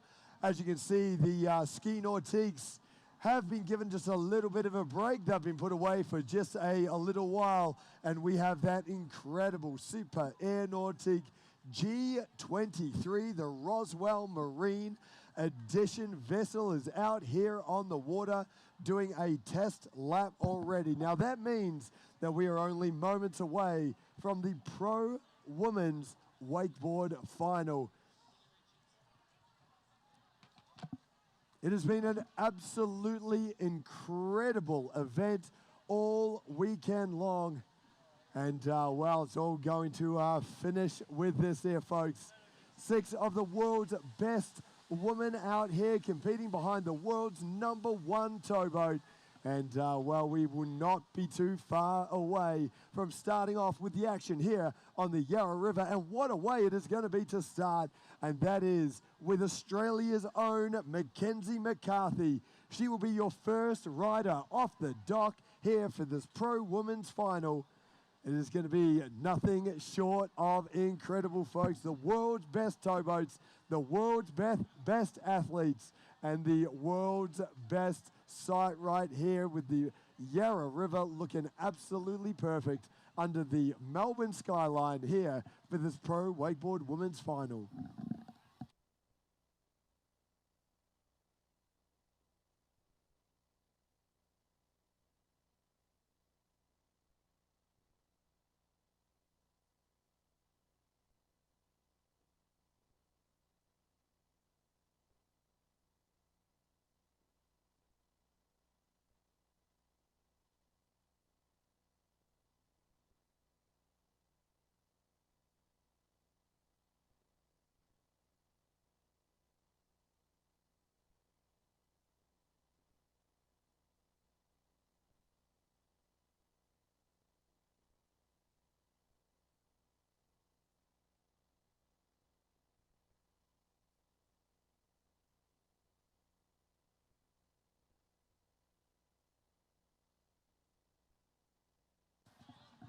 Folks, how this is going to work here tonight, we've got 6 of the world's best riders, the world's best towboat in the G23, and, well, it's going to be a very, very tight competition.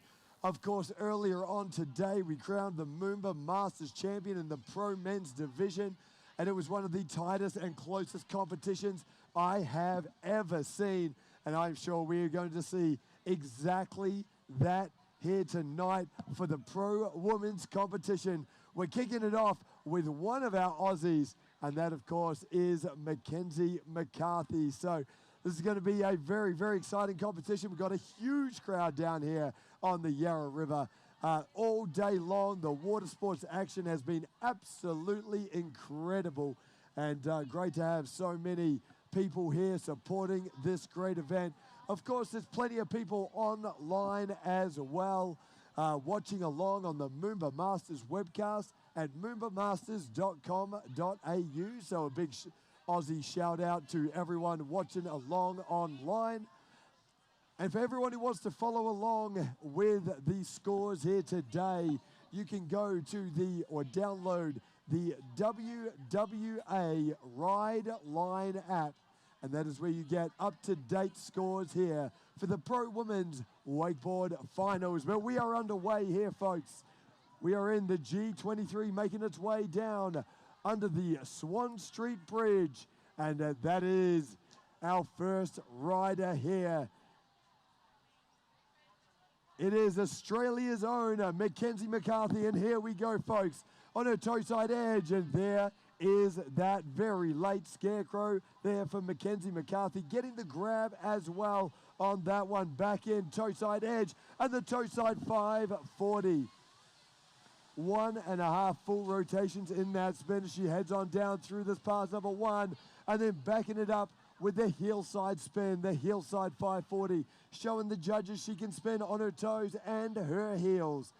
Back in, this is going to be her last trick in that pass number 1, and the handle pass KGB. That was absolutely massive there. You can see she got a lot of lift behind this G23 wake, and unfortunately unable to slow down that rotation, going a little bigger than she anticipated and going down at the end of that pass number 1. We're having a look to the replay here, and Mackenzie McCarthy, as we can see, there was that heel side 540-degree spin, the second of her spins here. And then this last trick, unfortunately, this is where it came a little bit unstuck. The heel side KGB, the handle pass KGB as well. We'll see a lot of those tricks in this division being done with the rope wrapped around their body, the athlete's body. That one from Mackenzie McCarthy with the handle pass, making it a little bit more difficult and increasing that level of difficulty for the judges. So Mackenzie McCarthy, she has come out absolutely firing and, well, unfortunately falling at the end of that pass number 1.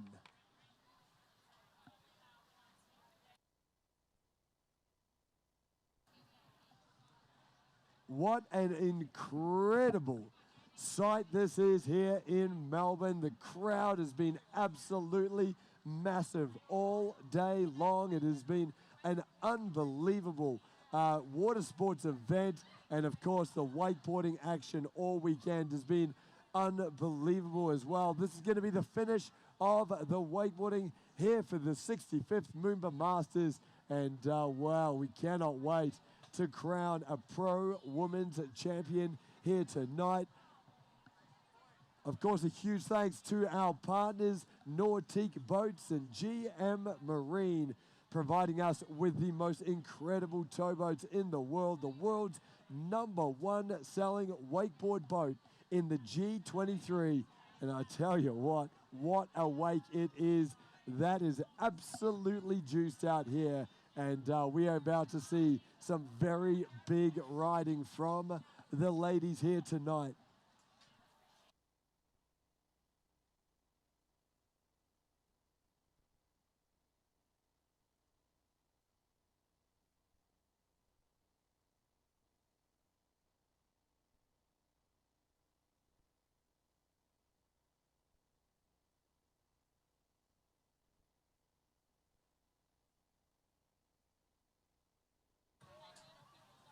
We're going to be just moments away. Mackenzie McCarthy, she has just got up and out of the water, and she will be coming down from the city end of the course in just a second here. This is pass number 2. Here she goes. That incredible Roswell Marine Edition G23 making its way right down in front of you, folks. And there is that handle pass KGB. The same trick that took her down in pass number 1. And that is a clean KGB. There, the toe side roll to revert here from Mackenzie McCarthy. She's going to get 1 or 2 more tricks. She needs to hustle on a heel side edge now. And how about that? That Moby Dick there. And, wow, Mackenzie McCarthy, she just rushes it at the toe side front row. So somehow squeezing in 4 tricks in that pass number 2. Mackenzie McCarthy, well, she was rushing right down to the end of that pass. And, wow, somehow fits it in there from the young Australian.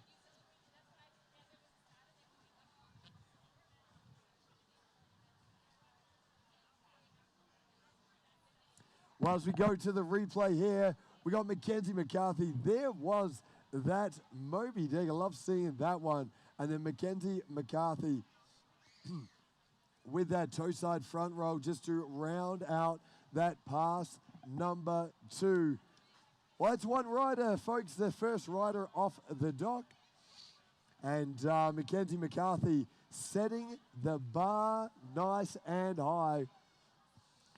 Well, for all of our wakeboard fans down here on the banks of the Yarra River, well, we've got a treat here, folks, because I'd like to welcome to the commentary tower with me. It is, of course, the one and only Corey Tunison. Great to have you here, brother. And, well, we're here at another MOOMBA Masters Pro Women's Finals. This one's going to be an absolute heater. Yeah, thanks for having me, Stu, and appreciate it. And obviously stoked to be back here on MOOMBA Monday for finals day. And Melbourne, you guys have not disappointed whatsoever. You guys have shown up with numbers and support and cheering, and you guys are the loudest crowd that we have here on tour all year. So huge shout out to you guys, Melbourne, and thanks for being such an incredible crowd as you guys always are. So that being said, Pro Women's Finals are officially underway, Stu, and what a way to start. Yeah, Mackenzie McCarthy out there. She had that 1-4, but it was a solid ride there from Mackenzie. And she'll be pretty happy about that. She's certainly put up that first score. We'll be announcing those scores as they come through as well. Now, we've got a number of Aussies in this field. We've actually got 6 riders, and 3 of them are Aussies. So we want to definitely hear that a big Australian cheer supporting these young ladies as they compete in this MOOMBA Masters final. Corey, I've got to say I'm pretty excited about this next rider because she's another Australian. And I tell you what, we've seen her come through the ranks here in Australia over the last couple of years. That, of course, is Abby Guinan here from Tasmania, and she is definitely an exciting rider to watch. Yeah, definitely. I mean, she's pretty much a local, just across the pond there in Tasmania. So, Melbourne, let's make some noise for your fellow Aussie, Abby, coming through to start her finals campaign. I believe it might be her first pro women's finals she's ever made, and is definitely in the running to pick up one of those podium positions. She is an absolute shredder and going so big to start her first pass with the Scarecrow actually passing the wake, landing in the trough, the most difficult position to land, coming back in on her toes with the toe side front roll. So that means her first trick was off the switch toes, which is a difficult approach to come in. Third trick with the whirly bird, going head over heels, flipping, spinning, and throwing the whirly, and unfortunately just going down on her last trick there. There might be a little hole in that last spot, and going down on the toe side 360. But what a way to start. Yeah, it sure was. She was absolutely on fire there for that pass number 1, going really, really big and getting some huge tricks. As you mentioned, Corey, that switch Scarecrow, really difficult to do, going that big, coming off the wake, switch stance. And then I love this third trick here, that whirly bird. That was massive. Yeah, that was huge. Abby definitely taking everything very vertical, trying to go as big as she possibly can, trying to show the judges how much amplitude she has in her riding. And literally on that toe 3, she had the handle, but it looked like she might have had like 1 or 2 fingers on the handle, and unfortunately the handle just ripped out of her hands. So, but looked very, very good throughout the whole trick, and just the boat kept continuing, and she just couldn't hang on. Yeah, could not quite hang on to the handle on that one. But, well, folks, each one of these riders is going to get 1 fall. So we've seen that from both Mackenzie and Abby out here. So first fall, not a problem. You're going to get picked up. And to be honest, Corey, she's fallen in kind of a good spot right at the end of that first pass. She's not going to lose too much time in the rest of her run. Yeah, I mean, if you always try and plan on not falling in the final, but if you are going to take a crash, probably the last trick is a half decent spot to take a crash because you're not kind of losing out on a lot of real estate. So she got 3 solid tricks in to start her first pass, and she's got a whole 4-trick pass on the way back to lay it down. So let's see what she's got. Of course, with the quality of riding that we've got still to come, these young ladies will not be holding back at all. Abby will be trying to make the most of every inch of the Yarra River, and she has got, I'm sure, 4 big tricks coming up, folks. That is going to be in just a second here. Abby Guinan with her pass number 2. Corey, of course, you were out here earlier today in what I believe was probably one of the heaviest pro men's finals I have ever seen. Unbelievable competition. And, well, that Nautique Wake, that G23 is absolutely throwing up a monster out here today. Yeah, no, the wake was absolutely insane for the final earlier today, around prime time, around 1 o'clock earlier today. And dude, the thing's juice. It's the biggest wake we have on tour, and we're very, very lucky with the conditions that we get here on the Yarra River, right in the heart of Melbourne. We can always count on the water being super smooth, and for us wakeboarders and water skiers included, the smoother the water we can get, the better it will be for us and the harder things we get to throw down, which means better action for all of you fans on the bank. So Abby coming in for her second pass, starting right where she left off. She went down on the toe side 360 and goes, you know what? I'm going to one-up it and go toe side 540. Coming back in for a second trick, going seatbelt grab, tantrum. Coming in for a third trick, going up and over for the dum-dum, going toe side approach, front roll, backside 360 with a handle pass involved with that. And unfortunately going down on another super technical trick called the Moby Dick. Wakeboarding has some incredible terminology when it comes to type of tricks that all of these guys and girls throw down. And Abby just coming up short on the Moby Dick there. Yeah, it certainly does. There's a you'll hear us name a lot of tricks throughout this competition that sound a little funny. We'll do our best to explain exactly what is happening with each of those tricks. But Abby Guinan, well, she was absolutely on fire on that second pass. The toe side 5 and then back with that grab tantrum.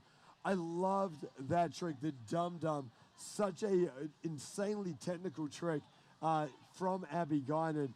The toe side front roll with the backside 360. And then, well, she almost had that Moby Dick. She really came close and just slipped out on that landing. Yeah, that one was super close. It almost looked like she just left a fraction early off the wake, and what that ends up doing is just pulls you behind the line tension the whole time, and you kind of saw her body fighting the line tension, and almost instead of controlling the line tension, she was being controlled by the line tension and was slightly behind the rope and just caught her out. She literally almost had it. She started riding away, but when you're behind the rope like that, you're kind of at the mercy of the line tension, and she just got pulled out the front ever so slightly. She was so close to landing that, but she definitely got some heavy hitters in there. Absolutely killed it, and even though she did have 2 falls, like almost like strategically wise, they were probably half decent places to fall because she didn't miss out on a whole lot. So Abby throwing down some heavy hitters to start off her, what I believe would be her first pro women's final. So huge congrats to Abby in Melbourne. Let's make some noise for your Aussie, Abby Guinan. Yeah, it's great to see Abby out here in this final, and I'm going to go ahead and say she's got a very big future in wakeboarding ahead of her. There's going to be a lot more finals to come.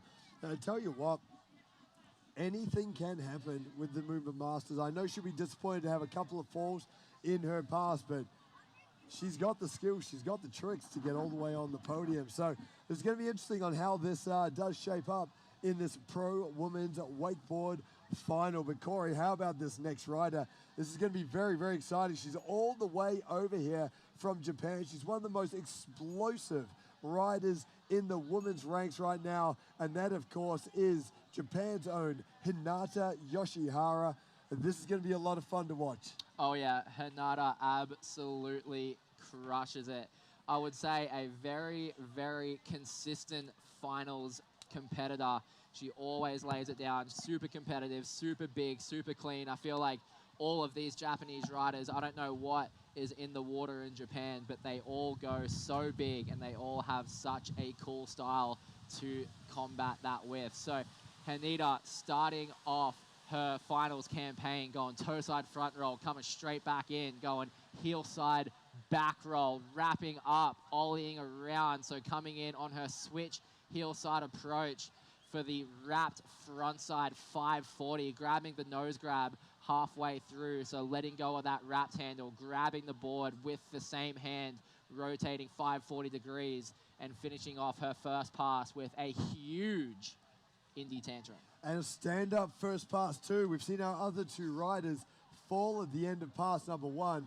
Hinata standing that all the way through, which is so important and such an important way to set up for your second pass. 100%. I mean, with the format that we're running in the pro division now for both women's and men's, we're capped at 4 tricks per pass. So what that has done for the sport is, instead of squeezing in 5 or 6 tricks that might not be as big, might not be as technical, and then other people might fit in 4 very technical big tricks, what it does is it evens the playing field. Everyone's capped at the same amount of tricks, so it's quality over quantity. And if you're missing out a trick in your run, you're almost missing out 15% of your score. So obviously, if you are having falls and having crashes in your run, you're missing out on such a big chunk of the score that you can put down. So obviously, the game is to put down 4 on the way down and put 4 on the way back, put 8 on the board, and you're definitely giving yourself a solid chance to finish on the podium. Yeah, without a doubt. And you know, it really does. When you've only got 4 tricks in each one of those passes, it comes down to the little things, you know, the grabs, how big you go, the style you add, and it's it has really pushed the sport, this new format. 100%, and I think both in the pro men's and pro women's field now, the progression of the sport has progressed so far that the difference between first and last in a final nowadays is literally a slip grab, literally a butt check where you don't necessarily land the trick as perfectly as you can. The field is so tight, it's so competitive that you have to throw down 8 perfect technical tricks. And we're seeing this right here with Hinata starting out her campaign for a second pass here in the pro women's final, going wrapped KGB, coming in, going back roll, backside 360, coming straight back in for another tech trick off her toe side approach this time, going toe side front roll, backside 180. That one's called the Tootsie Roll. Coming in for her regular heel side approach now, going the regular heel side 540. We saw the switch wrapped 5. Now we've seen the regular heel side 5, spinning both ways, showing nice variety. And Hinata, oh no, unfortunately, just going down on her last trick just before the bridge there, going down on the Scarecrow. And it's crazy to think, literally, everything she did in that second pass was so unbelievably technical. You could say that that Scarecrow was almost the easiest thing that she did in that pass, and sometimes the easy ones catch you out, Stu. Yeah, it certainly does. Hinata, as we look to the replay, you know, she was really putting something together that was pretty special there. There was that giant hillside 5 past the second wake from Hinata, and then this trick, as you mentioned, arguably the easiest trick for her to land, the one that takes her down. We did see it very late in the course. I do think she was maybe trying to rush things a little bit. She went so big throughout that entire second pass that she just seemed to be rushing a little bit at the end there and going down on that Scarecrow. But I tell you what, with the caliber of tricks that she was doing in that pass number 2, that is going to score extremely well with our judges. Yeah, definitely. And if we're looking at the quantity of side of things at the moment with with the field that we have seen. Hinata getting 7 tricks versus both of the women's getting 6 tricks, I believe. So Hinata definitely putting in a solid run and positioning herself pretty well to snag her spot on the pro women's podium here at MOOMBA Masters on finals day here at the MOOMBA Monday.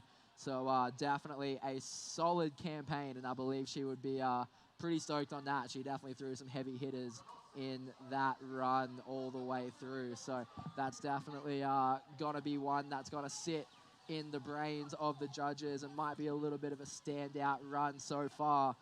But that being said, we are not done. We certainly are not. Still have so many technical advanced wakeboarding coming up with some of the best pro women's wakeboarders in the world right now. And next up off the dock, we have, I believe, defending MOOMBA Masters champion, defending US national champion, defending world champion, defending Wakeboard World Series and Nautique Wake Series champion, arguably the best women's wakeboarder in the league right now. A fellow Aussie from Sydney, Australia, Melbourne. Let's give it up. Let's get behind our Aussie competitors here for Zara Kell. Yeah, here we go, folks. There's a lot of people here excited to see Zara Kell out here in another MOOMBA Masters final. And we are getting this underway on her toe side edge and straight in. There is the dum-dum. Zara Kell starting things off with that very, very technical trick. Back in there in the overhead whirly bird here from Zara Kell on a hillside edge. So kicking this off with 2 very technical tricks as she goes for that toe side front roll to front side 180. And then last trick for heat of pass number 1, the backside 360, getting the grab as well. Corey, what do you think about that?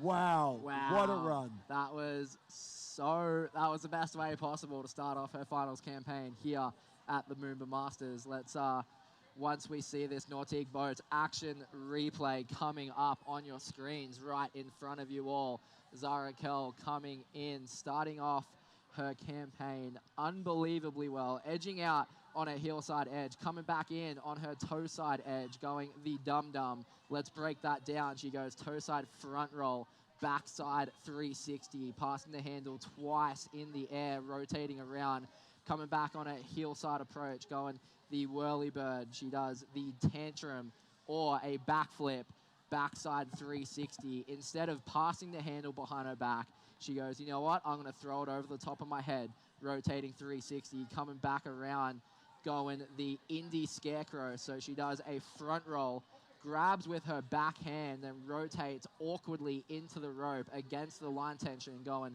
front side 180, and finishing off on her last trick, going the backside 360 and grabbing it mute on the way around. So she takes off, passes the handle, uses her front hand to grab in between her toes and rotates the last part of the trick around. Incredibly difficult, incredibly technical. Yeah, and hearing you kind of go through and explain all of that, I'm sure if the crowd out here is anything like me, it just brings a whole nother understanding of how difficult these tricks are, exactly where that handle position is.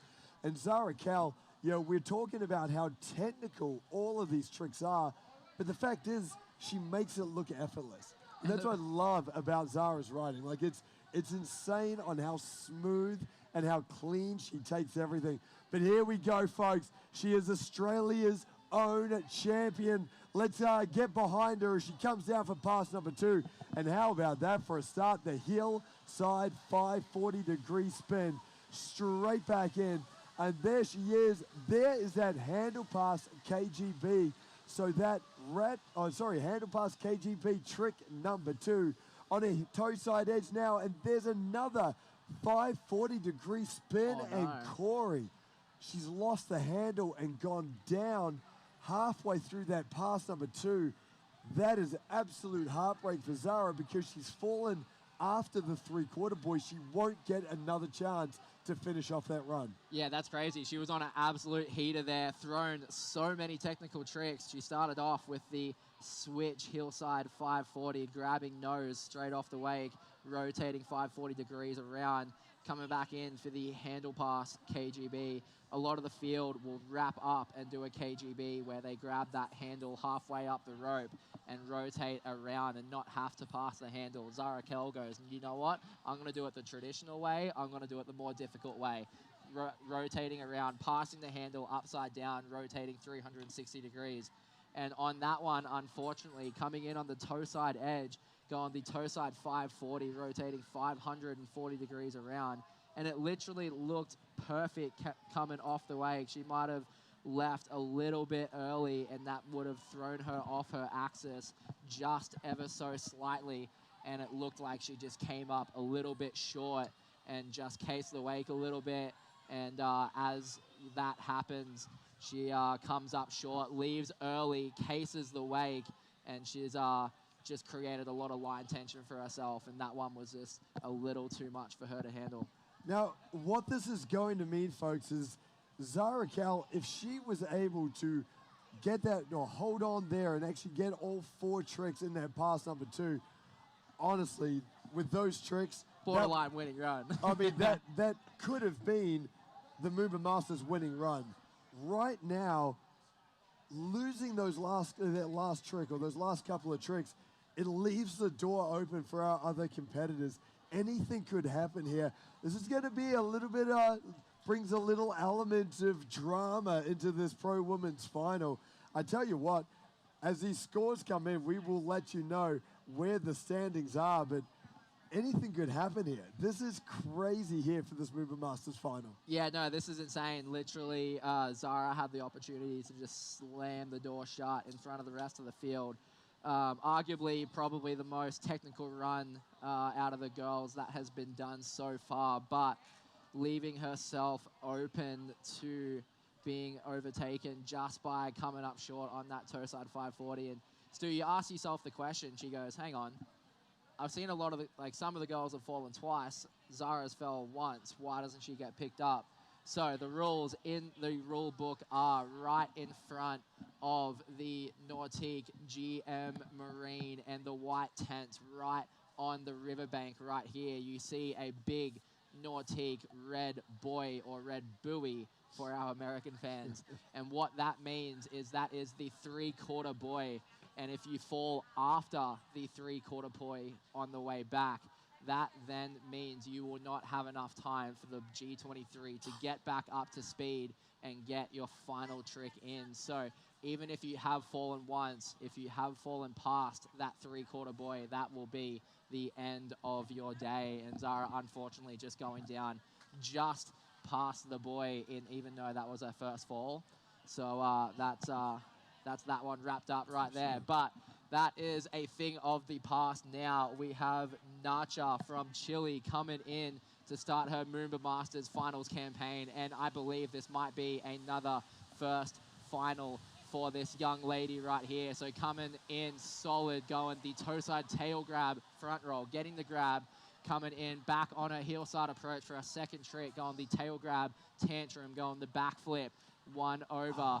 Coming in for a third trick for her first pass, going the Tootsie Roll, going front flip, backside 180, rotating around, passing the handle behind your back. And unfortunately, Nacha just going down on her final trick on the way down of her first pass, which would be her 4th trick, going down on the backside 180. Yeah, really unfortunate there for Nacha Holscher. She's here all the way from Chile in this MOOMBA Masters Women's Final.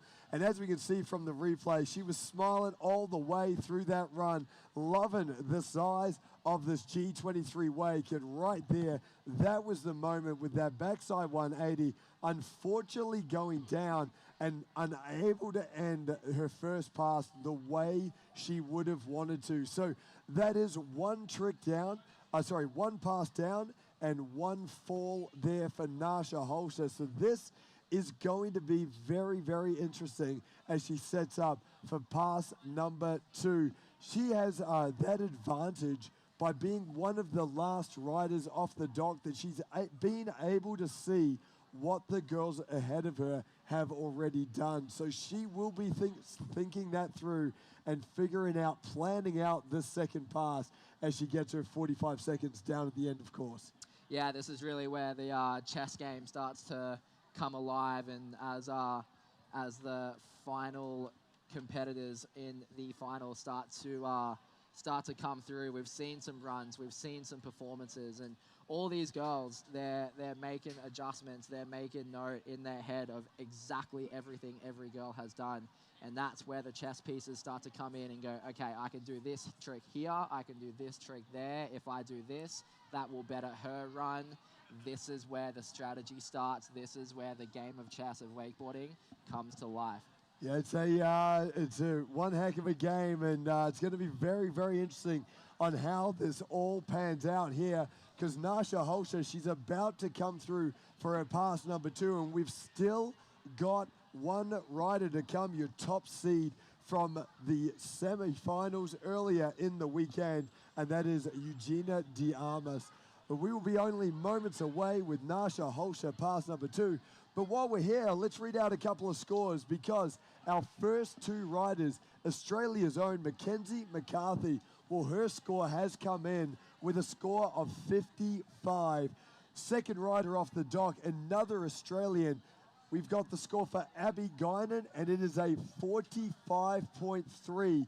And then Hinata Yoshihara and Zara Cal, while the scores are still coming in. So right now, Mackenzie McCarthy with the top score. I think there's every chance that we might find that Zara or Hinata may have overtaken that score. And then we are halfway through with Nasha Holsha. And we're only moments away here, folks. Actually, the G23 is up and on its way. If you have a look down to the city end of the course, this is Chile's own Nasha Holsha, and here we go. It's a hillside approach to start this off, and that is a very nice half cab roll there. As you can see, wrapping that rope up behind herself with that hillside approach, that wrapped KGB. Come on, folks, she's right here in front of you. Let's make some noise for Nasha. She's coming through.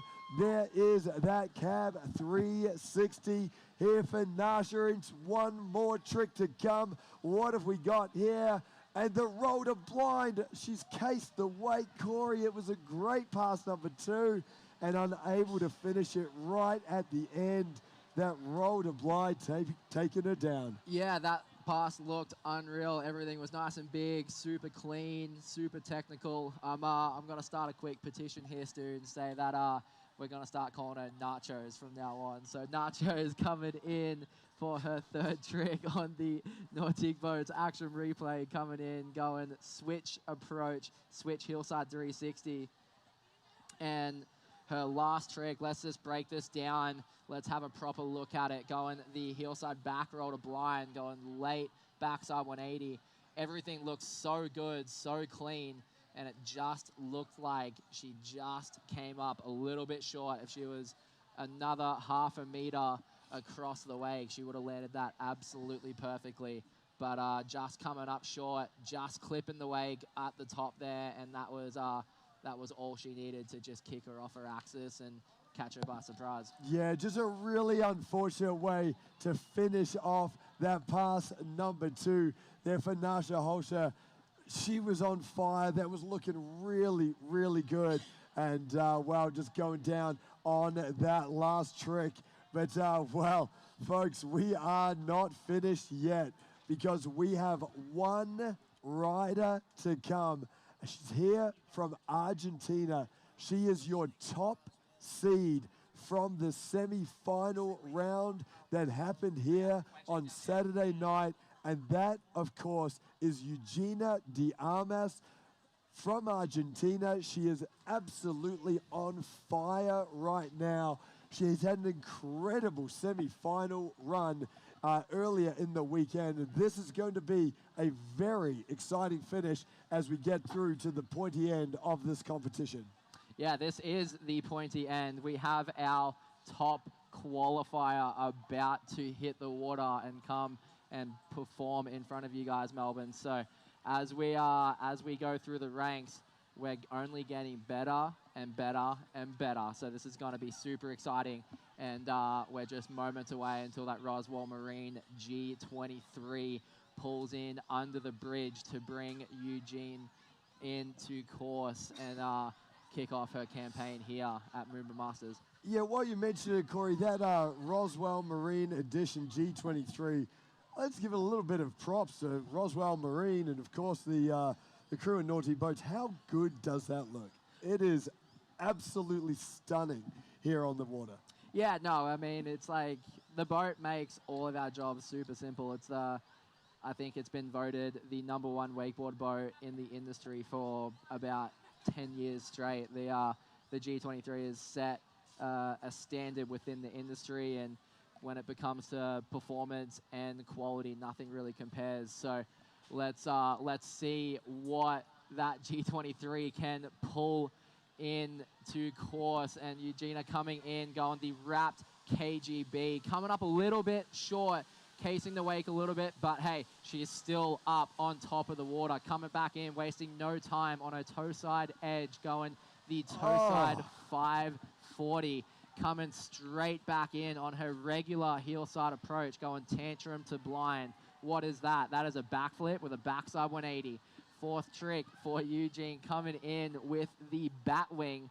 What was that? So she comes in, toe side approach, she throws the board out behind her, grabbing with her backhand in between her feet, usually called an indie grab, and it's more of a style and show off trick. And you know what? She's styling and showing off to the judges that she just threw down an insane first pass. Yeah, she sure did. And what I loved about that one here, folks, was the fact that she came out with a lot of confidence. She almost did come up short on that wrapped KGB, but then just a little bit of a shake of the head, get herself in the good mindset, and she just went from strength to strength to strength from there.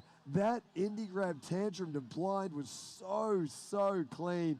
And then, as you mentioned, straight back in, there's the bat wing, really changing things up, and a really diverse first run or first pass for the judges. And they'll be loving to see Eugenia throw those different types of tricks in on that first pass #1. Yeah, I actually really like the way she composed that pass. It had a very, very good mix of tech, spin, and style. But I think the standout for me was that indie tangent the blind, something that not a lot of the rest of the field will do. Definitely something that can catch you off guard if you haven't taken off properly off the top of the wake. You can get pulled over your heels pretty easily on a trick like that, especially landing blind, what we call blind on a wakeboard, which is the handle behind your back and you can't see the water. That's why we call it a blind landing. So very, very technical, and to add it into her pass, not only we've seen some of the rest of the field try backside 180s and gone down on the blind landing, but well, here Eugenia we go, coming folks. in and doing the tantrum to blind. So incredibly, incredibly technical. But Eugene coming in, unfortunately, oh no, she was on an absolute heater starting off her second pass. She wanted the Tootsie roll, toe side front roll, backside 180, passing the handle behind her back, and it almost from the corner of my eye down towards the city end of the course. It almost just looked like she went too big. I'm going to have to take another look at the Nautic Boats action replay to really break down and see what happened, but it looks so good, Stu. Yeah, it really did. And what's going to, that is really going to change things up in this final, because now every one of our competitors has had a fall. So, folks, we are in a very, very interesting position. None of our finalists here tonight, and the pressure at a MOOMBA Masters final, it does do funny things. All of our competitors have now had a fall, which means the judges, they are going to have one heck of a job to separate these ladies for the scores here. Only makes it harder, Oh, that's for sure. man, this is going to be a crazy finish. Well, here we go, folks. We've got Eugenia de Armas from Argentina. She's right here in front of you. Make some noise because she is our last competitor, our top seed in this MOOMBA Masters Women's Final. And there is that hillside 360. She's got, I think, one more trick to come. Will she be able to squeeze it in? There is a Tootsie Roll, and she's gone down. Oh, no. Corey, she's fallen twice on the Tootsie Roll. I don't know what this is going to do. Hard. That makes it so goodness. difficult. I'm so glad I'm not in the boat and I'm up here chatting about everything with you than sitting in the boat and scoring it all. So, but oh my God, she had it. She was on an absolute heater, and just the Tootsie got the best of her today, unfortunately. But Melbourne, that is your finalist for the Pro Women's Final here on the MOOMBA Masters MOOMBA Finals Monday. Clap your hands, make some noise, stomp your feet for all of the pro women's going out there and putting it on the line for your entertainment, Melbourne. Yeah, incredible riding there, and man, what a pressure cooker of a competition that was. Corey, I tell you, from the commentary booth here, I have no idea how the judges are going to call that one. That is going to come down to absolute millimeters, how long they held the grab. I tell you what, there is a couple of judges sitting in that G23 sweating bullets right now because there is nothing separating our competitors here tonight. I know, that's why I'm stoked to be up here chatting it up with you, Stu, and talking to all of you beautiful Melbourne fans rather than sitting in the boat and dissecting these runs. They're going to be looking at absolutely everything. So if we're kind of breaking it all apart, every girl had a fall. A lot of the girls had the same amount of tricks. A lot of them had very similar tricks. So this is going to be a contest of who grabbed everything cleanly, who stuck everything cleanly and landed with everything perfectly. And dude, this is a game of fine margins, dude. This is going to be insane. Like, I'm excited for these results. Yeah, this is going to be very, very tight here, folks. And if you are here on the banks of the Yarra River or following along at home in the live webcast, I would definitely suggest downloading the Rideline app from the WWA. Head to the MOOMBA Masters section there and to the Pro Women's, and keep on refreshing it because these results will be coming in very, very soon, and it is going to be very, very tight. But folks, that is going to bring us to the end of our MOOMBA Masters wakeboarding competition. A big congratulations to all of our pro women and our pro men. Corey, it was an insane competition, such a close competition earlier on today in the pro men's. We've seen the same type of competition out here in the pro women's, where the level has just been so high and there has been nothing to separate our competitors. It just shows how competitive wakeboarding is out there and how close everybody is. Yeah, they are. They definitely compare. They say racing is a game of inches. Football is a game of inches. Rugby league is a game of inches. But you know what? Wakeboarding is a game of inches too. This is going to be so unbelievably close with literally the entire field. So this is going to be an exciting one. So stay tuned for the results. While we're waiting for these results here, folks, there is going to be just a short transit on the river, and then we will be getting in to our ski show as well. So a lot more action still to come here on this, end of our MOOMBA Monday. We've got a couple of ski shows still to come, and then we have, of course, the incredible night jump competition. Corey, have you seen night jump so far this weekend at MOOMBA Masters? 100%. I've been down front and center right on the bank watching it. It's the standout of MOOMBA. Literally, these guys and girls are going out in the middle of the night, jumping as far as they can. And from someone that has a bit of experience of competing here at night under the lights here on the Yarra River, to put it into perspective, like when specifically for wakeboarding, when you are riding during the day, usually you're flipping and rotating so quickly that you can't get your bearings super clearly. So what usually happens is bright is up, dark is down. So like when you're rotating, that's kind of how you get your aerial awareness and your bearings in the air.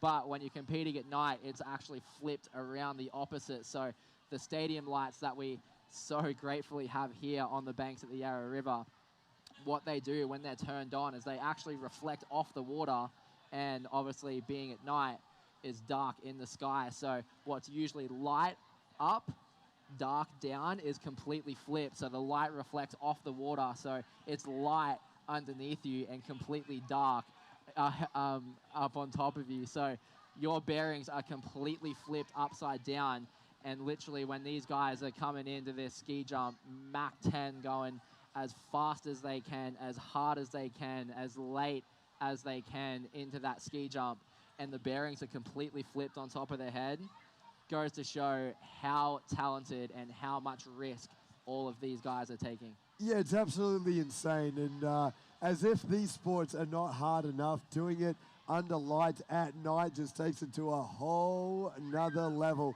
So folks, do not miss the night jump final here tonight. It is going to be absolutely incredible.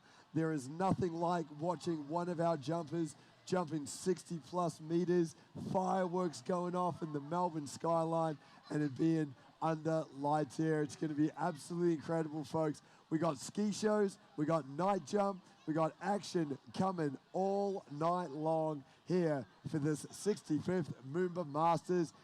And well, Corey, we're still waiting on a few scores, so we're going to give our judges just a little bit of time here to put these scores together, and then we will be announcing those results as we do the presentations. But Corey, thank you once again for joining us at the commentary for the MOOMBA Masters Pro Women's Final. It is so great having you here, giving that rider's perspective, taking us through those tricks, and well, I tell you what, great to be here with you, and mate, hopefully see you back for another MOOMBA Masters in 12 months' time. Of course, I will definitely be back in 12 months' time. So thank you so much, Stu, for having me. Huge shout out to Nautique Boats for putting this on.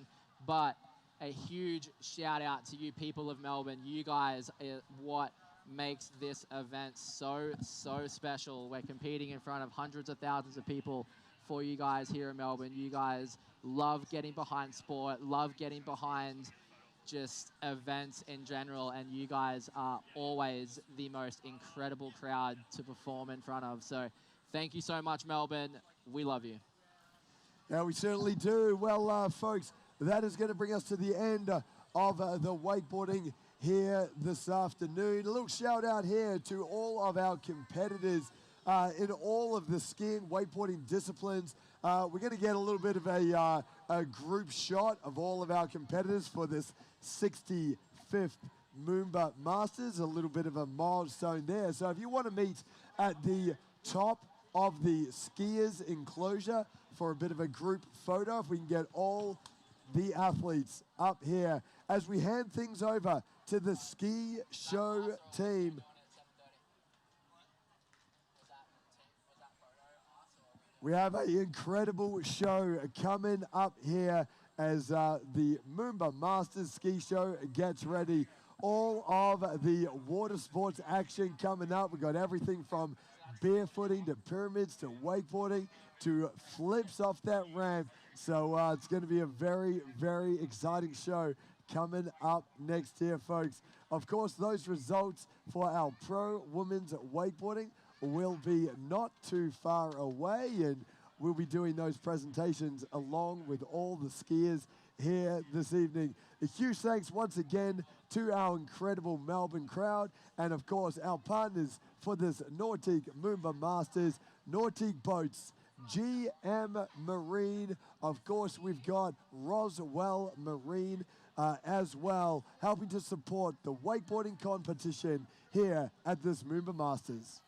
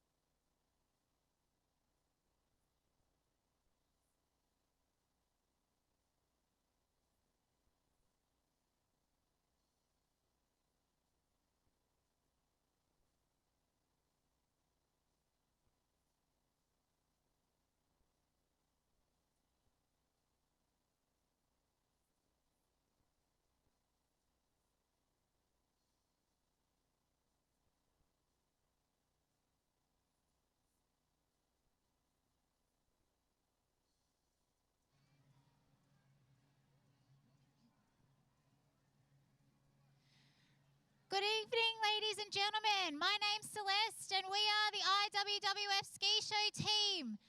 We're really looking forward to our show this evening, and if you look towards the Swan Street Bridge, our first act is making their way through. These are our barefooters. That's right, no skis, just their bare feet going at up to speeds of 75 kilometres an hour. So as they come past, please give them a huge round of applause.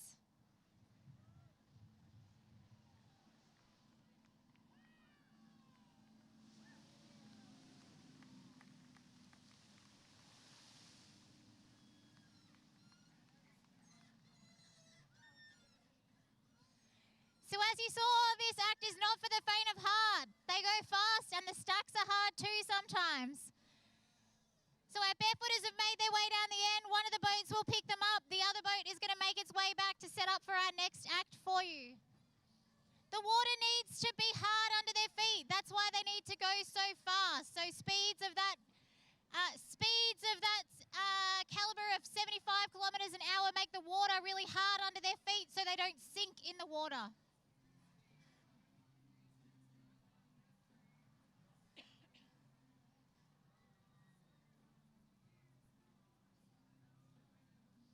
What a beautiful evening it is in the best city in the world, Melbourne. I hope you've all enjoyed a long weekend, and it's great to be here for our final show at MOOMBA. We've had the absolute privilege of skiing this entire weekend, and we're very lucky and want to thank the VWSA for hosting this event and inviting us along.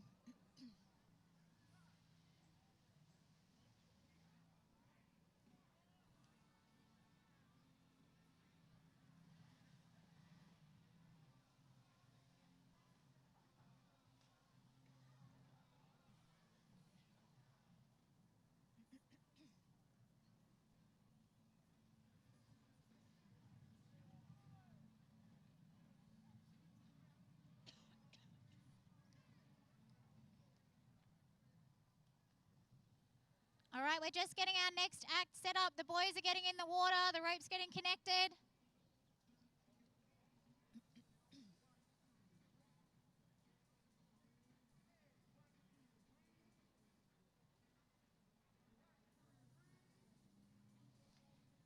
And they're off. So the boys are going to go down to the Swan Street Bridge end. They're going to turn around, and they are going to show you what they do in their unders line. So you may have seen they all have different length ropes behind the boat. This allows them to duck and weave, crisscross. Someone will raise their rope up and another one will duck underneath.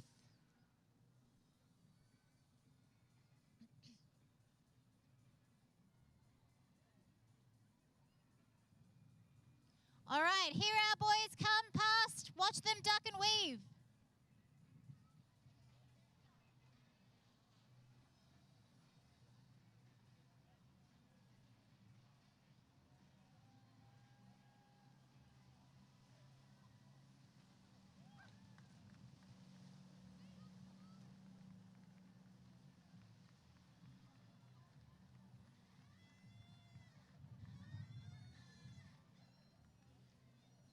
So this act requires fast thinking and decision making and lots of communication between the team because everything happens so fast. So the boys are going to turn around at the city end and they're going to make their way back.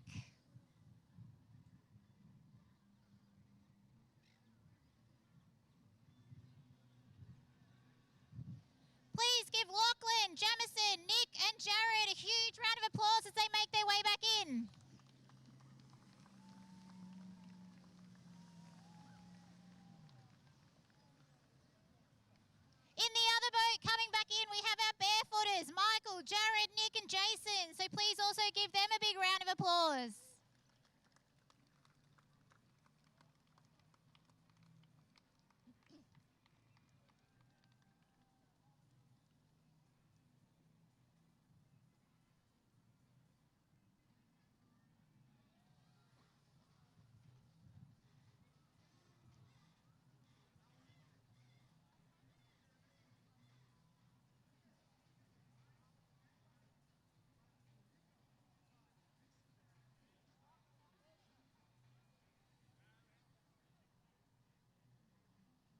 We're getting our next lot of ropes connected in this particular boat, and we're in for a little bit of change of pace here. We have our ballet line about to take off from the dock.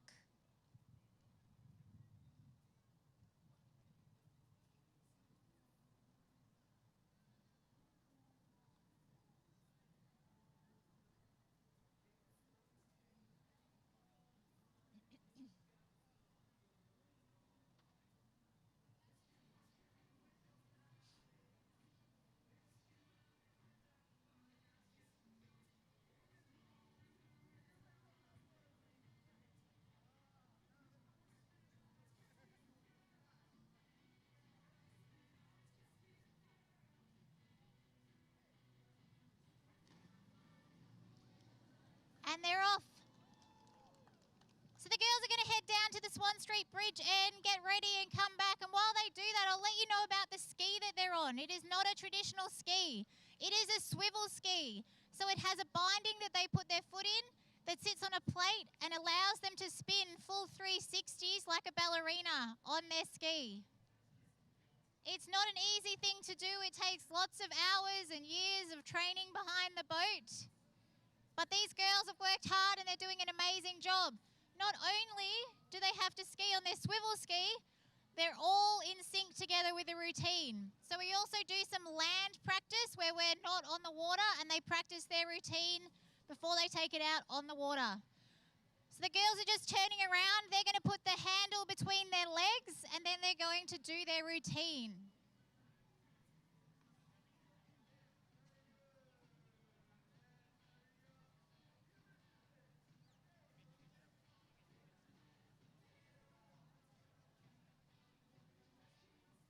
All right, here comes our ballet line. So make sure you let them know they're doing an awesome job as they come past.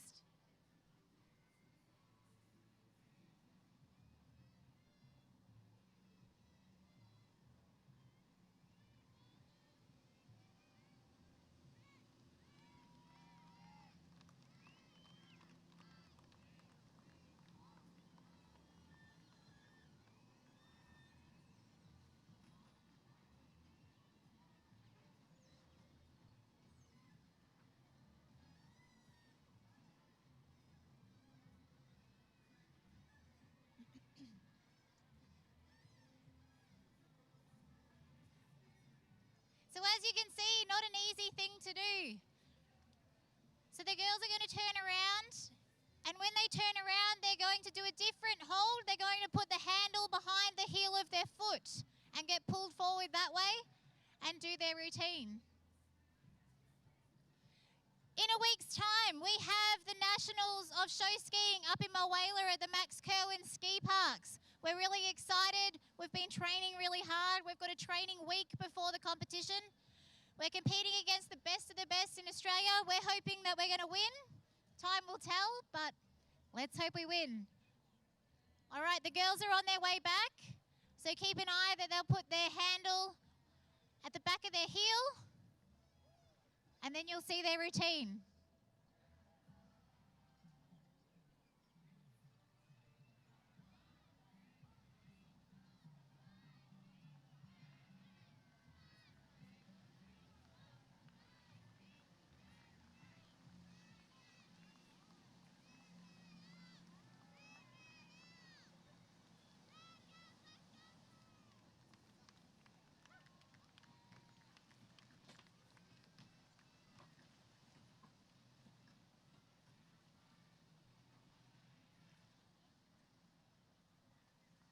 I mean, some people struggle to stand on one foot for that long and they're not even behind the boat being towed. So they've done an amazing job.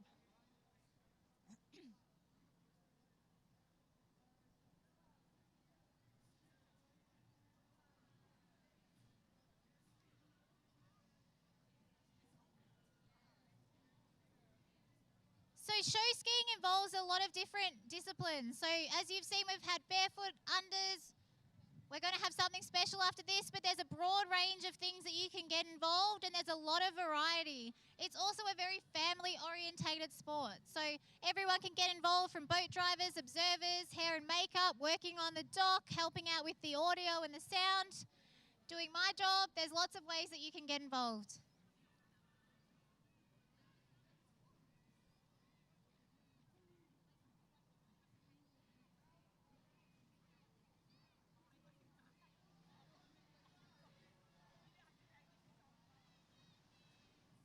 please welcome back our beautiful ballet line.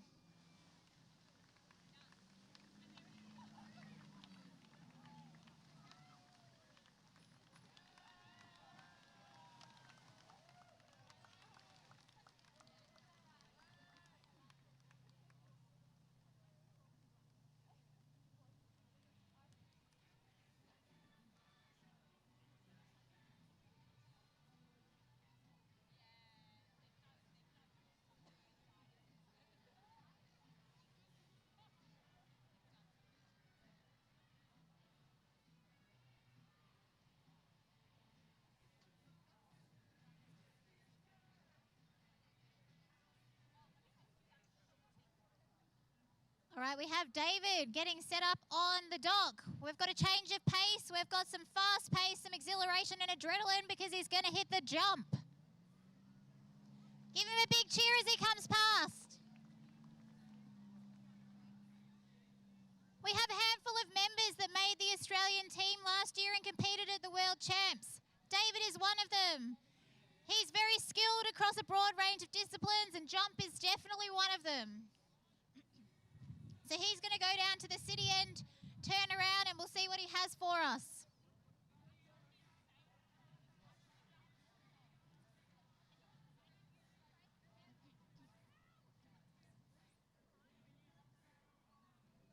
All right, he's on his way back. Definitely need a huge cheer as he hits that jump. All right, he's going to do a heli.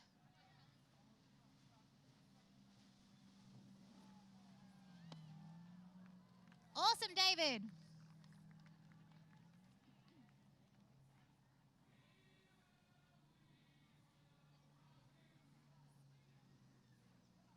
You want one more? He's got one more.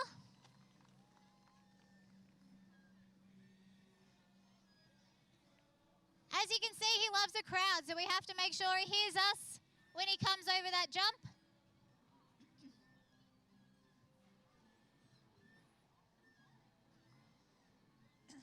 And how good do our beautiful Nautique boats look with their GM engines? I don't know about you, which do you prefer, the teal colour or the navy blue? I think I prefer that colour, but some like the navy blue. All right, I can see David heading back.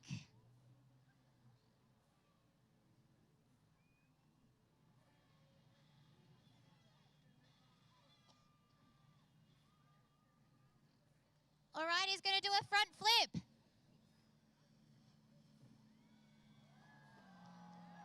Yeah.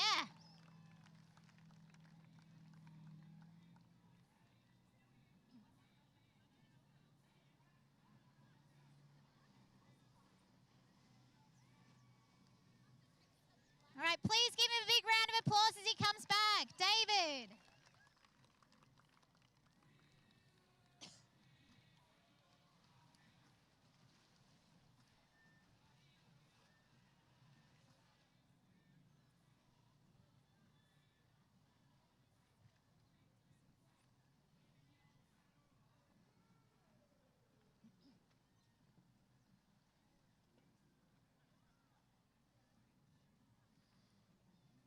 All right, we've got Rach and Caitlin heading out for some synchronized swivel, so you'll get to see all that they can do on their swivel skis.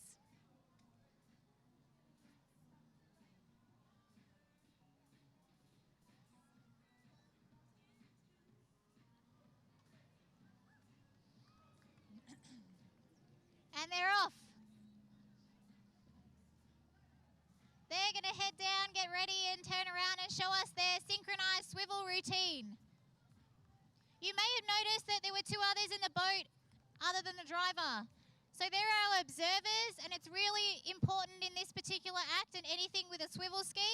So the girls' ropes are hooked into a quick release with a pin so that if they fall and their handle's around their arm or their leg and they fall, the observer will pull the pin so they're not dragged through the water because they can't let go of their handle. So it's a safety mechanism and it's a really key role. So those observers are watching really, really closely in case they do fall and have to pull the pin.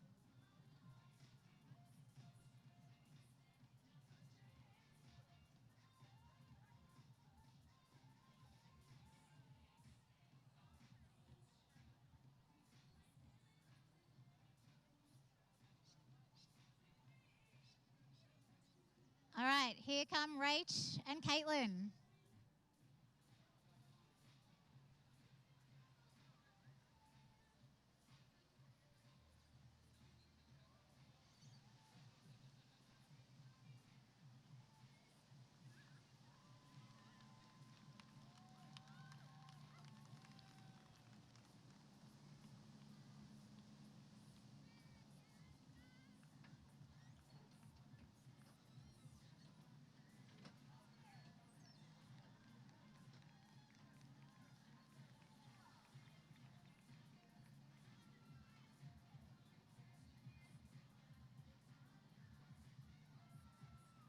So definitely not an easy thing to do. They've got to keep their ski straight, but then they're also turning around.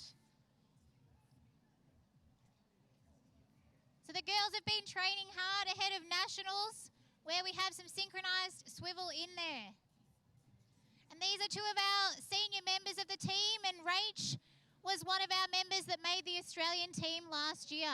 So we're really privileged to have a handful of those team members that compete at that high level.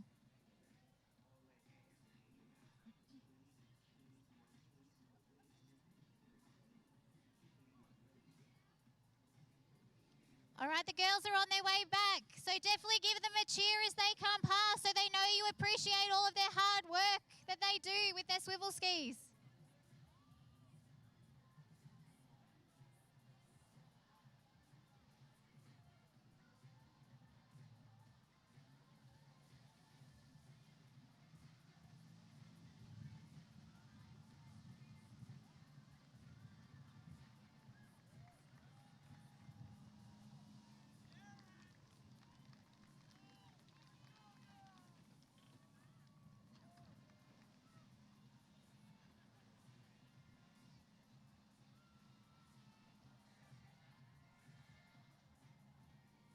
So Caitlin gave us a wave. She was okay, and we're just picking her up and bringing her back to the dock.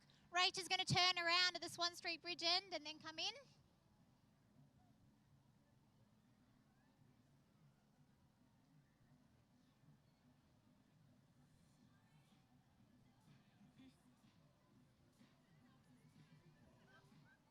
And if you do like what show skiing has to offer and you do like all of this variety, definitely head on over to Southern Waters Ski Show Team on Facebook or Instagram and give them a like. And you can see where their shows are, what they're performing. If you're up in Moala coming up, then you can drop in and see us at Nationals.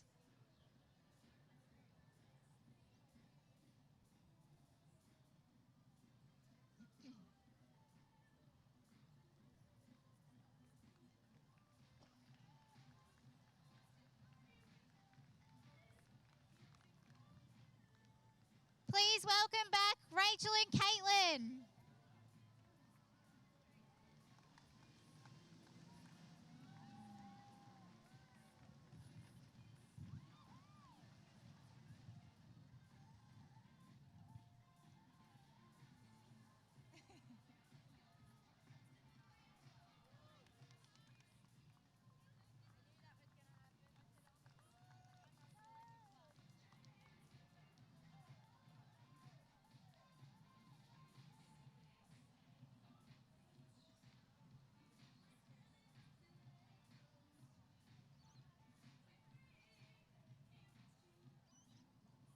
All right, our next act is hooked up. They're getting ready to get set up on the dock.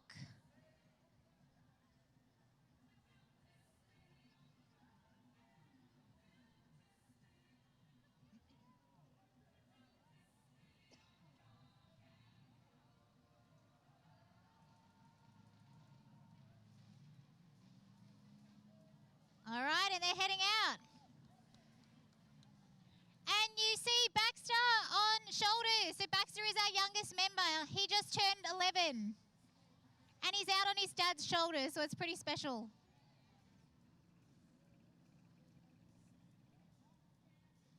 All right, so they're going to turn around. And then you'll see Baxter do some climbing.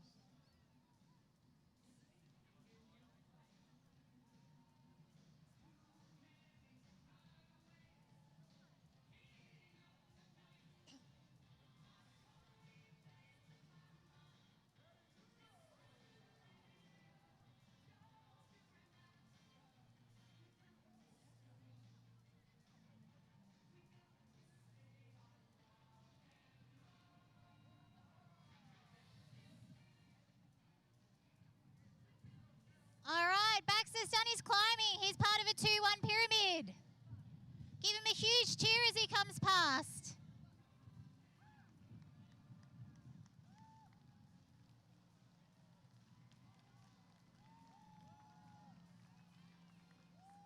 And the other boys have the MOOMBA flag, the IWWF flag, and our sponsor, Advanced Security, out there.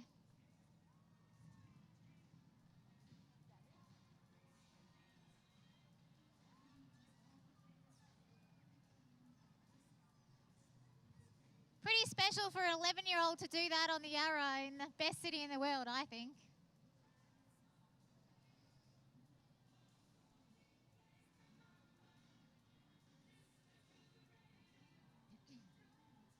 All right, Baxter's made his way down. They're turning around. They're on their way in. If they come past you, down there, give them a big cheer as they're making their way in.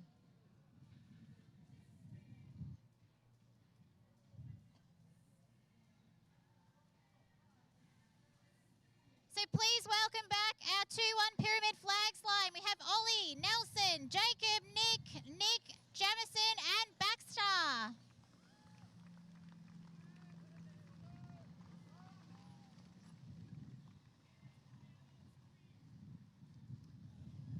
All right, there's just a very short transit break, and then we'll be back straight after that. So definitely stick around.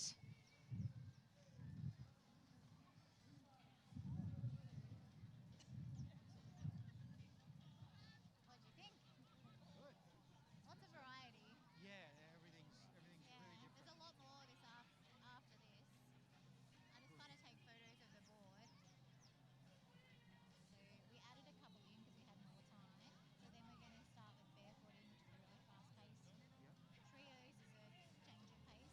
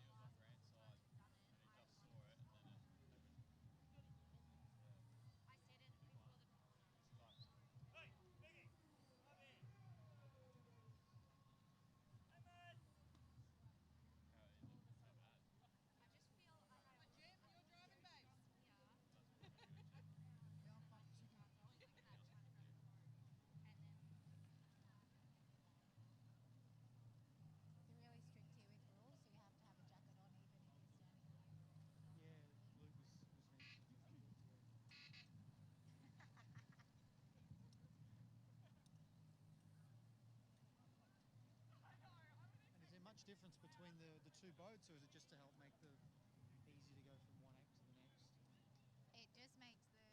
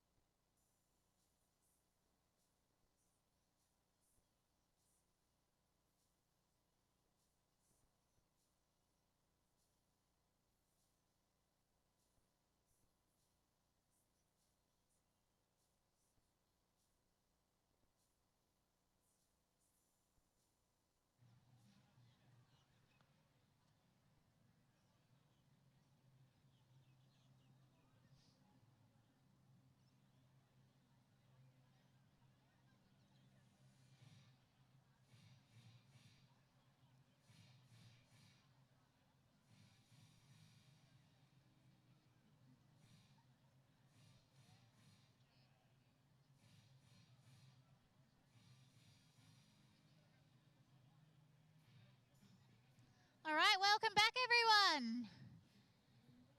We have our first act for this second half of our show heading our way. The skiers are about to head under the Swan Street Bridge, and we have our barefoot line again. So watch this fast-paced, full throttle. Get your adrenaline going. We have 5 skiers behind the 2 boats, so give them a huge cheer as they come past.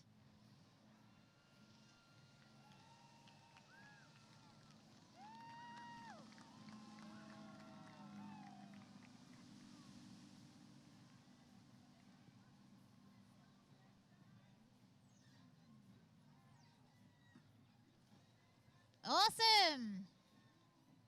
All right, so the boats are going to turn around. One will pick up the skiers. The other one will come back to get set up for the next act. Something's pretty special in that particular act. We have Rach, our only girl barefooter. And that's pretty special because it's a pretty hardcore act to do. And we also have Lachlan, who is just 14. And this is his first MOOMBA behind the boat barefooting.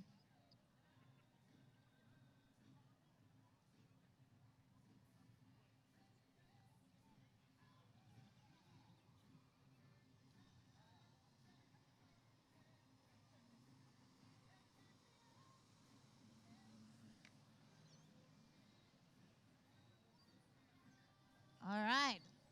We have one of our beautiful Nautique boats coming in to pick up our next act and get ready.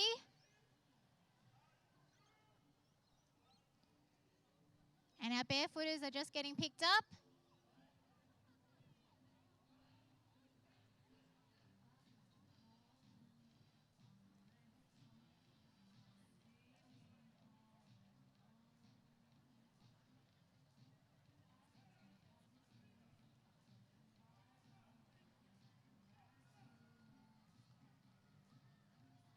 Great to hear the love that our barefooters are getting as they're making their way back.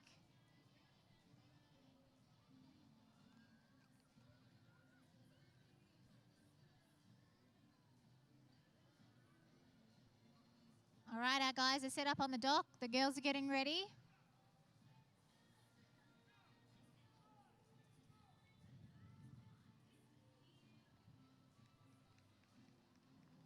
And they're off. While they're heading down the end to get ready, please welcome back Nelson, Rach, David, Lachlan, and Ollie, our barefooters.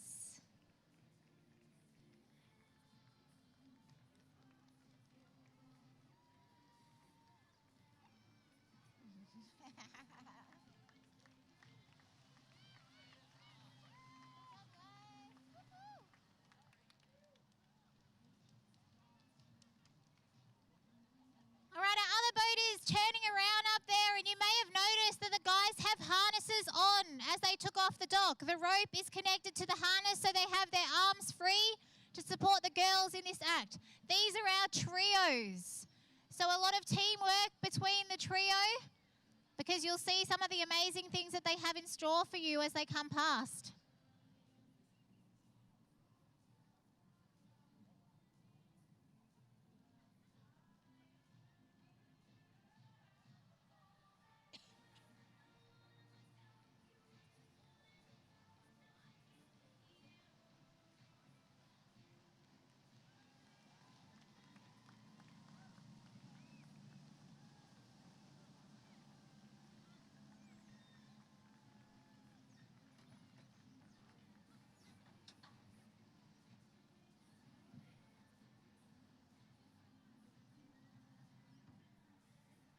So a lot of strength and stability required for the boys who are skiing but being pulled by the line that's around their waist with their harness, and then helping support the girls in their move and also the boys together, making sure they're solid to support the girl on the top.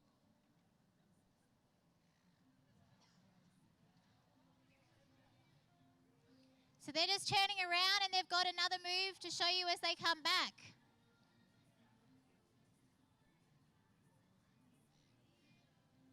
What a beautiful evening it is on the last day of the MOOMBA Festival. All right, here come our trios.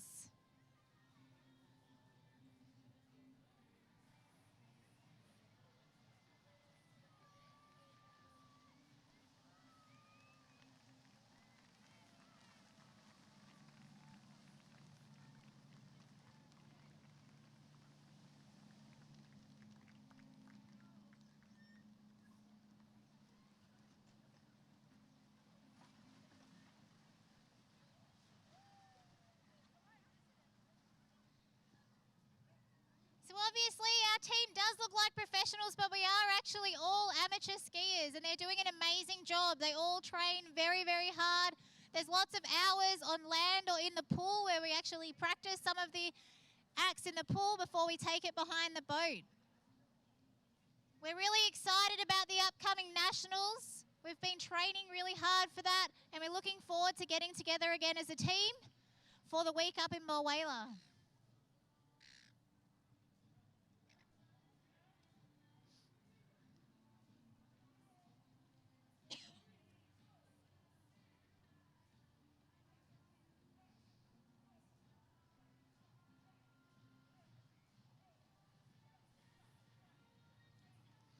Please give a big round of applause for our trios as they return to the dock.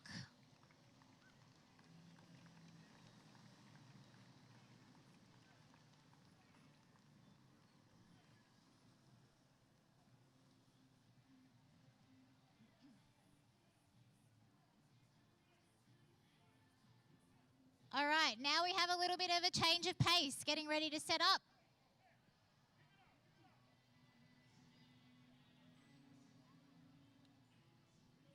So we have Nelson, Ollie and David getting ready to go out for ATB or around the boat. So this is a fast-paced act full of adrenaline and exhilaration, and the key thing is to watch the driver. He will give a signal to the skiers.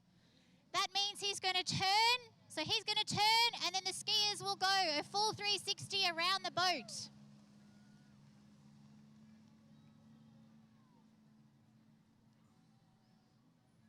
There's the signal.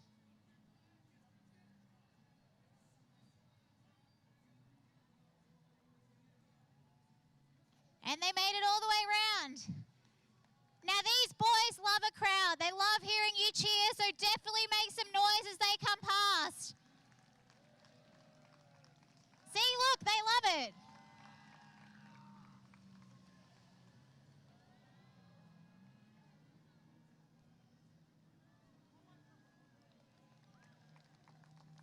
Yeah. You want another one?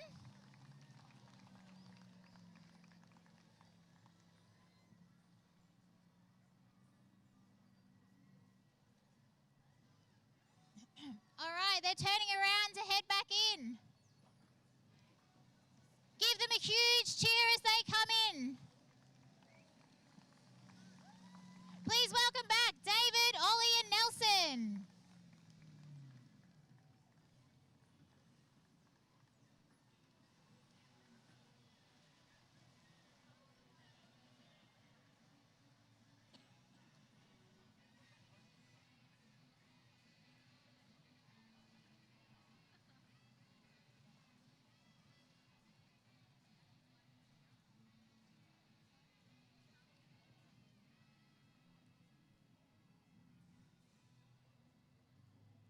All right, we're bringing out our swivel ski girls again to show you what they've got.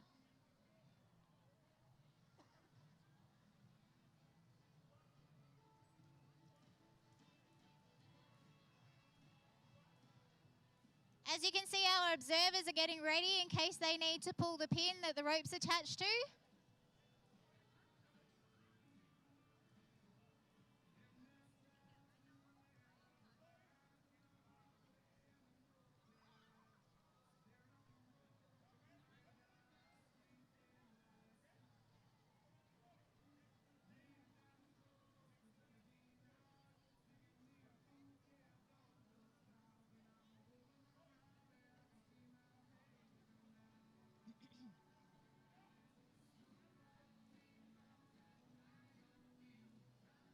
All right, let's watch the girls take off.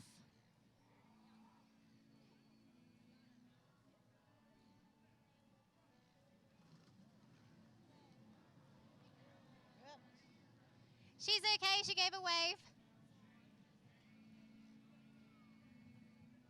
All right, so this is our swivel toe line. So the girls are going to go down the end, get set up, and when they come back, they're going to put the handle on their toe, and they're going to turn around 180 and face backwards while they're being pulled forward by the boat.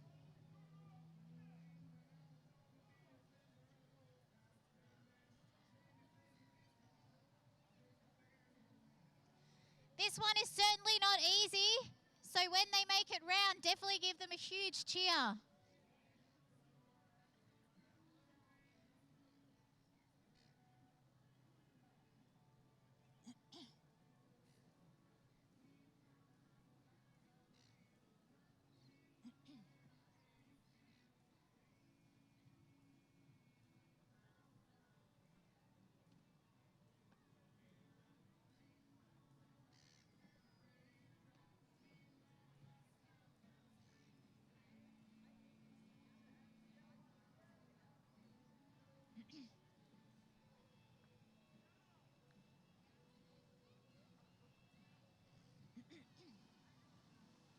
So they've got their handle in their foot ready.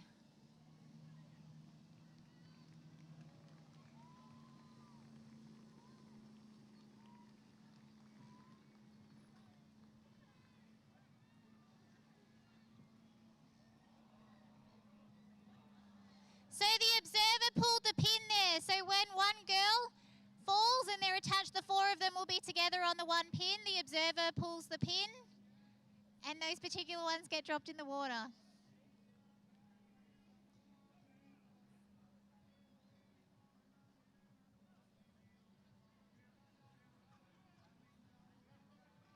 So once again, I'd like to thank the VWSA for hosting this event and inviting us to ski. It's such a privilege to be here and such a privilege to ski here across all of the days at MOOMBA.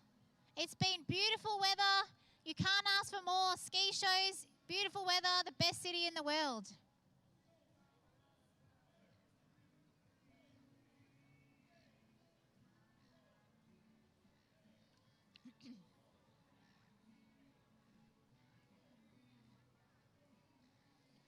All right, here come our girls back.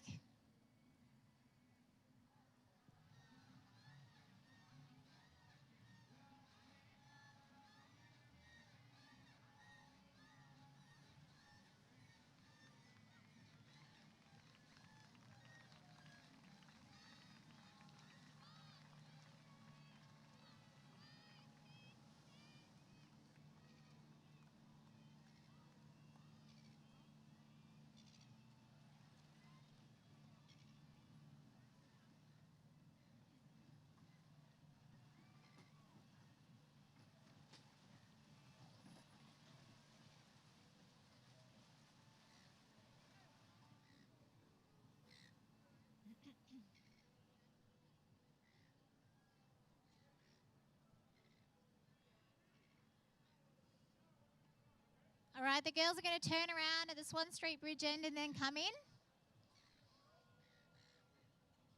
And while they do that, if you like show skiing and what you see with all of the variety of different acts, definitely head over to Southern Waters Ski Show team on Facebook or Instagram and give them a like and keep up to date when you can see community shows. And here are some of our girls in our pickup boat.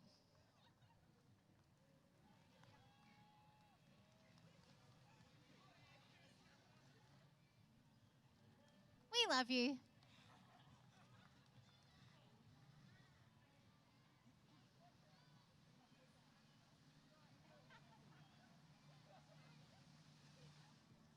Please welcome back our swivel tow line.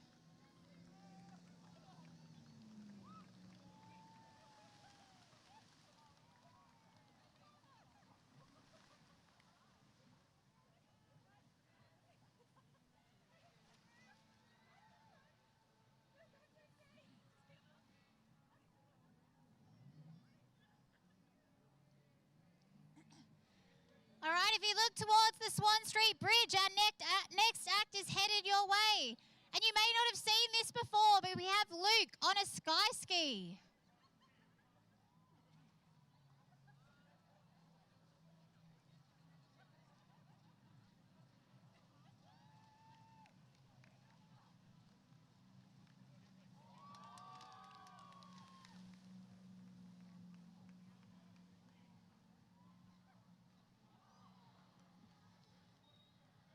It's always a crowd favorite. So it's a hydrofoil and it's like riding a bull, he tells me. Luke is one of our members that made the Australian team. He is also a very skilled skier, from doing pyramids to doubles to barefooting to sky ski. He's very accomplished and we're very lucky to have him in the team. He's making his way back, so definitely give him a huge cheer when he does his flips.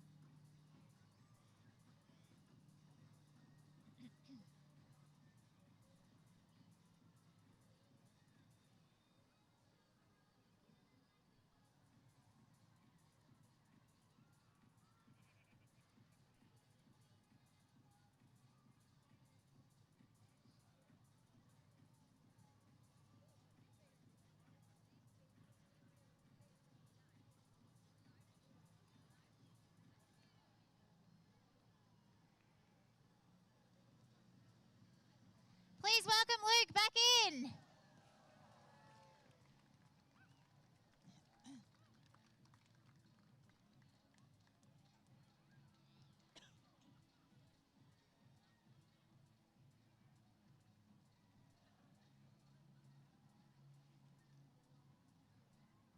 While they're in front of you, definitely check out our beautiful Nautique boats. We're definitely very blessed to be able to ski behind them and train with them because they are stunning boats and we love them.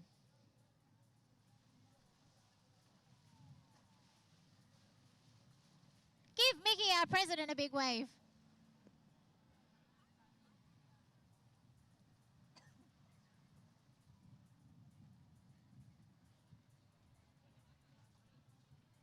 We're just going to get our next act set up on the dock.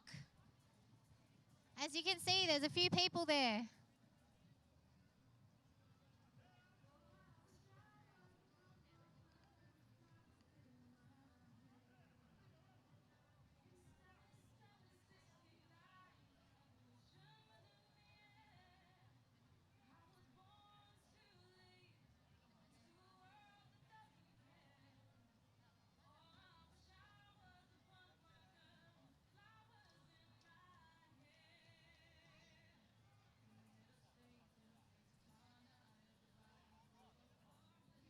All right.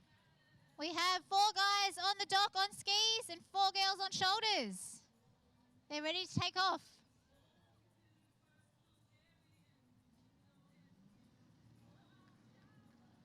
And they're off. So this particular act is called our conventionals doubles. So they're going to head down to the end of the bridge. They'll turn around and then you'll see some beautiful teamwork together in their doubles couples.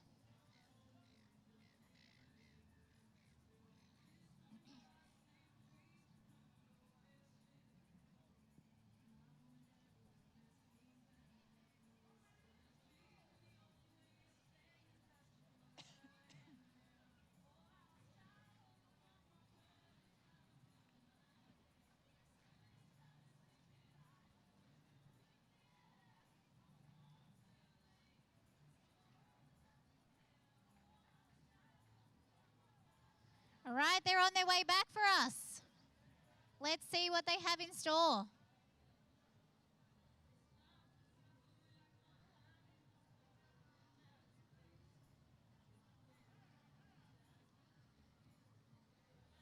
So they're doing a layback.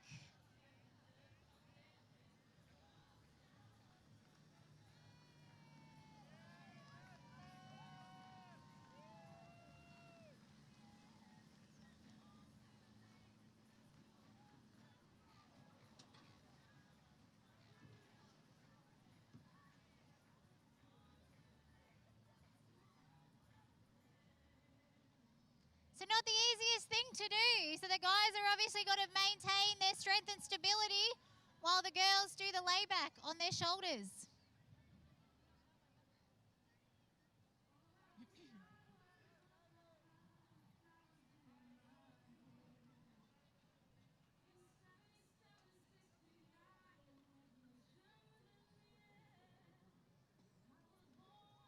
right, they're turning around and heading back.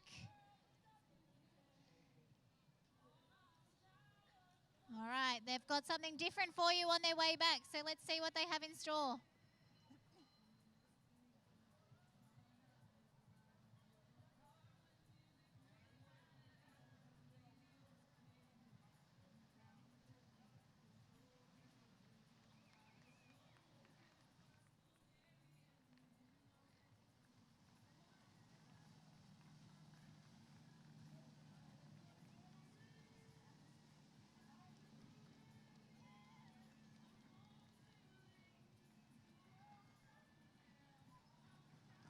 Beautiful backdrop to be skiing with the city behind.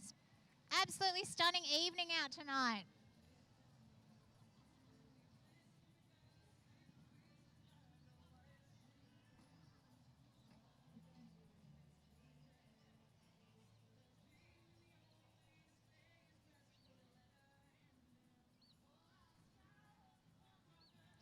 All right, as they're turning around, you might see someone on the dock that you've seen before. We thought you liked the jump before, so we thought we'd send David out again. So he's getting ready to go out after our con doubles are finished.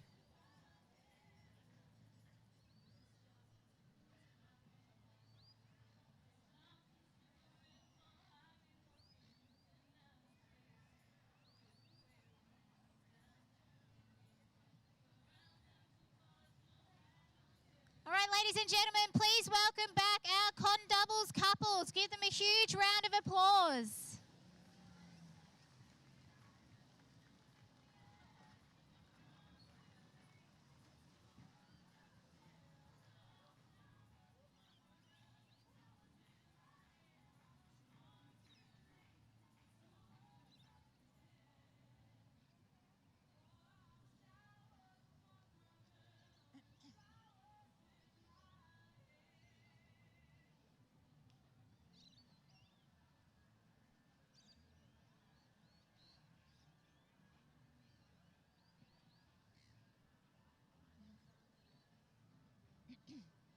All right, we're welcoming David back. He's going to hit the jump. We need every bit of noise you have for him to celebrate him.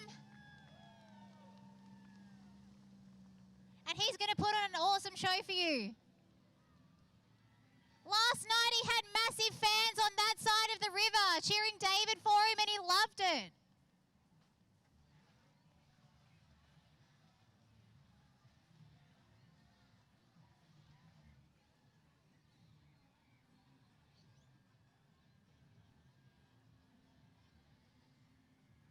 All right, I can see him coming back.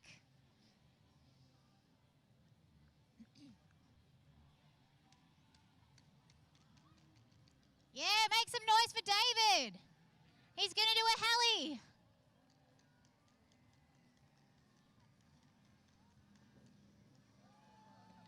Yeah.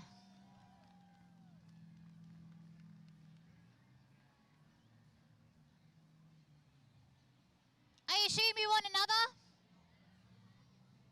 All right, well, we need a little more noise for David.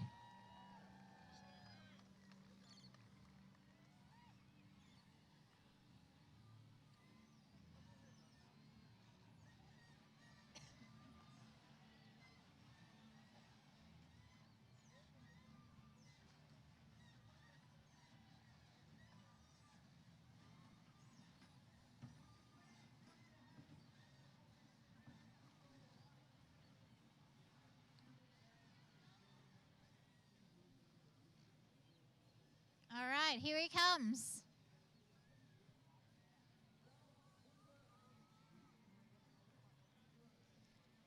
He's going to go for a front flip.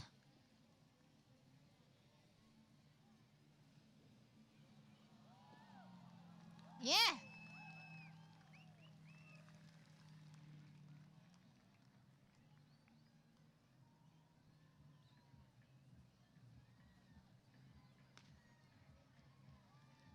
You guys want third time lucky?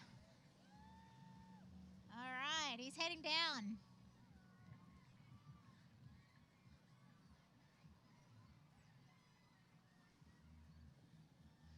Well David's heading down the city end, we've got our final act for this evening on the dock.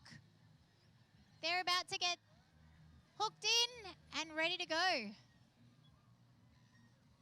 We always have something very special for our final act, and we have that again tonight for you.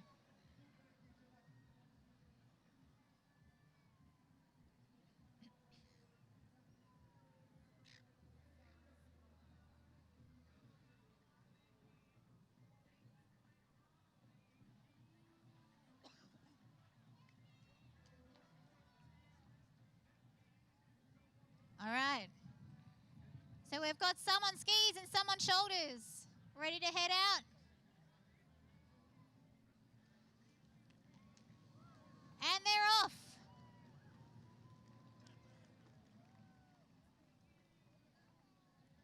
This final act takes a little bit of time and space to get ready.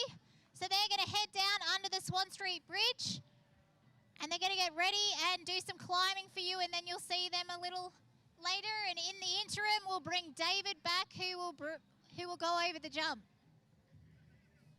All of our climbing acts we practice in the pool. So we get the team together in the pool and practice all of that together as a team, so we are safe before we take it behind the boat.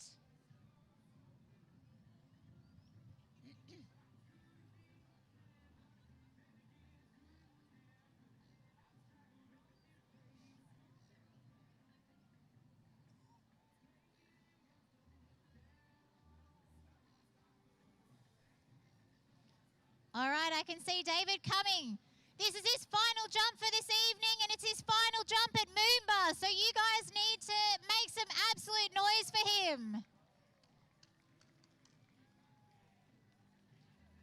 And he's going to do a front flip.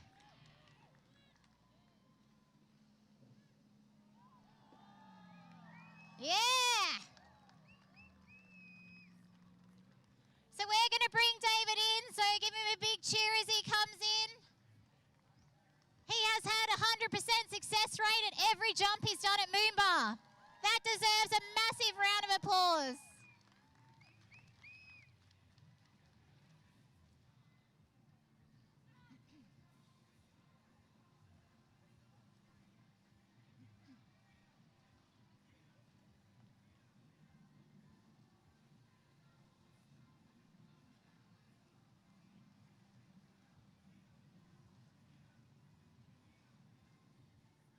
All right, ladies and gentlemen, if you look towards the Swan Street Bridge, our final act is heading your way. And they've got something special, as you can see, with them.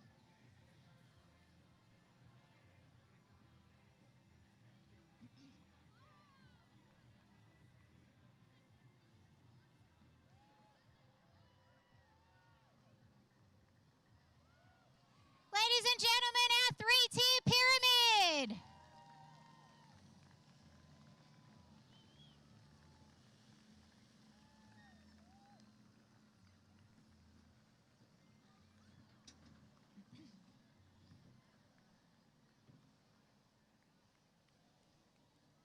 All right, they're making their way down safely. They'll turn around and come on in.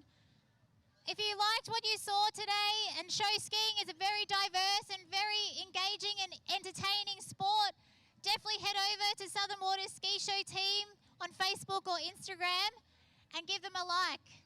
Then you can keep up to date with what's going on. We're really looking forward to competing at the upcoming Nationals in a week's time. We've got a great show, and we're hoping we're going to win. Our final pyramid are making their way back in, so when they pass you, definitely give them a huge cheer. While they're making their way back in, I'd like to thank our boat drivers, Mickey and Grant. I'd like to thank all the skiers that played the observer role in both boats. I'd like to thank our pickup boat drivers, Russell and Josh. I'd like to thank Andre, our muscle man on the dock. We have Andrea on sound. We have Dean, our show director.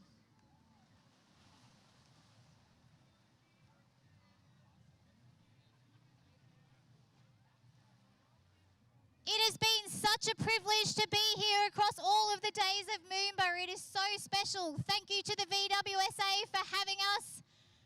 We hope you've enjoyed all of our shows. If you've come down before today, please put your biggest round of applause together for the IWWF Ski Show team.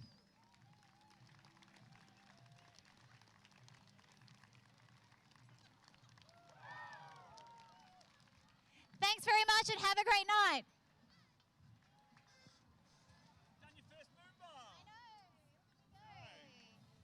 I definitely got better as it went along.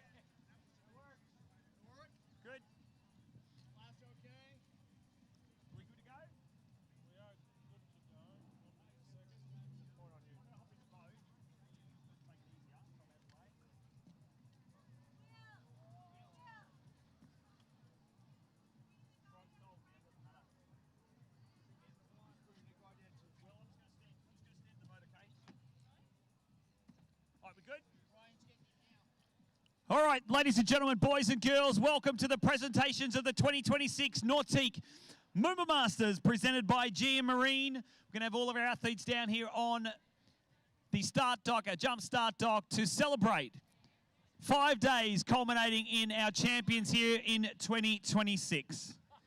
Big thank you to all the judges and officials who have helped put on the 2026 event. And our first presenter tonight is Wayne Bryant, Tournament Director of the MOOMBA Masters. Please, ladies and gentlemen, put your hands together, please, for Wayne Bryant.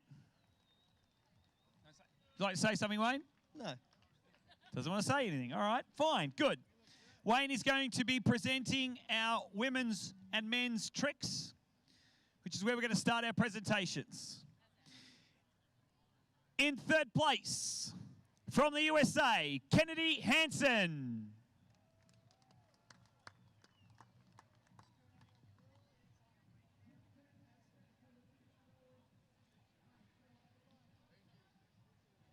In second place, Team Nautique athlete, Neely Ross. And with a new MOOMBA Masters course record with 10,930 points, the 2026 Women's Trick Champion, Team Nautique athlete from the USA, Erica Lang.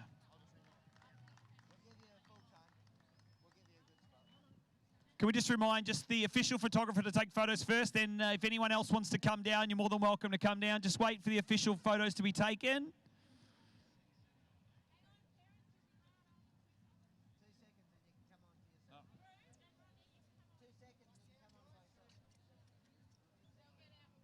Great work from the ladies.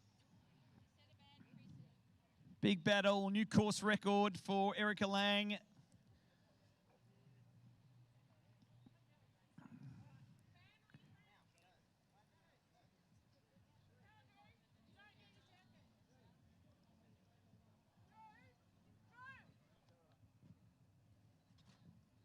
Ladies and gentlemen, please put your hands together for our Women's Trick Champions for 2026.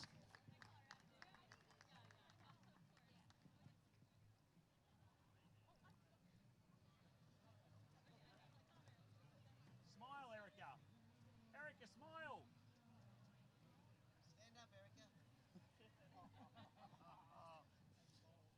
Well done, ladies. Put your hands together again, please, for our Women's Trick Champions.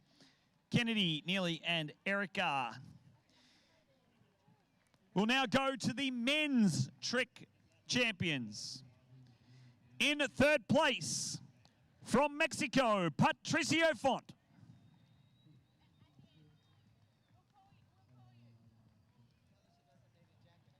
In second place, from the USA, Jake Abelson.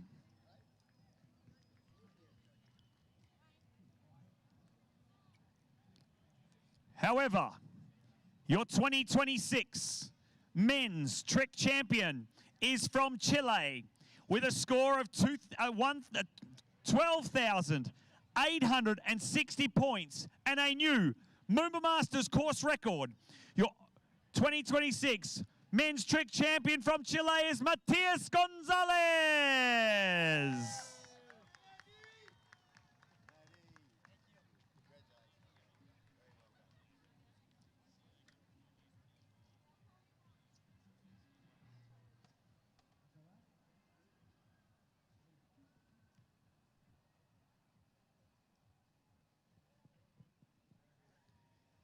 Great work, gents. Highly anticipated, the men's tricks, and it will be for a long, long time.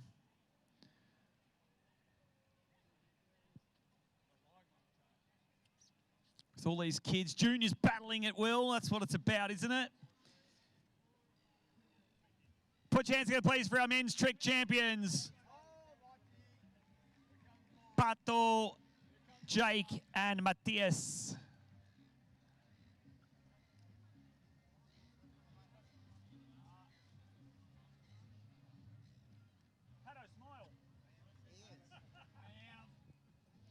Well done, gents. I'd now like to call upon, big thank you to Wayne Bryant first, All your hard work and dedication to the event doesn't go unnoticed with everyone here, from all the athletes and all the officials. I'd now like to call upon Brian Sullivan, the Vice President of Marketing at Nautique Boat Company, to present our slalom, men's and women's slalom. And Brian would like to say a few words. I just want to thank everybody. Sorry, I'm losing my voice. I want to thank everybody here at the MOOMBA Festival for putting this great event on. I want to thank Darren Robertson and his crew on putting on another great MOOMBA Masters. I want to thank the city of Melbourne for everything they do to support our sport. And we look forward to being back here next year. Thank you very much, Brian. Without the boats and without the support of Nautique, these events don't go on. Ladies and gentlemen, please put your hands together for Brian Sullivan from Nautique. We're going to go with women's slalom. In third place from the USA, Kennedy Hansen.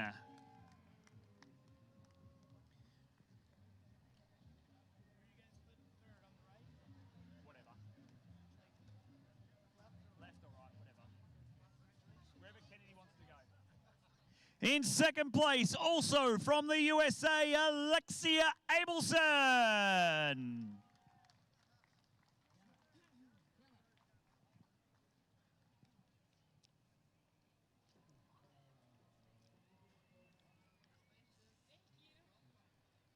And with a score of 1 on the 10.75 metre line, your 2026 MOOMBA Masters Women's Slalom Champion is Team Nautique athlete from the USA, Regina Jaquez.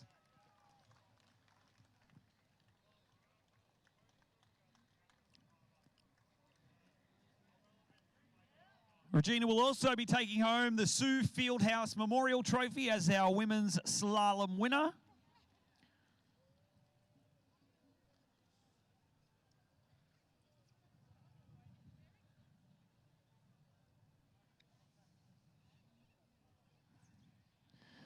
Great work, ladies.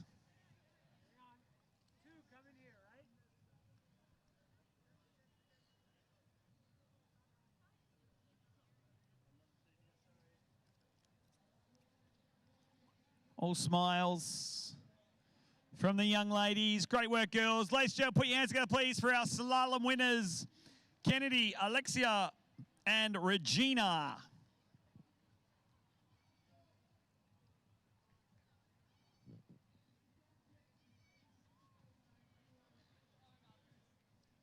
Well done, ladies. We will now go to men's slalom, and a battle that it was in the final. In third place from Great Britain, Freddie, winner.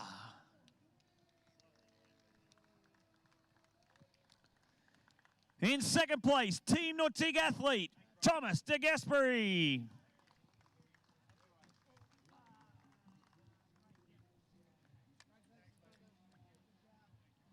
But your 2026 men's slalom champion with a score of 3.5 at 10.75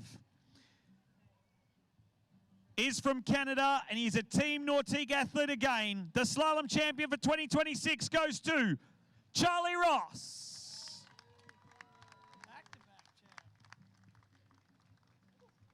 Ooh. Of course, Charlie winning it in 2025, going back to back.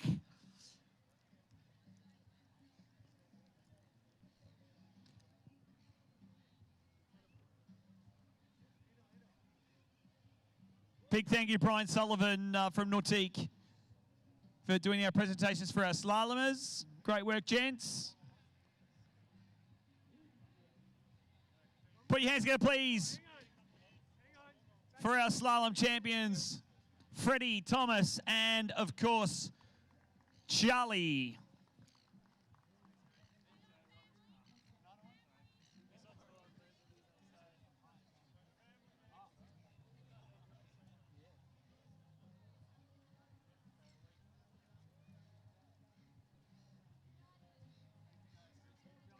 Great work. We would now like to do the women's and men's jump. Can we please call our president of Roswell Marine, Robert Roswell, to make the presentations for our women's and men's jump. Big hand for Rob. Say a few words, mate.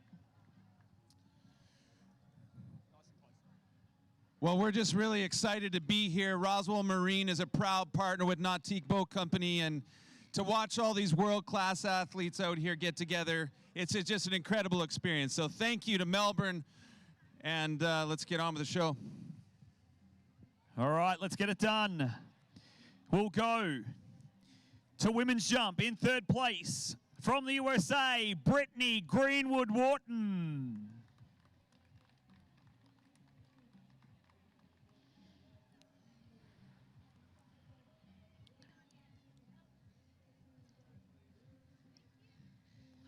In second place, Team Nautique athlete from the USA, Regina Jaquez.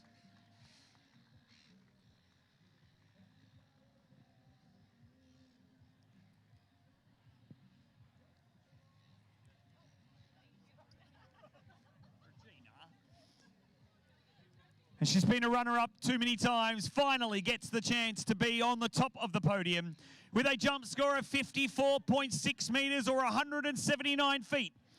Your 2026 MOOMBA Masters Women's Jump Champion from the USA, Sasha Danishevskaya.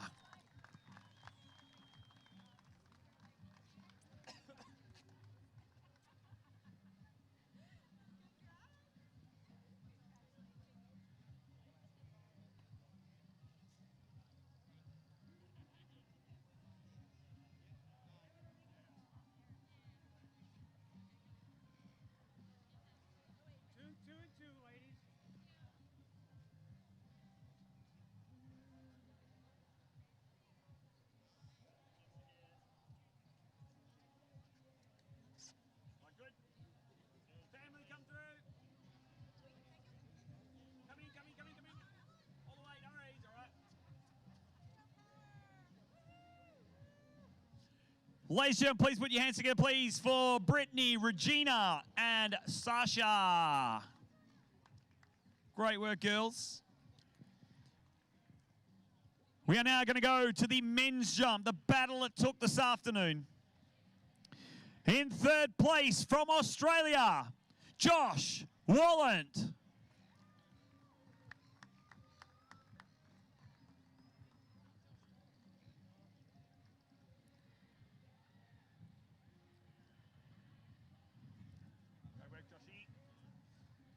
In second place from Great Britain, Joel Poland.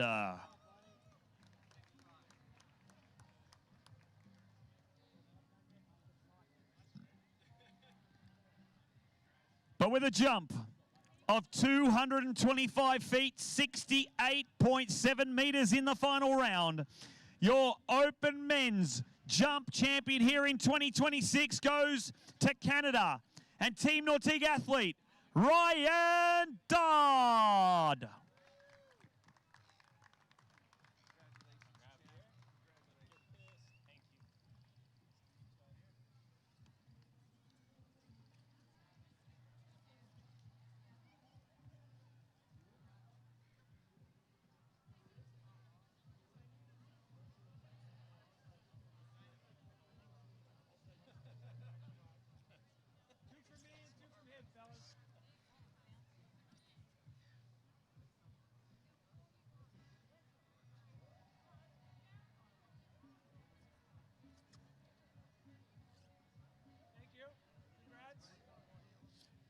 Great work, gents. It was a battle all the way. Thought Joel might have done enough, but Ryan, the superstar that he is, came through with the goods.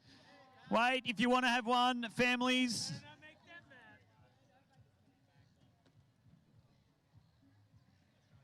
Our jump course is going in. Of course, we've got night jump to finish off tonight, so make sure you stick around. Fireworks are at 9 p.m. Well done, gents. Put your hands together, please, for Joel, Ryan, and Josh.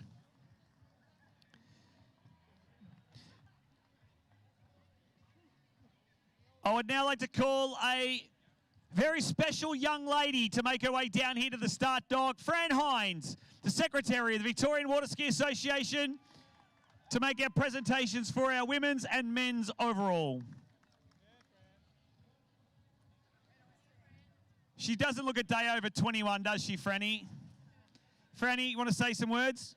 Thank you, everybody, and I just hope you enjoyed the event as much as we enjoy placing it for you to view. Well done, Franny. So we'll start with women's overall. Of course, overall is the culmination of all three events, being slalom, trick, and jump. If you compete in all three, you have a chance to be an overall champion at the MOOMBA Masters. In third place, from Australia, Sadie Ferguson.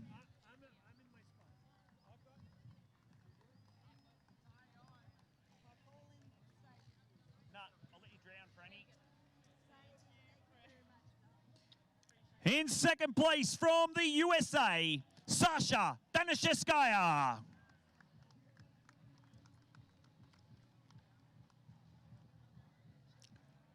A very close battle between second and first, but your 2026 MOOMBA Masters Women's Overall Champion with a score of 2,694 points from the USA, Kennedy Hansen.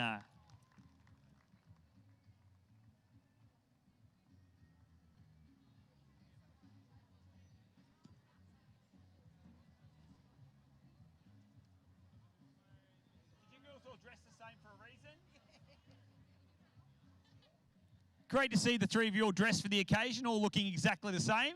I love it. Hope the boys look the same too when they come out.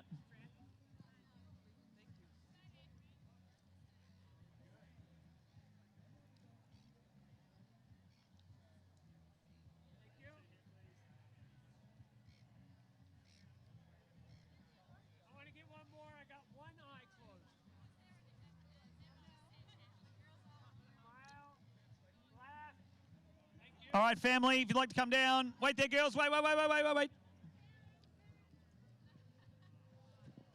checks, Franny?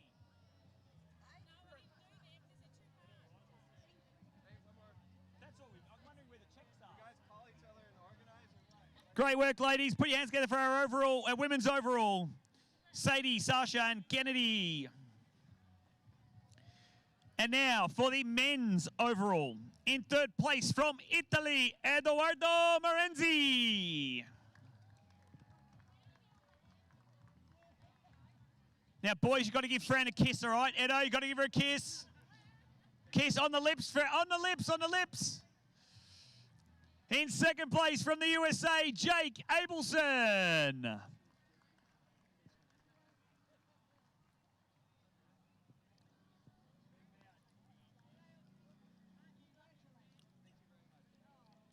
But with an almost perfect score of 2,990 points, your 2026 men's overall champion from Great Britain is Joel Poland.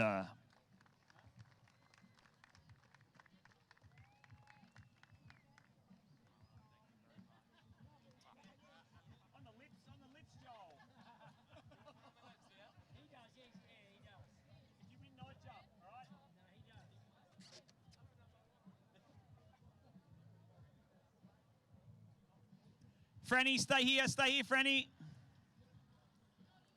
4 shots, 2 and 2, fellas. Yeah.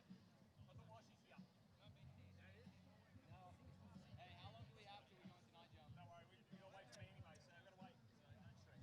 So don't stress. How long is the wait though? It'll be after we finish. Like immediate? Basically. You're up next. Yeah. We've got plenty of time. Yeah, you do. We do. Yeah, you do.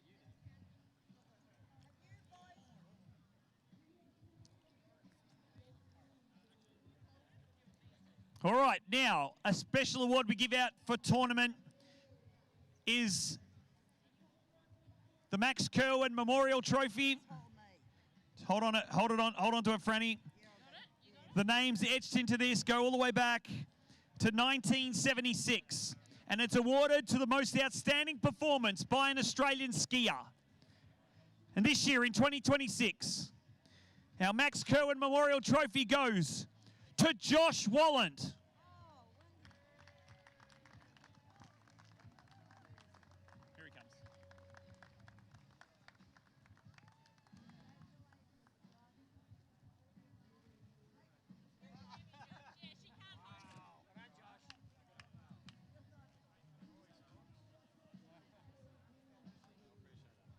Lucky you're going to take it back to South Australia, hey?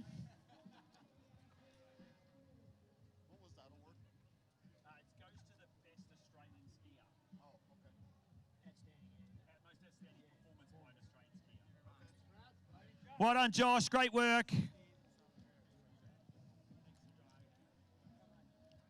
See Joshy out here in night jump very shortly. Big thank you to Fran Hines as well for doing those presentations. The tireless work that goes into putting on the MOOMBA Masters. That's not only Fran, but all of our helpers from the VWSA, Darren Robertson, Fran Hines, Wayne Bryant, all the judges, all the officials do a great job. So.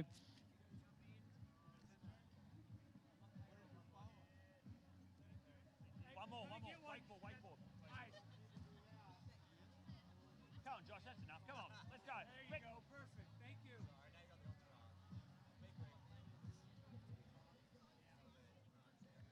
All right, now I'd like to call upon to do our pro women's and pro men's wakeboard. Can I please call Tony Brower, the director of GM Marine, to come down and make the presentations for wakeboard. One of our major partners here at the MOOMBA Masters. Tony, would you like to say a few words? I do. Well, thank you very much, Jared. Excellent job.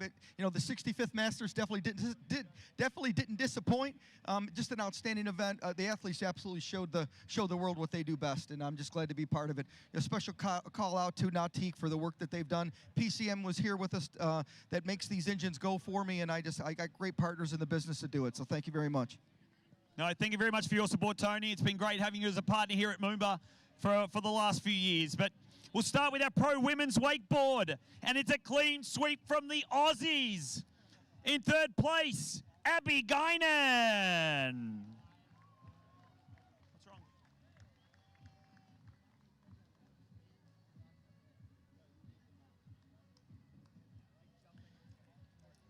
In second place, Mackenzie McCarthy.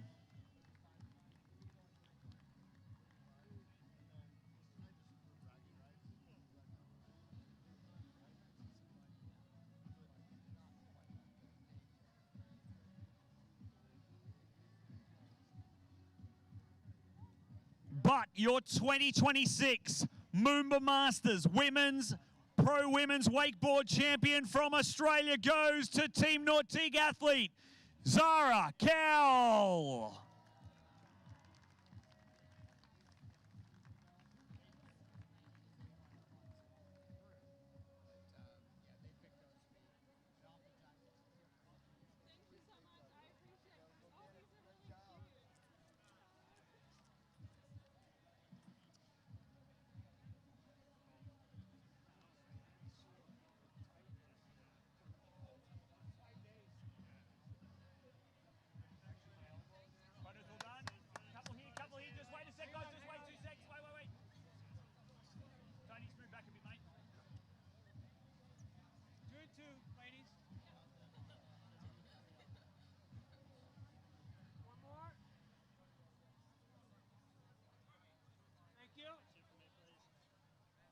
On in 2 seconds. Go for it. Go for it.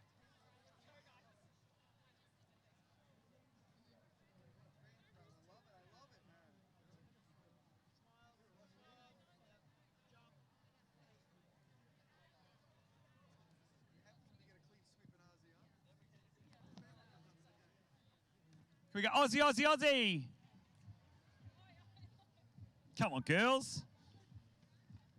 Well done to Zara, Mackenzie, and Abby. And our final one, of course, is the Pro Men's Wakeboard. Not a clean sweep for the Aussies, but in third place from the USA, Daniel Johnson.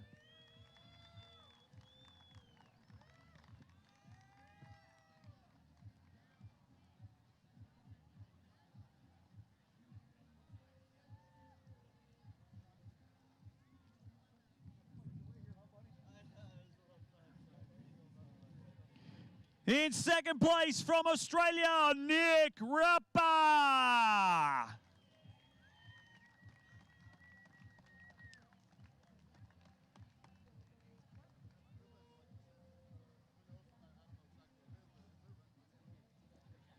But your 2026 MOOMBA Masters Pro Men's Wakeboard Champion is from the USA, and his name is Tyler Hyam.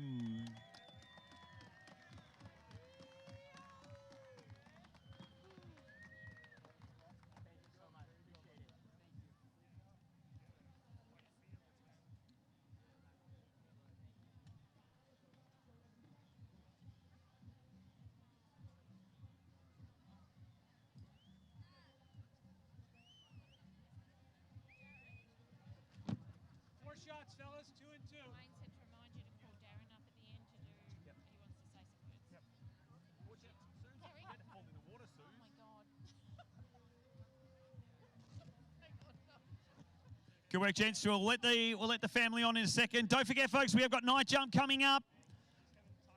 Fireworks at 9 o'clock. That's going to finish off MOOMBA for 2026. Family can come on. Stay there, boys. Stay there, stay there, stay there.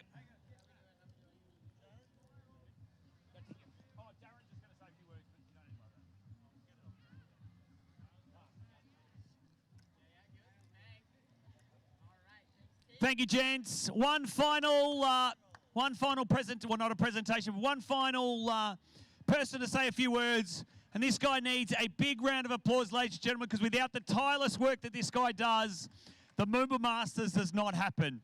Please, can we please have Darren Robertson, the president of the Victorian Water Ski Association, to come on down and say a few words. Big round of applause, Melbourne.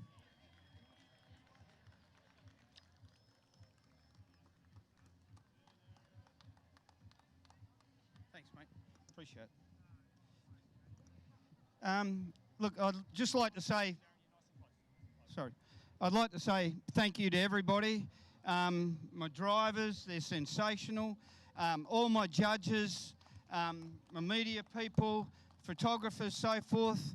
All my sponsors, GM Marine, Nautique, Roswell, DeWalt, MSC Signs. The amount of stuff that those guys do for us for nothing is unbelievable. Brad from BMS World for the new jump. As I say, my judging panel here are outstanding. We don't have to change anything. Obviously, we're just trying to do more and more every year to make the event better for yous. The amount of people that come from overseas here, competitors, and my judges and that, this has been a very hard year financially and everything because of the Grand Prix, but we're told next year they won't be on the same weekend, so hopefully we can get back to some normality. My work team, my friends and that come here all week and do everything for nothing. The guys that obviously work for me, they get paid, but anyhow. Thank you very much, and see you next year. Thank you. Thank you, Darren. We're just going to have 2 minutes quickly. We'll clean up the dock, get our skis down here, and we'll kick things off with night jump in just a few moments.